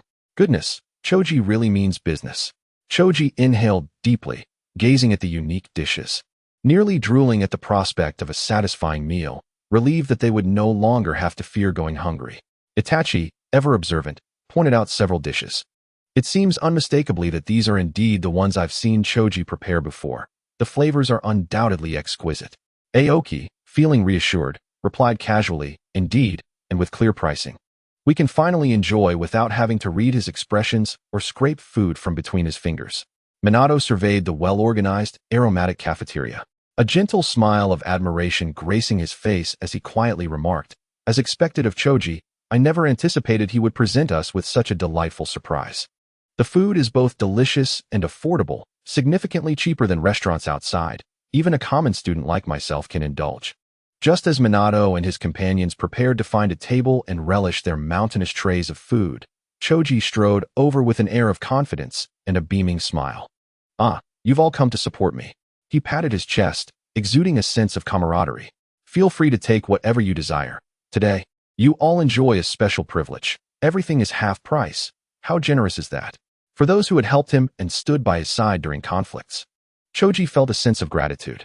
He believed in returning favors and maintaining good relations with the heirs of various ninja clans, as well as promising talents like Minato. Choji's eyes sparkled with excitement, nearly glowing like a 100-watt bulb, as he exclaimed, Really? Choji, you're too generous. I want to hold back.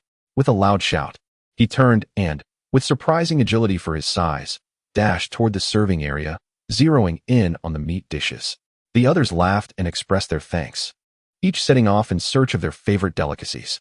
At that moment, Choji's keen gaze swept across the serving area and landed on a student standing hesitantly before the mapo tofu, dressed in somewhat shabby clothes, his expression one of uncertainty. The boy's eyes were filled with a longing for food, yet his hand clutched a few coins, reluctant to reach out. Choji approached him directly. Would you like this? He asked, pointing to the enticing, red oil-laden mapo tofu. The student, named Okawa, jumped slightly, nodding awkwardly and speaking softly. Yes, But do you not have enough money? Choji asked kindly, waving his hand dismissively. It's on me. Really? Are you serious? Okawa's eyes widened in disbelief and surprise. He could not fathom why this seemingly well-off classmate would treat him, yet the allure of the food was too great to resist. Of course it's true, Choji replied with a smile. However, there's no such thing as a free lunch. You'll need to do me a small favor. He turned and beckoned Okawa to follow him to a quiet corner of the canteen, which temporarily served as a storage room. After about 5 or 6 minutes, the door to the small room opened once more. Okawa emerged first, his complexion pale and his steps unsteady, appearing drained of energy. Yet, in his hand, he clutched a small stack of new bills, his face glowing with satisfaction and excitement. He rushed eagerly to the food counter, finally fulfilling his long-held desire by acquiring a generous portion of the much-anticipated Mappo tofu, accompanied by a hefty bowl of rice. Shortly thereafter, Ryoko sauntered out of his room, appearing refreshed and invigorated, glancing around as if in search of something. Before long, his gaze fixated upon the next seemingly promising target among the impoverished students. Meanwhile, in the Hokage's office within the Hokage building, Sarutobi Hiruzen was intently observing the bustling cafeteria through a crystal ball. Unable to suppress a swallow at the sight of the delectable dishes being served, he planned to discreetly sample the fare when the crowd thinned. However, his attention quickly shifted to Ryoko's peculiar behavior. Upon witnessing Ryoko escort a student named Okawa into a small room, and subsequently observing Okawa emerge with a look of utter depletion, Hiruzen furrowed his brow in confusion and scratched his thinning hair. Though his telescope technique allowed him to glimpse many corners of the village, he found himself unable to penetrate the secrecy of that enclosed space. The room was small and well ensconced, devoid of any light, rendering him incapable of discerning the precise happenings within. Nevertheless, he was confident that Ryoko was not engaging in anything life-threatening, for he lacked the audacity for such daring acts.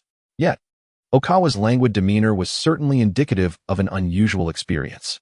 Hiruzen had witnessed similar scenes before, but they typically involved adult men and women, despite Ryoko's slightly larger physique.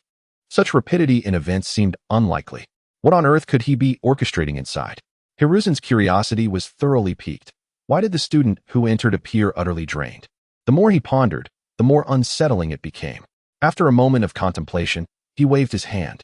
An AMBU ninja, adorned with an animal mask, silently materialized in the office.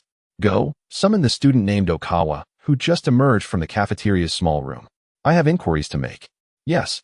Not long after, Okawa, who had just relished his Mappo tofu and was preparing to return to class, was politely yet firmly escorted to the Hokage's office by the unexpected ANBU ninja. Approximately 10 minutes later, he was returned to continue his afternoon lessons.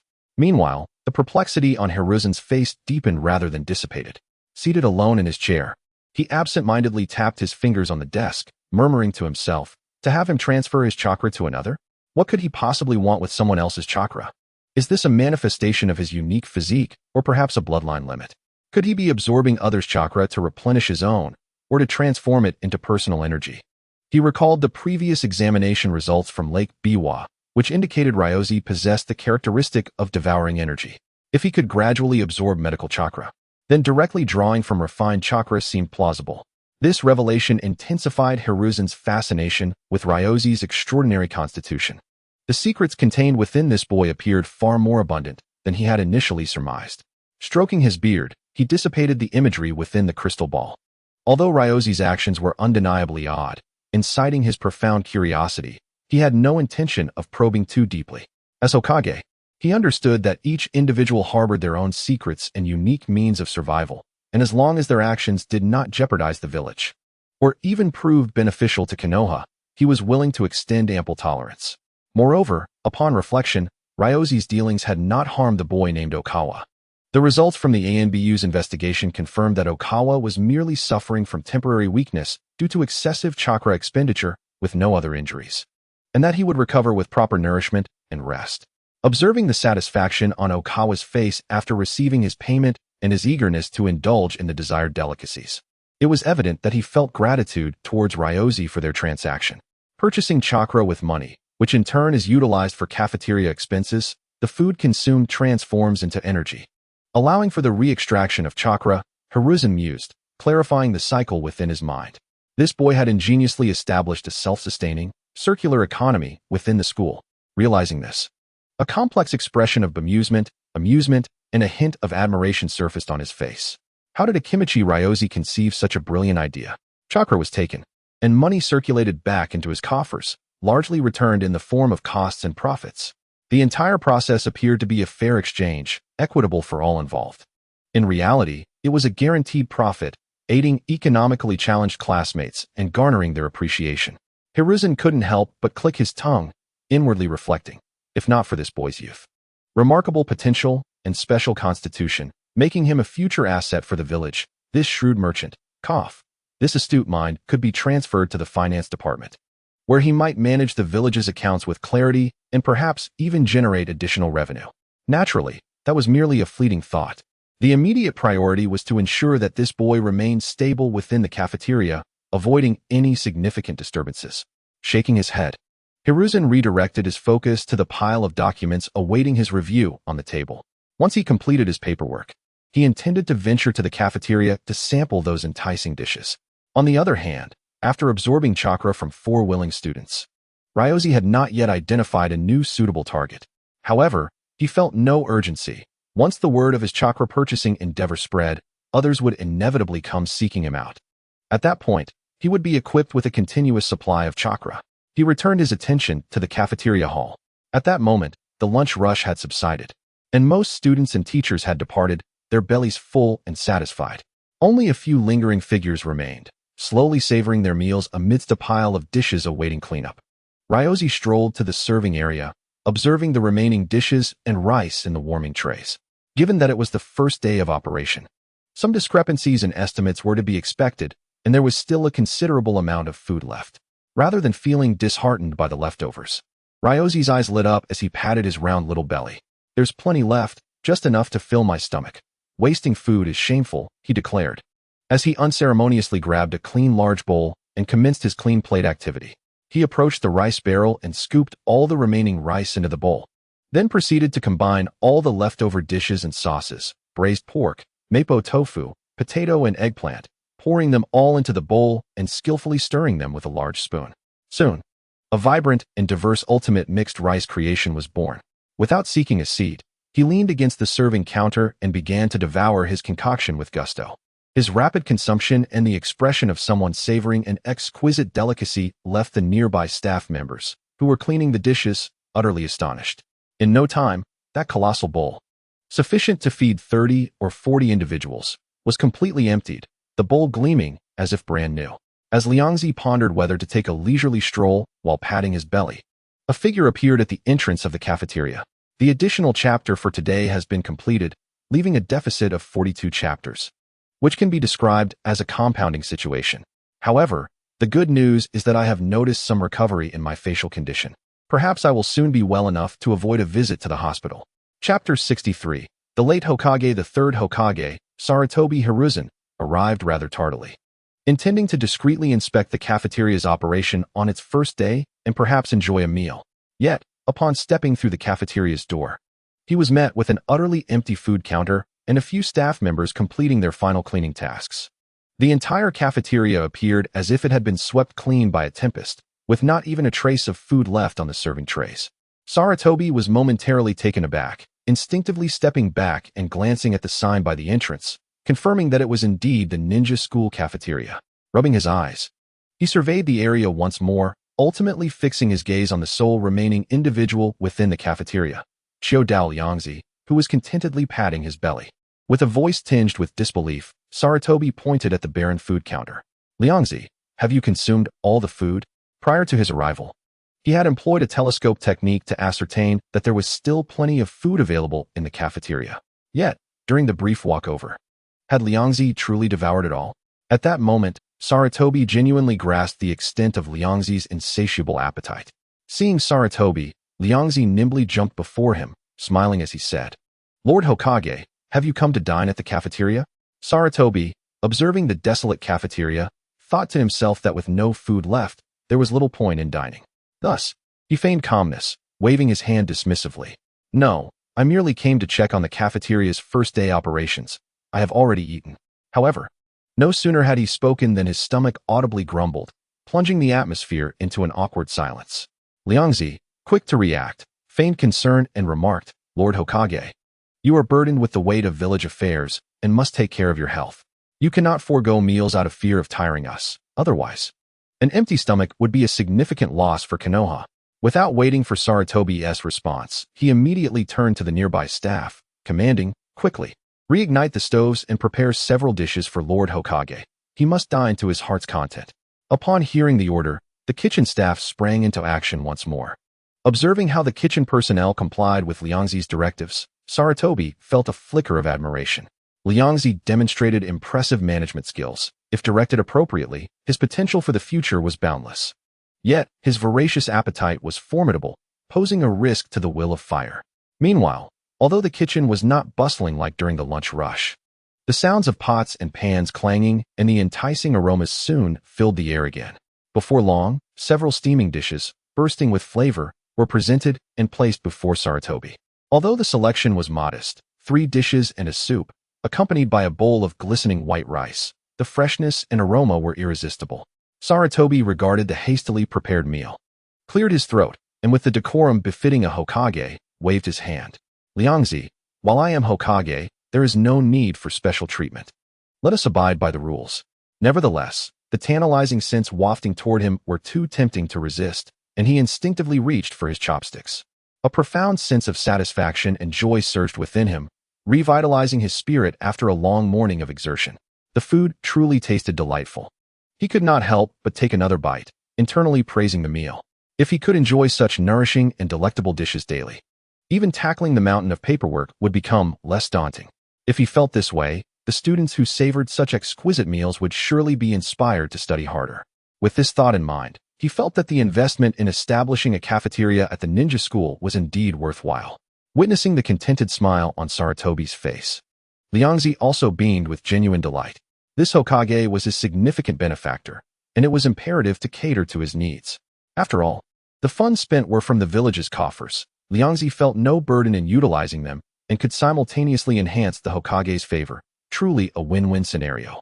Once Sarutobi departed, Liangzi resumed his role as the astute cafeteria manager. He directed the staff to consolidate the kitchen waste they had collected, such as inedible vegetable scraps, fruit peels, and bones, carefully sorting and dispatching them to the Showdown clan's territory. Although humans could not consume these remnants, they served as excellent feed for the animals raised by the clan. This approach not only minimized waste, but also acted as a form of gratitude towards his family, who had supported him abundantly. These actions stemmed from his ingrained habit of frugality, ensuring that every resource was utilized to its fullest potential, leaving nothing to waste. Having completed these tasks, he picked up the day's ledger and meticulously reviewed the income and expenses. Upon reaching the final tally, he discovered that not only had he not exceeded the budget, but the cafeteria's first-day revenue, after covering costs and losses, yielded a modest surplus. He nodded in satisfaction, a pleased smile spreading across his round face. Indeed, it was beneficial to be backed by a strong foundation. Not only could he enjoy hearty meals without reservation, but he could also generate income for the cafeteria and even have the opportunity to repay those who had aided him. Truly a trifecta of benefits. Life seemed to hold ever more promise. A path leading to culinary freedom appeared to unfold gradually before Liangzi's eyes. In the ensuing days, the cafeteria's reputation for affordable, delicious meals spread like wildfire throughout the ninja school. An increasing number of students and teachers flocked to the once spacious cafeteria, which became crowded during peak dining hours. Many students, too distant from home or too lazy to bring their own lunches, chose to dine here for all 3 meals. Simultaneously, a discreet piece of news circulated among specific groups, particularly among the financially strapped or orphaned students, gaining significant traction. They discovered that the portly students who lingered in the cafeteria were willing to purchase their chakra. This revelation was nothing short of a windfall for these often cash-strapped children. Becoming a ninja and completing missions was all about earning money to improve their lives. And now they could sell their refined chakra during lunch breaks or after school, instantly acquiring pocket money. This was an exhilarating prospect, akin to having found a new avenue for income. Consequently, bold students began to approach Liangzi, eagerly offering to sell their chakra. Chapter 64, The Chakra Salesman. Might Guy faced with eager customers, Liangzi welcomed all, offering prices based on the quantity and quality of their chakra. Soon, the students who tasted the sweet fruits of their labor became living advertisements, attracting even more like-minded peers to his doorstep. Even some young teachers, who were not particularly well off, could not restrain their impulses upon hearing this insider information and discreetly sought out Ryoko to engage in private transactions. Consequently, Ryoko's business flourished, and a mysterious legend about him began to circulate within the school. Find that man, and you shall possess an endless stream of wealth. As an abundance of chakra was absorbed into his being, Ryoko could distinctly feel the energy stored within him increasing at a remarkable pace. Most of this energy was retained in his abdomen, resembling a perpetually charging energy core. The downside was that he had become somewhat corpulent, his belly noticeably larger, akin to that of a pregnant individual. However, the benefits were equally evident. Under the nurturing and stimulation of this vast chakra, his body underwent a remarkable metamorphosis. The most noticeable improvement was in his physical attributes, with strength, speed, and endurance steadily escalating. His innate ability to absorb chakra also grew increasingly formidable and efficient. To his astonishment, after consuming and integrating substantial amounts of external chakra, he often found himself slipping into a state akin to enlightenment. In these fleeting moments, various techniques related to ninjutsu hand seals, nuances of chakra attribute transformation, and secrets of taijutsu power release, along with fragments of battle experience, would naturally surface in his mind. Initially, he pondered whether this influx of insights might have adverse effects. To be prudent, he discreetly sought an opportunity to consult Biwa Lake. After careful examination and contemplation, Biwa Lake provided a professional explanation. Chakra is, in essence, a fusion of physical and mental energy. During the process of absorbing chakra, Ryoko inevitably encountered the minuscule mental information embedded within it. His unique constitution appeared capable of harmlessly digesting, filtering, and assimilating these informational fragments, transforming them into beneficial insights, which was not a detriment, but rather a rare gift. With this reassurance, Ryoko felt completely at ease, diligently managing his chakra acquisition business. The diverse and eclectic insights he gleaned from various individuals, though fragmented, significantly broadened his horizons and enriched his knowledge in ninjutsu and taijutsu, leading him to occasionally harbor an illusion of omniscience. To validate these gains, he even meticulously prepared for the class advancement examinations, resulting in him achieving the highest marks across all subjects, leaving his teachers and classmates utterly astounded and adding to his burgeoning legend within the school. As time flowed, the first semester concluded, ushering in a new term. On this day, Ryoko, as usual, conducted chakra transactions in his small dark room. A somewhat awkward figure slipped in, and upon raising his eyes, Ryoko could not help but exclaim in surprise, "Ah, my guy? What brings you here?" The individual before him was clad in a tight, distinctive green jumpsuit, sporting an excessively dense black hairstyle, with a face displaying hints of nervousness and embarrassment. It was none other than the future eternal genin, Might Guy.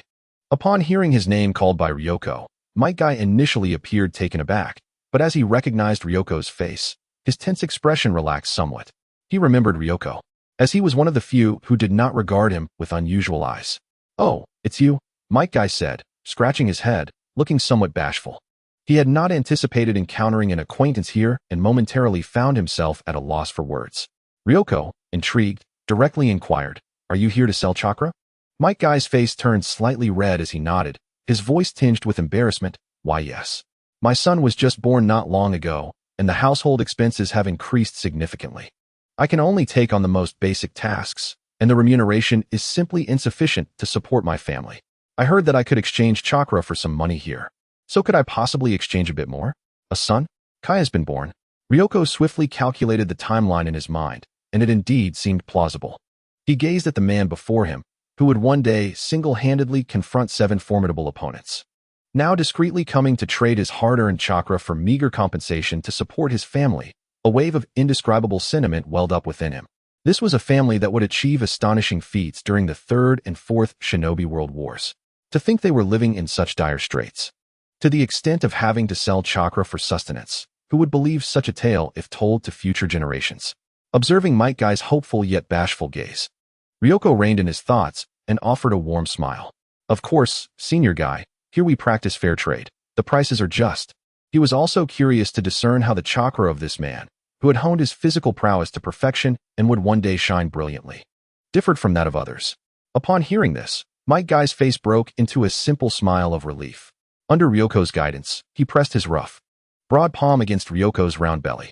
In the next moment, a surge of vibrant, scorching chakra, brimming with boundless vitality and indomitable will, slowly flowed from his palm into Ryoko's body. Holy moly! Ryoko's eyes widened involuntarily. The sensation was utterly unique, starkly contrasting with all the chakra he had previously absorbed. The chakra from students was generally inexperienced and chaotic, while that from teachers tended to be steady and refined. However, Might Guy's chakra resembled an unquenchable flame, full of primal vigor, fervor, and an almost obsessive tenacity.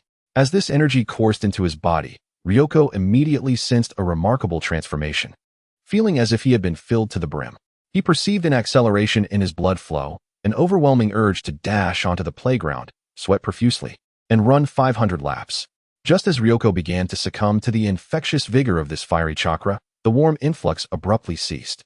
Wait, it's over? Ryoko looked up in bewilderment, feeling as though it had only just begun.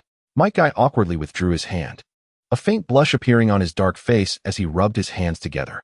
Yes, my chakra quantity has always been limited. That's all I have for now.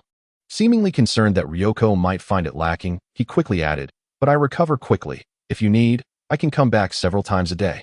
Chapter 65. The 8 Gates and the Butterfly Technique. Ryoko hastily waved his hands, sincerely stating, no need.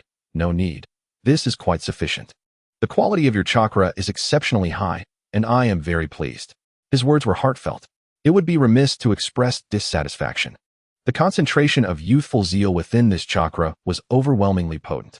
Should he absorb more, he feared he might embarrassingly find himself exclaiming sentiments like youth is about sweating profusely, and then rush off in a tight suit to run laps around the village. The mere thought of such a grotesque image sent shivers down his spine. Fortunately, the quantity was indeed modest, allowing him to halt in time. With a sense of reflection, Ryoko retrieved a thick wad of cash from the nearby money box and placed it into Might Guy's hands. Here, senior guy, take this money and buy some nutritious food for your wife and child. Minato gazed in astonishment at the sum of money in his hands, far exceeding his expectations, even surpassing the rewards from several D-rank missions. He lifted his eyes to Ryoko, his gaze misty with unshed tears. This is too much. You truly are a remarkable person. His voice trembled, overwhelmed with emotion. For Minato, a ninja who had long been marginalized and lived in poverty, sustained only by fervor and perseverance, Ryoko's seemingly casual assistance was akin to a timely gift of warmth in a frigid winter. During their first encounter, Ryoko had not mocked his attire or dreams like others had. In their second meeting, at his moment of greatest need, he had offered such generous financial support. This bond weighed heavily in Minato's simple yet fervent heart. Clutching the money tightly, he looked at Ryoko with tear-filled eyes and, in a voice tinged with nasal tremors yet unwavering resolve, declared, Ryoko, if you ever need anything, do not hesitate to call upon me. As long as it does not conflict with the village's interests, I, Minato, will do my utmost to repay you. Even if it costs me my life, I would never refuse. This is the vow between men. His promise resonated with palpable sincerity. Ryoko observed the tear-streaked yet resolute figure of the green-clad ninja before him and realized that he had, perhaps unwittingly, endeared himself to Minato. The thought crossed his mind that if he asked Minato to perform the 8 Gates right then and there, he would likely comply without hesitation. Patting Minato's sturdy arm, he chuckled, You are being too humble, Minato. Now, go back and tend to your children. As he watched Minato, clutching the wad of cash and glancing back with deep gratitude as he exited the small room, Ryoko smiled softly. In the future, should he find himself in peril, at least there would be someone willing to risk their life to protect him. Perhaps this was what true bonds were about. After bidding farewell to the future master of taijutsu, it dawned on him that a new generation was beginning to emerge in Konoha. The key figures who would stir the winds of change in the future were likely to make their appearances in the coming years. Names like Might Guy, Kakashi Hitaki, Obito Uchiha, and Rin Noira flitted through his mind, particularly the one who would later incite countless storms, Obito Uchiha. A dangerous thought emerged unbidden. Should he seize the opportunity while Obito was still a snot-nosed brat, perhaps even unborn? He quickly shook his head, dismissing the impractical notion. Setting aside the fact that he had no idea where Obito was during this period, even if he did, it would be ill-advised to act. The Uchiha clan was a tightly knit group, steeped in vigilance. His physique and intentions were too conspicuous. He would likely be escorted off the premises by the Uchiha security before he could even reach Obito's doorstep. Never mind. One step at a time, Ryoko mused, contemplating that perhaps in the future he might have the chance to redirect the optimistic lad who proclaimed his desire to become Hokage while assisting the elderly across the street. He believed that as long as Obito was spared from the extreme trauma of Rin's death and kept away from the manipulative schemes of Madara Uchiha, perhaps tragedy could be averted. In the following days, Maedai frequently visited Ryoko after completing low-level missions to offer chakra. This, however, became a source of distress for Ryoko. Each time he absorbed Maedai's chakra, infused with the vigor of youthful passion, he felt invigorated, almost compelled to sprint 50 laps around the training ground or practice taijutsu frantically against a wooden post. Yet, this exhilarating sensation brought with it evident advantages. Through continuous absorption, Ryoko began to grasp the essence of the teachings embedded within Maedai's chakra, gaining a vague yet profound understanding of the fundamental principles of the primary lotus and the ultimate forbidden technique, the 8 gates. This ultimate secret art pursued an unparalleled burst of power by unshackling the body and burning one's life force for a fleeting moment of terrifying strength. Its core philosophy centered on breaking limitations and unleashing the hidden treasures of the human body, even at the cost of self-destruction. This concept inevitably reminded Ryoko of the Akimichi clan's ultimate technique, the butterfly transformation. Both methods involved sacrificing one's body to gain strength, sharing an uncanny resemblance. However, the butterfly transformation appeared more circuitous and controllable, consuming the vast reserves of fat and chakra accumulated over time. As long as it remained within certain limits, it could weaken the user but at least ensured survival, unlike the perilous certainty of death that accompanied the full opening of the 8 gates. One sought to burn life for a momentary, explosive release. The other aimed for a sustained and controlled eruption. Excitement flickered in Ryoko's eyes. What if he could combine the advantages of both techniques? The thought spread like wildfire in his mind. Thus, while managing the cafeteria, trading chakra, and diligently eating, Ryoko took on a new, immensely challenging endeavor. He sought to merge the philosophies of the 8 gates with the foundational principles of the butterfly transformation, aspiring to synthesize the strengths of both techniques into a unique, safer, more efficient, and potent secret art exclusive to him, Akimichi Ryoko. This was undoubtedly a daunting and uncertain path, but the surging chakra within him and the insights gleaned from various taijutsu practices provided him with unprecedented confidence and determination. If successful, he would rise to unparalleled heights, becoming a formidable presence in the ninja world. A supplementary chapter has been completed, leaving a backlog of 63 chapters. The debt is growing ever larger. I must strive harder next month. Chapter 66. The bankrupt Ryoko. A few days later, Ryoko, open the door. Prepare to shower us with gold coins. A familiar voice resounded from outside the back door of the cafeteria, laced with jest and familiarity. There stood Uchiha Tiho, Inaho, Akimichi Chindo, Hinata Aoki, and Minato Namikaze, gathered at the door, knocking and calling out. Ever since Ryoko established a channel for exchanging chakra for money, they occasionally came by to collect some pocket change. However, after knocking for quite some time, there was no response from within. Odd, usually. He would have rushed to open the door by now. Why is he not responding today? Akimichi Chindo muttered, pushing the door to find it unlocked. The group exchanged puzzled glances before entering. What met their eyes left them utterly stunned. Ryoko lay collapsed on the floor, appearing as though he had shrunk significantly. His round, plump figure had become gaunt, with sunken cheeks, almost resembling a normal person's physique. Yet, this transformation was precisely what rendered it most abnormal. He was Akimichi Ryoko, the one who was always eating, with an appetite rivaling that of a tailed beast. How could he suddenly have withered to this state? Ryoko, what happened to you? Why have you shrunk? Uchiha Tiho rushed forward. Ryoko, did you secretly go on a diet behind our backs? Akimichi Chindo exclaimed, as if witnessing the most incredible spectacle in the world. Minato Namikaze, with a serious expression, remarked, I don't think this is a matter of secretly dieting. Something must be wrong. Ryoko weakly opened his eyes, recognizing the familiar faces like a drowning person clutching at a lifeline, summoning the last of his strength. He raised a trembling hand and whispered, Quick, give me chakra. Minato, the quickest to react, despite his suspicions, acted without hesitation. He immediately crouched down, pressing one hand against Ryoko's chest, continuously channeling his pure and gentle chakra into him. The others, witnessing this, quickly reacted and approached, placing their hands on Ryoko and generously infusing their own chakra into his nearly depleted body. As several streams of chakra surged in, Ryoko began to rejuvenate like parched land receiving much-needed rain, his complexion gradually becoming more vibrant. Although he was still far from his original roundness, he no longer bore the terrifying appearance of someone on the brink of exhaustion. He breathed a sigh of relief, finally gathering enough strength to sit up from the ground. Thank goodness you arrived in time. If you had come any later, I would have surely missed lunch, Ryoko said with a hint of lingering apprehension. The others exchanged bewildered glances. Wait, are you really thinking about lunch at a time like this? Embarrassed by their concerned yet puzzled gazes, Ryoko smiled sheepishly and explained. There's no need to worry about me. I merely encountered a minor issue while researching a secret technique. Just give me some time to recover, and I, Akiyama Ryoko, will be as spirited as ever. He had inadvertently triggered a switch while attempting to combine his family's butterfly technique with the Eight Gates formation.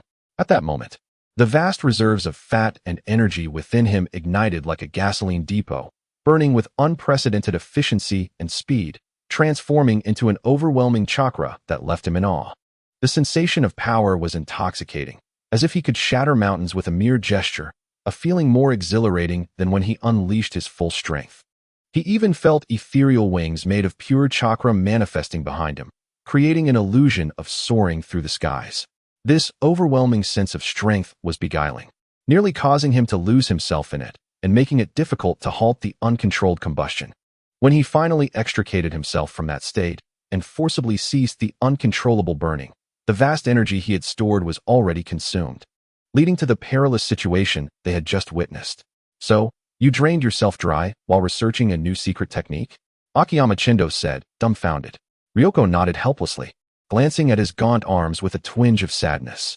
Alas, all my hard-earned reserves are gone. I shall have to start over. The significant depletion of his fat made Ryoko acutely aware of what it meant to feel hollow. For the Akiyama clan, fat symbolized strength and security. At that moment, he not only felt drained, but also grappled with an insatiable hunger that seared his reason and stomach. After reassuring his friends, he dashed into the kitchen of the cafeteria, commanding the staff who were tidying up the stove. Hold off on cleaning, bring out all the ingredients, and cook as much as you can for lunch. The faster you go and the more you prepare, the greater the bonuses I will distribute at the end of the month. He was in desperate need of replenishing his energy and fat, thus focusing on the food stored in the cafeteria. The chefs on standby sprang into action, flames roaring as pots and spatulas flew. A copious amount of ingredients was quickly processed and presented to Ryoko, vanishing into his abyss-like mouth at an astonishing pace. Of course, not everyone was idle. The logistics supervisor of the cafeteria, a ninja sent by the third Hokage to assist in managing and monitoring Ryoko, rushed over to intervene. Ryoko, stop. You really cannot eat anymore. This month's food supply has already been depleted by more than half. If you keep this up, there won't be any provisions left in a few days. Looking at the empty warehouse and the frantically devouring Ryoko, he felt utterly helpless. Regretting his assignment from the third Hokage. Initially, he thought the third Hokage was overreacting, as Ryoko, despite eating more than usual, had always adhered to the rules, consuming only leftovers from the cafeteria. However, it seemed he had underestimated the situation. Ryoko was the type to remain silent until he struck with astonishing force, and he had unwittingly caused a disaster under the supervisor's nose. So much food had been consumed by him alone. Just as Ryoko was stuffing an oil pancake into his mouth, he paused at the supervisor's words, mumbling indistinctly, "Don't worry. I'll contact my family right away and have them rush over another batch of supplies." Despite his words, as he gazed at the nearly depleted food reserves, his rationality began to resurface. He touched his empty wallet, realizing that he might not have enough funds left. After all, he needed to cover the costs of new supplies while maintaining cash flow for purchasing chakra. It was a dire situation. By the end, he found himself sighing with worry. Is it true that Akiyama Ryoko, after a brief period of prosperity, must now face the looming threat of bankruptcy? With this heavy sentiment, he silently stuffed the last meat bun into his mouth, finding it tasteless. As ill fortune would have it, soon a message arrived from the Akiyama clan's territory, relayed by a clan member who bore a troubled expression. Ryoko, the family's food stockpile is temporarily exhausted. If you want supplies, it will take time to gather them from elsewhere. Currently, the only items that can be dispatched immediately are some subpar sweet potatoes originally intended for livestock, which are filling but of poor quality. Upon hearing this news, Ryoko rubbed his still-hungry belly and contemplated the impending inadequacy of the cafeteria, his face contorted in dismay. What should I do? How can I fill this vast void? Am I to make do with those sweet potatoes meant for livestock? Chapter 67. The stew. The term sweet potato refers to what is known as yams. In his past life, sweet potatoes were perfectly edible, but in this world, they are different. Here, sweet potatoes are small, fibrous, and bitter, often causing bloating if consumed in excess. Thus, they are primarily used for feeding animals. Only in times of famine do people begrudgingly resort to using them to stave off hunger. However, on the brink of despair, a flash of inspiration struck him like lightning. Sweet potatoes, the delectable, bouncy, and versatile dish he relished in his previous life, known as stew, primarily requires sweet potato starch. How could I have forgotten about this? Ryoko exclaimed, his eyes rekindling with excitement. Bring all the sweet potatoes from the clan here, and I want as many as you can gather. By processing the sweet potatoes into starch and refining them into stew, he could completely transform their flavor and texture, opening up a new culinary realm. Even better, this dish would be cost-effective, yield substantial quantities, and be incredibly filling, an ideal solution to his current financial and food crisis. Without hesitation, he sprang into action. Under Ryoko's enthusiastic guidance, truckloads of unremarkable sweet potatoes were swiftly delivered to the back of the cafeteria, swiftly forming a small mountain. Next, he hired several ninjas skilled in fire techniques and taijutsu, offering them generous wages. The fire ninjas were repurposed for cooking rather than combat, carefully controlling the chakra flames at a specific temperature to rapidly and evenly dry the sliced sweet potatoes. Meanwhile, the taijutsu ninjas wielded specially crafted large sticks to crush and grind the dried sweet potato slices, ultimately filtering out fine sweet potato starch. With the primary ingredients at hand, Liangzi took the initiative to oversee the process. In the expansive kitchen of the cafeteria, he meticulously blended sweet potato flour with water and a pinch of salt. Recalling the proportions from memory, he skillfully incorporated the essence derived from the meat broth he had previously prepared, stirring gently as the mixture heated. Under the watchful eyes of the cafeteria staff, the concoction gradually transformed into a thick, translucent mass, ultimately solidifying into a quivering, semi-transparent white paste that emanated a subtle aroma of meat and the sweetness of tubers. It was a triumph. Liangzi tapped the resilient white paste with a spoon, a satisfied smile gracing his face. He cut off a small piece and savored it. The texture was smooth and springy, imbued with the unique sweetness of the tuber and the savory essence of the broth, leaving a remarkable impression. While it could not compare to the refined flavors of his past life, in this time of scarce resources, it was undoubtedly a delectable delight. With the success of the steamed dish, Liangzi felt a surge of confidence. He gestured grandly, announcing to all the cafeteria staff that from this month onward, the signature dish would be the steamed dish. While ingredient shortages posed a challenge, he proposed a variety of steamed dish combos. Under Liangzi's guidance and financial incentives, the chefs began to unleash their creativity. Soon, the cafeteria menu was adorned with a plethora of steamed dish options: braised steamed dish, pan-fried steamed dish, charcoal-grilled steamed dish, and cold steamed dish. There were no limits to the chef's imaginations. Concurrently, Liangzi posted a pricing list for the steamed dish, encouraging students to make purchases. When these reasonably priced, novel, and substantial steamed dish combos appeared at the serving counter, they immediately sparked considerable excitement among the students. No one had anticipated the cafeteria would introduce such unprecedented dishes at such affordable rates. In no time, many eager students flocked to the cafeteria to sample or take home the delicacies. Observing the previously struggling situation, Liangzi let out a sigh of relief, growing increasingly fond of the steamed dish. It was indeed his favorite, simply superb. The cafeteria's ingredient crisis was temporarily alleviated. Yet another issue loomed before him: the shortage of funds for collecting chakra. With money spent on sweet potatoes, he found himself troubled by the insufficient funds for chakra. However, as he gazed at the delectable steamed dish before him, a new idea sparked in his mind. Given its delightful taste, he thought, surely many would be willing to trade chakra for it. Without hesitation, he promptly altered his business approach. Yet, to his dismay, he soon realized that neither students nor teachers were inclined to purchase from him anymore. Only Might Dai remained a loyal fan, delivering chakra to Liangzi punctually, regardless of payment. However, Dai's chakra was overly fervent, and Liangzi hesitated to partake daily, fearing he might also become overly impassioned.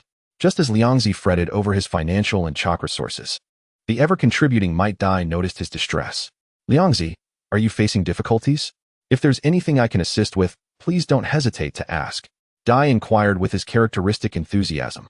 Liangzi weakly waved his hand, sighing, Ah, Dai-senpai, I appreciate your kindness, but this matter is beyond your help. He needed a substantial amount of money and chakra, both of which the financially struggling Might Dai could scarcely provide. Unwilling to concede, Dai clenched his fist, his gaze resolute. Don't say that, Liangzi. Tell me what you need. Perhaps I can devise a solution. Two minds working together are better than one mired in despair. Moved by Dai's sincere and persistent demeanor, Liangzi felt warmth in his heart and instinctively shared his predicament. After listening, Dai not only showed no signs of distress, but instead his eyes lit up. He pounded his chest confidently, revealing his bright white teeth as he exclaimed, I thought it was something serious, but leave it to me. Wait for my good news. Without waiting for Liangzi's response, he dashed out of the cafeteria like a green whirlwind. Before long, Dai returned, accompanied by several middle-aged individuals who walked with a slight limp, bearing evident old injuries and even physical disabilities. Clad in faded clothing, they followed Dai with a mix of timidity and hope, cautiously entering Liangzi's room. Liangzi, look! I've brought you new customers, Dai exclaimed with excitement. Liangzi gazed at the group of clearly retired and injured ninjas, momentarily taken aback, before realizing Dai's intention. Tentatively, he asked, Dai-senpai, do these esteemed individuals wish to exchange chakra for steamed dishes? Exactly, Dai affirmed with a vigorous nod, explaining, these individuals are heroes who have bled for the village. After retirement, due to their physical conditions, they face significant hardships, with limited pensions that often leave them struggling to afford food. Since you have a system for trading food for chakra, whether it be money or a meal that fills their stomachs, it is a godsend for them. Upon hearing this, Liangzi's mind suddenly cleared. How had he not considered this demographic? These retired ninjas had once been the backbone of the village. Their chakra's quantity and quality were incomparable to that of ordinary students. After retiring due to injuries, they lost stable income sources and faced dire living conditions, making the prospect of trading their remaining chakra for tangible food immensely appealing. Indeed, it was a highly sought-after opportunity. Understanding this, Liangzi's face blossomed with an enthusiastic smile as he quickly approached them. Welcome, welcome, esteemed seniors. Please, take a seat. The leader, a middle-aged man with a pronounced scar across his face, scrutinized the overly youthful Liangzi, his expression marked by skepticism as he asked sternly, Young man, are you the one who claims to exchange chakra for food? Had it not been for the reliable Might Dai vouching for him, he might have suspected this was a prank.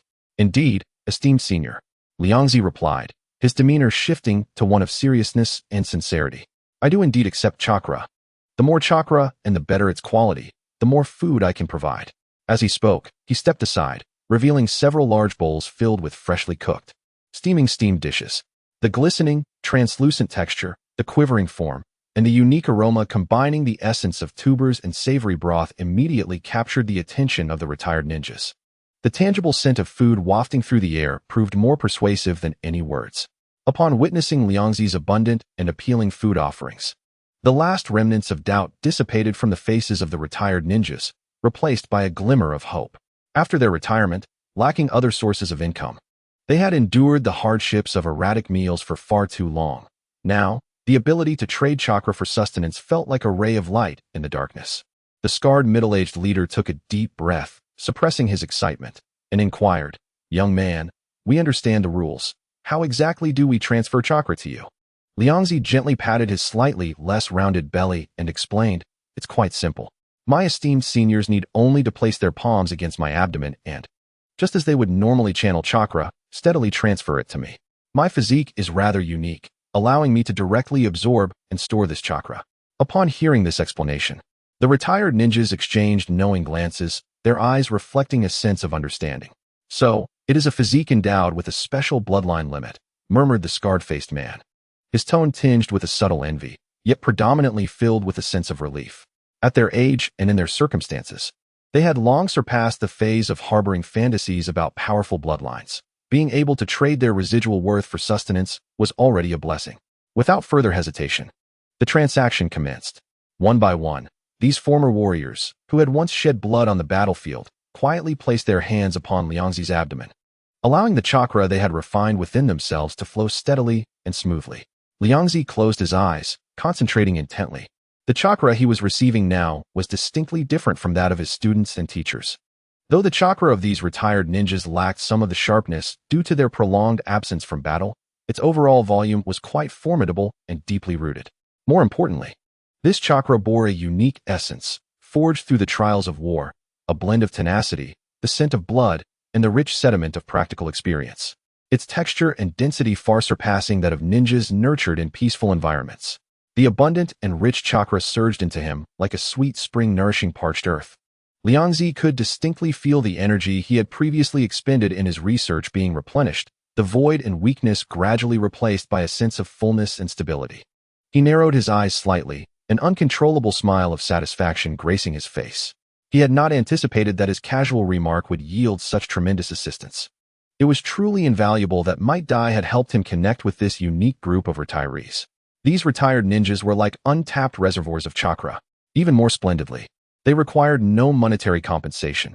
A simple, affordable meal sufficed. This arrangement truly embodied mutual benefit.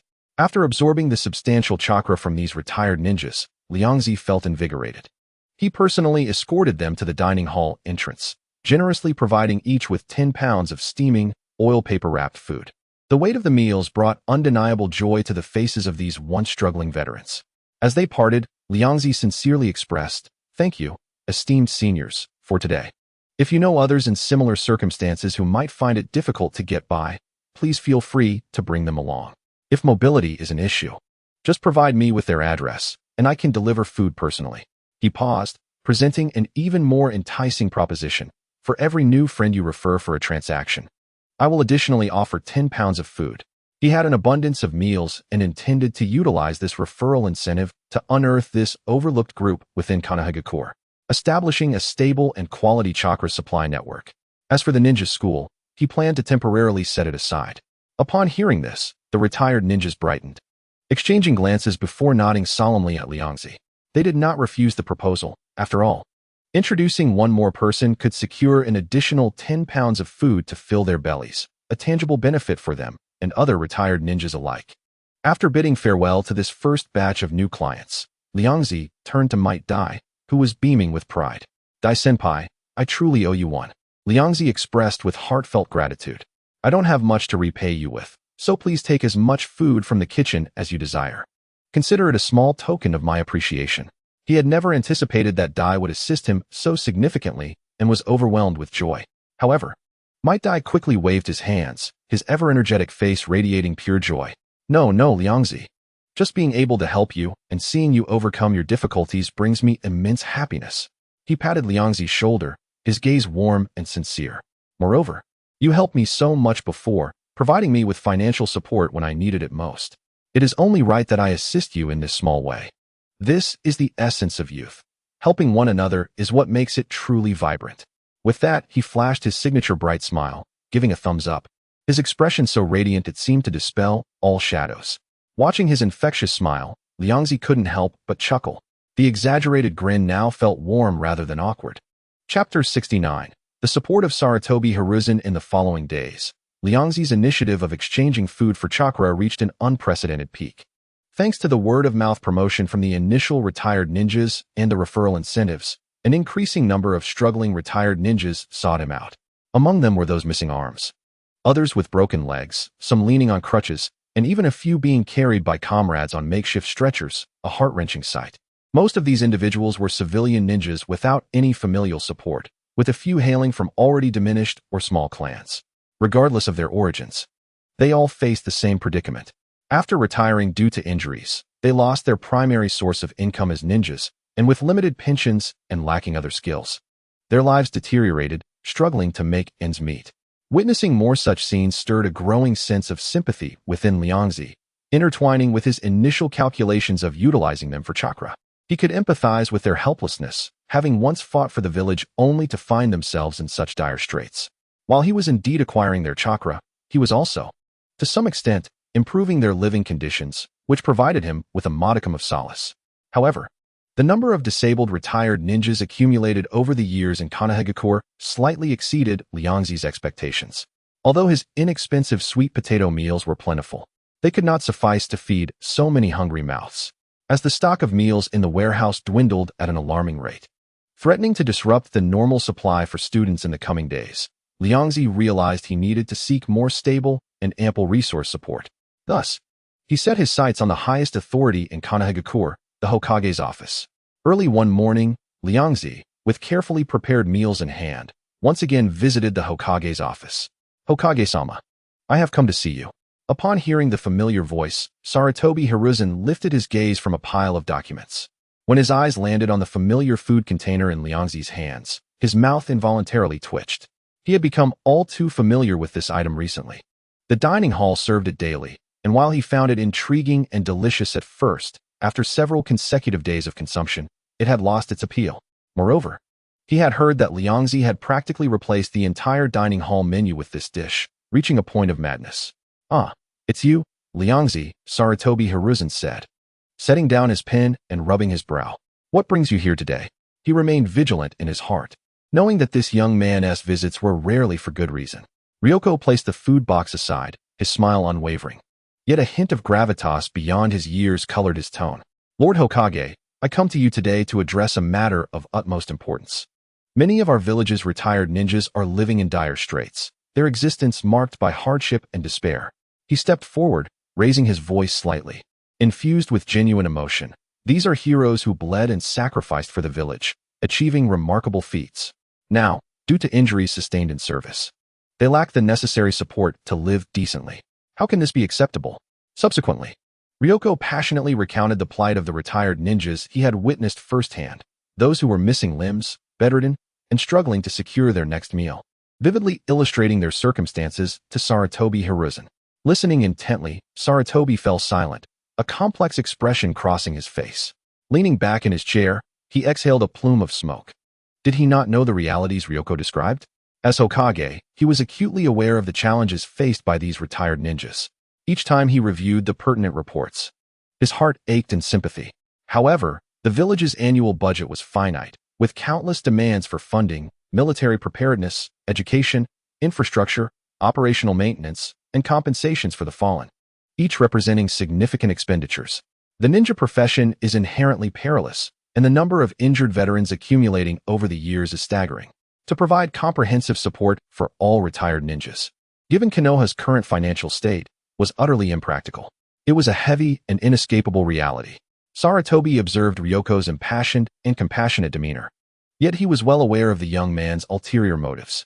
Taking a drag from his cigarette, he directly addressed Ryoko. "I understand your concerns. Yet, you are also cognizant of the village's financial situation. We simply lack the resources to fully enhance the lives of all retired ninjas." With the Hokage's candor laid bare, Ryoko ceased to beat around the bush and responded, "Lord Hokage, you must have heard that I have been exchanging chakra with some retired seniors in the canteen, as a form of mutual assistance to slightly improve their meals." He shifted his tone, a perfectly measured frown gracing his face. "However, the number of seniors in need is far greater than I anticipated, and the funds for my small canteen are dwindling. Thus, I humbly request your support for a special fund from the village, specifically for this charitable endeavor." Securing village funding was his true objective. With financial backing, he could not only alleviate his own monetary struggles, but also extend help to the impoverished retired ninjas. Sarutobi listened in silence, the smoke swirling around him, his gaze seemingly piercing through Ryoko's intentions to the genuine plight of his struggling former subordinates. After a long pause, he finally spoke. As if swayed by Ryoko's earnestness, "You make a valid point. As Hokage, I cannot remain indifferent to the needs of my former subordinates. Since you possess the will and have devised a feasible approach, the village shall provide some support." Upon hearing this, Ryoko was elated, nearly leaping from his spot, and quickly expressed his gratitude. "That's wonderful. Thank you, Lord Hokage. On behalf of the retired seniors, I extend my heartfelt thanks for your generosity." With his goal achieved, Ryoko was overjoyed, envisioning substantial funds and a steady flow of chakra beckoning him. He suppressed his excitement, bowed once more, and hurried out of the Hokage's office, making a beeline for the finance department. When he excitedly arrived at the office of the familiar old finance minister, it seemed the latter had been expecting him. "Come with me, kid," the old finance minister said, leading Ryoko not to the cash vault, but through a winding path to a vast storage area at the edge of the village. The old man produced a set of keys and opened a heavy door, a waft of earth and vegetation greeting them. Here. This is what Lord Hokage has specially allocated for you. With high hopes, Ryoko peered inside, only to have his smile freeze, as if struck by lightning. Instead of the abundant ingredients or piles of gold he had envisioned, the warehouse was crammed with mountains of sweet potatoes, stretching as far as the eye could see. They seemed endless. This is the support from Lord Hokage? Ryoko had never anticipated that Sarutobi's notion of support would amount to a mountain of sweet potatoes. While he no longer had to worry about sourcing ingredients for his dishes, his dream of acquiring village funds was now impossible. Gazing at the towering mound of sweet potatoes, Ryoko opened his mouth to speak, but ultimately held back. Having something was better than nothing. At least he had managed to secure some resources. However, this also made him realize that outsmarting Sarutobi was not as simple as he had hoped. Contemplating the mountain of sweet potatoes before him, Ryoko quickly resolved to take action. Sweet potatoes were still a valuable resource. He immediately began using the leftover dishes from the canteen as wages to hire retired ninjas seeking to exchange chakra. Though these retired ninjas were physically impaired and unable to undertake high-intensity combat missions, they were more than capable of performing basic labor or utilizing their remaining chakra for specific tasks. When word spread that stable employment was available, these struggling retired ninjas hesitated little in accepting the offer. In an era not yet touched by modernity, a stable job that could sustain them was a tremendous blessing. Under Ryoko's unified leadership and organization, this makeshift sweet potato processing plant quickly came to life. The retired ninjas each took on roles suited to their strengths and abilities. Those skilled in fire techniques managed precise control of the flames to dry the washed and chopped sweet potatoes in bulk. Those with remaining strength crushed and ground the dried pieces, and others attended to subsequent filtering, mixing, and initial processing. With Ryoko's guidance, a rudimentary yet clearly defined production line for the sweet potato dishes began to take shape. As he surveyed the bustling scene, filled with the steady production of sweet potato flour, Ryoko stood with his hands on his hips, a look of pride illuminating his face. In this era of traditional production, I dare say this may be the first food processing line in the ninja world. He felt a swell of satisfaction, while a grander vision began to unfold in his mind. Perhaps he could establish several such factories to produce different products, and in due time, wealth and sustenance would surely flow in abundance. While the idea was promising, he understood that his individual efforts alone were insufficient to sustain such operations. Thus, he recognized that his family's connections within the ninja world would be essential to leverage. When the first batch of high-quality steamed dishes crafted from the new starch emerged from the pot, Liangzi meticulously packaged several portions and made his way to the residence of Showdown Chiefing, the esteemed patriarch of the Showdown clan. "Patriarch, congratulations on your impending fortune," he proclaimed, knocking confidently on the door with a robust voice. Inside, Showdown Chiefing recognized the familiar voice and, peering through the door's crack to see Liangzi holding gifts, felt a sudden jolt of apprehension. His experience told him that Liangzi's unsolicited visit with gifts could only spell trouble. This young man must be up to some scheme again. As he opened the door, his gaze fell upon Liangzi, and he was momentarily taken aback, his expression shifting to one of astonishment. "Liangzi, you've lost so much weight," Showdown Chiefing remarked, scrutinizing him with a tone filled with disbelief. He had heard from clan members that Liangzi had thinned considerably, but he had not anticipated such a dramatic change. To the eye, he now resembled an ordinary member of the Showdown clan. This was highly unusual. Far from Liangzi's typical self, the Showdown clan's physique generally remained plump unless one underwent extreme physical exertion akin to the transformative butterfly technique or endured prolonged starvation. How could Liangzi, who managed a canteen in the village and enjoyed ample food, suddenly appear so gaunt? Recalling recent rumors he had heard about Liangzi consuming all the regular ingredients in the canteen and substituting them with large quantities of sweet potatoes to create a dish known as steamed, Showdown Chiefing astutely sensed that there must be significant developments he was unaware of. Suppressing his suspicions, he gestured for Liangzi to enter, adopting a serious demeanor as he inquired. "Liangzi, speak plainly. What brings you here this time? And what has happened to your body? Who in the village could have caused this?" Feeling warmth in his heart at the patriarch's concerned expression, Liangzi knew that Showdown Chiefing genuinely cared for his well-being. "Patriarch, let us set my matters aside for now," Liangzi replied, raising his hand and presenting the steamed dish with a shrewd businessman's smile. "I have come to repay the clan." He placed the carefully prepared dish on the table, pushing it toward Showdown Chiefing. This is my latest featured product, the specialty steamed dish. You must have heard of it by now, perhaps even tasted it. I am now capable of large-scale production, and I hope to leverage our Showdown clan's extensive network throughout the ninja world to sell this delicacy far and wide. Puffing out his chest with confidence, he continued to promote. This item is both affordable and delicious, filling and delightful, with production costs that are nearly negligible. Once we establish a market, it will undoubtedly yield immeasurable benefits for our clan. Showdown Chiefing had not anticipated that Liangzi's earnest visit was to promote this dish. He examined the elastic texture of the dish on the table, recalling its unique flavor from previous tastings. After a moment of contemplation, he mused, "Are you certain this can be produced on a large scale? And can it truly be lucrative?" "Absolutely," Liangzi affirmed vigorously. "The primary ingredient is sweet potatoes, usually used as livestock feed, making the cost almost negligible. However, with my unique culinary skills, the taste and texture transform entirely. Just imagine the profit margins, patriarch." Showdown Chiefing's eyes sparkled with intrigue, and he sank into deep thought. If Liangzi's assertions held true, with the raw materials being inexpensive sweet potatoes capable of being mass-produced into such a popular item, the business opportunity was indeed immense.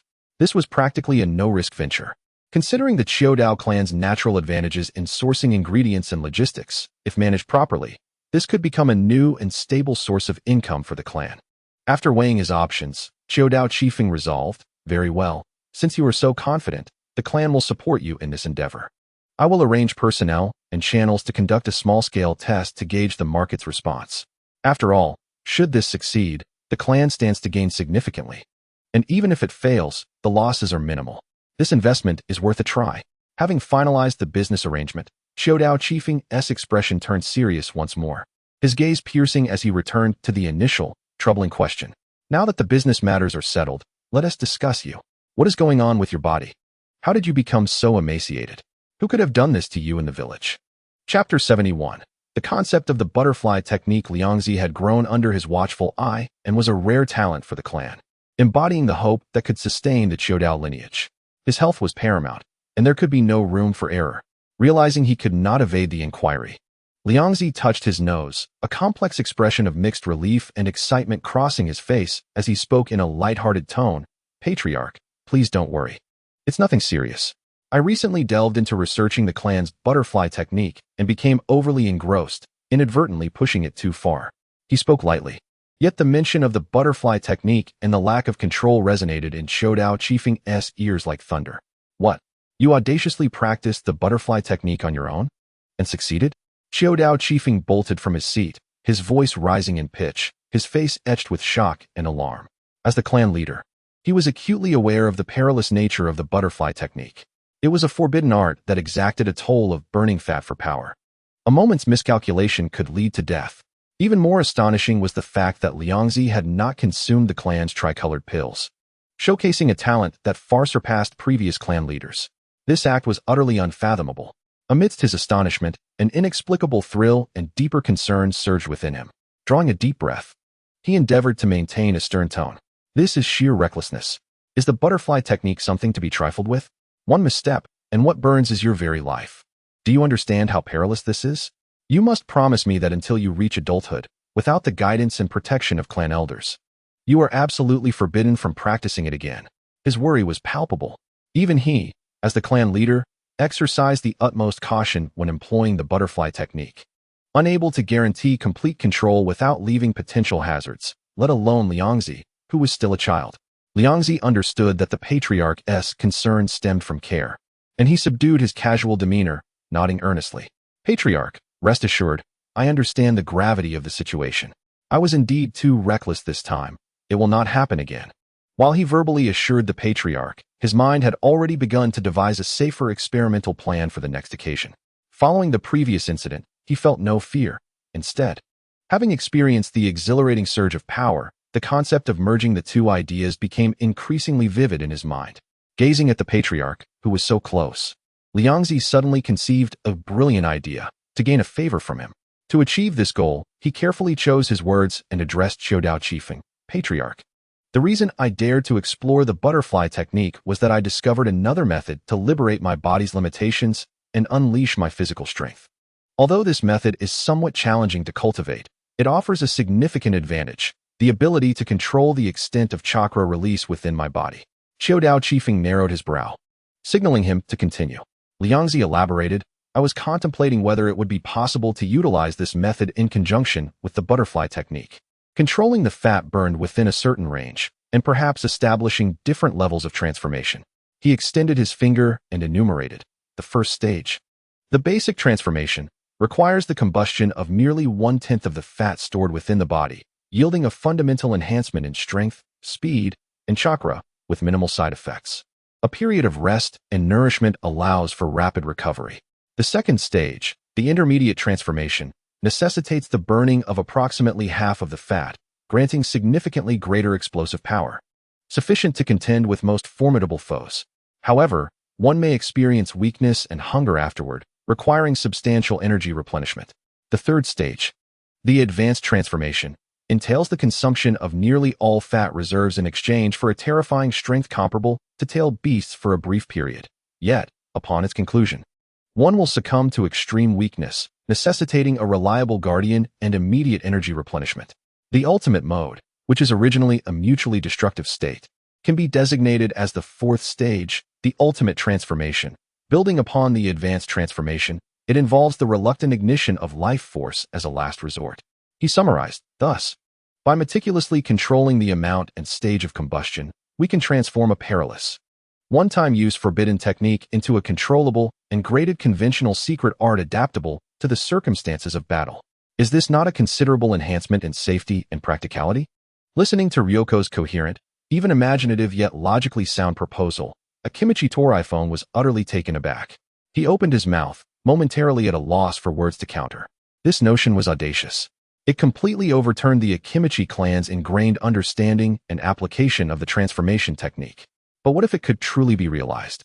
He gazed at the articulate youth before him, whose eyes seemed to hold boundless wisdom and potential, and for the first time, he clearly recognized Akimichi Ryoko might indeed be the key to the resurgence of their clan. The improved transformation technique would significantly elevate both the family's significance and combat prowess. After a long pause, Akimichi Yoshiko exhaled deeply, the sternness on his face gradually replaced by a complex mixture of shock, anticipation, and gravity. Your idea is indeed bold. He spoke slowly, but this path is bound to be fraught with uncertainties and dangers. Until you possess unwavering confidence and adequate preparation, you must not undertake any reckless attempts. When you grow older, the clan will wholeheartedly support your research, but only on the condition that your safety is guaranteed. Do you understand? Upon hearing the clan leader's softened tone, seemingly endorsing his research direction, Ryoko quickly seized the opportunity, rubbing his hands together and inquiring, since the clan supports my research, might I request a small allocation of funds? Just a little, for purchasing research materials and nutritional supplements. At the mere mention of money, Akimichi Yoshiko was abruptly jolted back to reality, his countenance darkening instantly, shaking his head vigorously as if to dispel the thought. Absolutely not. Do not even entertain the idea. He knew this lad too well. The so-called research funds would most likely end up as food in his stomach. The clan's finances had just begun to stabilize. He could not allow him to squander it recklessly. Moreover, if the stewed food business succeeded, they could certainly make a substantial profit without further clan funding. Ryoko's smile faltered, transforming into an expression of utter dismay, feeling profoundly speechless. It seemed that all his prior eloquence had been in vain. When it came to money, the clan leader turned a blind eye. If you refuse, so be it. Ryoko thought indignantly, once I earn money on my own and achieve results in my research, I will surely astound you, you miserly clan leader. Though he did not secure research funding, he was fortunate to finalize a collaboration with the clan for the sale of stewed food. Filled with anticipation for the future, Ryoko dedicated all his energy to his stewed food enterprise. Chapter 72. The return of Orochimaru not long after, propelled by the Akimichi clan's well-established channels. The uniquely textured and affordably priced stewed food was swiftly distributed to the markets of the Land of Fire and surrounding areas such as the Land of Wind and the Land of Earth, reaching even small towns and some of the feudal lord subordinate towns. Initially, people were curious and hesitant about this translucent delicacy known as stewed food. However, it quickly captivated the palates of many commoners and even some lower-ranking ninjas with its chewy texture, diverse cooking methods, and extremely low price. Especially in regions where resources were relatively scarce, this food, which not only filled the belly, but also possessed a meaty texture and flavor, became immensely popular. The first batch of trial stewed food was nearly sold out in no time. The feedback in the form of orders and profits astonished the clan elders responsible for this venture. This stewed food indeed proved to be a lucrative business. When the first substantial share of profit was delivered to Ryoko, he touched the bulging pouch of money, and a triumphant smile finally graced his round face. Ha! I've struck gold. The first step is a success. With this initial capital, his plans for chakra acquisition, secret technique research, and the expansion of the stewed food processing plant were all set to welcome a new dawn. With ample funds in hand, Ryoko's first action was not to continue his secret technique research, but to promptly purchase a wide variety of conventional ingredients, swiftly restoring the menu's diversity in the ninja school cafeteria. Although the stewed food was both delicious and affordable, facing the same delectable dish daily could lead to monotony, and both students and teachers welcomed the return of varied offerings. Simultaneously, Ryoko did not forget those retired ninjas who had extended a helping hand during his difficult times. He bestowed a red envelope upon all retired employees working in the processing plant. While the amount was not substantial, this tangible cash reward was far more heartwarming and respectful than the previous arrangement of compensating with stewed food. This gesture significantly elevated his prestige and favor among the grateful retired ninjas. Over time, both the teachers and students at the school, as well as the experienced retired ninjas, thoroughly acknowledged Ryoko's abilities and status, and no one dared to underestimate him due to his age. Having settled these mundane matters, Ryoko returned his focus to his perilous yet fascinating research. His goal was to seamlessly integrate the liberation concept of the 8 gates released from Might Gaia's chakra with the combustion mechanism of the transformation technique passed down through generations of the Akimichi clan, thereby creating a controllable liberation method unique to Akimichi Ryoko. As time passed, an entire year slipped away quietly amidst focused research and experimentation. Throughout this year, Ryoko's life was vibrant, expanding his business while immersing himself in the mysteries of chakra and the exploration of physical limits. He conducted countless cautious trials, meticulously recording data upon failures to analyze the reasons. Any progress made was rigorously validated to ensure safety. The rewards were indeed substantial. His control over his chakra and fat energy reached an unprecedented level of precision.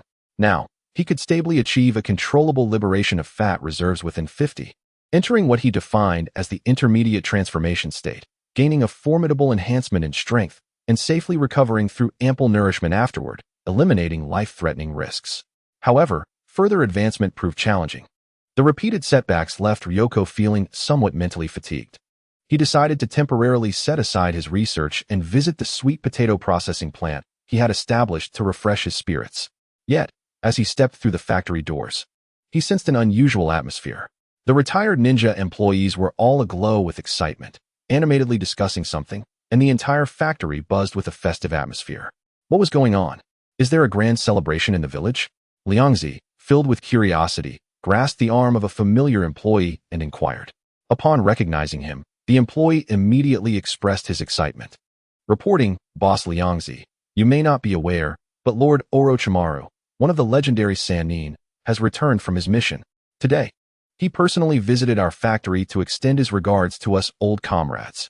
Other employees soon gathered around, chattering animatedly with joy and pride.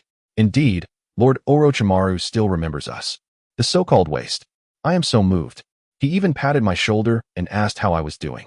Truly, he embodies the legendary Sannin, without an ounce of arrogance. In the hearts of these ordinary retired ninjas and villagers, Orochimaru, as one of the renowned Sannin of Konoha, was viewed as powerful and accomplished, exuding a charm that made him appear to be the ideal successor to the Hokage. The mere fact that such a distinguished figure expressed personal care for them filled them with exhilaration and honor. Yet, as Liangzi listened to the fervent discussions of his employees, a sense of unease began to settle within him, and he furrowed his brow slightly. Orochimaru, he has returned to the village? Immediately, a myriad of information about Orochimaru flooded his mind. In his earlier days, he was indeed a hero of Konoha, gifted and respected for his valor and wisdom. However, following the successive deaths of his disciple, Sasuke, and his close friend, his psyche became twisted, leading him to obsessively question the meaning of life and delve into the forbidden arts of immortality. Gradually losing his humanity and ultimately embarking on a path of inhumane human experimentation. although the later narrative portrayed him in a more favorable light. That was a long time in the future. Given the dangerous nature of this individual, Liangzi felt a significant concern. Nevertheless, his inquiries revealed that since the end of the Second Great Ninja War, Orochimaru had been engaged in missions away from the village, which granted him some relief. After all, he had indeed been a relentless taskmaster, having undertaken a staggering number of S-rank missions. Could such a contemplative and purpose-driven individual return to the village and suddenly extend kindness to a group of retired and disabled ninjas who had long lost their value? This was exceedingly peculiar. Pondering this, Liangzi's internal alarms blared, and he formed a conjecture. The weasel giving New Year greetings to the chicken, his true target was likely me. After all, there are not so many coincidences in this world. With his daily efforts in acquiring chakra and revealing his unique constitution, it would be impossible to avoid drawing attention. In an instant, Liangzi's gaze sharpened, and he heightened his vigilance by a substantial degree. He resolved to write an additional chapter, hoping to produce another later. Yesterday, he had added a chapter, but due to his slow writing pace, it was dispatched past midnight, resulting in an awkward situation. Chapter 73. Encountering Jeriah again for several consecutive days, Liangzi maintained a heightened state of alert, yet the anticipated troubles did not materialize. This was because he heard that Orochimaru had received a new mission that very night and departed the village to undertake other tasks. This genuinely relieved him. He couldn't help but feel a twinge of admiration for Orochimaru's relentless work ethic, as he single-handedly shouldered the majority of the village's high-level missions. Simultaneously, he felt satisfied with Sarutobi Hiruzen for effectively managing to keep such a dangerous individual occupied with work. Thus, in a buoyant mood, he delivered 2 pounds of specially prepared food to the Hokage's office, leaving Sarutobi Hiruzen bewildered, holding the dish with a perplexed expression. Although the incident involving Orochimaru had temporarily passed, the sense of crisis lingering in Liangzi's heart had not entirely dissipated. It was merely suppressed deep within. Orochimaru's reappearance served as a stark reminder that the world is fraught with danger and the future would only become more perilous. While his current strength appeared commendable, it was merely akin to possessing an ordinary tailed beast experience card, not an invincible status. Presently, he could protect himself, but when the Fourth Great Ninja War arrived, he would surely become cannon fodder. Therefore, he needed to continue his training. The monotonous and tedious life of research continued undisturbed until, unable to bear the solitude any longer, Liangzi decided to grant himself a brief respite. However, as he inadvertently strolled near the public bathhouse on the outskirts of the village, an exceedingly shocking sight met his eyes.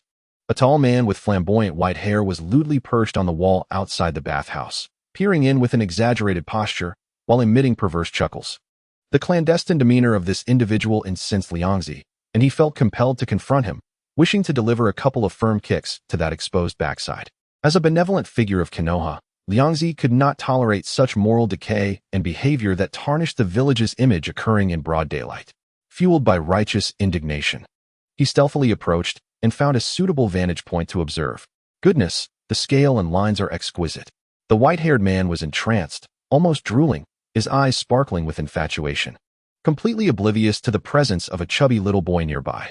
Just as Liangzi was engrossed in the scene, he suddenly realized that the man's heavy breathing and murmurs were alarmingly loud, potentially exposing their presence. Fearing that the bathhouse patrons might discover them, thereby tarnishing his reputation, he irritably tapped the white-haired man's shoulder. "Hey, you there peeping? Could you keep it down a bit? Do you want everyone to notice?" Jeriah, lost in his artistic reverie, was startled by the sudden touch and voice, causing him to leap back in shock, akin to a frightened rabbit. He landed awkwardly, nearly toppling over.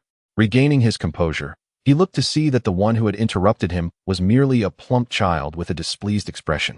"You scared the life out of me, you little brat," Jeriah exclaimed, quickly adopting a nonchalant demeanor, hands on his hips, attempting to salvage his earlier embarrassment. "What? You call me a little brat?" Liangzi fumed at this nickname, his cheeks puffing in indignation.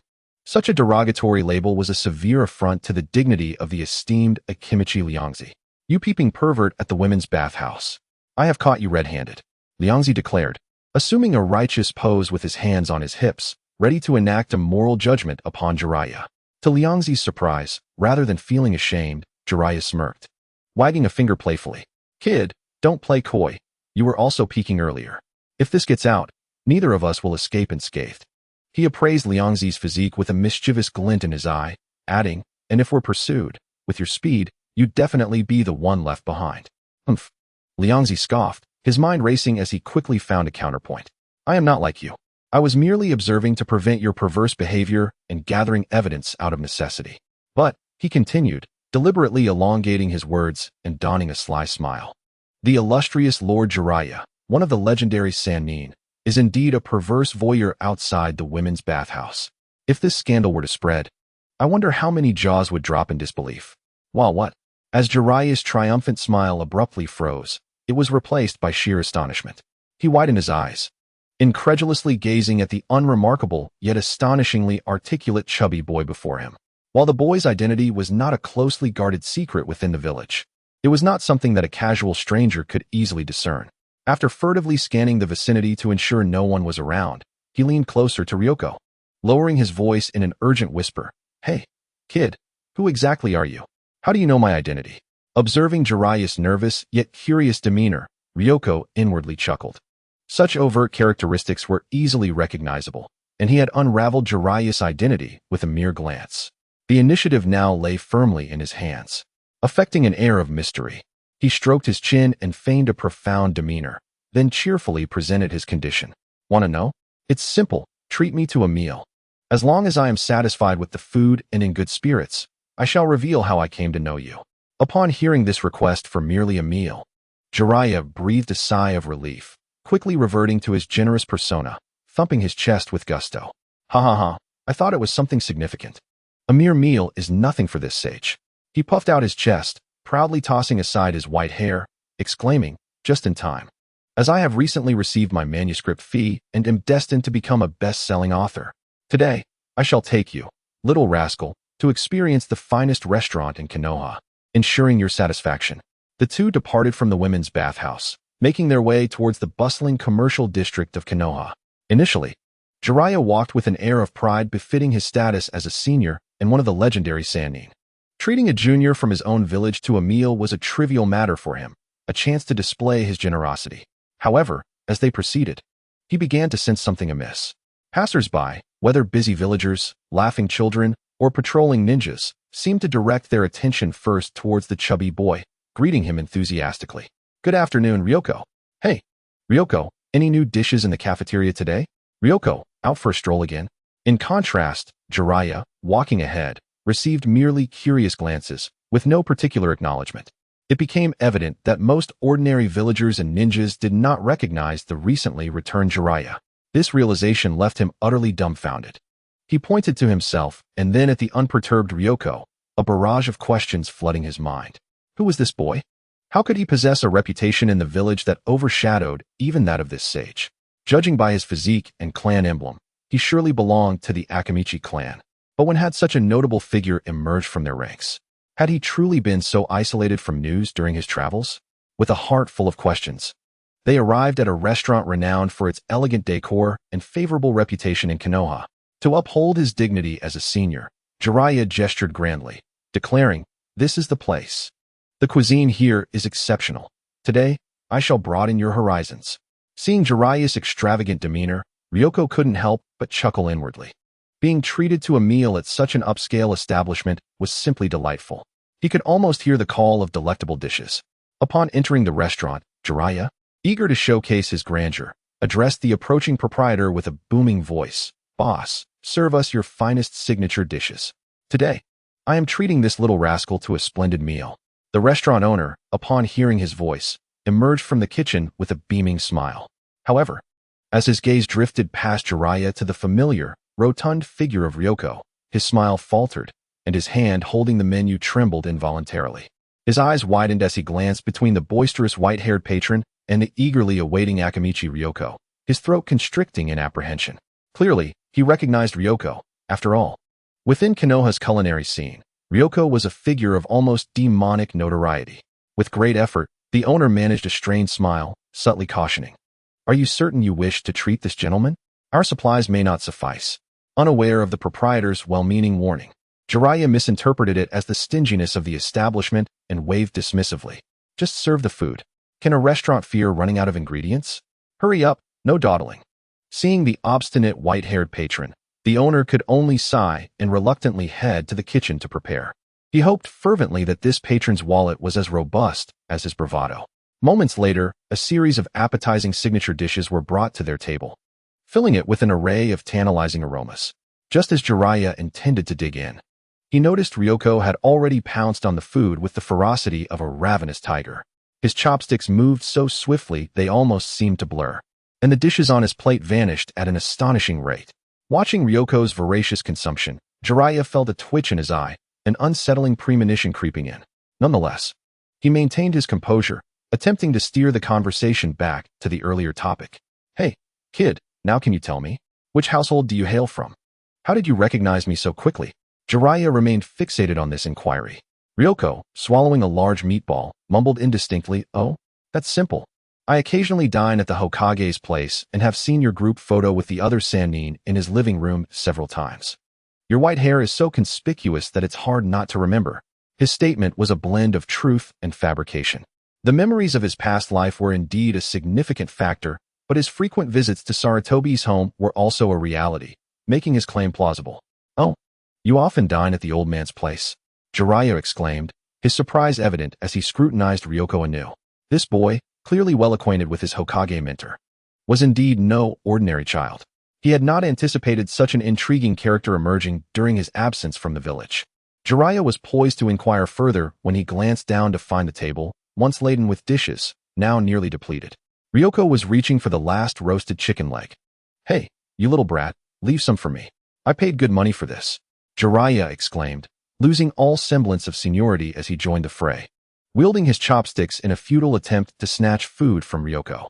However, in the realm of eating, Ryoko possessed an undeniable talent and prowess. Jeriah's meager tactics were laughably ineffective against him. Each time Jeriah's chopsticks reached out, the target had already disappeared into Ryoko's stomach. As one plate after another was cleared, the owner observed Jeriah's progressively reddening face and promptly brought out another table full of dishes, and then another. Yet, no matter how many tables were served, Ryoko's pace of consumption showed no signs of slowing, and Jeriah found himself unable to reclaim any of the food. By the time Jeriah finally grasped the situation, the table was strewn with empty bowls and plates, forming a small mountain. His expression transformed from initial confidence to a state of profuse sweating, and ultimately to a vacant stare. He gazed at Ryoko's mouth, which seemed to connect to another dimension, feeling less like he was treating someone to a meal and more like he was feeding a ravenous beast. He touched his soon-to-be deflated wallet, even contemplating whether to use a technique to slip away. Fortunately, at that moment, Ryoko finally felt satisfied, patting his belly and leisurely rising from his seat. "Oh, it's been ages since I've eaten so heartily." He radiated happiness, believing that encountering Jeriah and successfully enjoying such a feast was a blessing from the heavens. Opposite him, Jeriah slumped in his chair, his eyes devoid of life, as if his very essence had been drained. Before him lay a table piled high with an array of dishes, and even without seeing the bill, he felt an unprecedented weight of pressure. "Hey, are you all right? You won't be unable to pay, will you?" Ryoko inquired, noticing Jeriah's stiff demeanor. If the other party truly couldn't afford the meal, he could cover the bill, as he considered himself a capitalist now. Upon hearing this, Jeriah straightened up, defiantly retorting, "Are you underestimating me? This meal is but a pittance. Merely my daily earnings." Chapter 75, Apprenticeship and the Pursuit of Sage Techniques. While it was exhilarating to boast, when it came time to settle the bill, a look of discomfort crossed Jeriah's face.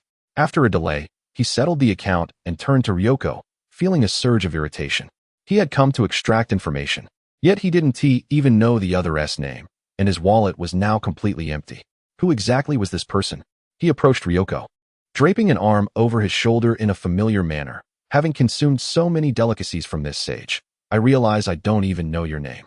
Ryoko patted his belly and replied with satisfaction, "I am Akiyama Ryoko, the future greatest and wealthiest person of Konoha."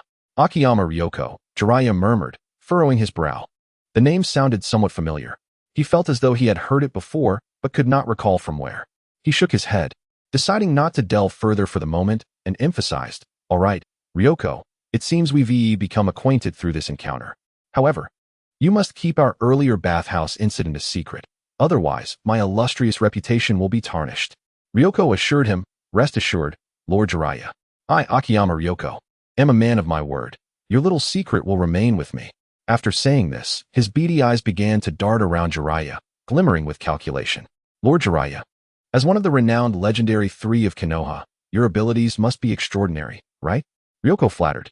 Jeriah perked up at this, sitting up straighter and proudly tousling his white hair. Of course, the title of the Sage of Mount Mayaboku is not given lightly. Few can best me in the ninja world. As the atmosphere grew more favorable, Ryoko leaned in closer, his face adorned with reverence. Wow, that's truly impressive. Could you teach me ninjutsu? I've heard your techniques are formidable, and the sage arts mentioned by the Hokage sound particularly powerful. The opponent's outstanding skills and diverse methods were appealing, but what Ryoko coveted most was the enigmatic sage arts. Should he acquire the methods to practice them and combine them with his own substantial chakra, his power would ascend even further. Teach you ninjutsu and sage arts? Jeriah paused, a hint of surprise crossing his face as he regarded Ryoko. Did the old man even tell you about this? But you're still too young. Shouldn't you be attending school at your age? Upon saying this, he suddenly realized something was amiss and glanced out the window. Wait, at this hour.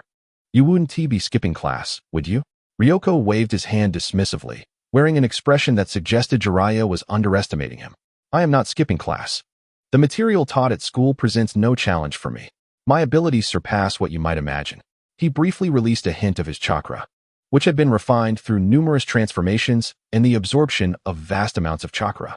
Though it was fleeting, its implications briefly shocked Jeriah. He recognized that he had underestimated Ryoko. His strength already surpassed that of Jeriah in his youth.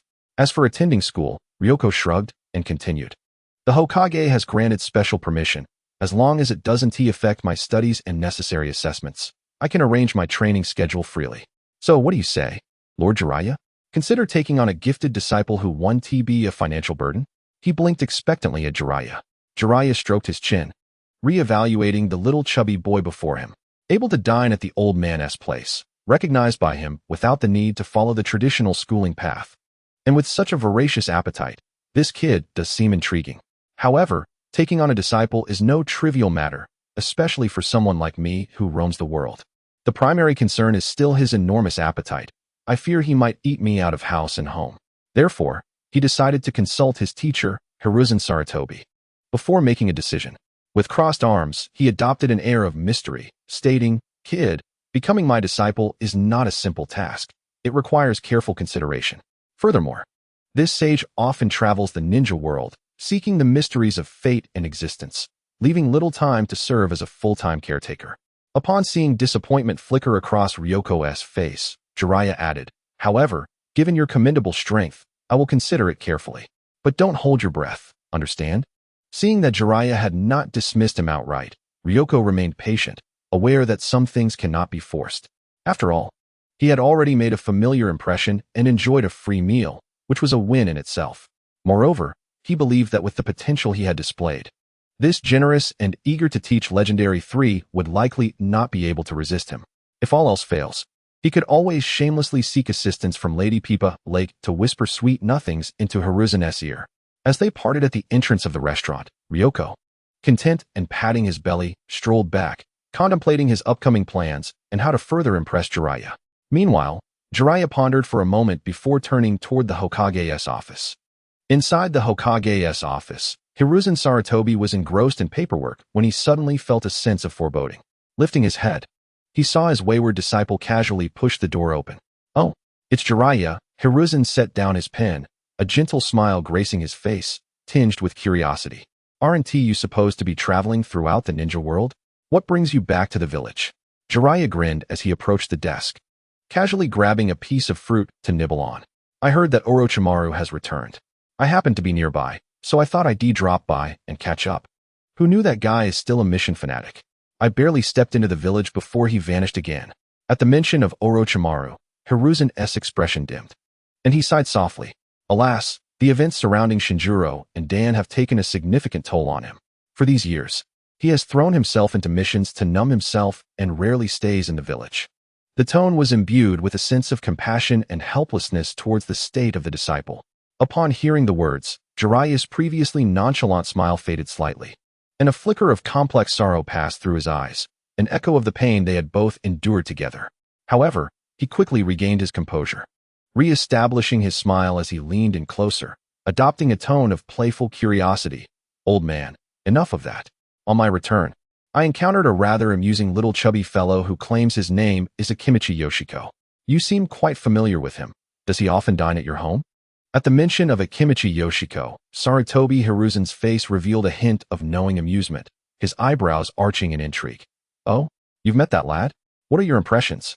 Impressions? Jeriah immediately exaggeratedly pounded his chest, feigning a sense of lingering dread. He's quite the clever and interesting little rascal, but his appetite is insatiable. He nearly devoured my recent earnings. How do you manage to endure him dining at your place? Observing his disciple's pained and apprehensive demeanor, Sarutobi Hiruzen couldn't help but display a peculiar smile tinged with sympathy and schadenfreude. You truly are something else, Jeriah, to have invited that child to dine with you. He teased. He had first-hand experience of Yoshiko's prodigious appetite and never expected his disciple to take on such a challenge. But since you haven't come crying about being bankrupt, perhaps Yoshiko was merciful. Jeriah, feeling a pang in his wallet at Sarutobi Hiruzen's teasing yet respectful words, couldn't resist pressing further. Old man, what exactly is the background of this little chubby boy, Yoshiko?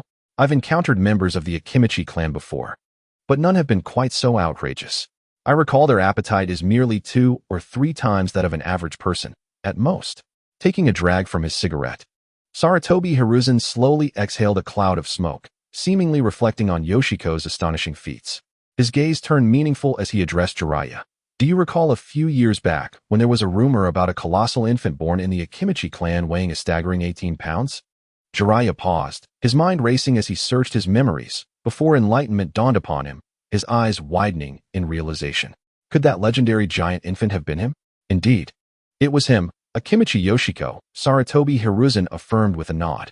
From birth, this child was exceptional, possessing an extraordinarily rare physique that allows him to convert food into energy and fat with near limitless capacity, surpassing even the norms of the Akimichi clan. Both Pippahu and I believe this may represent a unique bloodline limit related to energy storage and transformation. He hesitated for a moment before dropping an even more shocking revelation. Due to this physique and potential, he was once recruited by Danzo into the Root organization. Root? Jeriah was genuinely taken aback. That old man Danzo actually sought him out? What happened next? He could scarcely fathom the image of a child with an insatiable appetite being integrated into the grim environment of the Root base. A strange smile crossed Sarutobi Hiruzen's face as he continued. Well, not long after, he was returned to us, as the resources he consumed far exceeded expectations, severely disrupting the operations of Root. Jeriah envisioned that scenario and suddenly felt a pang of sympathy for Danzo, though he couldn't help but chuckle.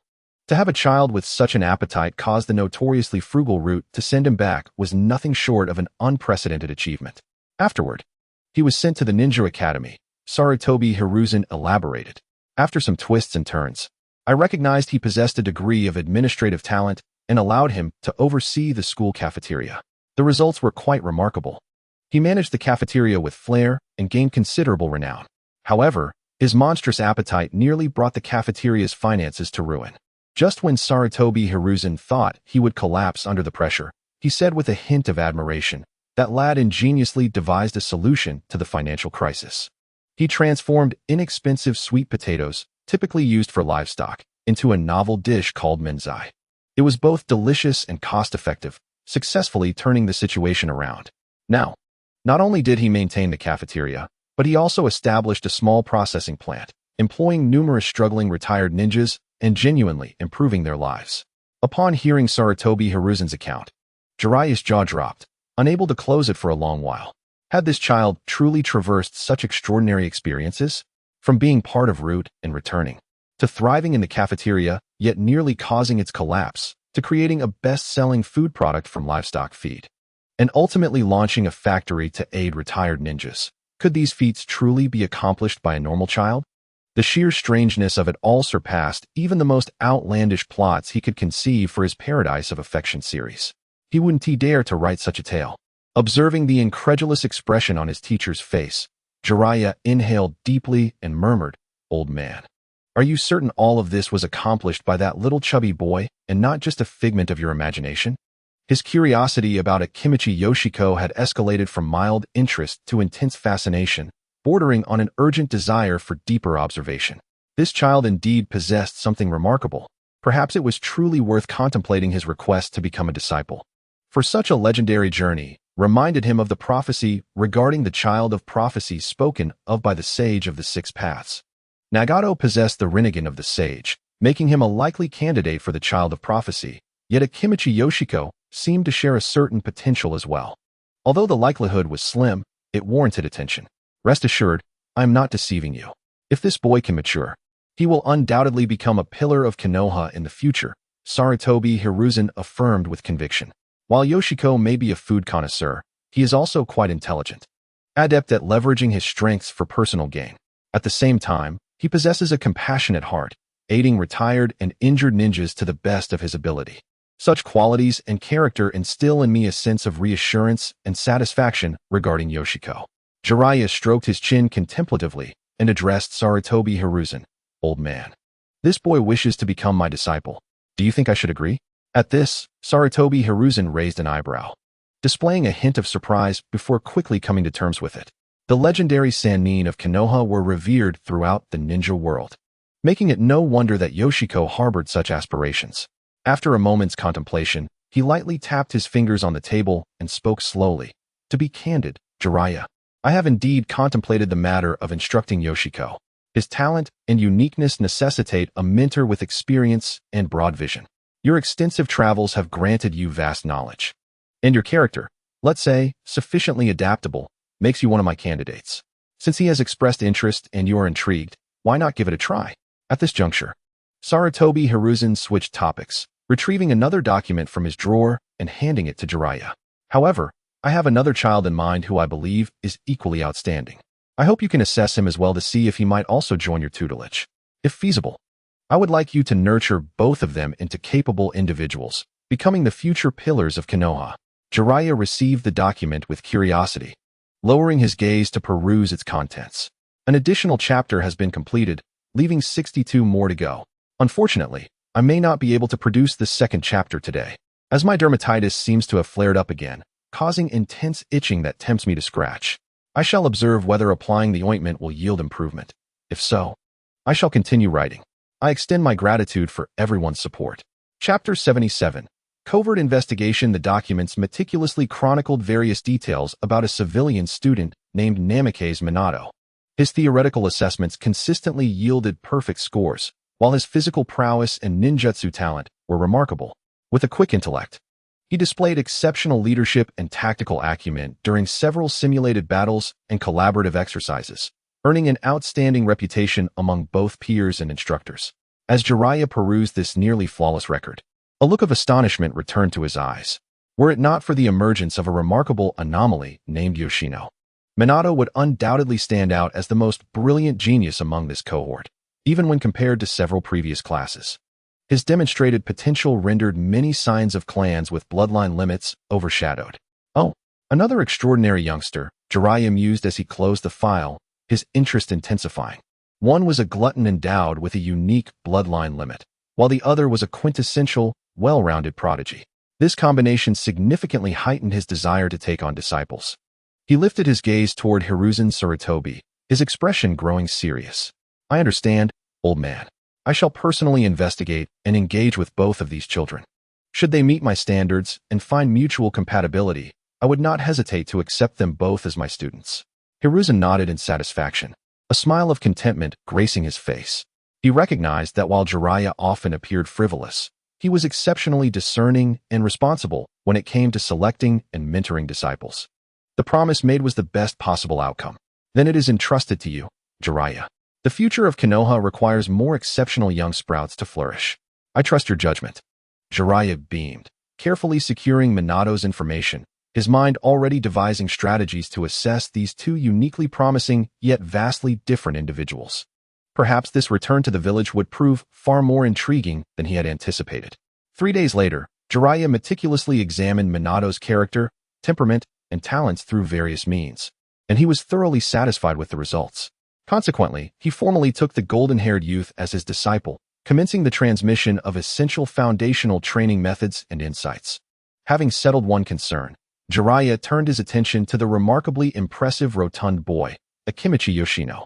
However, In stark contrast to the composed and discreet Minato, Yoshino's activities seemed utterly chaotic. After some inquiries, Jeriah discovered that Yoshino frequently frequented the food processing plant, occasionally ventured into the kitchen of the cafeteria, and at other times wandered aimlessly in unknown corners. Locating him for systematic observation and assessment proved to be far more challenging than evaluating Minato. This kid is busier than the Hokage. Jeriah stroked his chin, contemplating a change in strategy. Remembering that Yoshino was the cafeteria manager, a place undoubtedly ideal for engaging with and observing him in action, he utilized his adept transformation technique to assume the guise of an ordinary, weathered middle-aged wandering ninja, blending into the bustling atmosphere of the ninja school's cafeteria. Firstly, he had heard that the food here was highly praised, and he yearned to satisfy his culinary cravings. Secondly, he sought to seize the opportunity to observe Yoshino's true character in managing the cafeteria from the perspective of a mere patron. Although their initial encounter outside the bathhouse had been pleasant, understanding a person's heart requires deeper acquaintance. Upon entering the cafeteria, a medley of aromas wafted through the air, warm and imbued with the essence of life. Jeriah inhaled deeply, the tantalizing sense of various delicacies invigorating him. Even as a seasoned ninja accustomed to military rations and outdoor barbecues. How delightful! Realizing he had momentarily lost composure, Jeriah blushed, quickly clearing his throat to mask his embarrassment. Feigning nonchalance as he meandered about the cafeteria, he surveyed the interior. Bright windows, tidy wooden tables and chairs, a gleaming floor, and a well-organized, diverse food station. The ambience was far more refined and comfortable than many noble restaurants he had encountered during his travels. Did this really all come from that little chubby fellow? Jeriah mused, growing increasingly astonished. After years of wandering, he had never witnessed such an orderly and even upscale cafeteria in a ninja school or any similar communal setting. As he continued to explore, his gaze was captivated by the array of delectable dishes, and his stomach audibly protested its emptiness. Ultimately, he could no longer resist. Approaching the serving counter to procure a portion of braised pork, a side of stir-fried vegetables, and a generous slab of glistening steamed buns. Finding a seat, he eagerly sampled the braised pork.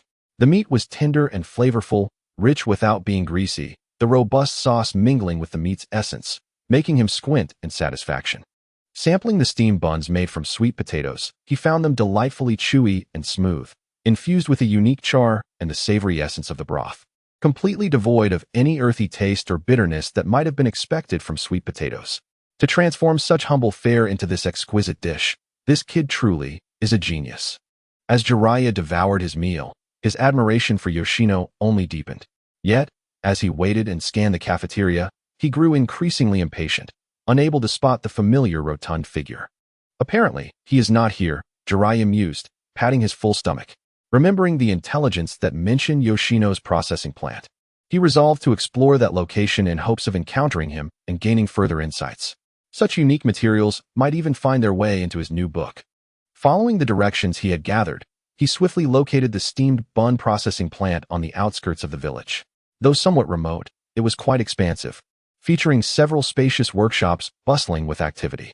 He observed numerous retired ninjas, clad in worn vests and displaying visible injuries, diligently moving in and out of the facility. Remarkable. Jeriah reflected on the lively scene, feeling a surge of emotion. After considering his options, he found a discreet corner to carefully observe a retired ninja with mobility issues preparing to enter the plant. He swiftly performed the necessary hand seals, utilizing his transformation technique to assume the man's appearance, blending into the crowd as he entered the factory. Upon stepping inside, he was once again struck by the novelty of the environment. The factory was vast, divided into several areas. Retired ninjas were scattered across various tasks, some washing sweet potatoes, others slicing them, some controlling rudimentary fire techniques for drying, while others pounded the dried slices into powder. Each individual focused diligently on their specific task. The workflow clear and efficient, starkly contrasting with the artisanal workshops he had previously encountered. Chapter 78. Jeriah's Astonishment and Assembly Line? This kid truly has a knack for it. Jeriah marveled internally. This method of defined roles and responsibilities was something he had never witnessed before. At that moment, a figure resembling a foreman called out from the entrance of a designated area. The esteemed boss Liangzi is here. Those whose tasks are complete and still brimming with chakra. Follow me. A ripple of excitement coursed through the crowd, as several seemingly spirited retired ninjas set aside their work and moved toward him. Jeriah felt a surge of curiosity. Brimming with chakra? What is Liangzi up to? He swiftly merged into the throng, eager to discern Liangzi's intentions. After a brief walk, they arrived at a specially designated lounge where a long line had formed. One by one, they approached Liangzi, placing their palms on him and meticulously transferring the chakra they had refined from within. Upon completion, each individual would move to the adjacent relaxation area, donning a serene smile. There, hot tea, snacks, and exquisite delicacies awaited them, creating an atmosphere of ease and camaraderie. At this juncture, Jeriah, blending into the queue, began to comprehend the situation. Recalling the information provided by his mentor, Saratobi Hiruzen, he realized that Liangzi possessed a unique ability to absorb and store others' chakra. The scene before him was clearly a mutually beneficial arrangement between Liangzi and these retired ninjas facing hardships. Liangzi offered them employment, sustenance, and stable remuneration, while they reciprocated by delivering the chakra extracted from their bodies. Trading chakra as a commodity? Without risking their lives on missions, they could secure a steady income? Jeriah was profoundly astonished. This practice utterly transformed his understanding of the operational rules within the ninja world. Although he had heard of it from his teacher, witnessing it firsthand was an overwhelming experience. It was as if one of the fundamental powers of ninjas had been converted into a renewable resource. If everyone were to engage in such practices, the missions released by the hidden villages would go unclaimed. Fortunately, those present were all retired ninjas, so this would not undermine the village, and it provided a safety net for their livelihoods. Soon, it was Jeriah's turn, disguised as a retired ninja. He lowered his head and approached, mimicking the actions of those before him, a subtle smile flickering in his eyes as he thought. "Let me see what you're made of, young man." He placed his hand on Liangzi's abdomen and gradually infused a substantial, pure chakra into him, seeking to gauge the extent of Liangzi's unique bloodline limit. As Liangzi closed his eyes to absorb the chakra, he was suddenly overwhelmed by a wave of euphoria. Leaving him momentarily stunned, he discerned that this newly introduced chakra was remarkably pure and of exceptional quality, a veritable treasure among chakra. However, instead of feeling elated, Liangzi's vigilance heightened, as he realized this individual was certainly not one of the retired ninjas he had previously recruited. Who was this person? Had they infiltrated his ranks? He discreetly scrutinized this new employee while attuning himself to the chakra being transmitted. Although the chakra's attributes were deliberately suppressed and disguised, its depth and unique essence were not characteristics of an ordinary retired ninja. Moreover, there was an inexplicable familiarity to this chakra. It seemed reminiscent of someone he had encountered not long ago. In the Hidden Leaf, individuals possessing such quality chakra were scarce, and this chakra was maddeningly sweet. The truth dawned on Liangzi. Jeriah? Only someone who had trained in sage arts like him could possess such an outstanding chakra. Realizing this, Liangzi couldn't help but smile slyly. He had essentially delivered himself to Liangzi's doorstep. As Jeriah feigned exhaustion and ambled toward the relaxation area, Liangzi discreetly summoned the factory manager and whispered a few instructions. Before Jeriah could settle in with his tea, the manager politely approached him. "My friend, you seem well, but our relaxation area has limited space. Would you mind assisting on the assembly line? We are in urgent need of help today." Jeriah, utterly bewildered and unable to comprehend the situation, found himself taken to the busiest assembly line, one for washing and transporting sweet potatoes, demanding physical exertion. Before he could grasp what was happening, the heavy baskets and the relentless flow of sweet potatoes plunged him into chaos. The continuous, labor-intensive tasks soon took their toll, even on Jeriah's robust physique, leaving him sore and drenched in sweat, feeling as if his arms were no longer his own. It wasn't until he noticed others resting while he toiled alone that the realization struck him. He had likely been seen through by Liangzi and had unwittingly fallen into his trap. "That clever rascal has turned the tables on me," Jeriah mused, rubbing his aching arms. Both exasperated and amused, he marched over to Liangzi, who was lounging comfortably. Upon seeing him, Jeriah reverted to his original form and, with a hint of indignation, inquired, "Hey, you little brat, did you discover me earlier? Were you toying with me all along?" Liangzi, reclining in his chair, erupted into hearty laughter at the sight. "My dear Jeriah, how does it feel to toil on the factory assembly line? Quite fulfilling, I presume?" He had intended to jest, but was taken aback by Jeriah's slow response, realizing he had been working hard for half the day before catching on. Hearing Liangzi's teasing words, Jeriah's forehead throbbed with frustration, feeling as though he had lost face. Yet, he acknowledged his own underestimation. He had not anticipated Liangzi's keen perception and judgment, which allowed him to see through Jeriah's disguise. To salvage his pride and to properly challenge this crafty young man, Jeriah formulated a plan. Clearing his throat, he adopted a serious mentor's demeanor. Cease your foolish grinning. After thorough investigation, I find you somewhat cunning, yet your character appears sound, and your intellect is adequate. He shifted his tone, a mischievous smile gracing his face. However, to truly become my disciple and learn my exclusive ninjutsu, even sage arts, mere cleverness will not suffice. You must engage in rigorous training and possess unwavering determination. He pointed his finger at Liangzi. From today onward, you shall undergo special training with me. Should you endure all the trials I set forth and persist until the end, I shall formally accept you as my pupil, sharing all my knowledge without reservation. What say you? Do you dare to accept? Upon hearing this, Liangzi's eyes brightened instantly. He leaped from his chair, a resolute expression illuminating his face, devoid of any trepidation. Absolutely. It is a promise, and you have my word. Whatever trials you present, I am ready to face them. I, Akimichi Liangzi, am undoubtedly a genius. No challenge can thwart me. This was not mere arrogance. He genuinely possessed the confidence. Over the past year, he had amassed an enormous reservoir of chakra through his acquisitions, absorbing from students, teachers, and numerous retired ninjas alike. Within these chakras lies a multitude of fragments of cultivation experiences. While each fragment may appear insignificant in isolation, over time, they accumulate to form a vast and intricate repository of knowledge. This repository encompasses foundational body technique skills, initial insights into various elemental chakras, wisdom on trap setting, outdoor survival expertise, and even snippets of combat experience. Although Liangzi has yet to systematically integrate this wealth of knowledge into his own practice, their mere existence has significantly broadened his horizons and expanded his potential. He is confident that, armed with this extensive reservoir of experience, he can meet any rigorous training challenges posed by Jeriah. Observing Liangzi's confident demeanor, Jeriah couldn't help but smirk mischievously. He had no intention of letting Liangzi off easily and was determined to temper his enthusiasm.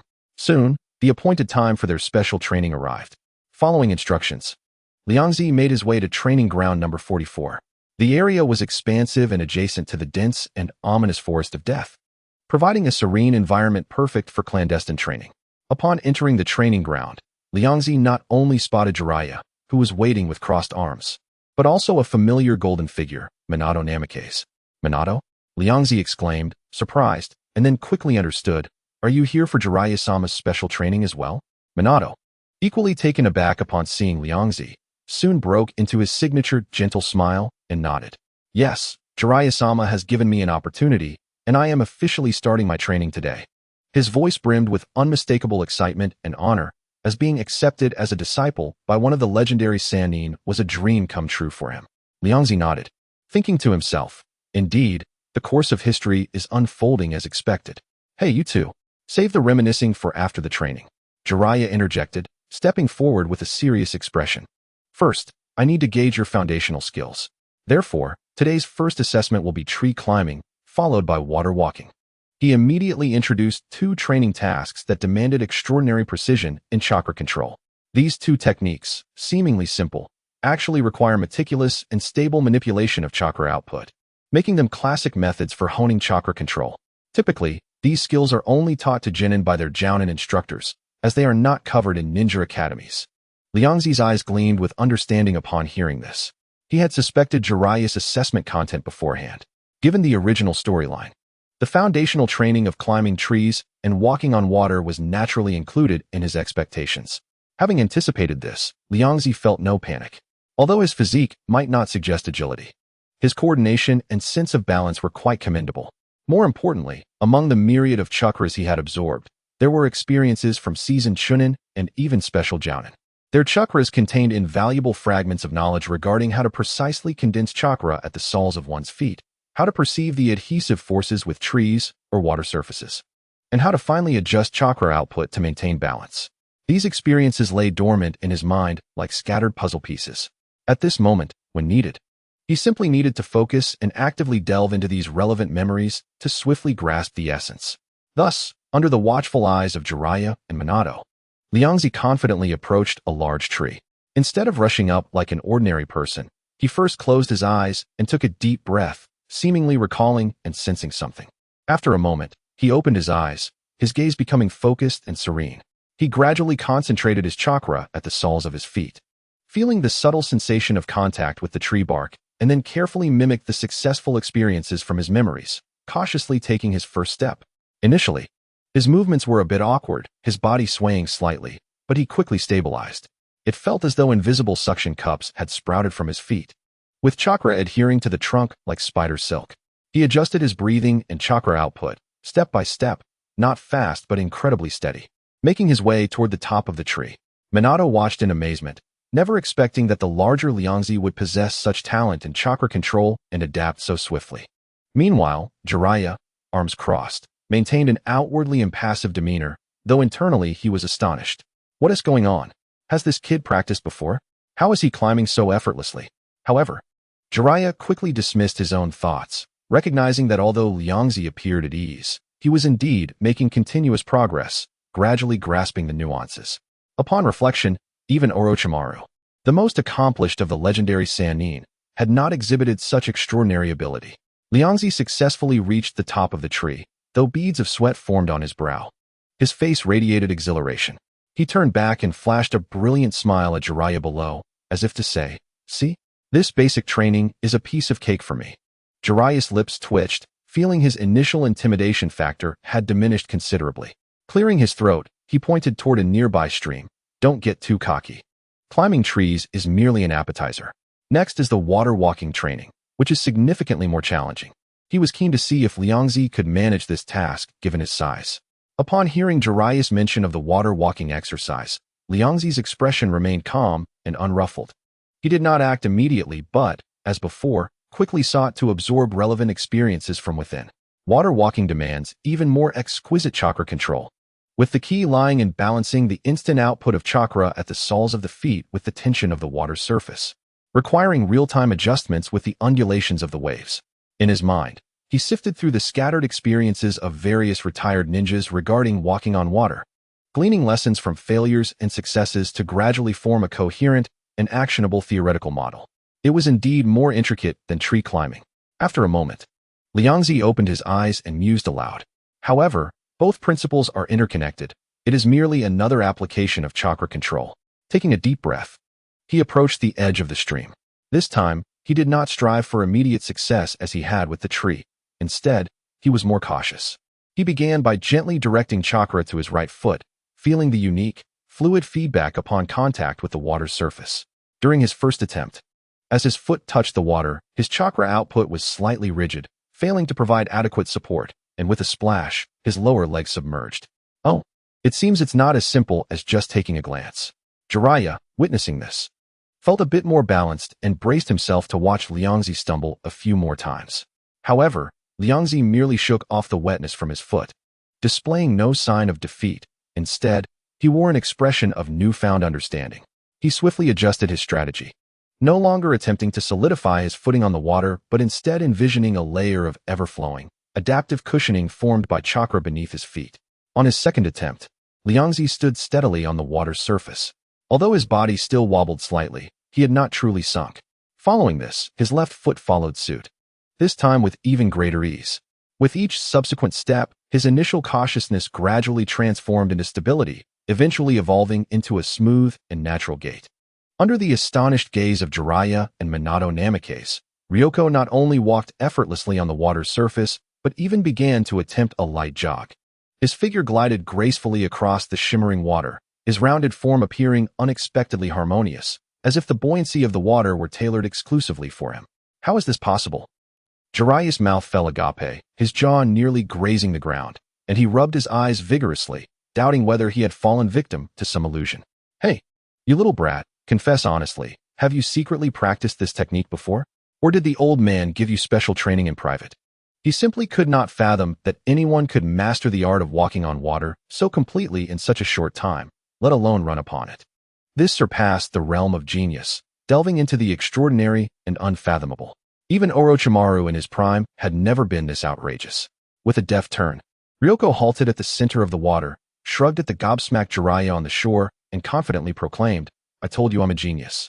This basic maneuver is easily mastered after just one attempt. What's so astonishing about it? His nonchalant demeanor infuriated Jeriah, leaving him speechless as he crossed his arms. His brow furrowed in suspicion as he scrutinized Ryoko, searching for evidence of foul play. Something was amiss. There was an overwhelming sense that this boy harbored secrets unknown to him. Just then, a soft splash interrupted his thoughts. It was Minato, who had stumbled to the ground. Seeing Ryoko's success, he had begun his own tree-climbing training. However, lacking finesse and chakra control, he accidentally fell from a height of over a meter. Though he landed with some grace, it was evident he had failed. Observing Minato's recovery after his fall, Jeriah felt a surge of relief, recognizing this as the true hallmark of a normal genius.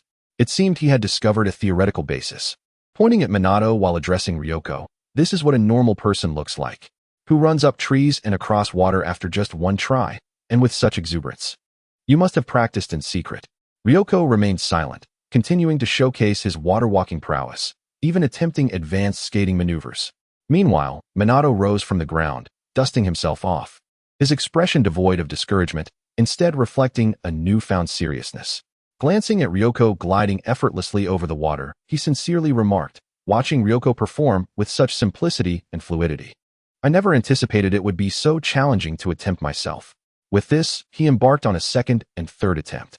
With each failure, he paused to reflect, adjusting his chakra concentration and output before trying again. His progress was clearly visible, evolving from barely managing a few steps to reaching a height equal to that of a person. Although he ultimately could not ascend to the treetop in one seamless motion like Ryoko, his tenacity, focus, and ability to reflect upon his experiences drew approving nods from Jeriah. "See, this is the process a normal person should undergo." However, as Minato attempted repeatedly, witnessing Ryoko begin to experiment with intricate water tricks, his sunny smile dimmed slightly, a flicker of self-doubt crossing his clear blue eyes. Could it be that my talent truly pales in comparison to Ryoko's? Faced with this stark contrast, he felt a blow to his confidence. Jeriah, ever perceptive, noticed his disciple's despondency and quickly approached, giving Minato's shoulder an encouraging pat, exclaiming, "Minato, you're doing wonderfully. Don't compare yourself to Ryoko. Your rate of progress far exceeds that of the average person. Believe in yourself." With his teacher's affirmation and encouragement, the shadows in Minato's eyes swiftly dissipated, rekindling his fighting spirit as he nodded vigorously. "All right, Jeriah-sensei, I will continue to strive." In the ensuing water-walking training, Minato experienced numerous falls into the water, his clothes drenched, yet he remained undeterred. Each failure honed his chakra control further. Ultimately, after exerting more effort than he had in climbing trees, he too managed to stand steadily atop the water's surface. Though it lacked the ease and comfort of Ryoko's performance, it was undoubtedly a result of his own diligent effort and insight. Observing Minato, soaked yet beaming with joy, and glancing at Ryoko, who was now using chakra threads to fish from the river, Jeriah covered his face, feeling utterly exhausted. He had initially paired these two for training, hoping that the diligent Minato would serve as a benchmark to motivate the lazy and slippery Ryoko, making him aware that there were always greater heights to aspire to. Instead, Ryoko defied expectations, nearly causing Minato to question his very existence. This script had completely flipped. Jeriah glared at Ryoko, who was lazily fishing, his teeth grinding in frustration. Vowing silently, "You little brat, don't get too smug. You may have cheated on the basic assessment, but let us see how you fare in the upcoming training." As a new chapter unfolded, Jeriah resolved to unveil his true skills, employing more complex and advanced ninjutsu. "Watch closely, boys." Jeriah's demeanor shifted to seriousness, capturing their attention. "What I am about to demonstrate is not the rudimentary E or D-ranked ninjutsu you learn at school, but rather the water release, water chaos wave. A bona fide B-ranked ninjutsu." He paused deliberately, his gaze lingering on Ryoko, keenly observing his reaction. B-ranked ninjutsu begins to involve the transformation of chakra's elemental properties and more intricate form manipulation. It is no longer a simple matter of chakra refinement and release. One must comprehend the characteristics of water and simulate, enhance, and release it through chakra. The challenge is incomparable to previous training. Many chunin may spend their entire lives without mastering a single B-ranked ninjutsu. As he spoke, he began to form the hand seals slowly and clearly, explaining, "Pay attention to my sequence of hand seals and the sensation of chakra flowing through my meridians. Pig, snake, monkey, rabbit, dog. Upon completing the final seal, Jeriah's chest expanded as he exhaled, water release, water chaos wave. A powerful jet of high-pressure water erupted from his mouth like a cannonball, accompanied by a deafening roar, instantly shattering a massive boulder in the distance, its force astounding. After the demonstration, Jeriah clapped his hands and looked at Ryoko with a trace of anticipation and scrutiny. What do you think? Mastering this level of ninjutsu is no simple feat. It requires a deeper understanding of chakra and extensive practice. Before he could finish his thought, he noticed Ryoko had already entered a contemplative state once more. Jeriah mused to himself, here it comes again. I am curious to see if you can learn it immediately this time. At that moment, within Ryoko's mind, a wealth of experience regarding water release was rapidly being integrated and absorbed. Though classified as a B-rank ninjutsu, the water release, water chaos wave presents a significant challenge. Yet, among the many chakra types he has absorbed, one belonged to a retired special jonin, renowned for their life-preserving and offensive techniques, particularly this very jutsu. Having assimilated countless chakra signatures, the fragments of experience within him had nearly reached perfection. The nuances of transforming chakra into a water attribute, compressing it while imparting impact, and the unique sensation of chakra guidance during the hand seals were intricately excavated from the depths of his memory. In this moment, Ryoko corroborated these sensations with Jeriah's recent demonstration. After a brief pause, Ryoko opened his eyes, a gleam of determination igniting within them. Without a trace of hesitation, he swiftly raised his hands, commencing the sequence of hand seals: rat, snake, boar, rabbit, dog. Although his movements lacked the fluidity of Jeriah's, they were marked by precision. Concurrently, he channeled his chakra with all his might, emulating the feeling of transformation, compression, and impact he had recalled. Water release, water chaos wave, he declared, a slender yet undeniably highly compressed torrent of water erupting from his lips. The stream, resembling a silken ribbon, bore an impressive force as it precisely struck the trunk of a tree several meters away. With a resounding thud, wood splinters flew, leaving a distinct indentation. Though its scale and potency paled in comparison to Jeriah's version, it was undoubtedly a successful execution of water release, water chaos wave. Jeriah, witnessing this scene, felt his composed demeanor and scrutiny solidify into a state of heightened astonishment. His mouth gaped wide enough to fit an egg. How is this possible? This is a B-rank ninjutsu, and you've truly mastered it with just a glance? Faced with Ryoko, he felt decades of ninja knowledge being humbled. While tree climbing and water walking might be seen as prodigious talents, mastering such a complex B-rank ninjutsu necessitated considerable time to comprehend the properties and transformations of chakra. As Ryoko beamed with a triumphant smile, Jeriah's face twitched uncontrollably, his mind racing with a torrent of incredulity. After the initial shock, an even fiercer curiosity erupted within him, akin to a volcano.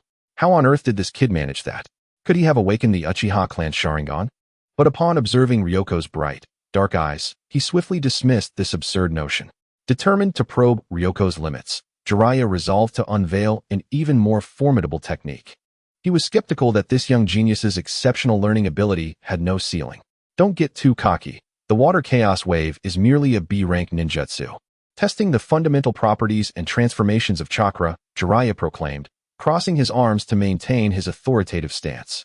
Next, I shall demonstrate fire release, fireball jutsu, a bona fide A-rank ninjutsu. This technique involved a more intricate transformation of chakra properties and explosive control, serving as the foundation for advanced fire techniques. With a complexity that many jonin might struggle to master, he deliberately emphasized the A-rank classification and its formidable difficulty, closely observing Ryoko for any hint of hesitation or uncertainty. However, Ryoko merely blinked, his expression brimming with curiosity and eagerness, as if the distinction between A-rank and D-rank techniques was negligible to him. Jeriah huffed internally, refraining from further commentary as he swiftly performed the hand seals: snake, horse, monkey, boar, tiger. Fire release, fireball jutsu, he exclaimed, inhaling deeply before unleashing a torrent of searing flames. The flames coalesced into a sphere, emanating an intense heat that instantly scorched the distant rock target, rendering it a fiery red and even showing signs of melting. The spectacle dwarfed the earlier water chaos wave in magnitude. Once he finished, Jeriah clapped his hands and cast a challenging glance at Ryoko. So, can you learn this one instantly as well? Ryoko did not respond immediately. Instead, he closed his eyes once more, delving into his mental repository for relevant experience. After a moment, his brow furrowed slightly. The A-rank ninjutsu had surpassed the boundaries of his experiential database. The retired ninjas he had absorbed chakra from were primarily chunin and special jonin, with few possessing A-rank techniques, especially those as notoriously challenging as fire release. Chapter 82. The learning of the fireball after a series of diligent searches. Ryoko concluded that replicating this A-rank ninjutsu was beyond his capabilities. His database had yet to encompass such advanced ninja experience fragments.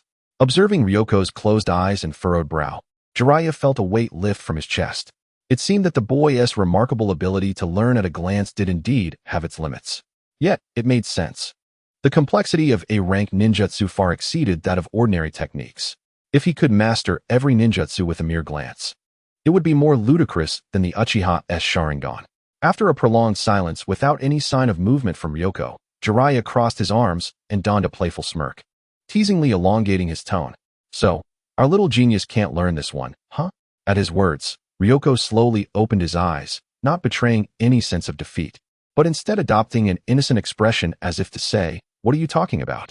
Jiraiya-sensei, this technique is indeed a tad more challenging than the previous one, but it's just right for me, merely a touch of challenge." Seeing him persist in bravado, Jeriah chuckled and urged, "Oh, then don't just talk, demonstrate it for me, so that this sage can witness your prowess." Ryoko feigned a look of difficulty, his breath intentionally becoming somewhat labored. "However, Jiraiya-sensei, I just exerted myself with that B-rank water release, and my chakra is nearly depleted. Would it be possible for you to lend me a bit of chakra?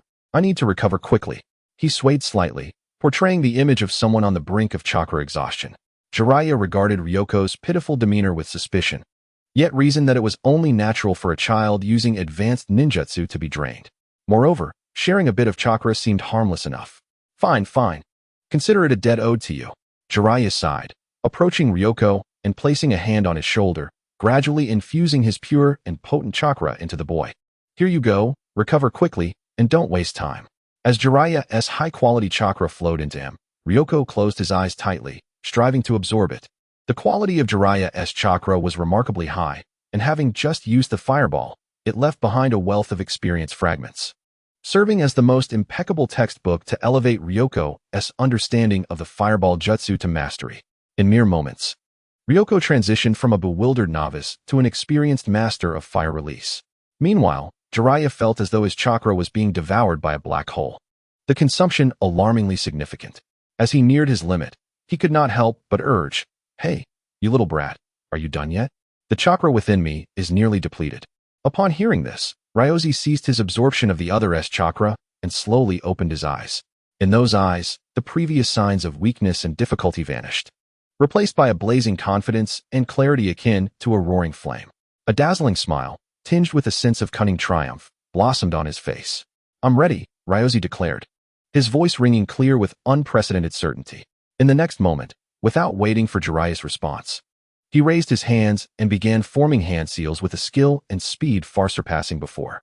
Snake, monkey, boar, horse, tiger. The seals completed, chakra surged. Fire style, fireball jutsu. Ryozi inhaled deeply, channeling his chakra in an unprecedentedly violent manner, compressing it to form the complete configuration of the fireball technique. Boom. A fireball, though smaller than Jiraiya's, took on a solid form, its flames fierce and radiating an astonishing heat wave, erupted from Ryozi's mouth. The fireball, akin to a miniature sun, surged forward with unstoppable momentum, crashing into the distant training target. Upon impact, the target ignited into a roaring inferno, eventually dwindling to reveal only a patch of charred ash. Witnessing this spectacle, Jeriah's jaw dropped, nearly hitting the ground. After a moment, he regained his voice, filled with disbelief and astonishment. Did he really master that? He succeeded after just one demonstration? And it's a high-difficulty A-rank ninjutsu? Has this kid's learning ability reached such inhuman heights? Ryozi, observing Jeriah's stunned expression, clapped his hands in satisfaction. Though his chakra was churning from the exertion of using an A-rank technique, his face radiated a pure, joyful smile. "So, how was that, Master Jeriah? Was my fireball passable? I didn't embarrass you, did I?" Jeriah, still dazed, nodded slightly, instinctively feigning nonchalance. "Well, it was adequate. Just a bit below my initial attempt." He felt his words lacked conviction. shaking his head vigorously as if to dispel the confusion in his mind. He addressed Ryoko and the equally astonished Minato. You two continue practicing here. I suddenly remember an urgent matter I must attend to. With a puff of smoke, Jeriah vanished from the training ground. Moments later, the window of the Hokage's office was flung open. Jeriah burst in, his face still etched with shock, exclaiming, "Old man. Something terrible has happened. I think I've seen a ghost in broad daylight." Sarutobi Hiruzen, startled by the sudden commotion as he reviewed documents, looked up to see Jeriah and frowned in reprimand. "Jeriah, you are a mentor now. What could possibly rattle you to this extent?" He knew Jeriah was conducting special training with Ryoko and Minato, but could not fathom what could unsettle someone so seasoned. "Old man, you have no idea what I experienced today." Jeriah rushed to the desk, leaning on it with fervor. "That kid is a monster. Whatever I teach him, he grasps instantly. Climbing trees and walking on water are one thing, but he mastered the B-rank water whip technique after just one demonstration. The most outrageous part? He also succeeded with the A-rank fireball after only watching me do it once. Though the power was slightly diminished, it was indeed the fireball technique. His learning ability is simply more terrifying than the Uchiha Sharingan." Hiruzen listened to Jiraiya's somewhat incoherent account, equally astonished. Ryoko's talent for learning ninjutsu, is that formidable? It seemed implausible, for he had seen the report from the Foundation regarding Ryoko, which clearly stated his academic performance was not exceptional. However, observing Jeriah's shocked demeanor, he allowed him to recount the entire incident. As Jeriah elaborated, especially mentioning how Ryoko had claimed insufficient chakra to elicit a transfer of chakra from him, Hiruzen's expression gradually shifted to one of understanding. He recalled a conversation with his wife, Bawako, who had casually mentioned a few things about Ryoko. Realizing this, he could not help but burst into laughter. "Ah, I see, Jeriah. That kid has played you for a fool." "Played me for a fool?" Jeriah blinked in surprise, quickly considering his weaknesses. "Wait, have I fallen victim to some intricate genjutsu without realizing it?" Given the absurdity of the situation, he instinctively thought of illusions. As his proficiency in genjutsu was not high, and it was plausible he could be oblivious to a sophisticated one. Hiruzen shook his head, a knowing smile gracing his lips. "No, it's not genjutsu. It's simply that you do not understand Ryoko's unique abilities. I previously mentioned that he possesses an extraordinary physique, enabling him to absorb and store vast amounts of chakra. More importantly, while absorbing another's chakra, he passively acquires the mental information and training experiences embedded within it." He turned to a contemplative Jeriah and continued, "The skills you taught him, climbing trees, walking on water, and even the B-rank water whip, he likely learned from absorbing the chakra of retired ninjas, acquiring their experiences. Hence, under your direct demonstration, he appeared as if he were a genius, instantly comprehending the techniques. As for the A-rank fireball, Hiruzen's smile took on a peculiar shade. It's likely he feigned chakra deficiency to seek your assistance. Think about it. Would someone capable of containing the chakra of dozens of ninjas truly reach a point where they needed immediate chakra replenishment to perform a B-rank technique? He clearly exploited your chakra to gain insights into the fireball technique's training and understanding. As Jeriah absorbed his teacher's analysis, his eyes widened progressively until realization dawned upon him. Reflecting on Ryoko's earlier expression of feigned weakness and the subsequent transformation after absorbing his chakra, everything fell into place. So his so-called chakra deficiency was merely an act? A ruse to deceive me into providing my chakra and allowing him to learn from my experience? Finally, Jeriah understood. A mix of embarrassment and indignation washing over him as he felt manipulated by his junior. Hiruzen nodded with a smile. "Now you see. That kid not only possesses exceptional talent, but is also quite cunning. If you wish to be his mentor, you will undoubtedly need to engage in a battle of wits with him." Standing there, Jeriah reflected on the day's events, ultimately surrendering to a resigned smile. This kid is truly a slippery little monster. Yet, simultaneously, a stronger sense of determination and intrigue ignited within him. Teaching a prodigy like Ryoko, who operates on another level, presents a far greater challenge. "You little rascal, no matter how cunning you are, now that I see through your game, let's see how I handle you," Jeriah mused inwardly. With newfound intelligence about Ryoko, he felt immensely empowered. After a brief interlude, Jeriah regained his composure, a confident smile gracing his face, as he returned to the training ground. There, Ryoko leisurely perched upon a large rock, legs crossed, indulging in snacks he had unearthed from who knows where, while offering guidance to the diligently practicing Minato. "Minato, your chakra output was a bit hasty just now. You need to maintain poise and control, he instructed, his tone and demeanor reminiscent of a seasoned coach. As he savored the moment. To an uninformed observer, it might appear that Ryoko was Minato's actual mentor. Jeriah watched with a twitch at the corner of his mouth, suppressing the urge to comment, and stepped towards Ryoko. Clearing his throat to capture their attention, he said, Ryoko, it seems you've had a good rest. Since you've grasped the 2 jutsu I taught earlier, we shall now proceed to the next phase of training. Turning to Minato, he added gently, Minato, continue solidifying your fundamentals here. Note any uncertainties, and I shall address them upon my return. Minato nodded, resuming his earnest practice. Having arranged for Minato, Jeriah seized Ryoko, who was still munching on snacks, and led him to a secluded corner of the training ground. He had already devised a plan to select several advanced jutsu that Ryoko could not possibly have gleaned from retired ninjas. After all, as a disciple of the Hokage and one of the legendary 3 of Konoha, not to mention a contract holder of Myoboka Mountain, Jeriah possessed an abundance of high-level techniques.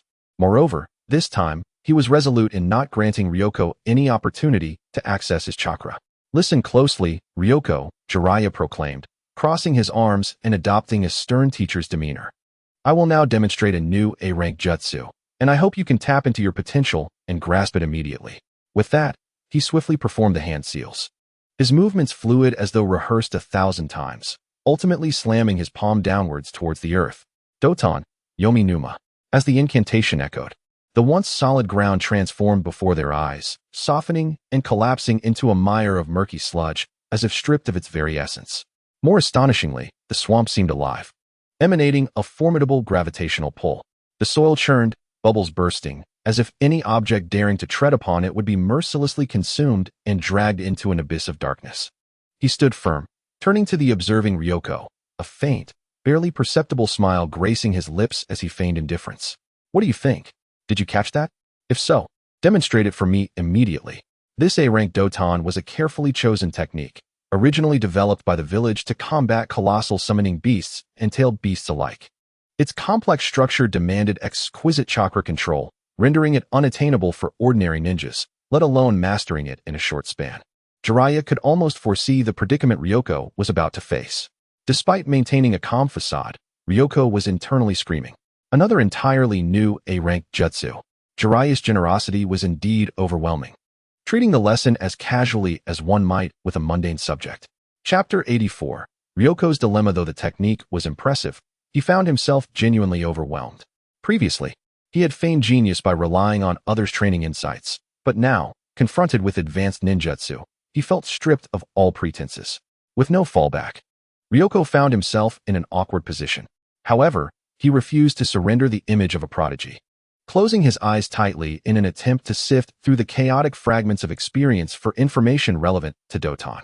Alas, what flickered in his mind were mostly images of C-rank Doton techniques, such as Doton, Tsuchi no Yui, and Doton, Dorihiki, all of which held little relevance to comprehending the complex nature and form manipulation intrinsic to Yomi Numa. Observing Ryoko's prolonged silence, Jeriah could hardly contain his amusement. Realizing he had indeed trapped him, clearing his throat, he adopted a tone that was both teasing and feigning concern. So how is it? Is your chakra running low? Do you need me to assist you further? Upon hearing this, Ryoko's eyes lit up as if he had stumbled upon a long-lost treasure, nodding vigorously, eager not to miss the opportunity. Yes. How did you know I was low on chakra? He exclaimed, a look of feigned gratitude plastered on his face, awaiting Jeriah's infusion of chakra and wisdom. Yet, Jeriah crossed his arms defiantly, adopting an air of playful aloofness, elongating his words. Unfortunately, I've nearly depleted my chakra from that demonstration. He adjusted his stance leisurely, adding, you can take your time to recover. I have all the time in the world. The teasing remark left Ryoko momentarily speechless, a flicker of exasperation crossing his features. How stingy could he be? Without Jeriah's unique chakra support, how could he uphold his image as a super genius? Determined to maintain his facade, Ryoko resorted to his most shameless tactics. Sidling up to Jeriah and tugging at his sleeve, his tone overly ingratiating. Master Jeriah, just share a bit of your chakra with me. I'm still just a child. My chakra extraction speed pales in comparison to a powerhouse like you. He cleverly exploited his youthful appearance. Aware that despite his physique no longer resembling that of an ordinary child, this tactic still held sway over adults. You're the best. Please help me just this once. Jeriah, feeling dizzy from the incessant tugging, raised a hand to halt him. I've said no, and I mean it. Recovering chakra isn't an easy task, and besides, you still have plenty of chakra left. Don't think you can fool me. His heart swelled with pride at the sight of Ryoko in distress. He had no intention of readily extending a helping hand. Furthermore, witnessing Ryoko's humble plea had granted him a delightful sense of triumph. Ryoko, keenly perceptive, noted the distinct shift in Jeriah's demeanor since his return. Previously, a mere request had elicited a prompt chakra donation. Now, no amount of coaxing seemed to yield results. Had Jeriah discovered something during his absence? Casting a scrutinizing gaze at Jeriah, Ryoko ventured, Master Jeriah, you wouldn't happen to know something, would you? The moment those words left his mouth, Jeriah's expression tightened, his face adopting a serious demeanor as he waved his hands dismissively. What nonsense are you speaking? How could I possibly know anything? His exaggerated reaction only solidified Ryoko's suspicions. Jeriah was clearly hiding something. Given his immediate denial without Ryoko even specifying what he was referring to, realizing he had likely revealed too much, Ryoko decided to abandon pretense. He understood that, given his lackluster foundation, it was impossible for him to master such advanced ninjutsu without Jeriah's unique chakra guidance. Master Jeriah, stop pretending. I know you're aware. Ryoko stated bluntly. Jeriah's eyes darted, contemplating further teasing before feigning ignorance. I'm not pretending. How could I possibly know that you know what I know? His convoluted response was accompanied by an involuntary smile creeping onto his lips. Ryoko, unwilling to continue playing the fool, chose to confront the matter directly. During the time you just departed, you must have gone to investigate my abilities, right? Otherwise, how could you have suddenly altered your attitude and refused to grant me chakra? Seeing that Liangzi had brought the matter to this point, Jeriah burst into hearty laughter, no longer concealing his amusement. Ha ha ha, you can no longer maintain your facade. Can you? You dare to claim to be a once-in-a-century genius, yet it turns out you rely entirely on absorbing others' chakra to learn. He stood with his hands on his hips, a triumphant expression on his face, looking down on Liangzi with a hint of disdain. However, under Jeriah's scrutinizing gaze, Liangzi displayed no signs of shame or embarrassment. Instead, he appeared remarkably self-assured. Is there anything wrong with quickly learning ninjutsu through chakra absorption? He retorted defiantly. In the end, I still mastered the ninjutsu. If you had such an ability, would you not utilize it? Jeriah was momentarily taken aback by the question, and without a second thought, he replied, of course I would. Visions of the benefits that such a capability could bring flooded his mind, and a smile crept upon his lips. If he possessed Liangzi's ability, the chakra of retired ninjas would be merely the foundation. He would also absorb from his own teacher, his teacher's wife, Orochimaru, and Tsunade, regardless of whether he knew them or not. He would absorb from all of them. At that point, he would truly be the unparalleled genius of the ninja world.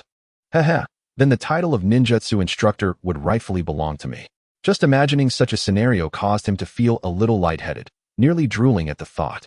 Alas, it was all merely his own fantasy. In reality, he lacked such enviable talent, while it was the unassuming little chubby boy before him who possessed it. Observing Jeriah lost in thought, Liangzi couldn't help but let a few strands of black lines appear on his forehead. This guy is actually daydreaming right in front of me? Jiraiya-sensei, are you all right? He called out, waving his hand in front of Jiraiya's face. Jeriah snapped back to reality, hastily wiping away the non-existent drool and clearing his throat to regain composure. Cough, cough, I'm fine. Brothers, the extra 2 chapters have concluded, but we still owe 68 chapters. Why does the gratitude keep piling up? Chapter 85. Terrifying potential in an effort to save face, he quickly reclaimed his role as a mentor, crossing his arms and adopting a serious tone. That said, while your ability to absorb chakra for learning is impressive, its drawbacks are also quite clear. Your foundation in ninjutsu is weak, and the advanced techniques you can acquire are limited. He fixed his gaze on Liangzi, his eyes piercing. You must have realized this as well. Aside from those retired ninjas, you have hardly any opportunity to absorb the chakra of strong opponents. The strength of retired ninjas and the techniques they possess are not high level, which leads to significant shortcomings and gaps in your ninjutsu system. Liangzi nodded in agreement, fully understanding the issue he had been contemplating. Although he could quickly master a plethora of low-level ninjutsu thanks to this unique ability, it seemed like rapid progress. Yet he still had no access to truly high-level, elite ninjutsu. Beyond the naive students who had yet to graduate and the desperate retired ninjas willing to sell their chakra. Which powerful ninja would willingly share their chakra infused with their unique experiences and secret techniques. If he could not break through this bottleneck, his ability would indeed lose its advantage as time went on. Without high-level ninjutsu as a trump card, if he were to engage in battles among the powerful in the future, he would undoubtedly find himself in an incredibly passive position. Therefore, he must find a way to resolve this issue. He looked at Jeriah, hope gleaming in his eyes. Jeriah-sensei, you must have a way to help me solve this problem, right? Jeriah placed his hands on his hips, puffing out his chest, his face unable to hide his pride. Of course, standing before you is one of the legendary three of Konoha, the sage of Mount Myaboku. I certainly have a solution. He shifted his tone, revealing a mischievous smile.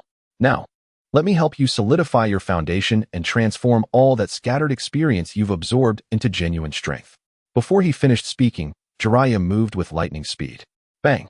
Liangzi had no time to react. A sudden force struck his chest, sending him flying several meters before crashing heavily to the ground. Jeriah observed his handiwork. Hands on his hips, laughing heartily. Don't blame me. Real combat is the fastest way to progress. Only if you can endure under my hands will you quickly absorb experience and achieve tremendous growth. On the other side, Liangzi executed a swift roll to regain his footing. Thanks to his ample padding, he sustained no injuries, only feeling a bit dazed from the unexpected attack. However, before he could catch his breath, Jeriah closed in again, the winds from his punches howling. Liangzi hurriedly raised his fists to block, but his speed paled in comparison to Jeriah's. Just as his arm was halfway up, Jeriah's fist artfully circumvented his defense and landed squarely on his shoulder. Ugh! Once again, he was sent flying, rolling on the ground, and stirring up a cloud of dust. What followed was a relentless barrage of attacks. Jeriah's figure moved like a specter, with punches, kicks, elbows, and knees striking from every conceivable angle. Initially, Liangzi could only clumsily dodge and block, the dull thuds of blows echoing against him, leaving him feeling overwhelmed. Yet, under the immense pressure, the combat experiences and muscle memories from numerous retired ninjas and students within him seemed to awaken. Those once fragmented and dormant pieces of knowledge began to coalesce rapidly under the catalyst of life and death crisis. His gaze gradually shifted, from initial panic. It transformed into focus and sharpness. His blocking movements became less awkward, his body grew increasingly agile, and his timing for evading attacks became more precise. Soon after, under Jeriah's relentless assault, he began to anticipate some of Jeriah's attack patterns and even managed to execute a couple of effective counterattacks. Though he still found himself at a significant disadvantage, he was no longer as helpless as he had been at the beginning. Jeriah keenly sensed this change and was inwardly astonished. This guy's adaptability and potential are terrifying. Like a sponge, with a bit of pressure, he can absorb and grow rapidly. Realizing that simple physical techniques were no longer sufficient to exert enough pressure on Liangzi, Jeriah smirked and immediately altered his strategy. He leaped back a step and swiftly formed hand seals. Fire style, fireball jutsu. In an instant, a small fireball soared towards Liangzi. Earth style, earth flow wave. The ground trembled again, attempting to disrupt Liangzi's footing. Seeing this, Liangzi did not retreat. He understood that only by employing ninjutsu in response could he truly hone his own skills. Taking a deep breath, he summoned the experiences of low-level ninjutsu he had absorbed. Water style, water wall. A surge of water erupted from the ground, meeting the fireball with a sizzling sound, creating a thick cloud of steam. However, faced with Jeriah's earth technique, Liangzi momentarily found himself at a loss for how to counter and could only leap away. Yet, as soon as he landed, he barely had time to catch his breath before a new attack descended upon him.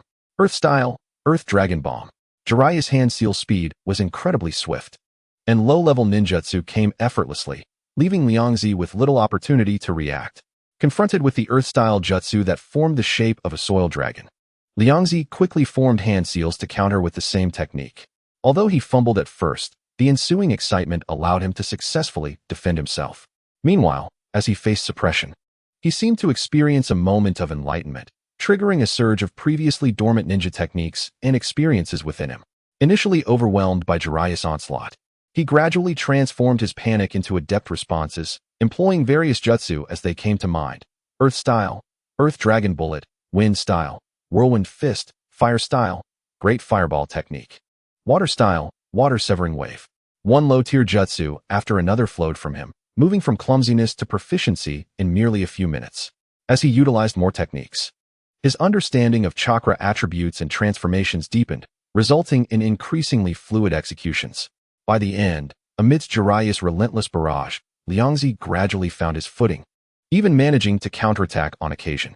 Witnessing Liangzi stabilize under his fierce assaults, Jeriah's astonishment grew. The rapidity of Liangzi's growth was simply astonishing. Liangzi himself felt a surge of excitement. He could vividly sense the foreign experiences and skills within him merging with his body and consciousness at an unprecedented pace. Each block, each dodge, and each hand seal became smoother and more natural than the last. For the first time, he felt the immense potential within him, like an unfathomable well being continuously excavated by Jeriah's pressure. Chapter 86. Endurance Battle. As the second round of combat concluded, Jeriah let out a long sigh. He had witnessed Liangzi's rise and recognized the terrifying depth of his potential. Even among the 3 exceptionally talented disciples he had taken in from the Rain Village, including Nagato, who possessed the legendary Rinnegan, none matched this chubby boy's growth rate. In an instant, an absurd thought crossed his mind. Could this boy truly be the prophesied child mentioned by the great sage of the Toads, the one destined to bring about change? Liangzi's exceptional abilities made him doubtless. Jeriah found himself troubled by the emergence of 2 extraordinary geniuses, making it difficult to discern which was the prophesied one. Observing Liangzi's enraptured expression, Jeriah mused that the boy had accumulated far too much. He would need to apply greater pressure to fully extract his potential. With this thought, Jeriah resolved to cease merely feeding techniques. His gaze sharpened, and his offensive strategy abruptly shifted. Speed, power, and rhythm surged, blending ninjutsu and physical techniques into a merciless assault. A series of low-tier jutsu flowed seamlessly into a deadly combination, crashing down upon Liangzi like a torrential storm. This was no longer mere instruction. It was an almost authentic combat pressure. Faced with the sudden escalation of attacks, Liangzi felt not fear, but a rush of exhilaration. Under the immense pressure, the combat experiences he had absorbed from numerous ninjas surged forth, colliding and integrating into countless strategies. However, as the battle progressed, he quickly realized the vast gap between himself and Jeriah, a seasoned warrior with extensive experience. The opponent's rich knowledge and precise control of the battlefield forced him into a defensive position, leaving him firmly suppressed. Yet, he remained undeterred, despite being on the back foot. He seized opportunities to counterattack, not entirely without recourse. After all, he was not alone. The combat experiences of hundreds of retired ninjas supported him.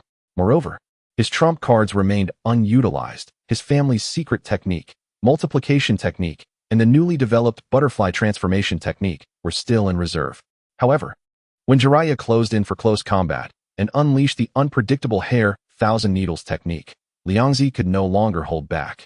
Multiplication technique, he shouted, his body rapidly expanding in certain areas, using gigantic palms or arms to block the dense assault of hair, even seizing the chance to deliver a powerful counterstrike. The battle thus entered a new phase.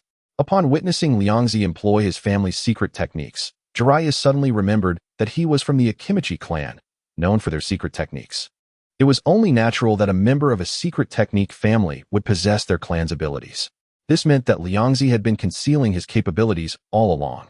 With this realization, Jeriah no longer held back. Aside from not using sage techniques, he unleashed all his other abilities upon Liangzi. After all, the Akimichi clan was renowned for their tough skin and formidable defenses, making them difficult to defeat. Thus, Jeriah had no fear of accidentally harming Liangzi. As Liangzi was pushed to reveal one of his trump cards, he finally unleashed his full potential, blending family secret techniques with ninjutsu. No longer holding back, the vast chakra within him coalesced into low-tier jutsu, erupting with unprecedented power. Each jutsu he performed bore immense destructive capability. The two exchanged blows, intertwining ninjutsu and physical techniques, gradually evolving into a protracted battle. Stop. No more. You're a monster. Jeriah was the first to withdraw, waving his hands to halt the eager Liangzi, who was poised to continue his assault. Jeriah's breath was slightly ragged. His chakra had been depleted by more than half, whereas Liangzi, despite his considerable size, appeared brimming with energy, as if he could fight for 3 more days and nights.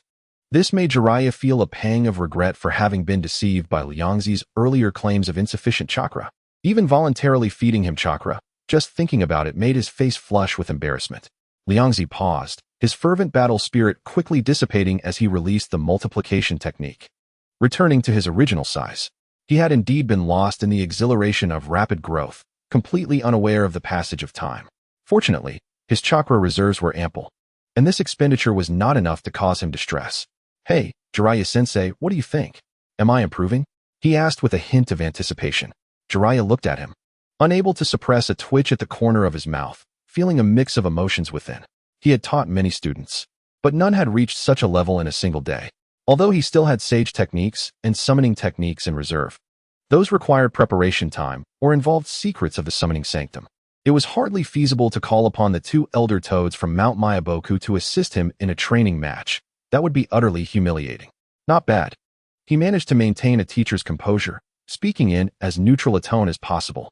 Your chakra quantity is indeed extraordinary, and the variety of jutsu you master, when combined with your family's secret techniques, yields impressive results. As he spoke, a twinge of bitterness arose within him. After decades of arduous training, he had almost been outmatched in endurance by a child. This rapid growth through special abilities was both enviable and frustrating. However, to prevent Ryoko from becoming overly arrogant, he promptly shifted his tone and admonished, "Though your strength is commendable, do not let it inflate your pride. The vast majority of your skills are still low-tier ninjutsu. When faced with top-tier adversaries, these tricks may prove ineffective. I have not exerted my full power today. More crucially, in a ninja confrontation, intelligence is paramount. Once your abilities and trump cards are discerned by your opponent, your situation could become exceedingly perilous." Upon hearing this assessment, Ryoko nodded earnestly. Arrogance. He had never entertained such foolish thoughts. After all, he was well aware of the depths of the ninja world. The lurking Uchiha Madara and the ever-looming Otsutsuki clan were far beyond his current capabilities to conquer. Reflecting on this, he realized that the slight progress he had made in combat was indeed trivial. Today's training ends here. You should return and rest well. I will come to see you again tomorrow, Jeriah concluded, sending Ryoko on his way. As he watched Ryoko's figure fade at the edge of the training ground, Jeriah swiftly turned and dashed toward the Hokage's office. "Old man," he exclaimed, bursting through the office door without ceremony, rushing to the desk of the third Hokage, Hiruzen Sarutobi. "Quickly, let me see the sealing scroll." Conventional ninjutsu was utterly ineffective against that little monster. He needed to find some powerful forbidden techniques to counter him. Otherwise, he would lose face as a teacher. Chapter 87. Sealing techniques. Meanwhile, Ryoko was seated in a small eatery, consuming food heartily to replenish his expended energy while mentally reviewing the day's battle. He had to admit that defeating Jeriah, an experienced and nearly flawless all-rounder, was indeed a challenge. Even at full strength, he could not pose a substantial threat to Jeriah, repeatedly falling victim to his keen insights and being tactically subdued. Unless he employed a modified version of the butterfly technique, relying solely on his current methods was insufficient. As he bit into a rice ball, his gaze grew contemplative and profound. He must devise a way to augment his combat prowess. The first thought that crossed his mind was the chakra sphere he had concocted by imitating the Rasengan. Thanks to his vast chakra reserves, its power was indeed impressive. However, its drawbacks were equally apparent. It was slow to coalesce and rather cumbersome to manipulate. In yesterday's battle, he had attempted to use it several times, only to be deftly interrupted by Jeriah at critical moments, leaving him quite frustrated. Yet, this reminded him that the chakra sphere had ample room for optimization, aiming to enable it to be unleashed instantaneously and with fluid control, much like the Rasengan. Another lingering conundrum was how to more effectively siphon chakra from others. This was vital for him, the core of his ability's growth. If he could master a technique for chakra absorption, he would be able to continuously acquire the training experiences of others, allowing his strength to soar. Otherwise, his potential felt shackled, unable to be fully unleashed. After all, he could not simply approach individuals and beg them to share their chakra. That would be far too embarrassing. Moreover, if faced with enemies, such a tactic could easily backfire. However, after much contemplation, he could not find a flawless solution. The methods he knew were largely unsuitable for his situation. Whether it was the chakra manipulation ability of the Byakugan evolved into the Rinnegan of the Hyuga clan, the absorption characteristics of the realm of the dead, or even the legendary powers of the Rinnegan, all were pinnacle bloodlines or secret techniques far beyond his reach, ill-fitting for his current condition. Well, one must take things step by step. He ultimately quelled his restless thoughts, deciding to focus on optimizing the chakra sphere for the time being. The following day, at the training ground, Jeriah awaited Ryoko with palpable confidence, excitement flickering in his eyes. Yesterday, through his past achievements, he had successfully secured a chance to peruse the sealing scroll from the third Hokage, learning a powerful sealing technique specifically designed to counter tailed beasts. He was certain this technique could effectively restrain Ryoko, whose chakra levels rivaled those of a tailed beast. Having spent the night contemplating, Ryoko arrived at the training ground, brimming with enthusiasm for his newfound insights into the chakra sphere's optimization. Their eyes met, and from each other's gaze, they discerned a fervent battle spirit and unwavering confidence. Without any unnecessary words, the battle erupted instantaneously. Chakra sphere, 8 trigrams ceiling. Almost simultaneously, both unleashed their long-prepared trump cards, eager to test their mettle. Yet, the next moment, the scene grew somewhat peculiar. Bang! Ugh! 2 muffled thuds resonated almost in unison. Ryoko was struck in the chest by Jeriah, feeling his chakra flow abruptly stifled. As if bound by invisible chains, a powerful sensation of frustration washed over him, leaving him momentarily paralyzed. Meanwhile, Jeriah had to close the distance to ensure the sealing technique would hit accurately, only to take a solid hit from Ryoko's chakra sphere, sending him crashing to the ground. In an instant, both found themselves on the ground, akin to unfortunate comrades. After a moment, Jeriah groaned and climbed back to his feet, rubbing his sore chest while grumbling. "You little rascal, that was quite the brutal strike. I didn't expect you to develop such a formidable technique in just one night." Ryoko, on the other hand, was not faring well either. With his chakra significantly sealed, he felt as heavy as a turtle flipped on its back, struggling futilely to rise. "Quick, help me unseal this damn technique. It's unbearable." He truly had not anticipated Jeriah would employ a sealing technique against him, catching him completely off guard. Unable to mobilize his chakra, he found even rolling over to be a challenge. Of course, he was not without options. If he forcibly activated the butterfly technique, unleashing the torrent of chakra stored within him, there was a considerable chance he could break the seal. However, the cost of such an action would be the depletion of nearly 10% of his vast chakra reserves, a significant loss after a year of accumulation. Even a mere 10% was not an insignificant sum. Watching Ryoko struggle helplessly on the ground, Jeriah's own discomfort paled in comparison. His frustration evaporated, and he laughed heartily. "Ha ha ha, you look absolutely ridiculous." Fuming, Ryoko muttered complaints under his breath. He realized a critical flaw in himself. He must remain exceedingly cautious of opponents proficient in sealing techniques.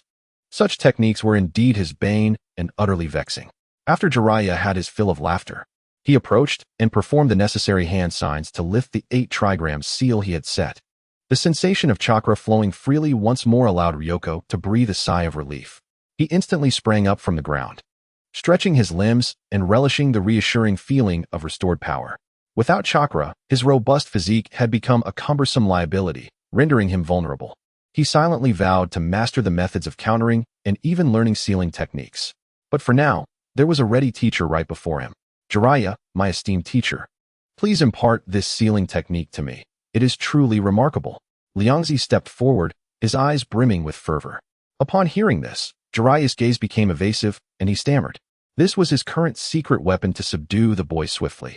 If he were to teach it, wouldn't he be embroiled in a fierce struggle once more? Nevertheless, he ultimately succumbed to Liangzi's relentless persistence and pleas. "Very well, I shall teach you. However, do not expect to achieve greatness overnight," Jeriah emphasized. The art of sealing is an intricate field. Without a solid foundation, attempting to learn advanced techniques will only lead to self-destruction. Thus, what you must learn now is not the 8 trigram sealing, but the fundamental principles of sealing techniques. Instead of directly imparting the 8 trigram sealing, he presented a vast scroll filled with the foundational sealing techniques, densely inscribed with the principles of runes, the laws of chakra conduction, and various basic barriers and sealing techniques. Initially brimming with confidence, Liangzi believed he could master these foundational concepts with ease. However, he soon realized his error. The theoretical knowledge of sealing techniques was vast and exceedingly abstract, overwhelming him. Although he could grasp some concepts, his progress was painfully slow. Unlike the rapid acquisition of ordinary ninjutsu, at this pace, it was uncertain when he would ever reach the advanced sealing techniques like the 8 trigram sealing. This disheartening experience filled him with anxiety. After much contemplation, he resolved to seek another shortcut. After all, why endure hardship when an easier path lay before him? In terms of knowledge and talent in sealing techniques, the strongest in Konoha village would surely be Kushina, he mused. Being from the land of whirlpools and chosen to be a jinchuriki for a tailed beast, her talents were undeniable. If he could obtain her chakra and absorb her experiences in learning sealing techniques, he would undoubtedly master the foundational sealing art swiftly. As the school day ended, the streets were bustling with activity. Kushina, with her striking red hair, stood out prominently, and Liangzi hurried over to her, offering a warm greeting. Kushina, long time no see. Could you do me a favor? Upon hearing her name, Kushina paused, surprised to see this long-lost classmate. She had a favorable impression of Liangzi, as he had once defended her against bullies. Though his motives had been to secure lunch, she had always remembered his kindness. What do you need? I will help you in any way I can, Kushina replied readily. Delighted by her willingness, Liangzi quickly asked, could you lend me some of your chakra? My chakra?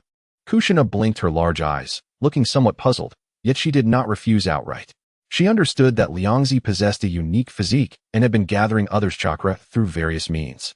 Previously, she hadn't needed money or food, hence had never sold her chakra. Now that Liangzi approached her, perhaps others could no longer satisfy his needs, prompting him to seek her out as a member of the Uzumaki clan. With this thought, she confidently patted her chest and said, sure, I have plenty of chakra. You can have as much as you want. As a member of the Uzumaki clan, closely related to the Senju, they possessed an abundance of chakra. A trivial amount of chakra was of no consequence to her. Hearing this, Liangzi was overjoyed. He appreciated her generosity. She readily offered her chakra. Beneath the tranquil shade of a tree at the edge of the training ground, they sat cross-legged. Are you ready? Kushina gently placed her palm on Liangzi's back, her tone filled with concern.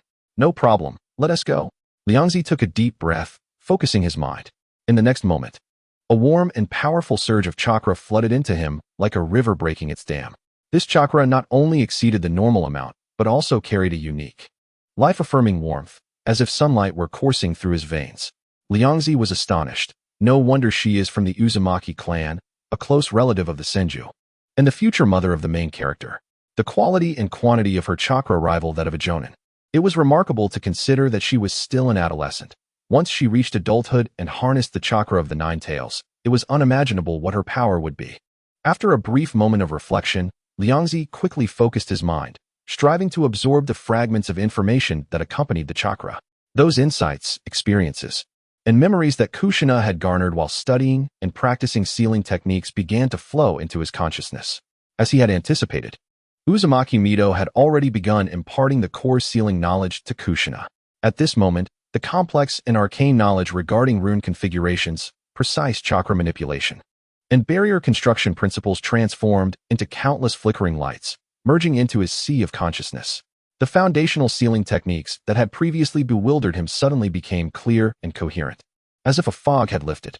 So that's how chakra flows in this area. The key to this rune combination lies in balance, not strength. Ha ha ha, what foundational knowledge. This genius comprehends it at a glance. An indescribable sense of enlightenment filled Liangzi, allowing him to swiftly grasp the foundational principles of sealing techniques. After about 10 minutes, feeling that he had absorbed nearly all he could, he signaled to Kushina that she could stop. Kushina retracted her hand, exhaling gently. A light sheen of sweat glistened on her forehead, yet her breath remained steady. The sustained output of such a large amount of chakra seemed to cost her little, revealing the depth of her chakra reserves. How was it? Did my chakra help? She inquired with genuine concern, unconcerned about the vast amount she had just shared. Liangzi opened his eyes, a subtle glimmer of excitement in his gaze. He looked at Kushina and offered a sincere smile. I feel much better. Thank you so much, Kushina. You've been a tremendous help. Having absorbed the sealing knowledge contained within her chakra, Liangzi's understanding of the foundational principles of sealing arts had begun to take shape. With a bit more consolidation, he would soon be able to approach Jeriah to learn the 8 trigram sealing. Satisfied, Liangzi rose to his feet. To express his gratitude, he pulled out a beautifully crafted black card from his pocket and generously handed it to Kushina.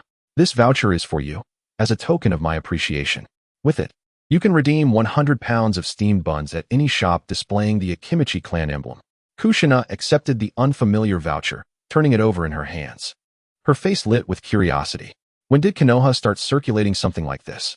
However, she had helped Liangzi out of kindness, not for any expectation of reward, especially since she had no trouble with her daily meals. Thus, she returned the card, shaking her head. No need, my family has plenty of food. And 100 pounds is far too much, I couldn't possibly finish it. Liangzi, however, would not hear of it, waving his hand decisively and insisting, "Take it. I, Liangzi, am always fair in my dealings. You have helped me, and this is what you deserve." Without waiting for Kushina to object further, he turned and dashed away, exhilarated. The rotund figure soon vanished at the end of the road, evidently in haste to seek out Jeriah to validate his newfound knowledge. Kushina gazed at the ticket in her hand, then glanced in the direction where Ryoji had disappeared, shaking her head in bemusement. Ryoji's distinctive style of conduct is truly unlike any other. She carefully stowed the card away, contemplating that perhaps she could share it with her close friends and neighbors. Chapter 89. The Book of Seals. Ryoji meandered around the village, ultimately discovering Jeriah by a clear stream. There, one of the legendary Sannin was crouched in the thick grass, peering out with half his head exposed, utterly engrossed in observing several young women frolicking in the water, occasionally emitting low, appreciative murmurs. With a distinct drool at the corner of his mouth. Ah, what a splendid sight. Jeriah was so captivated that he remained oblivious to the movement behind him. Ryoji stealthily approached, peeking out as well, quietly affirming, "Indeed, they possess graceful figures, fair skin, and are quite lovely." The sudden sound startled Jeriah, causing him to whip around.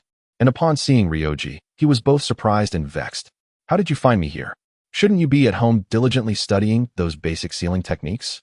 After finally carving out a moment of leisure for himself, he had not anticipated being interrupted by this young man. His agitation caused his voice to involuntarily rise. The girls on the opposite bank, having caught wind of the commotion, glanced over and spotted the two sneaky figures in the grass. "Oh no, sisters. There's a pervert spying on us," one of the girls shrieked. The women of this era were notably fierce. Instead of fleeing in panic upon realizing they were being watched, they rallied in indignation. Swiftly, they armed themselves with nearby sticks and stones, charging aggressively toward the concealed duo. "Run!" Jeriah shouted, his experience kicking in as he sprang into action, escaping with astonishing speed. His movements were fluid, as if he had navigated such scenarios countless times before, leaving Ryoji in awe. Although Ryoji was a beat behind, the instinct for self-preservation propelled him to follow suit, sprinting with fervor. The wind whistled past his ears, mingled with the furious shouts and the sounds of projectiles soaring through the air behind them. The two did not dare stop, opting for narrow alleys until the shouts faded into the distance. They finally paused in a secluded corner, leaning against a wall, gasping for breath. "Huh, you nearly got me killed," Jeriah exclaimed, still panting as he glared at Ryoji. The latter shrugged innocently, his expression seemingly suggesting that he bore no blame for the chaos. After regaining his breath, Jeriah asked, "What was the urgency to find me? Don't tell me you've mastered those basic sealing techniques already?" "Indeed," Ryoji replied nonchalantly, "otherwise, why would I seek you out?" Jeriah's eyes widened in disbelief. He had assumed that the fundamentals of sealing techniques were intricate and not easily grasped overnight. Moreover, Ryoji's prior exposure to chakra sources had been rather rudimentary, making it nearly impossible for him to have acquired systematic knowledge of sealing techniques. Could it be that this young man was a prodigy in the art of sealing? Yet, observing Ryoji's endearing demeanor dispelled that notion. If Ryoji were a genius, then Jeriah must be an unparalleled heartthrob. Jeriah scrutinized Ryoji with skepticism. "Did you seek assistance from someone? An elder? A jonin from the barrier team? Or perhaps a member of the Akimichi clan?" He mentally filtered through possible candidates, but dismissed each. Given Ryoji's social connections, the likelihood of encountering an expert in sealing techniques was exceedingly slim. Even if he did, the cautious nature of such individuals would make it unlikely for them to share their chakra freely. A hint of pride crossed Ryoji's face as he replied, "Stop guessing. I didn't consult anyone you mentioned. I sought out my classmate, Kushina Uzumaki." "What? Kushina Uzumaki?" Jeriah's voice escalated, genuinely astonished. She was the designated successor of the Nine-Tails Jinchuriki, hailing from the Uzumaki clan, which had been brought back from the land of whirlpools. As a disciple of the Hokage, he was privy to most of the village's secrets. It was entirely reasonable that Kushina, being groomed for such a significant role, would be well versed in sealing techniques. However, he was utterly flabbergasted that Ryoji could persuade her to assist him in such a manner. Did you simply ask her, and she complied? Chakra, imbued with personal secrets, was vital to any ninja and was rarely shared lightly, especially by someone with Kushina's unique status. Furthermore, he recalled that she likely had no financial need to barter her chakra for trifles. To achieve such a feat would imply a bond of friendship had been forged. Ryoji responded with an air of nonchalance, as if this were the most natural occurrence. I asked, and of course, she obliged. His relaxed confidence left Jeriah momentarily speechless. Damn, this kid is infuriating. Given the significance of the Jinchuriki, Jeriah refrained from probing further and shifted the conversation to challenge Ryoji. He posed several intricate questions regarding the fundamentals of sealing techniques, attempting to stump him. Yet, regardless of the complexity of the inquiries, Ryoji answered effortlessly, even demonstrating an ability to extrapolate, clearly having thoroughly absorbed the knowledge. Observing Ryoji's ease, Jeriah felt a mix of emotions, somewhat envious and a touch sour. Reflecting on his own past, he recalled the countless sleepless nights, lost hair, and numerous failures he endured to master those very sealing techniques. Yet, here was Ryoji, merely absorbing another's chakra to claim the hard-earned wisdom as his own. This ability was nothing short of a cheat code. Despite his envy, Jeriah knew he must fulfill his promise. After confirming Ryoji's solid foundation, he led him directly to the Hokage Tower. To study the forbidden techniques inscribed in the Book of Seals, one required the Hokage's approval, and even Jeriah, one of the legendary Sannin, was no exception. He would need to utilize his accumulated merits from missions to secure this opportunity. Fortunately, he had a surplus of such merits, which would now prove invaluable. Upon entering the Hokage's office, Sarutobi Hiruzen was so engrossed in the crystal ball that he failed to notice their arrival. Old man, Jeriah interjected. I need you to pull out the Book of Seals for Ryoji to study the 8 trigrams sealing technique. I understand the rules. I'll use my merits to cover it. Startled by the unexpected voice, Hiruzen hastily concealed the crystal ball behind him, clearing his throat to mask his embarrassment. Cough. You're just like Orochimaru, barging in without knocking. Chapter 90. Zero Tails Technique. After scolding Jeriah, he furrowed his brow, casting a sharp gaze at Ryoji. Viewing the Book of Seals is a serious matter. The techniques inscribed within are exceedingly dangerous. A moment's inattention during practice could jeopardize one's life. Are you certain you want Ryoji to be exposed to these? Jeriah helplessly raised his hands, exclaiming that there was nothing he could do, for he had promised the boy, who was indeed quite cunning and surely had his own methods to tackle the challenges of training. However, as he spoke, a sudden unease gripped his heart. What if Ryoko was unable to learn? Would he not come back to pester him incessantly, demanding chakra? After all, it was not in his nature to leave opportunities untapped. Just the thought of being hounded by such incessant requests made his scalp tingle. Perhaps he should find an opportunity to slip away. At that moment, Ryoko stepped forward confidently, addressing the Hokage with assurance. Lord Hokage, rest assured, I possess sufficient confidence to master this technique. Even if I encounter difficulties, I will not act recklessly and place myself in danger. His calm demeanor, which belied his youth, along with the astuteness he had previously demonstrated, stirred a slight admiration in Sarutobi Hiruzen. Though this boy had a voracious appetite, he was far from foolish. He understood the importance of timing better than many adult ninja. It was conceivable that he could be distracted by his cravings, but to lose his wits during the practice of forbidden techniques was out of the question. After a moment of contemplation, Sarutobi Hiruzen finally relented. Very well, since you are determined to learn, and Jeriah is willing to vouch for you, I shall grant you this opportunity. However, how much you comprehend will depend entirely on your own fortune. He raised his hand, and a section of the bookshelf in the office silently slid open, revealing a hidden compartment. From the secret chamber, he retrieved a scroll wrapped in layers of sealing paper. This was the forbidden tome left by the second Hokage, containing numerous forbidden techniques of Konoha. The scroll appeared unassuming, yet it was intricately inscribed with exquisite barriers and seals. If not opened through the proper channels, it would immediately trigger an alarm, summoning the Umbu. Sarutobi Hiruzen formed hand seals, dispelling the layers of restrictions, and then handed the scroll to Ryoko. As this legendary compendium of forbidden techniques fell into his hands, Ryoko's mind began to race. He gazed at the scroll, a glimmer of excitement flashing in his eyes, and suddenly asked, Lord Hokage, may I first examine the other forbidden techniques? While the 8 trigram seal is admirable, there may be other options here that suit me better. His inquiry was not without merit. It is well known that any technique included in the forbidden tome possesses extraordinary power or pertains to formidable abilities in the realm of taboos. For instance, Orochimaru's Edo Tensei can transcend the boundaries of life and death, summoning the deceased. Or Minato's Flying Thunder God technique, which allows for instantaneous teleportation, leaving adversaries defenseless. Compared to such miraculous techniques, the 8 trigram seal seemed less dazzling. Moreover, his relationship with Kushina was amicable, and he would have ample opportunities to learn advanced sealing techniques in the future. However, the chance to peruse the forbidden tome might only come once. Hearing this, Jeriah could not help but widen his eyes, reprimanding, Hey, don't get greedy. It's already a privilege to learn anything, and now you're being picky? Let me tell you, other forbidden techniques are not as safe as the 8 trigram seal. One misstep could cost you your life just by glancing at them. His words were not mere hyperbole. When the Ninja World War erupted, the village loosened restrictions on the forbidden tome, allowing many prodigies to access and study it. Yet, the result was that only a scant few managed to successfully learn forbidden techniques and survive. Every forbidden technique carries immense risks and costs. Ryoko understood that Jeriah's warnings stemmed from goodwill, but he was acutely aware that such opportunities were rare. If he were to choose only the 8 trigram seal today, he would undoubtedly regret it in the future. As a time traveler, to squander the chance to delve into the forbidden tome for merely a sealing technique would surely invite ridicule from his peers. Seeing Ryoko's resolute attitude, Sarutobi Hiruzen pondered for a long while, releasing a few smoke rings from his pipe. Ultimately, he gave a gentle nod. Very well, Ryoko has a point. While the 8 trigram seal is powerful, it may not be the most suitable choice for him. If he can find a more fitting forbidden technique, it could lead to a significant leap in his strength, which would be fortunate for the village as well.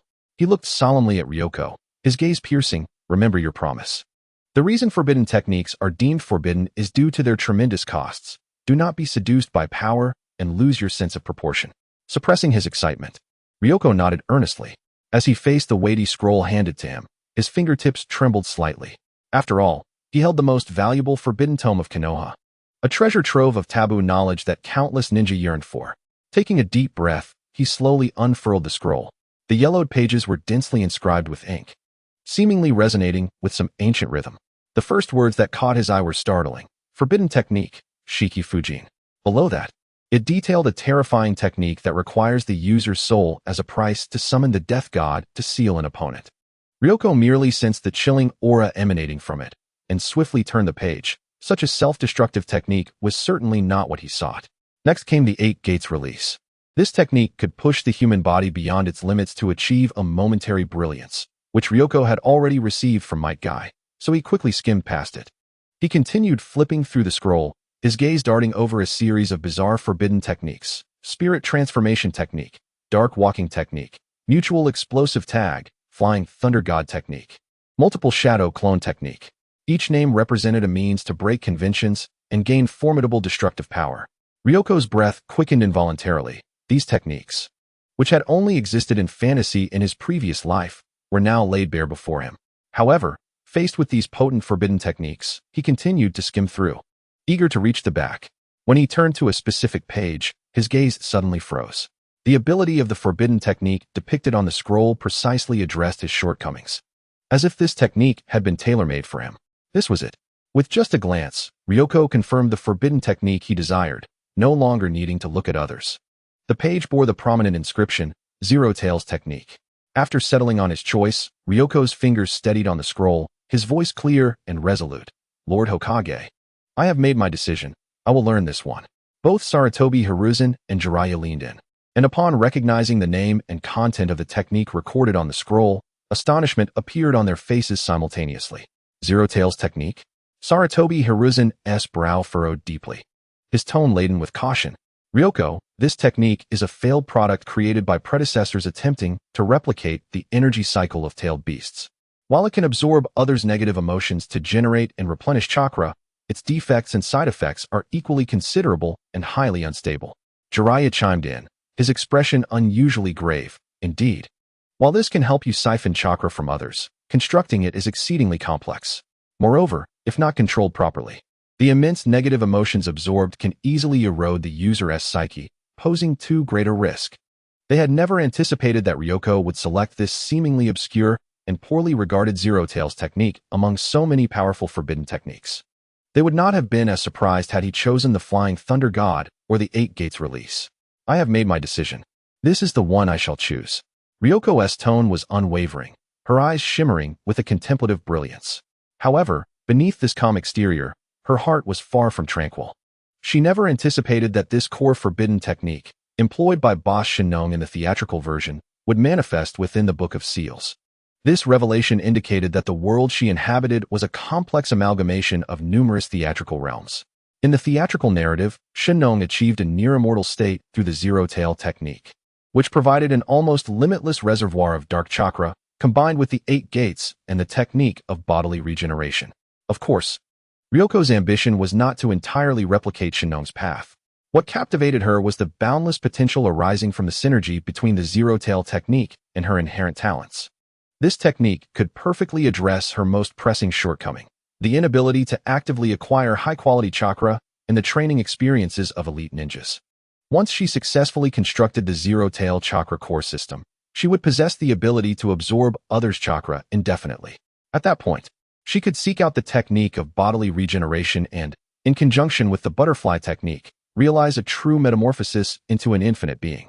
The prospect of a being capable of limitless growth, with an almost infinite chakra and extraordinary regenerative capabilities, stirred a profound excitement within her. As for the drawbacks and backlash associated with the technique, she had some thoughts on potential solutions. Observing Ryoko's resolute expression, Sarutobi Hiruzen exchanged a knowing glance with Jeriah, ultimately deciding against further persuasion. Some paths, after all, must be traversed individually to grasp their depths. Fully focused, Ryoko etched the intricate details of the dark zero-tail technique firmly into her mind before reluctantly returning the sealing technique. The other bizarre forbidden techniques, while alluring, required her to prioritize her choices at this moment. Upon exiting the Hokage building, Jeriah could not help but confirm once more, having chosen this untraveled path. Are you truly confident? This technique lacks any existing experiences for you to draw upon. There are no shortcuts remaining. Ryoko waved dismissively, her gaze fixed on the horizon, her tone calm, yet resolute. What matters to me is its compatibility with my abilities and the infinite potential it holds. I am indifferent to its difficulty. As long as there exists a theoretical possibility, I will exert every effort to realize it. She was prepared for a long-term endeavor. If 1 month proved insufficient, then a year would suffice, and if a year fell short, 3 years would be her timeline. Should she encounter insurmountable obstacles, she would not hesitate to seek guidance. To her, tangible strength far outweighed any concerns about pride. After all, she was not like others in the ninja world who concealed valuable knowledge for fear of exposure. If it could benefit her, she would willingly share, seeking only to advance herself. Naturally, she believed that only she could unlock the full potential of the zero-tail technique. Hearing her words, Jeriah's eyes flickered with approval. He recognized that Ryoko was exhibiting a true fighting spirit characteristic of a ninja. Privately, he felt a sense of relief.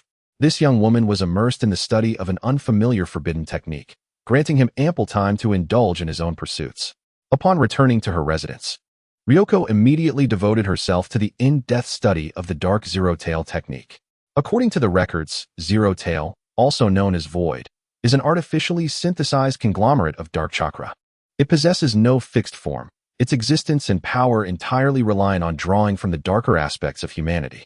The incessant waves of negative emotions, such as hatred, jealousy, greed, despair, and desire, were its lifeblood. Ryoko felt confident in her ability to counter the backlash of zero-tail, devising a unique approach rooted in this understanding. If the foundation of zero-tail's power lay in negative emotions, could she not purify and direct it? She envisioned selecting a singular negative emotion as the core sustenance for zero-tail, specifically her most familiar and potent drive, hunger. She believed her insatiable appetite, which had become second nature over time, was sufficiently powerful to nurture and sustain the existence of zero-tail. Even if her strength alone fell short, there were countless ways to cultivate hunger. Every living being experiences hunger, generating a desire for sustenance. This sentiment is more universal, easier to access, and comparatively tranquil than other negative emotions. Even in the peaceful era of Konoha, during mealtimes, there was an abundance of hunger to draw from. In other words, she need not resort to the violent means employed by Boss Shinong in the theatrical version to incite negative emotions through warfare and slaughter. As someone who had long been accompanied by the sensation of hunger, Ryoko held unwavering confidence in her ability to control the zero-tail born from appetite. After solidifying her thoughts and objectives, Ryoko embarked on the gradual study of transforming the zero-tail technique to align with her requirements. This endeavor was monumental, and with her current accumulation of knowledge and wisdom, she could not expect immediate progress. However, thanks to an unexpected compatibility, she successfully overcame several of the most notoriously challenging aspects of the zero-tail technique. For instance, the crucial step of identifying a medium capable of absorbing and containing negative emotions was approached through an unconventional route. She utilized her uniquely developed stomach, which had accumulated an extraordinary amount of chakra over the years, as the core vessel and incubator. This organ, having amassed a vast reservoir of chakra, formed a distinctive energy field that could effectively bind and refine the intangible negative energies. As time flowed on, 3 months passed in the blink of an eye. One day, a suppressed exclamation of excitement echoed from her residence. I did it! The zero-tail core has finally taken shape. During this period, Ryoko poured her heart and soul into the endeavor, successfully initiating preliminary modifications and adjustments to the complex zero-tail technique to suit her unique constitution and vision. To expedite the accumulation of sufficient negative emotional energy, she adopted the most direct yet painful method, voluntary fasting. By enduring intense hunger, she amplified and purified her primal, overwhelming appetite, using it as the initial sustenance to nurture zero-tail. This approach was straightforward yet remarkably effective. Waves of rich, almost tangible gluttonous desire emanated from her being, swirling like dark smoke, carefully guided into the technique she had constructed based on her stomach. Day after day, the intangible force of desire began to coalesce and compress under the technique's refining influence. Ultimately, a pitch-black, pulsating energy core gradually took shape deep within her stomach, the appetite zero-tail core. At the moment this core stabilized completely, an unexpected transformation occurred. A peculiar mask-like pattern, seemingly composed of shadows and bearing a gaping maw, emerged upon her abdominal skin. Simultaneously, a cold, viscous chakra, imbued with greed and emptiness, began to flow from the core like a waking serpent. This power felt discordant with the 7 diverse chakras from various ninjas within her, radiating an unsettling, pure malevolence. Ryoko extended her palm, and a strand of pitch-black chakra coiled around her fingertips, shifting and transforming into myriad shapes, displaying an astonishing vitality. This was the dark chakra she had nurtured, drawing from her appetite as sustenance. He carefully sensed this newfound power, his eyes shimmering with excitement and curiosity. Is this the dark chakra? Indeed, it is peculiar, he murmured to himself. In close proximity, he could distinctly perceive the mental erosion characteristics inherent within this power. Merely touching it stirred a deep hunger within him, as Liangzi prepared to venture out to test the influence of this power on the surrounding creatures. His thoughts were abruptly interrupted by the sound of hurried footsteps and urgent shouts. Boss, bad news. Something big has happened. A junior leader from the factory rushed to him, panting heavily, his face etched with panic. The flicker of good spirits that had just arisen within Liangzi dissipated instantly. He furrowed his brow and spoke in a low voice. Don't panic. Take your time and explain what happened.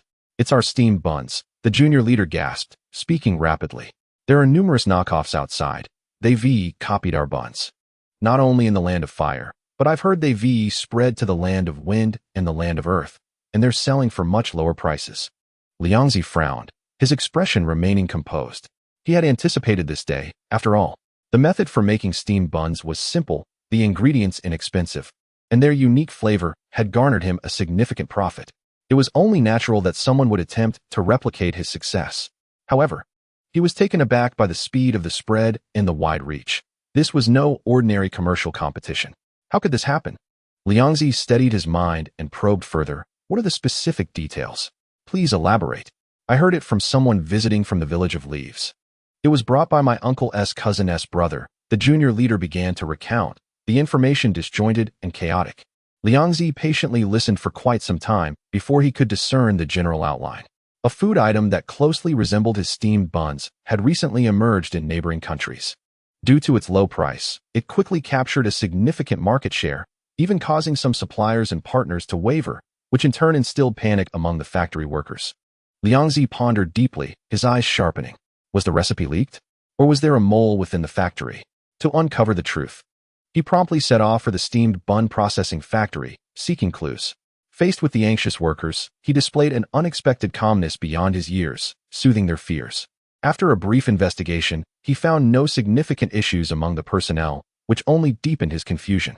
Thus, he sought out a member of the Akimichi clan responsible for external business communications, hoping they could assist in uncovering the reason.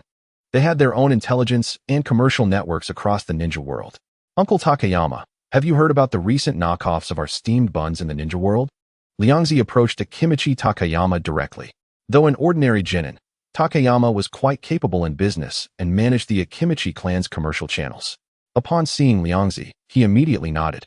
I was just about to look for you, Liangzi. I've already sent someone to investigate this matter. Saying this, he picked up a book from the table and handed it over. Liangzi took it, puzzled, his gaze falling on the cover titled The Resilient Ninja's Tale.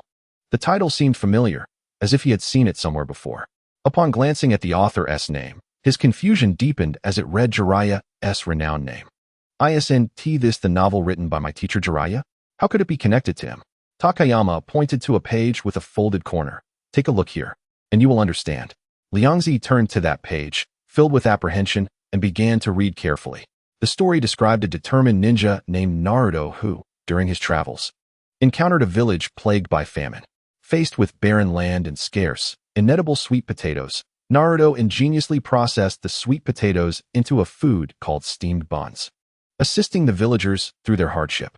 The book even detailed the general ideas and methods for making these buns. Liangzi's eyes widened in shock, as if a lightning bolt had struck his mind. Damn it, Jeriah, you've revealed my secret recipe. Everything became clear to him. It was not a case of corporate espionage or a recipe leak. The root of the issue lay here. His unreliable teacher had incorporated the method of making steamed buns into a novel after artistic processing. Consequently, some astute individuals from various nations in the ninja world had created knockoffs of his buns. He had anticipated countless scenarios, yet he never imagined that the secret of his steamed buns would be unveiled in such a manner. Ha ha ha, a delightful surprise, isn't it?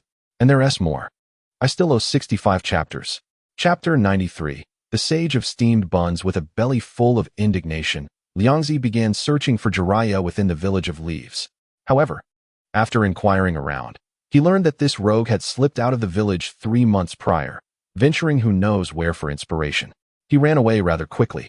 Liangzi ground his teeth in frustration, yet felt helpless, resolving to remember this grievance, determined to make his teacher repay him in full, with interest, upon their next meeting. The pressing issue was to address the impact of the knockoffs.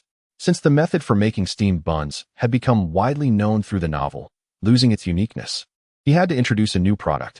Fortunately, as a time traveler with knowledge from 2 lifetimes, he recalled numerous delicious recipes. Soon, he conceived another dish made from sweet potatoes, vermicelli. The production process was not complex, yet the texture was smooth and easy to cook, whether in soups, salads, or stews. It was exceptionally delicious. He imparted the detailed method for making vermicelli to the factory workers, and soon, batches of translucent, high-quality vermicelli were produced. This visually appealing ingredient, perfect for mixing with other foods, immediately garnered immense popularity upon its release. Seeing the new product's success, the previously chaotic emotions among the workers stabilized, and the factory buzzed with renewed vitality. After resolving this commercial crisis, Liangzi finally recalled his original intention, to test his newly acquired abilities. It's all Jeriah's fault. He made me forget my important tasks. The school cafeteria will serve as my experimental site, he decided after a brief contemplation. It was a gathering place for numerous growing students with hearty appetites, undoubtedly the best venue to collect and test the power of hunger. He strolled towards the ninja school cafeteria, and upon entering, he encountered an old acquaintance he had not seen for a long time. Oh, isn't this the great sage of steamed buns? Long time no see. Have you returned from your travels to enlighten the masses? A teasing voice called out. It was Uchiha Tetsuhiko. After the earlier events, he had long given up the notion of matching his strength against Liangzi, and given Liangzi's amiable nature, they had instead become friends. Sage of steamed buns? What on earth is that? Liangzi was utterly bewildered by this sudden title. Uchiha Tetsuhiko laughed heartily and explained. You don't know? It's all the rage out there now. Someone has invented a cheap and filling food called steamed buns made from sweet potatoes. Saving countless impoverished lives, it's a tremendous virtue. Everyone refers to the inventor as the sage of steamed buns. Who else could it be but you? After his explanation, Liangzi suddenly understood. It turned out that with the spread of tenacious will and endurance and the imitation of the stewed dish in the ninja world, the true inventor had unexpectedly gained fame. Could this be considered a blessing in disguise? Although his exclusive business had been affected and his income had plummeted, the method of making this dish had indeed provided many impoverished citizens in the ninja realm with an inexpensive source of sustenance. potentially saving numerous lives from starvation. In this light, it didn't seem entirely negative. Was Jeriah, that rascal, deliberately spreading the method of making this dish for this very reason? This thought crossed his mind. If that were the case, his troublesome teacher had done something not entirely bad. He looked at the iron fire before him and smiled. The title of stewed dish sage sounds a bit rustic, but if it helps others, it's quite commendable. However, I hope to have a more impressive title in the future. Iron Fire crossed his arms and candidly remarked, with your outrageous strength, it's a foregone conclusion that you will make a name for yourself in the ninja world. He had no doubt about this. He vividly recalled how decisively Liangzi had dealt with the cloud-hidden ninja. That overwhelming pressure made him feel that even if he activated the Sharingan, he might not be able to compete. Haha, perhaps, Liangzi chuckled, not dwelling on the matter further. Iron Fire curiously inquired, you've been elusive lately. Where have you been? Have you been secretly training to become stronger? As a member of the Uchiha clan, he was quite sensitive to changes in the aura of strong individuals and felt that Liangzi was somehow different from before. However, he couldn't quite pinpoint what had changed. It just seemed that Liangzi felt more dangerous. Sort of, Liangzi nodded. I've just mastered a new ability and came to the cafeteria to test its effects. A new ability? Testing it in the cafeteria?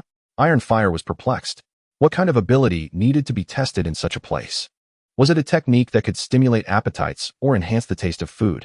Yet, considering Liangzi's obsession with food, such a technique seemed plausible.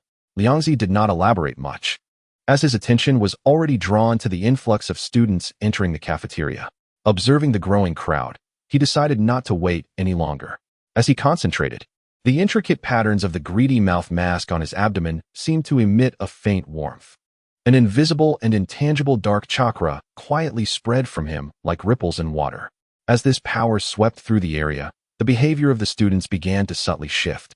Those who were already famished felt as if their stomachs were ablaze, their hunger driving them to rush toward the serving window with increased urgency. Quick, bring me 3 bowls of rice. No, 5 bowls. Why does today's dish smell so delicious? I can't hold back. I need an extra pound. Even some who were not particularly hungry or had just eaten felt a strange emptiness rise within their stomachs, a surge of intense desire to eat overwhelming them. Strange. I just ate in the cafeteria. Why am I suddenly hungry again? They couldn't understand why. Despite having eaten, they felt an insatiable urge to consume more. In no time, the cafeteria was filled with the sounds of orders being placed, as nearly everyone went wild with their appetites, devouring their meals in a frenzy. And the atmosphere became extraordinarily lively. Uchiha Iron Fire also felt an intense hunger strike him, but observing his classmates' unusual gluttony and recalling Liangzi's earlier comments, a ridiculous thought suddenly flashed in his mind. He instinctively glanced at Liangzi, who was wearing a subtle, mischievous smile, thoroughly enjoying the spectacle of the cafeteria. Hey Liangzi, you didn't do all this, did you? Iron Fire inquired, lowering his voice, incredulous. Indeed, it was me, Liangzi admitted candidly, a hint of excitement over a successful experiment in his tone. Isn't it a fascinating ability? It amplifies the hunger deep within people's hearts. And this is merely one of the most basic functions of appetite. Though seemingly unremarkable, this function possessed a profound collective impact. If Liangzi chose to, he could reignite the appetite of the masses, plunging them into gluttony. Compared to the chaotic zero tails of the boss Shinran from the movie, his nascent zero tails, birthed from pure appetite, were still in their infancy, yet the dark chakra they produced was remarkably pure. The convergence and resonance of countless appetites created a significant effect within a specific range, easily tapping into the most primal instinct to eat. This ability is utterly insane. Uchiha Iron Fire couldn't help but exclaim in a hushed tone, his face etched with shock.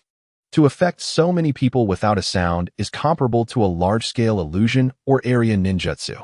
Observing his classmates lost in a frenzied state of consumption, he deeply felt the gap between himself and Liangzi. Though they were of the same age, not only was Liangzi's strength formidable, but the abilities he wielded were also enigmatic and unpredictable. A sense of urgency welled up within him, and he resolved to double his training upon returning, striving to awaken his Sharingan before graduation. Otherwise, he would feel unworthy to befriend Liangzi. Liangzi paid no mind to Iron Fire's astonishment, as he was wholly focused on sensing the subtle changes brought about by the Zero Tail's power. He concentrated once more, attempting to explore 2 other applications of absorbing the power of appetite. He selected a student nearby who had just finished their meal, channeling his thoughts. The student picked up their chopsticks, poised to enjoy the fragrant braised pork, but their actions abruptly froze. A look of confusion crossed their face as they seemed to lose all desire to eat, and they set the chopsticks down. Even though they adored braised pork, at that moment, the urge to consume it vanished. This was because their appetite's power had been silently seized by Liangzi, ultimately converging into the core of the zero tails in his abdomen, transforming into pure, dark chakra. The entire process was silent and unnoticed. This was precisely the effect Liangzi desired. Unbeknownst to others, he could subtly absorb their negative emotions, thereby enhancing himself. This provided him with a clandestine yet efficient means to compensate for his inability to seize others' chakra. Liangzi diligently sensed the dark chakra, condensed from the absorbed power of appetite. He discovered that, in essence, this chakra bore little difference from ordinary chakra and could serve as energy. However, due to its attributes, it could not be utilized for elemental ninjutsu like water, fire, wind, or lightning. No wonder Shinran opted for the 8 gates formation. It turned out that dark chakra could only be used on the physical body. Yet, for Liangzi, this was sufficient. After all, his family's secret techniques and his trump card. The new butterfly technique aligned perfectly with the requirements for utilizing dark chakra. When he absorbed this dark chakra and transformed it into his own nourishment, a more pronounced effect emerged. He once again obtained fragments of cultivation experience and knowledge from the one he had drained. Moreover, perhaps because appetite was intrinsically linked to spirit and instinct, involving deeper layers of spiritual energy, the fragments of experience gleaned through this method seemed clearer and more abundant than those obtained from ordinary chakra absorption. The direction is indeed correct. Liangzi felt a surge of exhilaration. This confirms his concept. The zero tails of appetite not only provides him with an almost boundless source of chakra, but also serves as an efficient means to acquire the experiences of others, compensating for his own shortcomings. The objective of the experiment has been achieved, and with a mere thought, Ryoko quietly retracted the dark chakra field that had enveloped the cafeteria. Almost instantaneously, many students who had been devouring their meals abruptly halted, their faces displaying a look of bewilderment. How did I eat so much? Strange. I suddenly feel full. I seemed a bit too hungry just a moment ago. Ugh, I feel so stuffed. Most remained unaware that their earlier anomalies had been influenced by external factors, attributing it merely to an unusual hunger following training. Meanwhile, the cafeteria's finances were beaming with delight at the unprecedented surge in revenue, completely oblivious to the source of this windfall.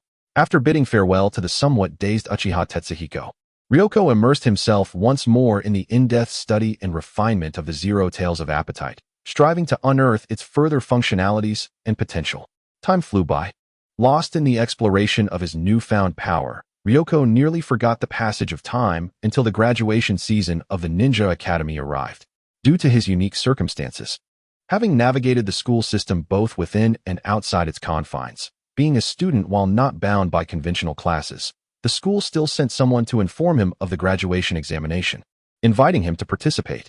For the simplest of the genin assessments, Ryoko found it to be a mere formality, be it the shadow clone technique, transformation technique, or substitution technique. He executed them with ease, and even the chakra control he inadvertently displayed left the proctor astonished.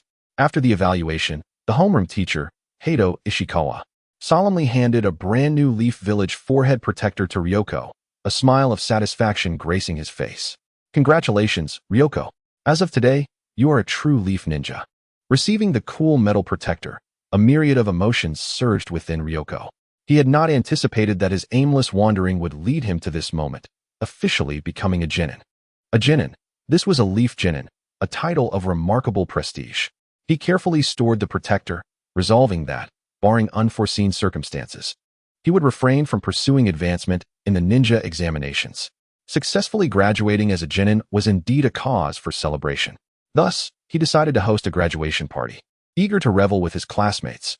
After all, celebrating alone was rather dull. The joy of a crowd was far more exhilarating. Although he often vanished like a mythical dragon, his popularity and reputation within the class were surprisingly high, especially among those he had mentored or who had witnessed his prowess, who regarded him with both admiration and trepidation. When he announced his intention to hold a graduation celebration, responses flooded in, with nearly half the class eagerly signing up, making the gathering exceptionally lively. Ryoko generously rented out a barbecue restaurant, where a continuous stream of fine meats, seafood, and vegetables graced the table, and he barely blinked. Now, he presided over a food processing factory employing nearly 100 people, with funds flowing steadily. He was no longer the impoverished individual who had to meticulously budget. Moreover, since the inception of the Zero Tales of Appetite, with dark chakra as his reserve energy, his consumption of ordinary food had drastically diminished, allowing him to amass a considerable fortune. As long as he refrained from activating the butterfly technique, this expenditure was but a trifling matter to him. Chapter 95. Another encounter with danger at the celebration. The atmosphere was vibrant as students exchanged toasts, sharing their hopes and anxieties for the future. Some were exhilarated at the prospect of embarking on their mission careers, while others felt trepidation about the unknown ahead, and some were melancholic about impending farewells. Amidst this cacophony, Hinata Aoki sat quietly in a corner, his head bowed, starkly contrasting with the surrounding jubilance. Ryoko noticed his unusual demeanor and, after a moment of contemplation, grasped the reason.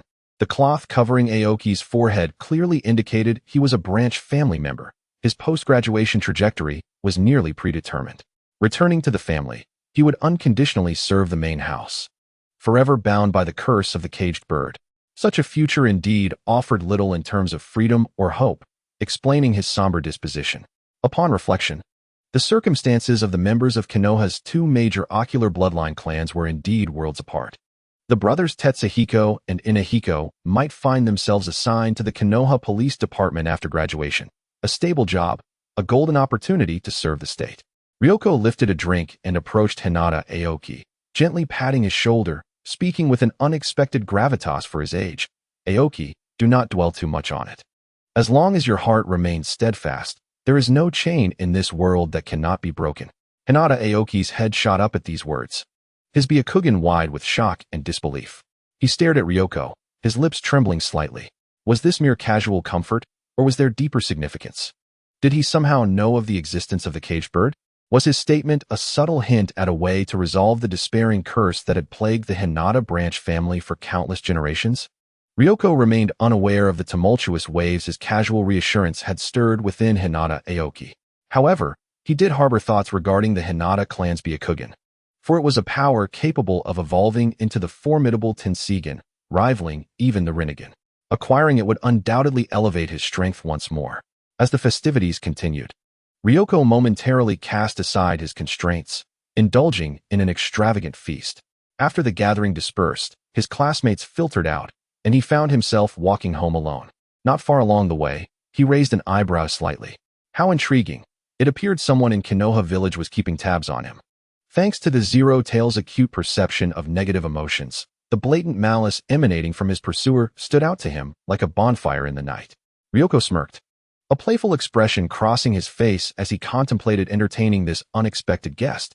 It had been a while since he had engaged in combat, and he felt a certain itch. He subtly altered his direction, deliberately heading toward a secluded alley. As soon as he entered, he sensed the malice behind him surge with urgency, evidently believing the moment to strike had arrived. This only heightened his amusement. Come out, don't hide. I've known you were there all along. Ryoko halted, facing away from the alley entrance, his tone light as he shattered the silence. His words evidently caught the stalker off guard, prompting a wave of emotions, surprise, panic, and intensified malice to surge forth. Ryoko could distinctly perceive these negative emotions, but chose not to absorb them, deeming them too chaotic and of low quality. The instant his words fell, a sharp whoosh sliced through the air behind him. A shadow, ghost-like in its stealth, materialized behind him.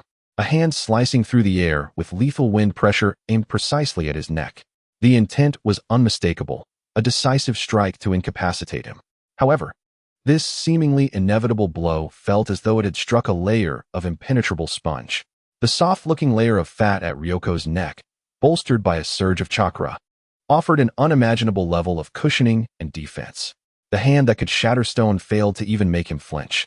The assailant, clearly taken aback by this unforeseen circumstance, hesitated, alarm bells ringing in their mind as they instinctively began to retreat. Yet, Liangzi responded with greater swiftness. With a cold snort, his arm instantly swelled as he executed the technique of multiplication. A colossal hand, accompanied by a howling wind, descended upon his opponent like a Venus flytrap. Bang! In a moment of desperation, the assailant utilized a substitution technique, leaving behind a wooden stump while his true self appeared several meters away. Liangzi's enormous palm crushed the stump into splinters, scattering wood chips everywhere. TSK, quite adept at the substitution technique, he thought, brushing the debris off his hand and locking his gaze onto the re-emerged assailant. The latter wore a face of utter astonishment, clearly unprepared for such a formidable target. How can someone so young possess such strength? The assailant's voice trembled with disbelief. He had no doubt that had that palm struck him fully, his body would have been reduced to a mere puddle of flesh. Liangzi, uninterested in further dialogue, inquired directly, "Who are you? Why have you attacked me?" The assailant, forcing himself to maintain composure, haughtily retorted, "Humph, once I capture you, you shall know who I am." Despite Liangzi's strength surpassing expectations, the assailant seemed to possess a trump card, or perhaps a mission that left him no room to retreat. With a sudden burst of energy, he charged at Liangzi once more, but as he took a single step, his body froze. An overwhelming and irresistible hunger, erupting from the depths of his soul like a volcano, shattered his will and bodily coordination. His legs buckled, nearly collapsing to the ground, as darkness clouded his vision, leaving him with nothing but a frenzied desire for sustenance. "Within my domain of hunger, you shall find no power to resist," Liangzi's indifferent voice echoed. Pointing his fingers like a spear, they lengthened and hardened midair, striking the famished assailant's chest with precision. Bang! The assailant was sent flying, crashing heavily against the wall before sliding to the ground, utterly devoid of combat capability. Liangzi strode over, looking down at the assailant's twisted face, contorted in hunger and pain. Sneering disdainfully, "Who gave you the audacity to attack me? Was it Liang Jingru?" At that moment, the assailant had no time to ponder who Liang Jingru was. He was exerting every ounce of his chakra and mental strength to suppress the terrifying hunger that threatened to consume him. Liangzi wasted no more time. The patterns on the mask covering his abdomen began to glow faintly, enveloping the assailant in an invisible pull. The power of Zero Tail activated, continuously siphoning the ignited appetite born of the assailant's excruciating pain and weakness. Moments later, the assailant collapsed, drained of all vitality, lying unconscious on the ground. A notably pure dark chakra was absorbed into Liangzi's being. Upon analyzing the fragments of memories contained within this dark chakra, Liangzi's brow furrowed. Human traffickers from the Hidden Cloud Village? They truly are relentless. He couldn't help but feel exasperated. Why had these individuals chosen to cross paths with him? The last time during the Nanshichuan gathering, they had sent someone to capture him, and now they had sent yet another during this gathering.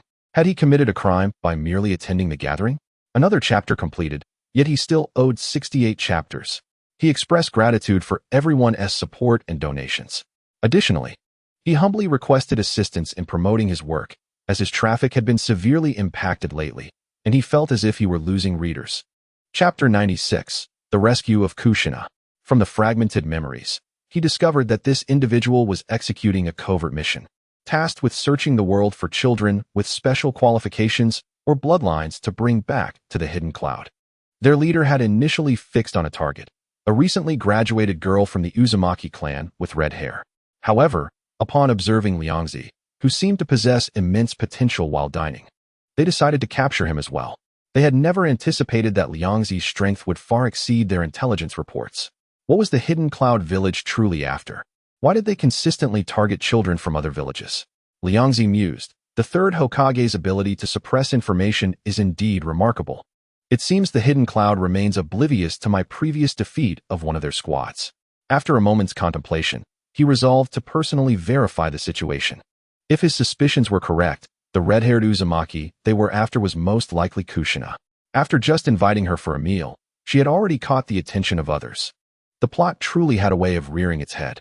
He could only hope that, with his intervention, Minato would still discover Kushina's kidnapping in a timely manner, enacting a heroic rescue under the moonlight.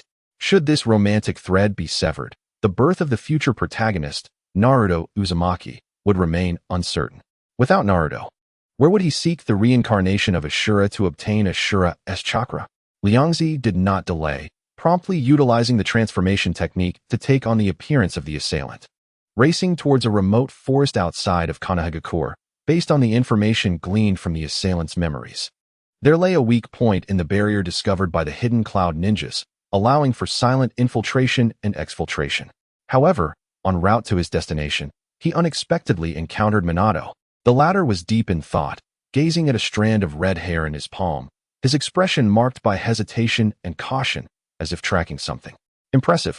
Just from a few fallen strands of red hair, he could deduce that Kushina was in peril. Minato, indeed, possessed an extraordinary acuity Liangzi silently admired. Even with his own interference, Minato was still able to sense the anomaly immediately. Perhaps this was the strength of narrative momentum. It also attested to Minato's exceptional insight and concern for Kushina. After confirming the clue, Minato's expression darkened, his chakra surged, and he accelerated like a golden flash, racing unhesitatingly towards the village's outskirts. After a brief moment of consideration, Liangzi decided to continue following discreetly. He concealed his presence. Leveraging his knowledge of the terrain and the stealth abilities granted by Zero Tail, silently trailing behind Minato. Before long, in a relatively open clearing ahead, Liangzi spotted the team from the hidden cloud responsible for the abduction. Just as he had surmised, including the one he had previously dealt with, there were 5 in total, now reduced to 4. They appeared agitated by their comrades' prolonged absence, yet they remained vigilant over the bound Kushina. After carefully sensing their chakra, Liangzi could not help but feel incredulous. This squad consisted of 1 Chunin and 3 Jinin. With such meager strength, they dared to infiltrate Konoha to kidnap someone, particularly an important descendant of both the Uzumaki and Akimichi clans. This was beyond audacity, it was sheer folly. It seemed likely that these individuals were acting independently. Spurred by impulse, Liangzi quickly deduced that if this were an official order from the higher-ups of the hidden cloud, they would never dispatch such a ragtag team. It was probable they had stumbled upon Kushina and himself while executing another mission, becoming overzealous and planning this reckless abduction. With this realization, Liangzi felt reassured. Such a disorganized group, coupled with Minato's strength and his own covert support, would be more than sufficient to handle the situation, just as he had anticipated. After confirming the enemy's numbers and strength, he immediately launched his attack. His figure darted forth like a specter, boldly charging towards the 4 hidden cloud ninjas. The Union squad, sensing the commotion, was immediately alerted by their leading Chunin captain, who commanded vigilance, exclaiming that there were enemies nearby.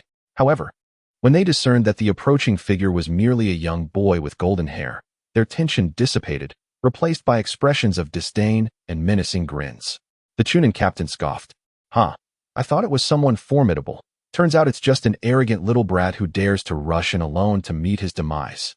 Ignoring the taunts, Minato's gaze swiftly swept over the bound Kushina, assuring himself of her safety before accelerating his pace. In a heartbeat, he seemed to teleport into the enemy ranks, his kunai slicing through the air with a chilling arc as he engaged several Yunin ninjas in fierce close combat. The clashing of metal echoed incessantly. Minato's speed was astonishing, his movements fluid and precise. Despite facing multiple opponents, he held his ground, even forcing the Yunin genin into a state of disarray. As the battle intensified, the Yunin ninjas grew increasingly alarmed, realizing that this golden-haired youth's prowess far exceeded their expectations. His speed was breathtaking, with kunai narrowly grazing the edges of his garments. Though he was merely a freshly graduated genin, his taijutsu rhythm was remarkably seasoned, and his chakra control was exquisite. This was far beyond the capabilities of an ordinary student. This boy possesses immense potential. He must not be allowed to escape.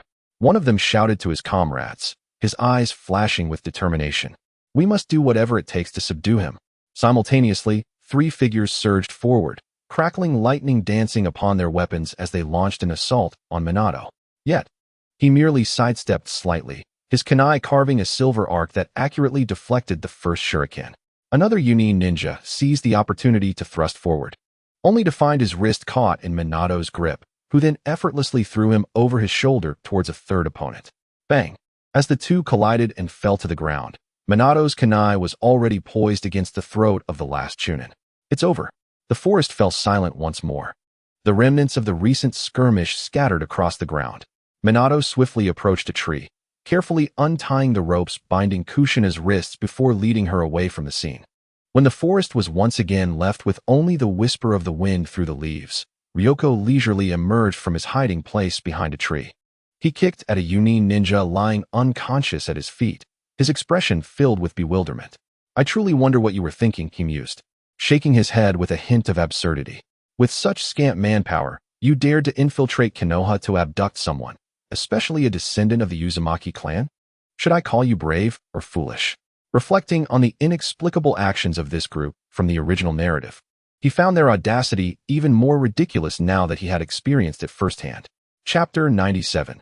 The Mark of Gluttony, confirming that the Yunin ninjas were alive but temporarily unconscious.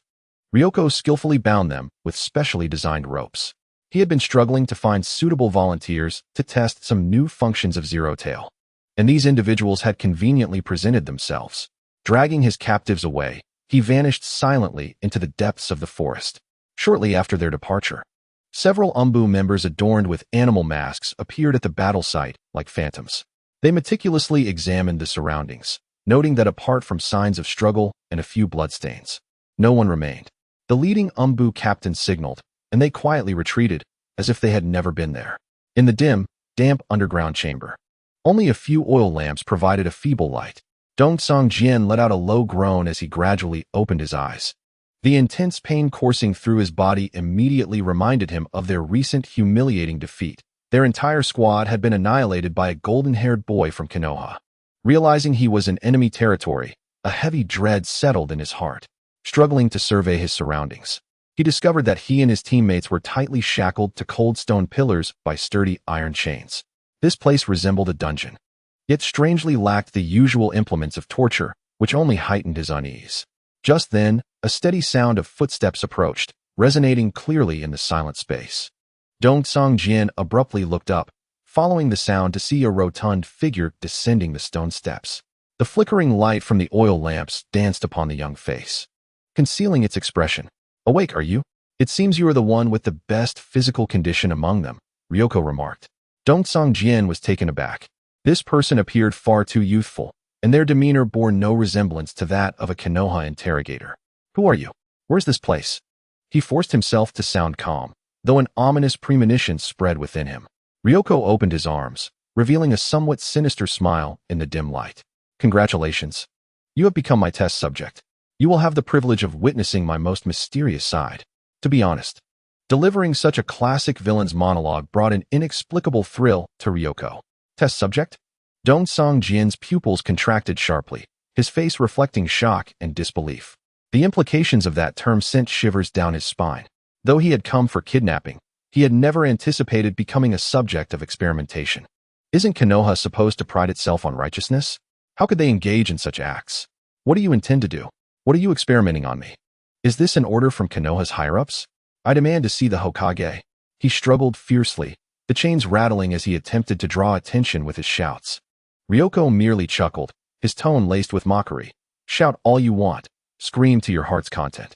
Even if you were to shout your throat raw, no one would hear you. This is my absolute domain. This chamber was meticulously constructed by him, possessing not only soundproofing but also barriers to shield against external interference. Even if one were to scream at the top of their lungs, not a soul outside would catch a whisper. As he spoke, he extended his chubby hand and gently pressed it against Dongsong Jian's chest. In the next moment, Dongsong Jian's entire body stiffened. He could distinctly feel a cold, viscous, and overwhelmingly invasive chakra seeping forth from Ryoko's palm, akin to countless tiny venomous snakes slithering into his body. This dark chakra raced through his meridians, penetrating acupoints, and spreading throughout his limbs and bones, inducing an indescribable sensation of numbness and foreignness. Simultaneously, an irresistible, terrifying hunger surged from the depths of his soul, erupting like a volcano and consuming his reason in an instant. His eyes quickly became bloodshot, and he emitted beast-like growls from his throat, frantically writhing in an attempt to break free and seek sustenance. His teeth clashed uncontrollably, gnashing at the air as drool spilled uncontrollably from the corners of his mouth. In that moment, he resembled a frenzied beast. Ryoko calmly observed every reaction from Dongsong Jian, meticulously sensing the trajectory of the dark chakra within him and the physiological changes it invoked. Indeed, as long as the hunger induced was sufficiently intense, even a Chunin could be completely overwhelmed, regressing into a primal beast driven by instinct. Ryoko's calm scrutiny of Dongsong Jian's madness validated his hypothesis. After initially testing the intensity of the hunger-inducing power, he focused his thoughts once more. The dark chakra that had intruded into Higashikura-ken's body no longer wandered chaotically. Instead, it began to converge, weaving along a mysterious trajectory at key points within his meridians and acupoints, ultimately crystallizing into a meticulously structured special rune. At the moment the rune took shape, a menacing mark that appeared to be composed of shadows and blood, with a gaping maw, suddenly emerged on Higashikura-ken's chest. The mark was vividly lifelike, exuding an ominous aura as if it intended to devour everything in existence. This was the devouring mark, a unique technique painstakingly developed by Ryoko, combining the power of the zero tail and knowledge of sealing techniques. Once this mark was imprinted, the life and actions of the target would largely be at his mercy. The instant the mark formed, Ryoko sensed a strange connection established between himself and Higashikura-ken. With a subtle thought, he tentatively activated the mark. Higashikura-ken let out a pained, weak howl, acutely aware that the chakra he had painstakingly refined and stored within was now uncontrollably boiling, surging through the mark on his chest like a torrent, rushing towards the ominous figure before him. This was not the dark chakra transformed from negative emotions. Rather, it was his very essence of life energy. Ryoko, feeling the pure chakra streaming into his body, could no longer suppress his excitement and burst into laughter. It worked. I truly am a genius. The significance of this experiment was monumental. Previously, the zero tail could only absorb negative emotions to convert into dark chakra, but it could not directly extract the ordinary chakra within a ninja. Now, with the devouring mark, he had successfully shattered this limitation. This meant that in the future, when dealing with weaker foes, he could not only absorb their negative emotions, but also waste not a single drop of chakra, transforming them into his own source of energy. Perfect. With the devouring mark, everything from others would become my sustenance, and nothing would go to waste. He excitedly clenched his fist, envisioning a future where he could plant the devouring mark on countless individuals, providing him with an endless supply of chakra. Of course, Ryoko was also acutely aware of the limitations of the devouring mark. While it was difficult to erase by ordinary means, it could potentially be undone by opponents of Jonin rank who were knowledgeable in sealing techniques. However, it was never intended to confront the strongest of foes. Its true value lay in crowd control and mass combat. Imagine being besieged by hundreds or thousands of ninjas while he merely unleashed a dark chakra field, continuously eroding his enemies and branding them with the devouring mark. These foes would transform from threats into nutrients, allowing him to grow ever stronger, tireless like a perpetual motion machine. While the third Reikage might perish from exhaustion, he, Akadu Ryoko, would not. With this divine technique, he could even reverse the tides, devouring and enslaving countless armies. Having achieved the experiment's objective, Ryoko temporarily halted the mark's operation, cutting off the chakra extraction. Higashikura-ken emerged as if pulled from water, his body drenched in cold sweat, gasping for breath. The terrifying sensation of being consumed had vanished, but the chakra within him had dwindled to nearly nothing. A wave of profound weakness crashing over him. Slowly lifting his head, he beheld the plump face of Ryoko, adorned with an innocent smile, and felt a surge of unprecedented fear in his eyes, his voice trembling as he uttered, "What have you done to me?" "It was merely a small experiment," Ryoko replied nonchalantly, as if stating the most mundane fact. "As long as you comply, I may consider sparing your life." He had no intention of killing this Kumogakure Jonin immediately. As a taijutsu ninja with robust physical attributes and rapid chakra recovery, he was a ready, renewable source of chakra, too valuable to waste. Upon hearing that he might live, a flicker of hope ignited in Higashikura-ken's despairing gaze. Who would wish to die if they could survive? Regret flooded him. Why had he come to Konoha to undertake this cursed mission? The ninjas here were monsters, each more formidable than the last. The blonde-haired youth fought with a speed that defied humanity, rendering them defenseless, and this chubby figure before him was even more sinister, his strange abilities making him experience a living nightmare. Just then, Ryoko made another move. He formed a peculiar hand seal, and dark chakra surged around him. Secret technique, touch of gluttony. As he spoke in a low voice, elongated, twisted tendrils of a dark hue erupted from his back. These tendrils twisted and writhed as if possessing a will of their own, exuding a disquieting, ominous aura within the dim chamber. The sight was reminiscent of something crawling forth from the depths of hell, freezing the flickering hope for survival that had just ignited in Higashikura-ken, turning it into a chilling dread. Gazing at the writhing horror of the tendrils and then back at the calm-faced Ryoko, he felt that the latter was more terrifying than any legendary demon. He realized how naive he had been to think that someone wielding such malevolent abilities would truly spare him. No, I don't want to die. I haven't even married yet. He longed to struggle, to refuse, to flee, but his body was firmly bound, and his words were stammered out in a trembling cadence, riddled with fear. Regret surged within him. He should never have trusted Ryoko's words, believing he would be spared. With such wicked methods at his disposal, escape from death seemed impossible. At that moment, the dark tendrils lunged forth like a venomous snake sensing its prey.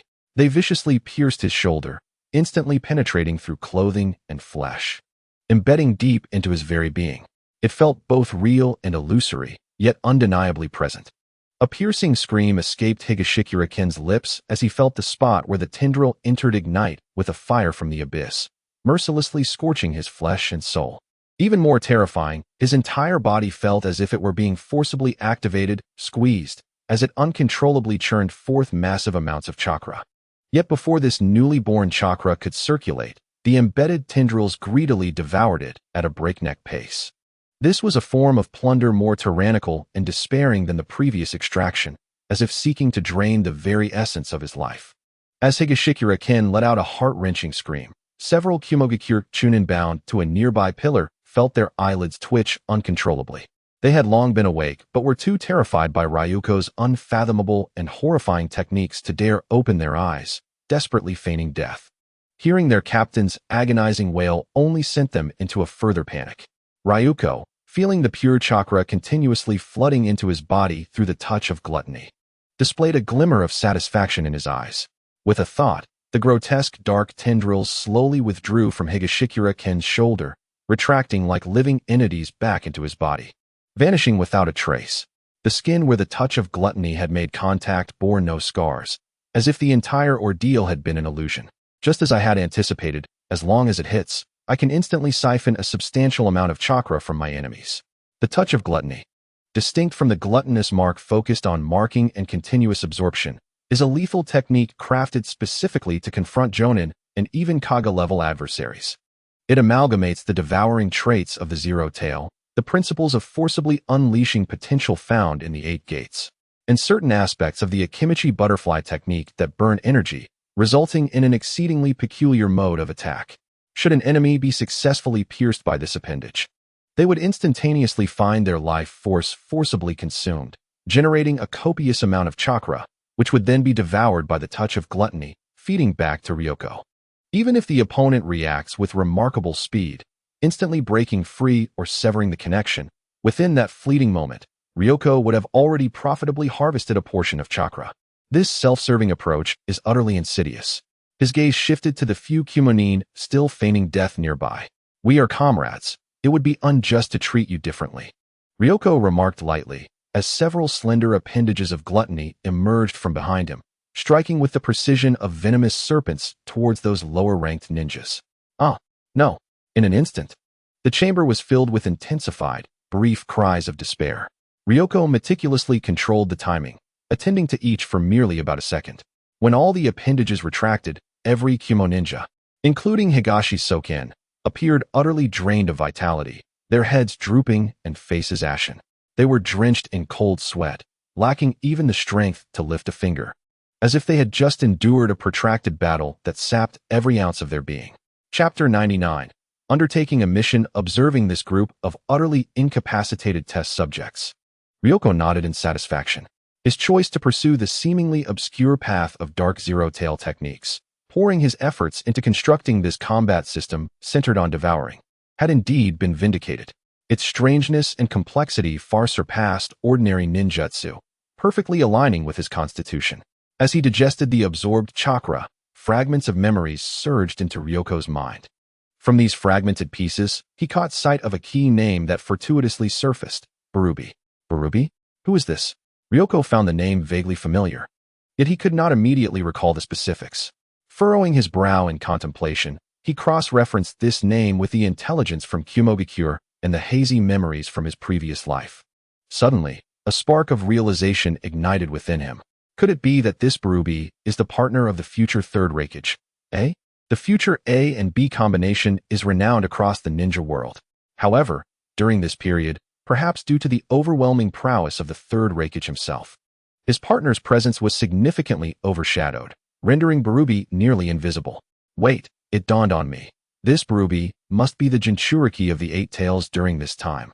Ryoko finally connected the dots, recalling that he later met his demise due to Orochimaru's machinations and his own inner vulnerabilities, causing the Eight Tails to spiral out of control. If this conjecture is accurate, then everything falls into place. The instability of the current Eight Tails Jinchuriki, Barubi, likely prompted Kumogakure to frantically scour the entire ninja world for children with special physiques and potential. Their objective was to sift through candidates for the next generation of Eight Tails Jinchuriki. How enlightening. They were not merely abducting promising children, but were also in search of vessels for their tailed beasts. Ryoko gazed at the waning Kumonin on the ground, a glimmer of understanding in his eyes. Thinking of Barubi and the rampaging Eight Tails, Ryoko instinctively linked the situation to Orochimaru. Could it be that this fellow has already made his move? He mused quietly. If it were not for Barubi's sudden decline, Kumo would not be so desperate as to send even such a rudimentary team to infiltrate Konoha for abduction. Based on the timeline, this possibility is indeed substantial. Orochimaru, often absent from the village, dedicates most of his time to various biological studies and research on immortality, while also diverting his attention to infiltrating Kumogakure with the intent to manipulate the Eight Tails Jinchuriki and possibly abduct children. Upon this realization, Ryoko could not help but admire Orochimaru.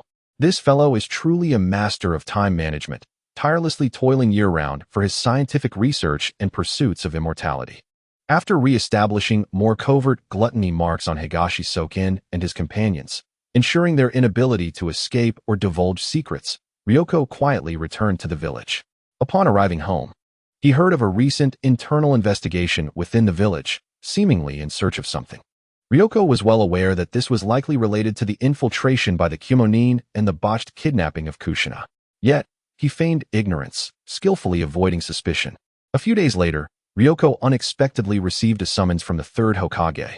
With a hint of curiosity, he arrived at the Hokage's office, finding Minato already present.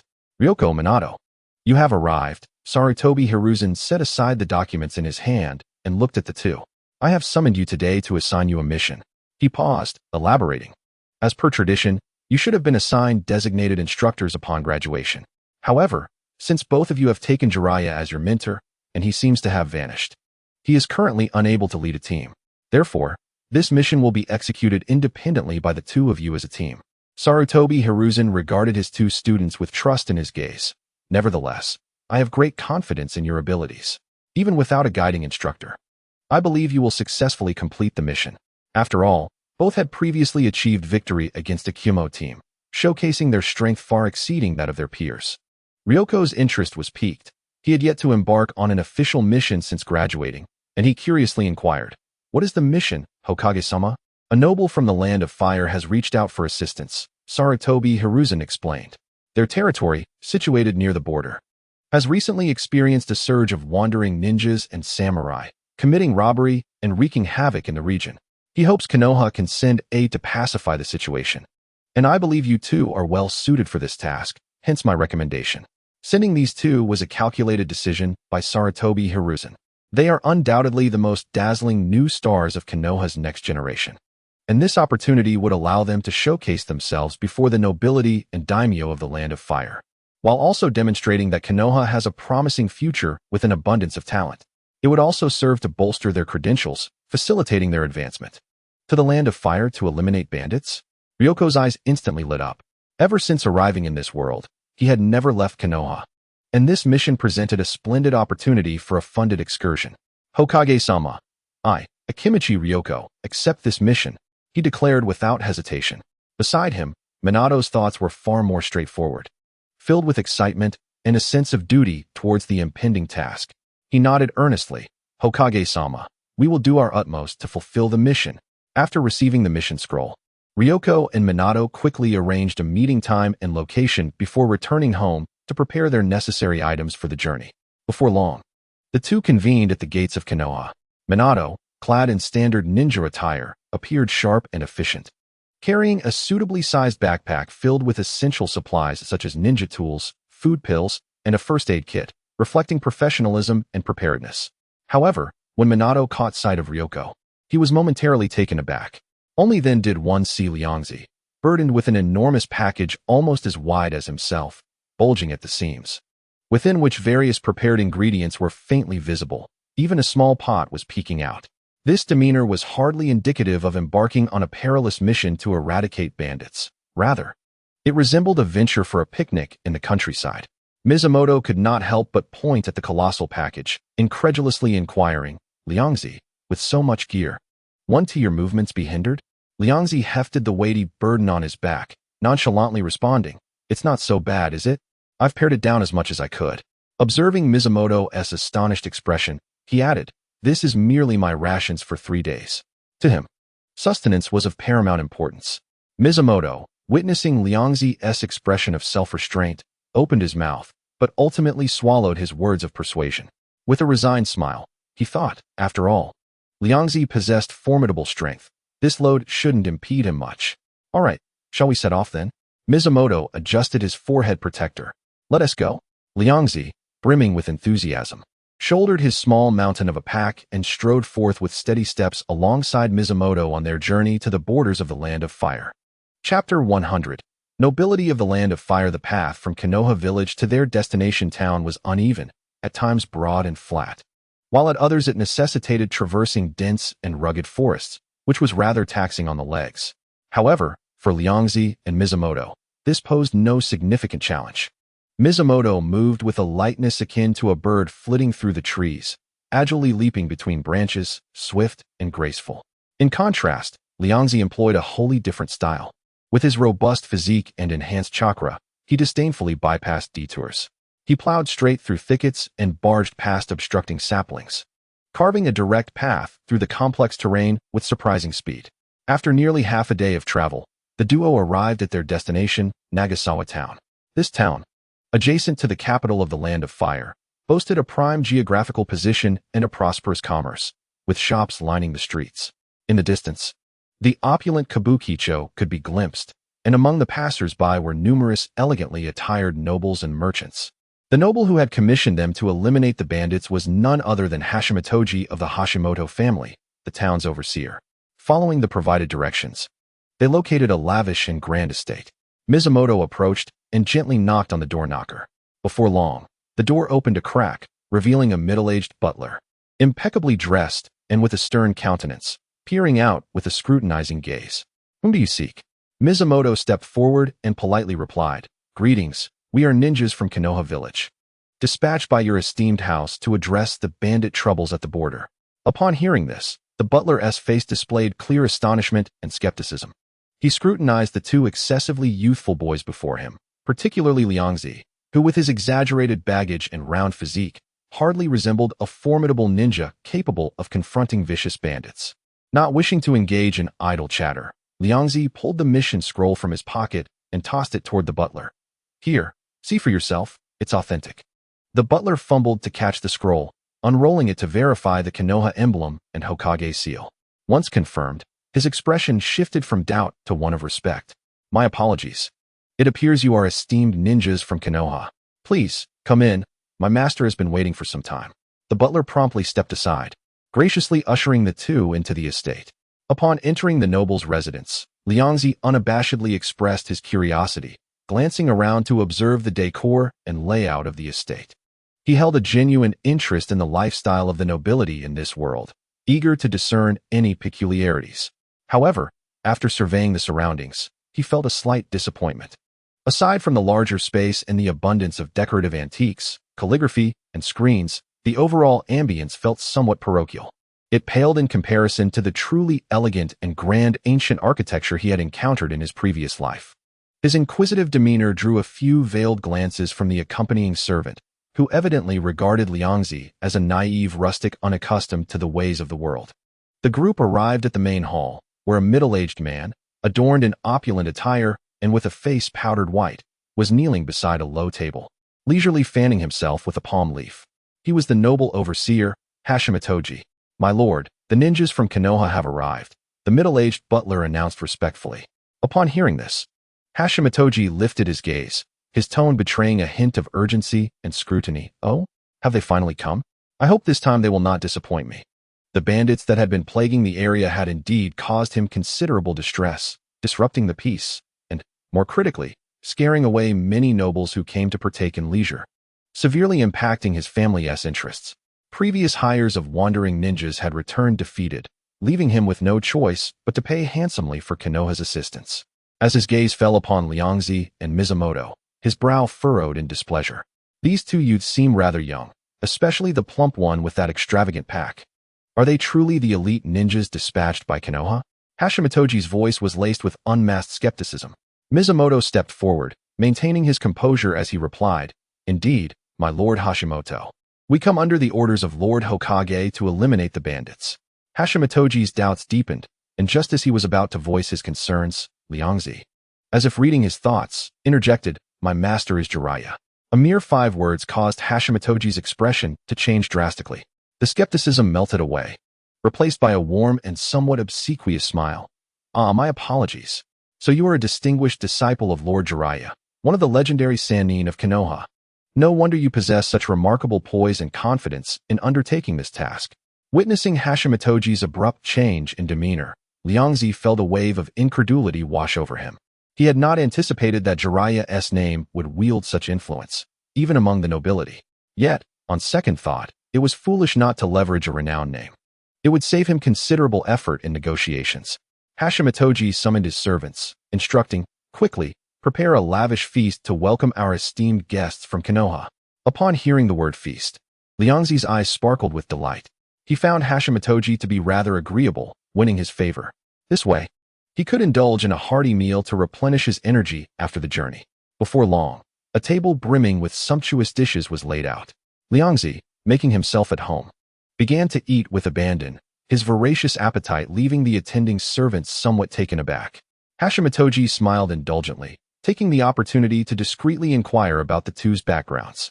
Upon learning that Liangzi hailed from the Akimichi clan, his smile grew even broader, nodding vigorously with exaggerated admiration. "So, you are a prodigy from the Akimichi clan. No wonder you possess such a robust physique. It is clear you are of extraordinary strength." The Akimichi clan was well known within the Land of Fire for their formidable physical prowess and culinary-related secret techniques. This revelation bolstered Hashimotoji's confidence in Liangzi's abilities, alleviating much of his earlier apprehension. He believed that as long as Liangzi was well-fed, he would surely assist in eradicating the nearby bandits. 2 additional chapters have been completed, leaving 66 chapters outstanding. The previous content stirred some controversy, and I have made revisions to address it as best as I could. Chapter 101. The sweating noble at the dining table. Ryo was nothing short of insatiable.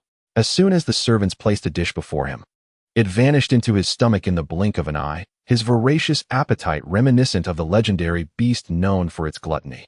His astonishingly rapid consumption left the surrounding servants and attendants dumbfounded, whispering amongst themselves, "Goodness, is this what a ninja is like?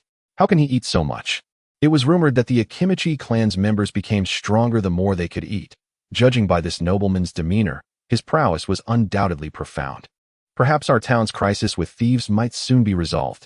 Hurry, let us urge the kitchen to prepare more dishes. We must ensure this esteemed ninja is well fed. No one dared to slacken their pace, and the kitchen bustled vigorously, striving to satisfy this formidable eater. Hashimoto, observing Ryo's wild feasting, felt no anger but rather a broad smile spread across his face. In his simple understanding, the ability to consume vast quantities was synonymous with strength. The more Ryo ate, the more secure Hashimoto felt about their mission to eradicate the bandits. He even hoped Ryo would consume even more. Meanwhile, Minato, watching the ever-growing stack of empty plates, glanced at Hashimoto's generous expression and couldn't help but feel a twinge of anxiety for this nobleman. He was acutely aware of Ryo's bottomless appetite. If this continued, would they find themselves bankrupt? Would the first task assigned by Lord Hokage be doomed to failure? Before long, the middle-aged steward hurried over to Hashimoto, lowering his voice to report, "My lord, the food supplies have been completely depleted. Should we send someone to procure more?" Hashimoto, lost in the joy of having hired such a powerful ally, waved his hand grandly, exuding generosity. Yes, of course. We must ensure that Jeriah-sama's esteemed apprentice is well fed. He will need the strength to combat the bandits. The steward complied and rushed out to gather supplies.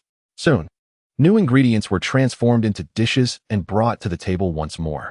Ryo, seeing this, wasted no time and resumed his whirlwind eating, bowl after bowl.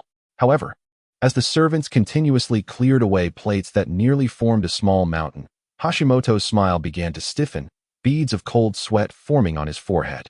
He realized he had severely underestimated Ryo's appetite. This was no mere capacity to eat, it was an insatiable abyss. The volume of food consumed seemed to exceed the very size of the dishes themselves. How could he possibly fit it all in? Once again, the middle-aged steward approached him quietly, his voice trembling.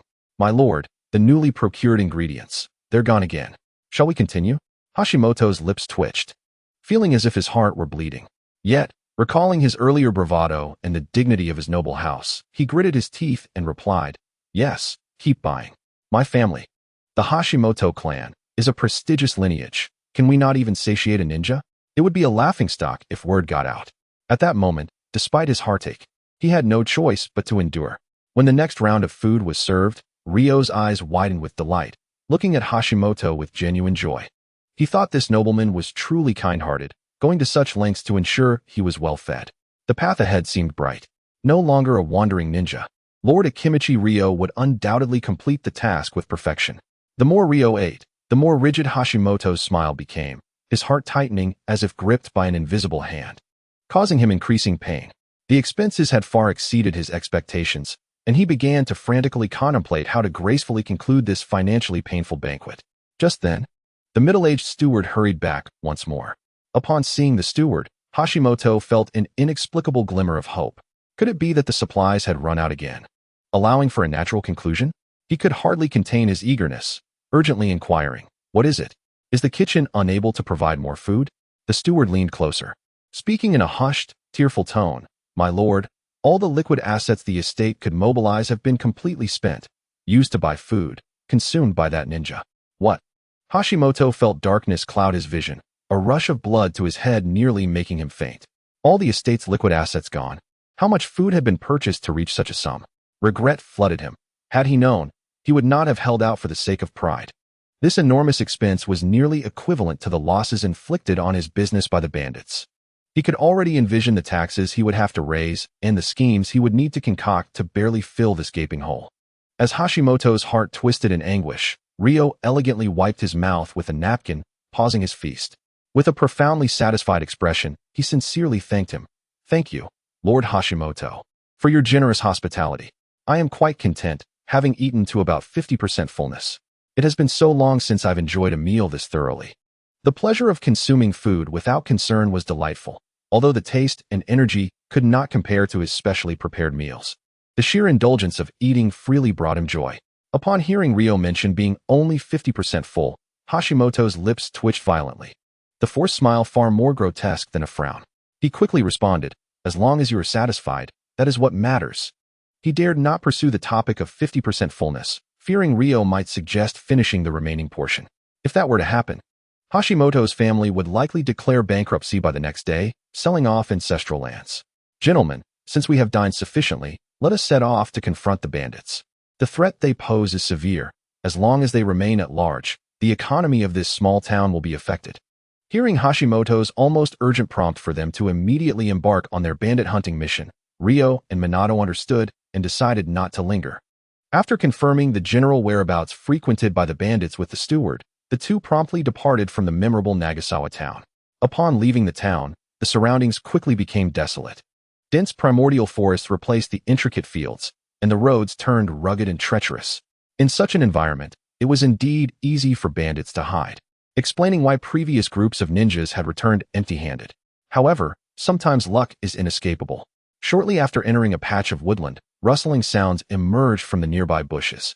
Suddenly, several burly men wielding blades and wearing menacing expressions leaped out, blocking their path.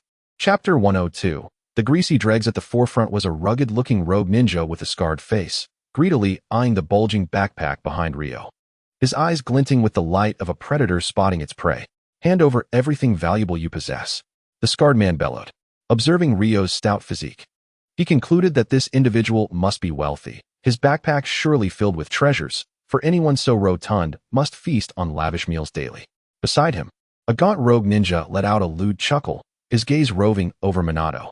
Ha ha ha, I never expected such fortuitous luck today, encountering two tender young lads. This blonde-haired fellow is quite appealing. Once captured, my companions can have their share of amusement. As for the stout one, he disdainfully glanced at Ryoko. His corpulent frame ripe for oil extraction, surely yielding a substantial amount of fine oil. Ryoko, upon hearing this, immediately grew displeased, pointing at himself in protest. Hey, are you discriminating against fat people? Why can't I join in the fun? Can't he be taken for oil instead? The lean bandit scoffed, lightly prodding Ryoko with the tip of his knife. Look at you, with your round face and quivering flesh. It's evident you are prime material for oil. If not you, then who? Mizumoto, standing nearby, furrowed his brow, his gaze turning icy as he slowly reached for the ninja tool strapped to his back. Ryoko, however, found the situation amusing. He patted his rotund belly and flashed a benign smile at the oblivious bandits. Oh, you wish to extract oil from me? Very well. Let me show you how my fat is rendered. Ryoko intercepted Mizumoto, his tone laced with a hint of coldness. Allow me to handle this. These ignorant scoundrels require a proper lesson. Initially, he had merely intended to jest with them, not anticipating their sinister intent to kill and render oil. This exceeded the bounds of ordinary brigandry. These were truly vile criminals. For such individuals, Ryoko felt no compassion. Mizumoto, hearing this, took a step back, curious to see how Ryoko would deal with the miscreants. Ryoko slowly raised a hand, palm facing down, as an intangible yet frigid darkness, a chakra of malevolence, surged forth, enveloping the bandits in a tide of despair. What is this? The bandits cried in terror. The dark chakra, akin to a living entity, invaded their limbs and marrow, coursing through their meridians and acupoints, inflicting an indescribable sense of numbness and void. Soon, an overwhelming, primal hunger erupted from the depths of their souls, as if countless insects were gnawing at their insides, driving them to the brink of madness. But this was merely the beginning. A grotesque mark, resembling a gaping maw formed of shadows and blood, materialized on their chests or foreheads, the mark of gluttony. As the mark took shape, their screams intensified in anguish. They could distinctly feel their chakra, painstakingly cultivated, being uncontrollably siphoned away by the mark, akin to a flood bursting its banks, relentlessly flowing toward Ryoko. Subsequently, they experienced rapid physical deterioration. Their once robust bodies shriveled visibly, muscles atrophying, skin losing its luster. In mere breaths, they transformed from hulking figures into mere husks, as though their life essence had been drained. The bandit leader, fighting against the gnawing hunger and profound weakness, mustered his last strength to raise his head. His eyes filled with terror and disbelief, hoarsely questioning, What manner of monster are you? What have you done to us? Ryoko approached him, crouching down with an innocent smile, delightfully responding, Did you not say you wished to turn me into oil? I am merely transforming you into residue. How surprising. Is it not? Ryoko's words, reminiscent of a demon from the depths of hell, sent a shiver through the bandits, awakening a bone-chilling dread. The bandit leader, in extreme agony and fear, hoarsely shouted, You will pay for this. Lord Suko will avenge us. Oh, more accomplices? Ryoko raised an eyebrow, realization dawning upon him. Indeed, given their meager capabilities, it was unlikely that the esteemed Lord Hashimoto would expend resources seeking assistance for them. The bandits before him were merely low-level ninja. The true threat lay with the so-called Lord Suga and his followers. Recognizing the existence of further remnants, Ryoko was determined not to let them escape. Moreover, given their heinous actions, he was eager to utilize them entirely, transforming them into nourishment for the Zero Tails. He endeavored to absorb and analyze the chakra's fragmented memories, hoping to discern the location of their lair. Yet, the chakra proved to be of poor quality, the memories chaotic and lacking any valuable information. TSK, what a disappointment. Growing impatient, Ryoko resolved to intensify his extraction, willing to hasten their demise if it meant gleaning more information. At that moment, the emaciated bandit seemed to sense Ryoko's intent and his unmasked killing intent. Driven by an overwhelming instinct for survival, he disregarded his weakness and hunger, shouting with all his might, Please, spare me. I am willing to surrender. I will lead you. Grant me a chance for redemption. Ryoko paused, considering the proposition. Indeed, if he continued to forcibly extract, these individuals might perish, yielding no accurate intelligence. If someone was willing to guide him, it would certainly simplify matters. Speak, Ryoko commanded, his tone devoid of inflection. The thin bandit, as if granted a reprieve, eagerly divulged. Our base is not far from here, about 3 kilometers away in a concealed cave, where over 20 of my brothers reside. The leader is Lord Suga, who is reputed to possess the strength of a jonin.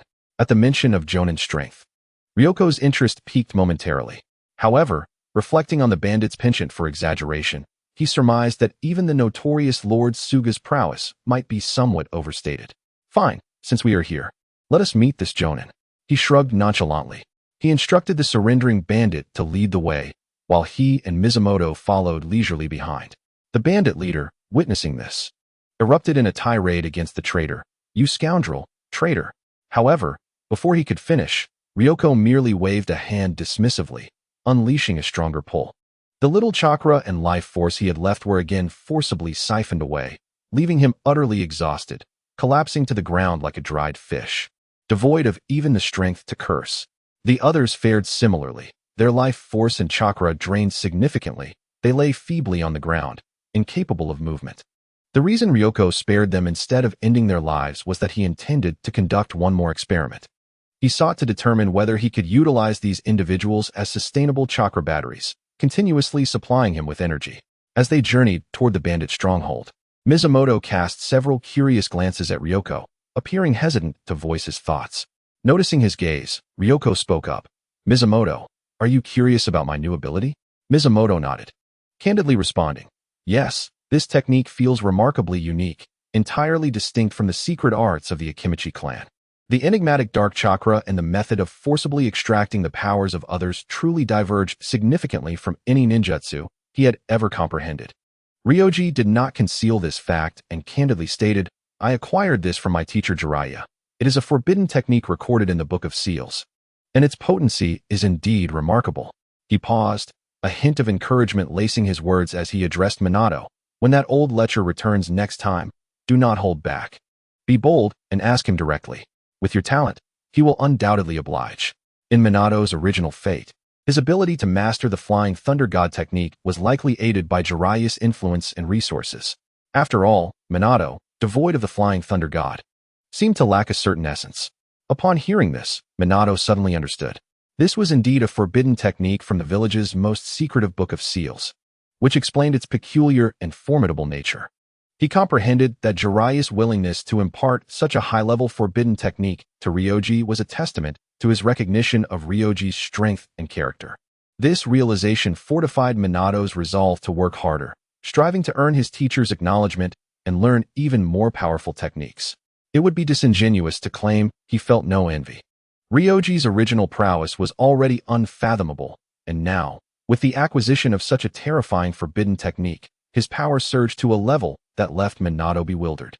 This only intensified his determination to grow stronger. Ryoji's decision to inform Minato stemmed from his lack of intent to conceal the truth, as it was inevitable that more individuals would eventually learn of it. As long as he kept the crucial aspects hidden and shared only inconsequential details, everything would remain unscathed. Under the guidance of the gaunt bandit, the trio ventured not far before they stumbled upon a concealed cave entrance nestled in a remote mountain hollow, where vague figures flickered. Hijiro, how did you return so swiftly? Who are these two behind you? A stern voice inquired from a knife-wielding wandering ninja guarding the cave entrance. His gaze swept suspiciously over Ryoji and Minato, clearly filled with wariness. Hijiro had been absent for only a short while. The sudden appearance of two unfamiliar faces raised alarm. Sweat beaded on Hijiro's brow as he appeared increasingly guilty. Enough, you should rest, Ryoji said dismissively, waving his sleeve. A surge of dense dark chakra erupted like a flood, instantly engulfing the guarding bandit. The dark energy invaded his body, accompanied by a chilling scream, as a grotesque mark of gluttony rapidly manifested on his skin, voraciously draining his chakra and vitality. This sudden turn of events, coupled with the cries of his companion, immediately alerted others within the cave. What is happening? An attack. Amidst the chaos of hurried footsteps and shouts, over 20 bandits surged from the cave, swiftly encircling Ryoji, Minato, and the guiding Hijiro. As they gazed at their struggling and rapidly withering comrade on the ground, terror etched their faces. The foremost among them, a burly man resembling a leader, suppressed his trepidation and demanded, Who are you? What do you intend to do here? Unfazed by the encirclement, Ryoji took a step forward and declared, Since you have inquired so earnestly, I shall graciously inform you. I am Ryoji Akimichi, the guardian of justice in the ninja world, the most compassionate and righteous. As his words fell, the dark energy surrounding him surged once more, resembling a living shadow that split into dozens of tendrils, precisely targeting each bandit nearby.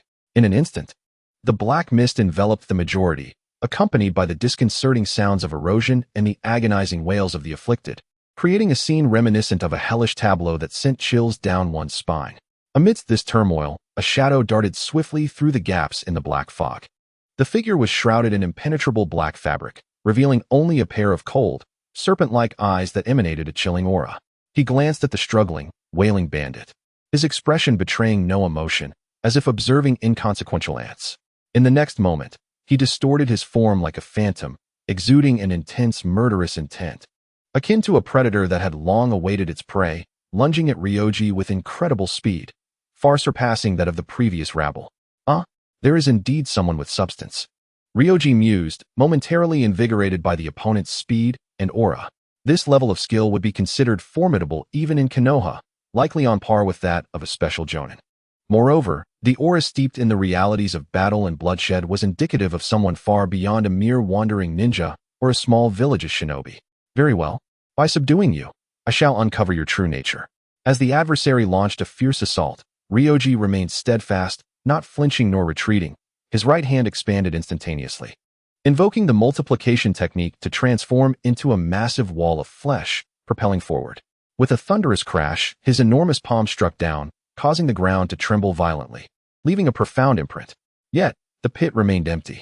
Almost simultaneously, a dense white mist surged around them without warning, swiftly enveloping the area, reducing visibility to nearly zero. Ryoji, be cautious. This resembles the silent killing technique of the Mist Village. Minato shouted, his voice somewhat muffled within the thick fog. Ryoji nodded slightly. For as a traveler from another time, he possessed a divine perspective enriched with knowledge of future events, and he was indeed aware of the signature techniques of Zabuza Momochi. This dense mist, which posed an insurmountable challenge for ordinary individuals, held little threat for Ryoji. As long as there were living beings, the instinct of hunger would always prevail.